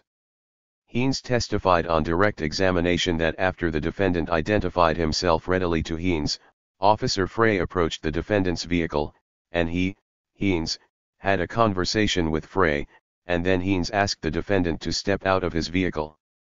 The defendant asked Heath if there was any particular reason why he should, at which point, according to Heath, Frey placed the defendant under arrest. The defendant got out of the car and began walking with Frey toward the rear of the police car. Heath followed to the front end of Frey's car where he stopped. 360 off the Pigs 1. Frey continued to follow the defendant further on by the police cars. Frey was approximately 3 feet, 4 feet, behind the defendant during this walking, and as they reached the rear of the third car, Newton turned around and started shooting. At this point, Heath heard a gunshot and saw Frey move toward the defendant, then Heath, started to draw his weapon, had raised it, and received a gunshot wound in his arm. Heath grabbed his own arm, noticed someone else standing on the curb between the Volkswagen and Frey's car, turned toward him and aimed his revolver at him, but this person raised his hands and stated he was not armed and had no intentions of harming me. Taking this individual at his word, Heath turned back around and noticed Frey and the defendant tussling, in actual physical contact, wrestling over the trunk area of Heath's car. Heath now aimed his revolver at the defendant and fired, with his left hand. K next remembers lying in the police car, picking up the radio and calling in an emergency 940B. D. Events described in testimony of sequestered witness Henry Greer. Although no police report nor witness referred to a bus, Henry Greer, an Alameda Contra Costa Transit bus operator, testified that he had been operating the 82 Line Express bus on the morning of October 28, 1967, and that he approached 7th and Willow Streets at 4:58 a.m. When Greer first came by the place where the Volkswagen and the police cars were parked, at that time across the entire width of 7th Street from him, he saw 4 figures across the street. K noticed that the police officers were dressed in uniform, but he did not notice how the 2 civilians were dressed, nor did he notice anyone's height at the time. When Greer brought his bus back around 7th Street after making a turn at 7th and Willow and picking VQJ 2 more passengers, he observed 3 persons facing him, 2 of them police officers. In contradiction. Black Panther Literature 361. To Heath, who placed Frey 3 to 4 feet beyond the defendant, Greer testified on direct examination that he observed one police officer with the civilian sort of tugged him under the arm, that as he approached this officer and man my lights is directly on him. I could see them very plainly, and he saw the civilian do this. Greer continued, and just at that split second out with the gun. Greer testified that there then occurred a struggle between the officer and the civilian he was holding, and during this struggle the gun went off, and the officer that was walking the farthest behind was hit, and he fell. Under further direct examination, Greer testified that subsequently the first officer was wrestling with the civilian, and Greer saw shots being fired into the officer by the civilian, and he saw the officer fall forward. The civilian that was firing was sort of in a crouched position, directly behind the officer. This civilian was identified at the trial by Greer only, as Defendant Newton. Greer testified that several shots were fired and at this time he saw no persons there other than the two officers and the civilian. Greer observed these events commencing from either 20 to 25 feet, 10 to 15, or 30 to 40 yards. By the time the shooting was in progress, Greer was either 10 feet away, or 2 to 3 feet away. According to bus passenger Tommy Miller, the bus was already far past the place of the shooting, and he, Miller, saw the firing out of the back window as Greer continued to drive the bus away from the scene. Greer observed the civilian pull the GN either from his jacket, or his shirt. Greer identified the defendant positively at the time of trial. At 6:30 a.m. October 28, 1967, he was not sure of the assailant's identity, even when shown a picture of the defendant and told by the police that the 362 defendant was Huey P. Newton and a suspect. Greer stated definitely that the assailant had a hat and not a cap. The defendant testified that he had a beret. Greer stated at the trial that the assailant was clean-shaven. Photographs taken within an /IR of the incident showed the defendant to have a very heavy growth of a dark beard. The testimony of bus passenger Tommy Miller as to Greer's activities during the shooting provided a consistent explanation of these major discrepancies between Greer's original police statement and trial testimony, and his varying descriptions of the differing characteristics of the assailant. Miller testified that at the time the bus was going directly by the place of the shooting, Greer was not looking out of the window nor slowing down, but was occupied with digging up change for the $5 bill with which Miller paid his fare. The prosecution did not recall Greer to revisit this testimony.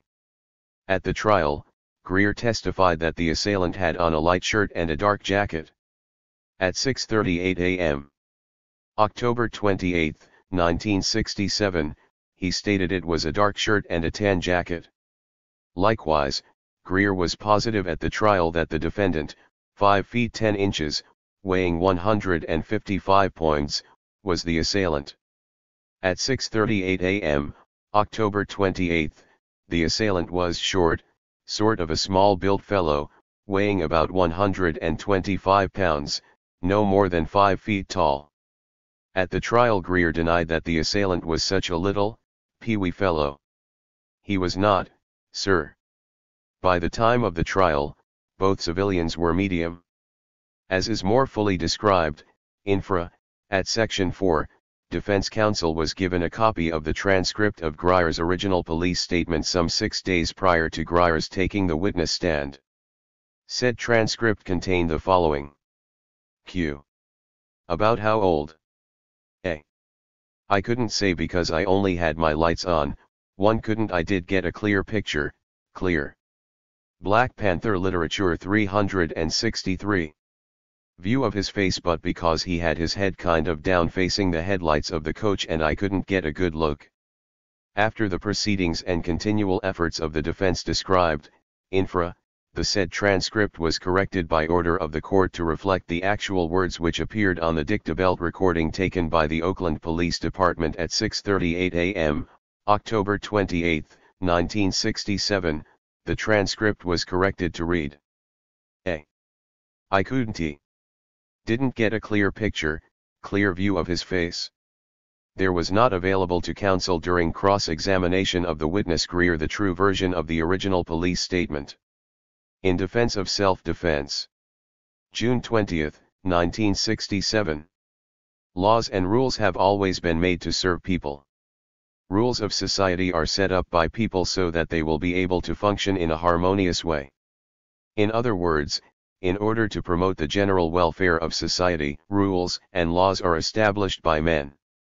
Rules should serve men, and not men serve rules.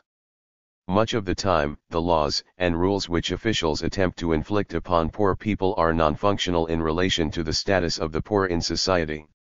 These officials are blind to the fact that people should not respect rules that are not serving them. It is the duty of the poor to write and construct rules and laws that are in their better interests. This is one of the basic human rights of all men. Before 1776, white people were colonized by the English. The English government had certain laws and rules that the colonized Americans viewed as not in their best interests but as a colonized people. At that time the English government felt that the colonized Americans had no right to establish laws to promote the general welfare of the people living here in America. The colonized American felt he had no choice but to raise the gun in defense of the welfare of the colonized people. At this time, he made certain laws ensuring his protection from external and internal aggressions from governments and agencies. One such form of protection was the Declaration of Independence, which states, "Whenever any government becomes destructive to these ends, it is the right of the people to alter or to abolish it, and to institute a new government, laying its foundations on such principles and organizing its powers in such forms as to them shall seem most likely to affect their safety and happiness." Now these same colonized white people, these ex-slaves, robbers, and thieves, have denied the colonized black. 364. Black Panther Literature 365. Man the right to even speak of abolishing this oppressive system which the white colonized American created. They have carried their madness to the four corners of the earth, and now there is universal rebellion against their continued rule and power. The black people in America are the only people who can free the world, loosen the yoke of colonialism and destroy the war machine. As long as the wheels of the imperialistic war machine are turning, there is no country that can defeat this monster of the West. But black people can make a malfunction of this machine from within. Black people can destroy the machinery that's enslaving the world. America cannot stand to fight every black country in the world and fight a civil war at the same time. It is militarily impossible to do both of these things at once. The slavery of blacks in this country provides the oil for the machinery of war that America uses to enslave the peoples of the world. Without this oil the machinery cannot function. We are the driving shaft. We are in such a strategic position in this machinery that, once we become dislocated, the functioning of the remainder of the machinery breaks down. Penned up in the ghettos of America, surrounded by his factories and all the physical components of his economic system, we have been made into the wretched of the earth, who are relegated to the position of spectators while the white racists run their international con game on the suffering peoples. We have been brainwashed to believe that we are powerless and that there is nothing we can do for ourselves to bring about a speedy liberation for our people. We have been taught that we must please our oppressors, that we are only 10% of the population, and therefore, we must confine our tactics to categories calculated not to disturb the sleep of our tormentors. The power structure inflicts pain and brutality upon the peoples and then provides controlled outlets for the pain in ways least likely to upset them or interfere with the process of exploitation. The people must repudiate the channels established as tricks and deceitful snares by the exploiting oppressors. The people must oppose everything the oppressor supports and support everything that he opposes. If black people go about their struggle for liberation in the way that the oppressor dictates and sponsors, then we will have degenerated to the level of groveling flunkies for the oppressor himself. When the oppressor makes a vicious attack. 366. Against freedom fighters because of the way that such freedom fighters choose to go about their liberation, then we know we are moving in the direction of our liberation. The racist dog oppressors have no rights which oppressed black people are bound to respect. As long as the racist dogs pollute the earth with the evil of their actions, they do not deserve any respect at all, and the rules of their game, written in the people's blood, are beneath contempt. The oppressor must be harassed until his doom. He must have no peace by day or by night. The slaves have always outnumbered the slave masters. The power of the oppressor rests upon the submission of the people. When black people really unite and rise up in all their splendid millions, they will have the strength to smash injustice. We do not understand the power in our numbers. We are millions and millions of black people scattered across the continent and throughout the Western Hemisphere. There are more black people in America than the total population of many countries that now enjoy full membership in the United Nations. They have power, and their power is based primarily on the fact that they are organized and imitated with each other. they are recognized by the powers of the world. We, with all our numbers, are recognized by no one. In fact, we do not even recognize our own selves. We are unaware of the potential power latent in our numbers. In 1967, in the midst of a hostile racist nation whose hidden racism is carried to the surface at a phenomenal speed, we are still so blind to our critical fight for our very survival that we are continuing to function in petty, futile ways. Divided, confused, fighting among ourselves, we are still in the elementary stage of throwing rocks, sticks, empty wine bottles and beer cans at racist cops who lie in wait for a chance to murder unarmed black people. The racist cops have worked out a system for suppressing these spontaneous rebellions that flare up from the anger, frustration, and desperation of the masses of black people. We can no longer afford the dubious luxury of the terrible casualties wantonly inflicted upon us by the cops during these spontaneous rebellions. Black people must now move, from the grassroots up through the perfumed circles of the black bourgeoisie, to seize by any means necessary a proportionate share of the power vested and collected in the structure of America. We must organize and unite to combat by long resistance the Black Panther Literature 367. Brutal force used against us daily. The power structure depends upon the use of force without retaliation. This is why they have made it a felony to teach guerrilla warfare. This is why they want the people unarmed. The racist dog oppressor fears the armed people, they fear most of all black people armed with weapons and the ideology of the Black Panther Party for self-defense. And unarmed people are slaves or are subject to slavery at any given moment. If a government is not afraid of the people, it will arm the people from foreign aggression. Black people are held captive in the midst of their oppressors. There is a world of difference between 30 million unarmed, submissive black people and 30 million black people armed with freedom and defense guns and the strategic methods of liberation. When a mechanic wants to fix a broken down car engine, he must have the necessary tools to do the job. When the people move for liberation, they must have the basic tool of liberation, the gun. Only with the power of the gun can the black masses halt the terror and brutality perpetuated against them by the armed racist power structure, and in one sense only by the power of the gun can the whole world be transformed into the earthly paradise dreamed of by the people from time immemorial. One successful practitioner of the art and science of national liberation and self-defense, Brother Mao Zedong, put it this way: we are advocates of the abolition of war. We do not want war, but war can only be abolished through war, and in order to get rid of the gun it is necessary to take the gun. The blood, sweat, tears, and suffering of black people are the foundations of the wealth and power of the United States of America. We were forced to build America, and if forced to, we will tear it down. The immediate result of this destruction will be suffering and bloodshed. But the end result will be the perpetual peace for all mankind. 41 In Defense of Self-Defense. July 3, 1967. Historically, the power structure has demanded that black leaders cater to their desires and to the ends of the imperialistic racism of the oppressor. The power structure has endorsed those black leaders who have reduced themselves to nothing more than apologizing parrots. They have divided the so-called black leaders within the political arena.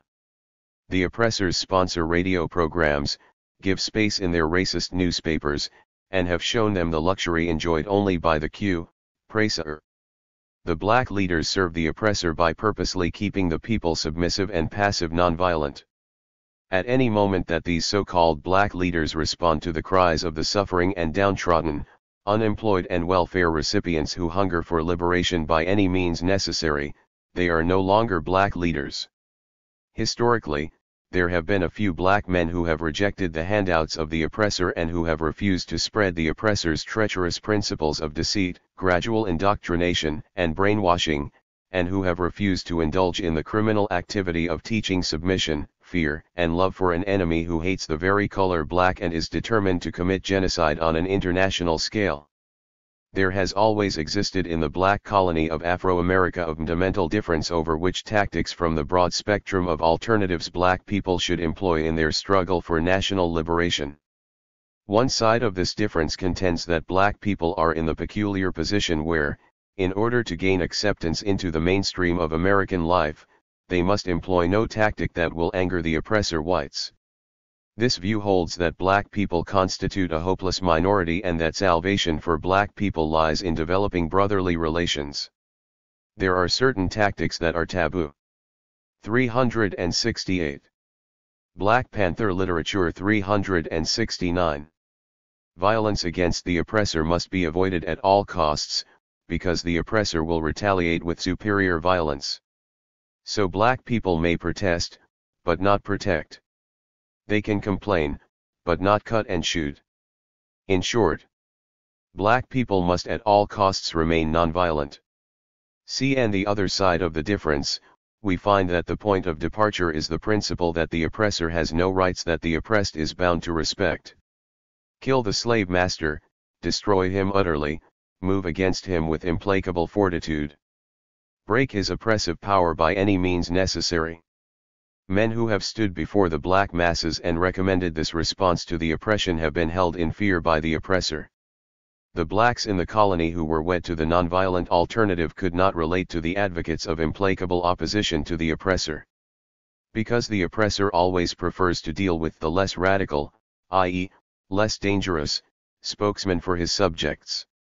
He would prefer that his subjects had no spokesman at all, or better yet, he wishes to speak for them himself.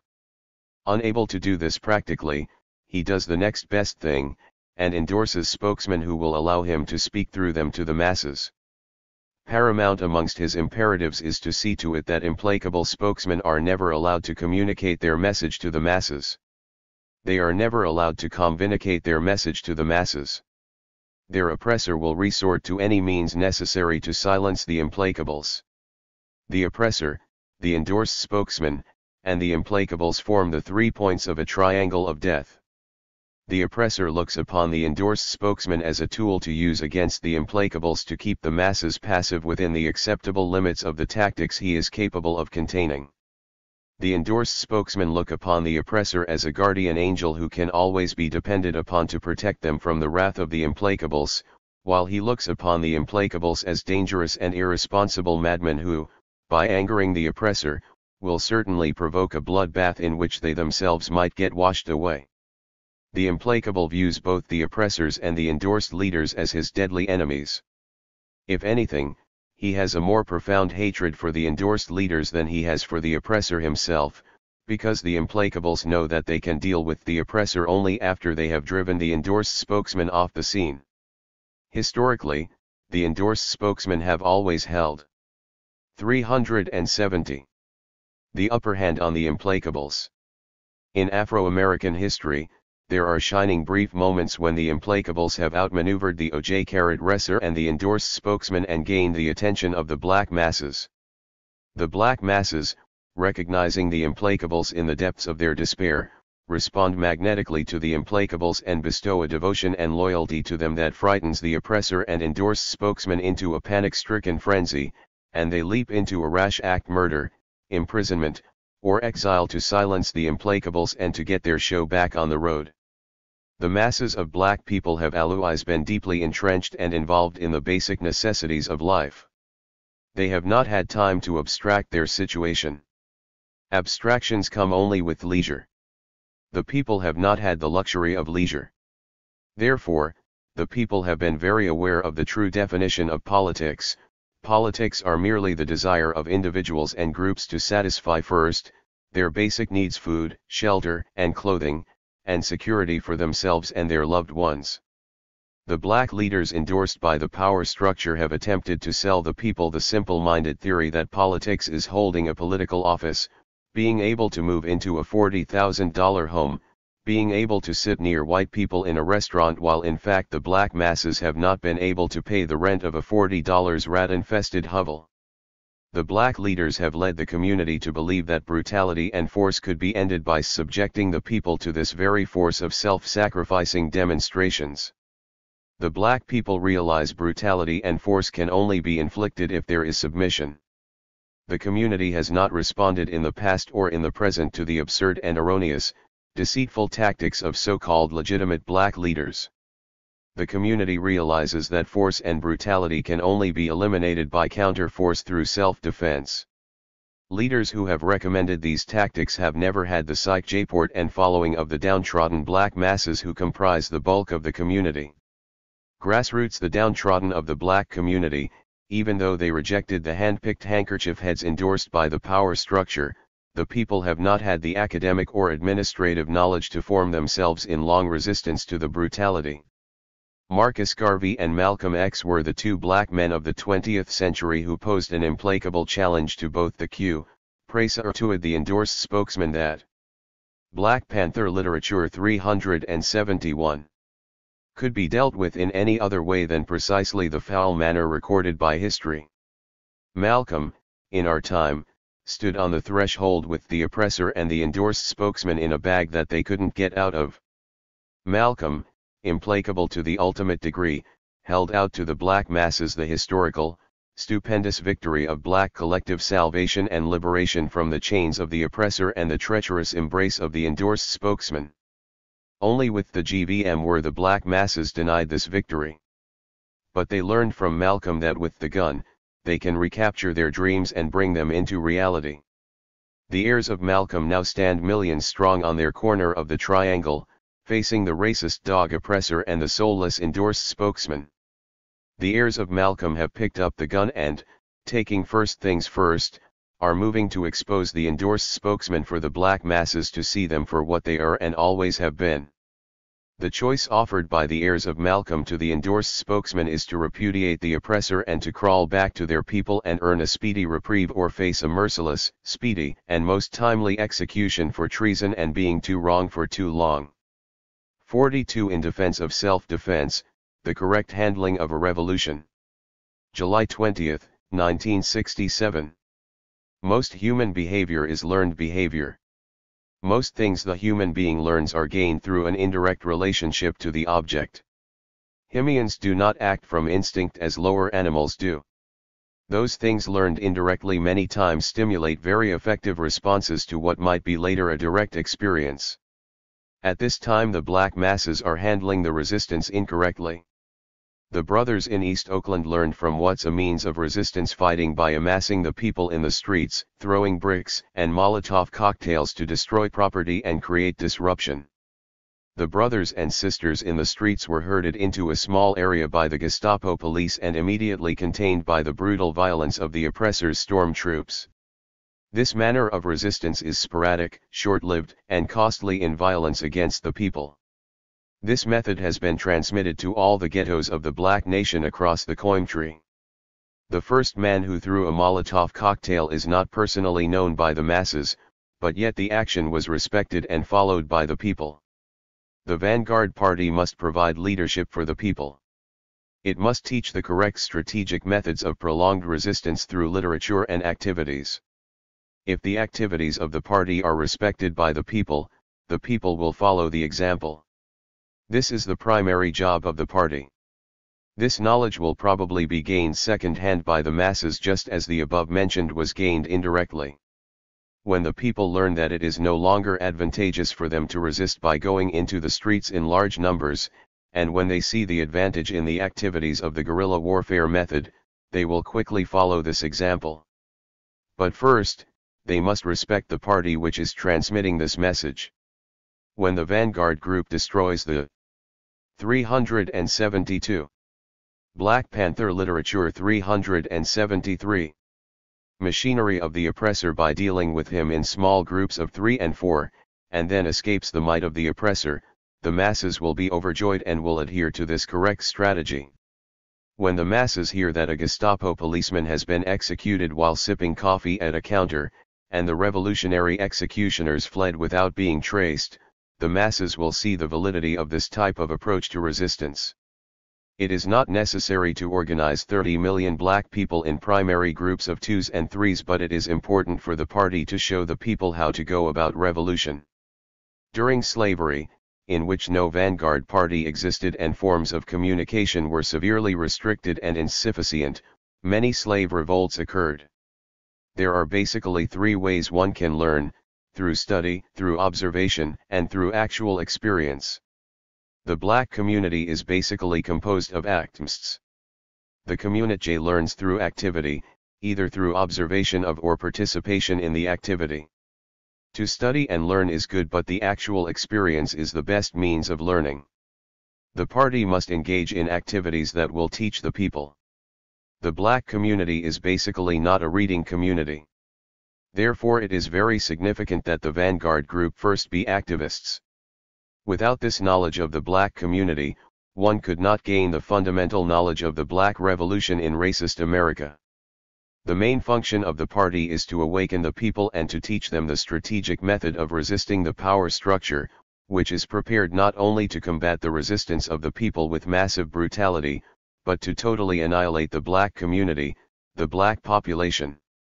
If it is learned by the power structure that black people have X amount of guns in their possession, this will not stimulate the power structure to prepare itself with gyms, because it is already more than prepared. The end result of this education will be positive for black people in their resistance and negative for the power structure in its oppression, because the party always exemplifies revolutionary defiance. If the party is not going to make the people aware of the tools of liberation and the strategic method that is to be used, there will be no means by which the people will be mobilized properly. The relationship between the vanguard party and the 374 masses is a secondary relationship. The relationship between the members of the vanguard party is a primary relationship. It is important that the members of the vanguard group maintain a face-to-face relationship with each other. This is important if the party machinery is to be effective. It is impossible to put together functional party machinery or programs without this direct relationship. The members of the vanguard group should be tested revolutionaries. This will minimize the danger of Uncle Tom informers and opportunists. The main purpose of vanguard groups should be to raise the consciousness of the masses through educational programs and certain physical activities the party will participate in. The sleeping masses must be bombarded with the correct approach to struggle through the activities of the vanguard party. Therefore, the masses must know that the party exists. The party must use all means available to get this information across to the masses. If the masses do not have knowledge of the party, it will be impossible for the masses to follow the program of the party. The vanguard party is never underground in the beginning of its existence, because this would limit its effectiveness and educational processes. How can you teach people if the people do not know and respect you? The party must exist above ground as long as the dog power structure will allow, and hopefully when the party is forced to go underground, the message of the party will already have been put across to the people. The vanguard party's activities on the surface will necessarily be short-lived. This is why it is so important that the party make a tremendous impact upon the people before it is driven into secrecy. At this time, the people know the party exists, and they will seek out further information on the activities of this underground party.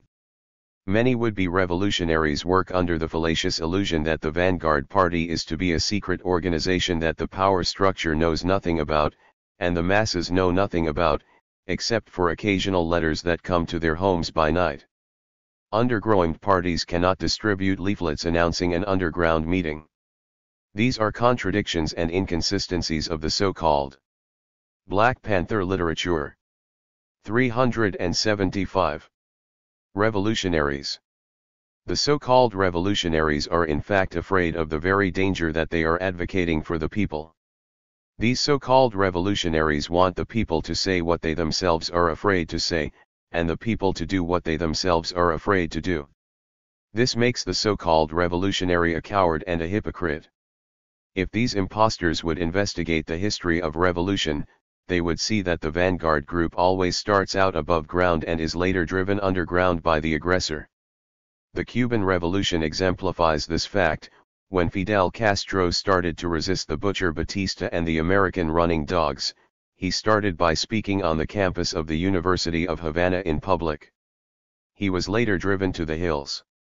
His impact upon the dispossessed people of Cuba was very great and received with much respect. When he went into secrecy, Cuban people searched him out. People went to the hills to find him and his band of 12. Castro handled the revolutionary struggle correctly. If the Chinese Revolution is investigated, it will be seen that the Communist Party was quiet on the surface so that they would be able to muster support from the masses. There are many areas one can read about to learn the correct approach.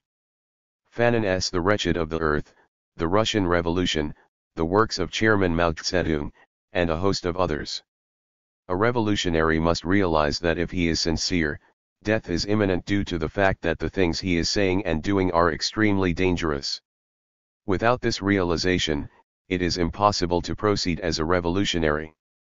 The masses are constantly looking for a guide, a messiah, to liberate them from the hands of the oppressor. The vanguard party must exemplify the characteristics of worthy leadership. Millions and millions of oppressed people might not know members of the vanguard party personally or directly, but they would gain through an indirect acquaintance the proper strategy for liberation via the mass media and the physical activities of the party. It is of prime importance that the vanguard party develop a political organ, such as a newspaper produced by the party, as well as employ strategically revolutionary art and destruction of the oppressor's machinery. For example, the economy and property of the oppressor was destroyed to such an extent that no matter how the oppressor tried to whitewash the activities of the Black Brothers, the real nature and the real cause of the activity was communicated to every black community. For further 376. Example, no matter how the oppressor tries to distort and confuse the message of Brother Stokely Carmichael, black people all over the country understand it perfectly and welcome it. The Black Panther Party for Self-Defense teaches that in the final analysis, the amount of guns and defense weapons, such as hand grenades, bazookas, and other necessary equipment, will be supplied by taking these weapons from the power structure, as exemplified by the Viet Cong. Therefore, the greater the military preparation on the part of the oppressor, the greater is the availability of weapons for the black community. It is believed by some hypocrites that when the people are taught by the vanguard group to prepare for resistance, this only brings the man down on them with increasing violence and brutality, but the fact of the matter is that when the man becomes more oppressive, this only heightens the revolutionary fervor. The people never make revolution. The oppressors by their brutal actions cause the resistance by the people. The vanguard party only teaches the correct methods of resistance. So, if things can get worse for oppressed people, then they will feel no need for revolution or resistance. The complaint of the hypocrites that the Black Panther Party for Self-Defense is exposing the people to deeper suffering is an incorrect observation. People have proved that they will not tolerate any more oppression by the racist dog police through their rebellions in the black communities across the country. The people are looking now for guidance to extend and strengthen their resistance struggle. 43 To the Revolutionary People's Constitutional Convention. An address delivered to the plenary session in Philadelphia, PA, September 5, 1970. 2 centuries ago the United States was a new nation conceived in liberty and dedicated to life, liberty, and the pursuit of happiness. The conditions which prevailed in the nation and the assumptions upon which its foundations were built ensured that the United States would come to its maturity under circumstances which required that the life of a substantial proportion of its citizens be nothing more than a prison of poverty, and happiness nothing more than laughing to keep from crying. The United States of America was born at a time when the nation covered relatively little land, a narrow strip of political divisions on the eastern seaboard. The United States of America was born at a time when the population was small and fairly homogeneous both racially and culturally. Thus the people called Americans were a different people in a different place.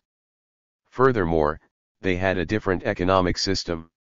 The small population and the fertile land available meant that with the agricultural emphasis on the economy, people were able to advance according to their motivation and ability. It was an agricultural economy, and with the circumstances surrounding it, democratic capitalism flourished in the new nation. The following years were to see this new nation rapidly develop into a multi-limbed giant. The new nation acquired land and spread from a narrow strip on the eastern seaboard to cover almost the entire continent. The new nation acquired a population to fill this newly acquired land. This population was drawn from the continents of Africa, Asia, Europe, and South America. Thus a nation conceived by homogeneous people of a small number and in a small area grew into a nation of heterogeneous people, comprising a large number and spread across an entire continent. This 377. 378. Change in the fundamental characteristics of the nation and its PEOP substantially changed the nature of American society. Furthermore, the social changes were marked by economic PS. A rural and agricultural economy became an urban and industrialized economy, as farming was redemocratic capitalism of our early days became caught up in a relentless drive to obtain profits until the selfish motivation for profit eclipsed the unselfish principles of democracy. Thus 200 years later we have overdeveloped economy which is so infused with the profit that we have replaced democratic capitalism bureaucratic capitalism.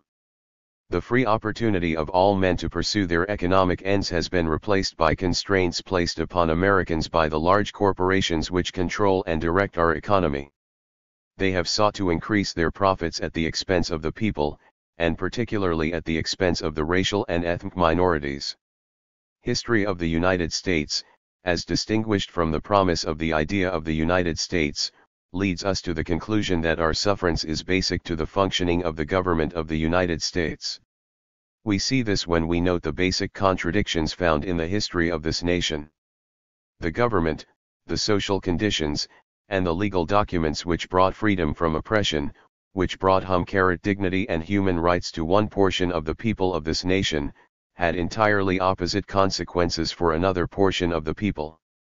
While the majority achieved their basic human rights, the minorities achieved alienation from the lands of their fathers and slavery. The evidence for this is clear and incontrovertible. We find evidence for majority freedom and minority oppression in the fact that the Zion of the United States government and the acquisition of lands was at the unjust exhaust the American Indians, who are the original possessors of the land and still its legitimate heirs. The long march of the Cherokees on the Trail of Tears and the actual disappearance of many other Indian nations testify to the unwillingness and inability of this government and this government's constitution to incorporate racial minorities. We find evidence for majority freedom and minority Zion in the fact that even while the early settlers were proclaimed their freedom, they were deliberately and systematically depriving Africans of their freedom. These basic Black Panther literature 379. Contradictions were further exacerbated by acts which implicitly admitted that the majority was wrong but unwilling to do right. Thus when the Declaration of Independence was drafted the Founding Fathers considered the slave a man. Thus when the slaves were emancipated the descendants of the Founding Fathers compromised that freedom to gain further territory. These compromises were so basic to the thinking of our forebears that legal attempts to correct the contradictions through constitutional amendments and civil rights laws have produced change in our condition. We are still a people without one process of law. We recognize then that the oppressive acts of the United States government when contrasted with the testaments of freedom, carry forward a IC contradiction found in all the legal documents upon which this government is based.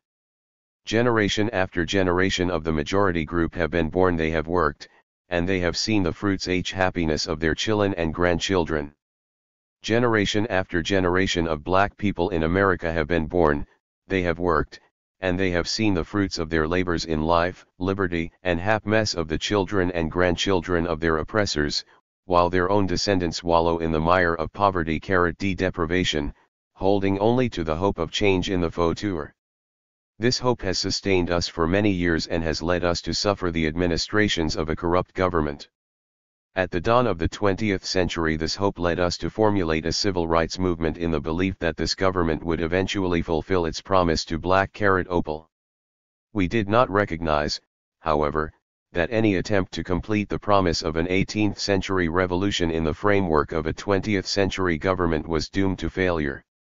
The descendants of that small company of original settlers of this land are not among the common people of today, they have become a small ruling class in control of a worldwide economic system. The constitution set up by their ancestors to serve the people no longer does so, for the people have changed. The people of the 18th century have become the ruling class of the 20th century, and the people of the 20th century are the descendants of the slaves and dispossessed of the 18th century. The constitution set up to serve the people of the 18th century now serves the ruling class of the 20th century, and the PERLE of today stand waiting for a foundation of their own light, liberty, and pursuit of happiness. The Civil Rights 380 movement has not produced this foundation, and it cannot produce this foundation because of the nature of the United States society and economy. The vision of the civil rights movement is to achieve goals which have been altered by 200 years of change. Thus the civil rights movement and similar movements have produced no foundation for life, liberty, and the pursuit of happiness. They have produced humiliating programs of welfare and unemployment compensation, programs with sufficient form to deceive the people but with insufficient substance to change the fundamental distribution of power and resources in this country. Moreover, while these movements attempt to get minorities into the system, we note that the government continues its pattern of practices which contradict its democratic rhetoric. We recognize now that we see history repeating itself, but on an international as well as national scale. The relentless drive for profit led this nation to colonize, oppress, and exploit its minorities. This profit drive took this nation from democratic capitalism and underdevelopment to bureaucratic capitalism and overdevelopment. Now we see that this small ruling class continues its profit drive by oppressing and exploiting the peoples of the world. Throughout the world the lumpen proletariat is crushed so that the profits of American industry can continue to flow. Throughout the world the freedom struggles of oppressed people are opposed by this government because they are a threat to bureaucratic capitalism in the United States of America. We gather here to let it be known at home and abroad that a nation conceived in liberty and dedicated to life, liberty, and the pursuit of happiness has in its maturity become an imperialist power dedicated to death, oppression and the pursuit of profits. We will not be deceived by so many of our fellow men. We will not be blinded by small changes in form which lack any change in the substance of imperialist expansion. Our suffering has been too long, our sacrifices have been too great, and our human dignity is too strong for us to be prudent any longer. The Black Panther Party calls for freedom and the power to determine our destiny. The Black Panther Party calls for full employment for all our people. Black Panther Literature 381. The Black Panther Party calls for an end to the capitalist exploitation of our community. The Black Panther Party calls for decent housing for all our people. The Black Panther Party calls for a true education of our people. The Black Panther Party calls for exemption from military service. The Black Panther Party calls for an end to police brutality. The Black Panther Party calls for freedom for all political prisoners. The Black Panther Party calls for fair trials for all men by a jury of their peers. The Black Panther Party calls for a United Nations plebiscite to determine the will of the black people as to their national destiny. Black people and oppressed people in general have lost faith in the leaders of America, in the government of America, and in the very structure of American government. This loss of faith is based upon the overwhelming evidence that this government will not live according to that Constitution because the Constitution is not designed for its people. For this reason we assemble a constitutional convention to consider rational and positive alternatives. Alternatives which will place their emphasis on the common man. Alternatives which will bring about a new economic system in which the rewards as well as the work will be equally shared by all people, a socialist framework in which all groups will be adequately represented in the decision-making and administration which affects their lives. Alternatives which will guarantee that all men will attain their full manhood rights, that they will be able to live, be free, and seek out those goals which give them respect and dignity while permitting the same privileges for every other man regardless of his condition or status. The sacredness of man and of the human spirit requires that human dignity and integrity ought to be always respected by every other man. We will settle for nothing less, for at this point in history anything less is but a living. 382 Off the pig's eye. Death. We will be free, and we are here to ordain a new constitution which will ensure our freedom by enshrining the dignity of the human spirit. 44, to the Republic of New Africa. September 13, 1969. Editor's note: the Republic of New Africa is a separatist organization advocating the founding of a black nation. The new nation is to be located in several southern states. The leader of this movement is Robert Williams. Neptune Statement. Greetings to the Republic of New Africa and President Robert Williams. I'm very happy to be able to welcome you back home. I might add that this is perfect timing. We need you very much, the people need you very much. And now that the consciousness of the people is at such a high level, perhaps they will be able to appreciate your leadership, and also be ready to move in a very revolutionary fashion. Some time ago I received a message from the Republic of New Africa with a series of questions concerning the philosophy of the Black Panther Party. At that time I wasn't prepared to send a message out. I have had to think about many of the questions, and due to the situation here it is very difficult for me to communicate, so this explains the lapse in time between question and answer. I will not be able to expound on all the questions, but I would like to give some general explanations of the Black Panther Party's position as related to the Republic of New Africa. The Black Panther Party's position is that the black people in this country are definitely colonized, and suffer from the colonial plight more than any ethnic group in the country. Perhaps there is the exception of the Indian, but surely as much even as the Indian population. We, too, realize that the American people in general are colonized. And they are colonized simply because they are under a capitalist society which has a small clique of rulers who own. 383. 384. The means of production and control all decision-making. They are the body, therefore, that takes the freedom from the American people in general to enrich their own class. As far as blacks are concerned, of course, we are at the very bottom of this ladder. We are exploited not only by the small group of the ruling class, we are oppressed and repressed by even the working class whites in the country. This is simply because the ruling class, the white ruling class, uses the old Roman policy of divide and conquer. In other words, the white working class is used as pawns or tools of the ruling class, but they too are enslaved. So it is with that historical policy of dividing and ruling that the ruling class can effectively and successfully keep the majority of the people in an oppressed position. This is because they are divided in certain interest groups, even though these interests of the lower class groups are not necessarily of any real benefit to them. As far as our stand on separation, we have demanded, as you well know, a plebiscite that the UN is to supervise, so that blacks can decide whether they want to secede from the SMIAN or take another position. As far as the Black Panther Party is concerned, we are subject to the will of the majority of the people, but we feel that the people should have this choice, and we feel that the Republic of New Africa is perfectly justified in demanding and declaring the right to secede from the nation. So we don't have any contradiction between the Black Panther Party's position and the Republic of New Africa's position, it is simply a matter of timing. We feel that certain conditions will have to exist before we are even given the right to make that choice. We also take into consideration the fact that if blacks at this very minute were able to secede from the Union, and say have 5 or 6 states, it would be almost impossible to function in freedom side by side with a capitalist imperialistic country. We all know that Mother Africa is not free simply because of imperialism, because of Western domination. And there is no indication that it would be any different if we were to have a separate country here in North America. As a matter of fact, by all logics, we would suffer imperialism and colonialism even more so than the Third World is suffering it now.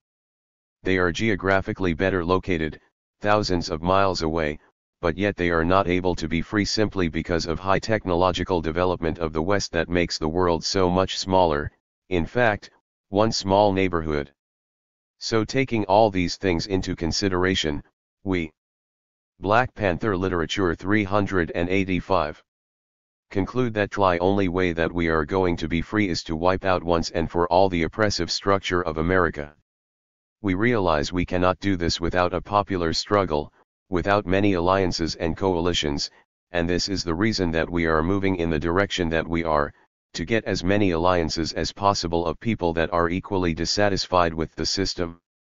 Also we are carrying on, or attempting to carry on, a political education campaign so that the people will be aware of the conditions and learn ways to control these conditions. We think that the most important thing at this time is to be able to organize in some fashion so that we will have a formidable force to challenge the structure of the American empire. So we invite the Republic of New Africa to struggle with us, because we know from people with whom I have talked that they seem to be very aware that the V-fuel structure of America will have to be changed in order for the people of America to be free. In other words, we are not really handling the question at this time because we feel that it is somewhat premature, though I realize the psychological value of fighting for a territory. But at this time the Black Panther Party feels that we do not want to be in an enclave-type situation where we would be more isolated than we already are now. We are isolated in the ghetto area, concentrated in the north, in the metropolitan areas, in the industrial areas, and we think this is a very good location as far as strategy is concerned in waging a strong battle against the established order. And again I think that it would be perfectly justified if blacks decided that they wanted to secede from the Union, but I think the question should be left up to the popular masses, the popular majority. So this is it in a nutshell. As I said before, one don't have the facilities here to carry on long discussions. I look forward to talking with Milton Henry in the near future if it is possible, or representatives of the Republic of New Africa. There are many things I heard, things I read, that I'm in total agreement with. I would like for the Republic of New Africa to know that we support Robert Williams and his plight at this time, that we support him 100%, and we're willing to give all services asked of us. Also we would like to find out exactly what we can do to be most helpful in the court proceedings coming up, what moral support we could give. Perhaps we could send some 386 representatives, and we will publish in our newspaper, the Black Panther, the criminal activities that he has been victim of for some 8 or 9 years. I would also like to request of the Republic of New Africa to give us some support for Bobby Seale, our chairman of the Black Panther Party. Bobby Seale is now in prison, as you know, in San Francisco. He has a case coming up in Chicago, and one in Connecticut, and we invite the Republic of New Africa to come in support. We would like this very much, and whatever moral support they could possibly give, we would welcome. We should be working closer together than we are, and this would be an issue that we could work together on. This issue is the political prisoners of America. And since people as one stand for the release of all political prisoners, this might be a rallying point for all of the black revolutionary organizations and parties. Because I truly believe that some good comes out of every attack that the oppressor makes, and this will be a turning point in both of our organizations and parties. So I would like to say, all power to the people, and more power to the President of the Republic of New Africa, Robert Williams. 45 Black Panther Party 3 Main Rules of Discipline. Note, the Black Panthers adopted the following rules directly from page 266 of quotations from Chairman Mao Zedong. Rule 3 was slightly revised from Mao's original turn in everything captured. 1. Obey orders in all your actions. 2. Do not take a single needle or piece of thread from the poor and oppressed masses. 3. Turn in everything captured from the attacking enemy. 387. 46 Black Panther Party 8 Points of Attention. Note, these 8 points are quotations from the Chinese Communist Little Red Book entitled Quotations from Chairman Mao Zedong. The original 8 points appear on page 256 of the book under the heading Discipline. Please note that in point 6, Mao states, "Do not damage crops." The Panthers added the term property and referred to the poor, oppressed masses in order to adapt the point to an urban context. In point 8, Mao states, "Do not ill-treat captives." The Panthers have reworded this point. The other points remain identical to those in the Little Red Book. 1. Speak politely. 2. Pay fairly for what you buy. 3. Return everything you borrow. 4. Pay for anything you damage. 5. Do not hit or swear at people. 6. Do not damage property or crops of the poor, oppressed masses. 7. Do not take liberties with women. 8. If we ever have to take captives, do not ill-treat them. 388. 47. International Committee to Defend Eldridge Cleaver. Note, the Black Panther Party revealed on October 26, 1968 that a campaign to aid Eldridge Cleaver to avoid serving a prison sentence would be spearheaded by an international committee to keep Eldridge Cleaver out of prison. It called for 1 million signatures on the following petition. Only the people in mass can destroy racism in the United States of America. So we the undersigned who are citizens of America and peoples around the world, demand, that Eldridge Cleaver, Minister of Information of the Black Panther Party, candidate for President of the United States of America on the Peace and Freedom Party ticket, author of the book, Soul on Ice, and managing editor for Ramparts magazine, we say and demand that he, Eldridge Cleaver, should not be sent back to prison after being released from prison by Judge Sherwin of Solano County in California. Released because the judge stated that Eldridge then was being held as a political prisoner. Eldridge Cleaver is now out of prison on legal bail. We the undersigned say that the California governor with his adult authority, and the courts of California and the federal courts of the USA had better recognize that everyone is innocent until proven guilty with the right to bail before trial, that this is every human being's right by the United States Constitution including Eldridge Cleaver.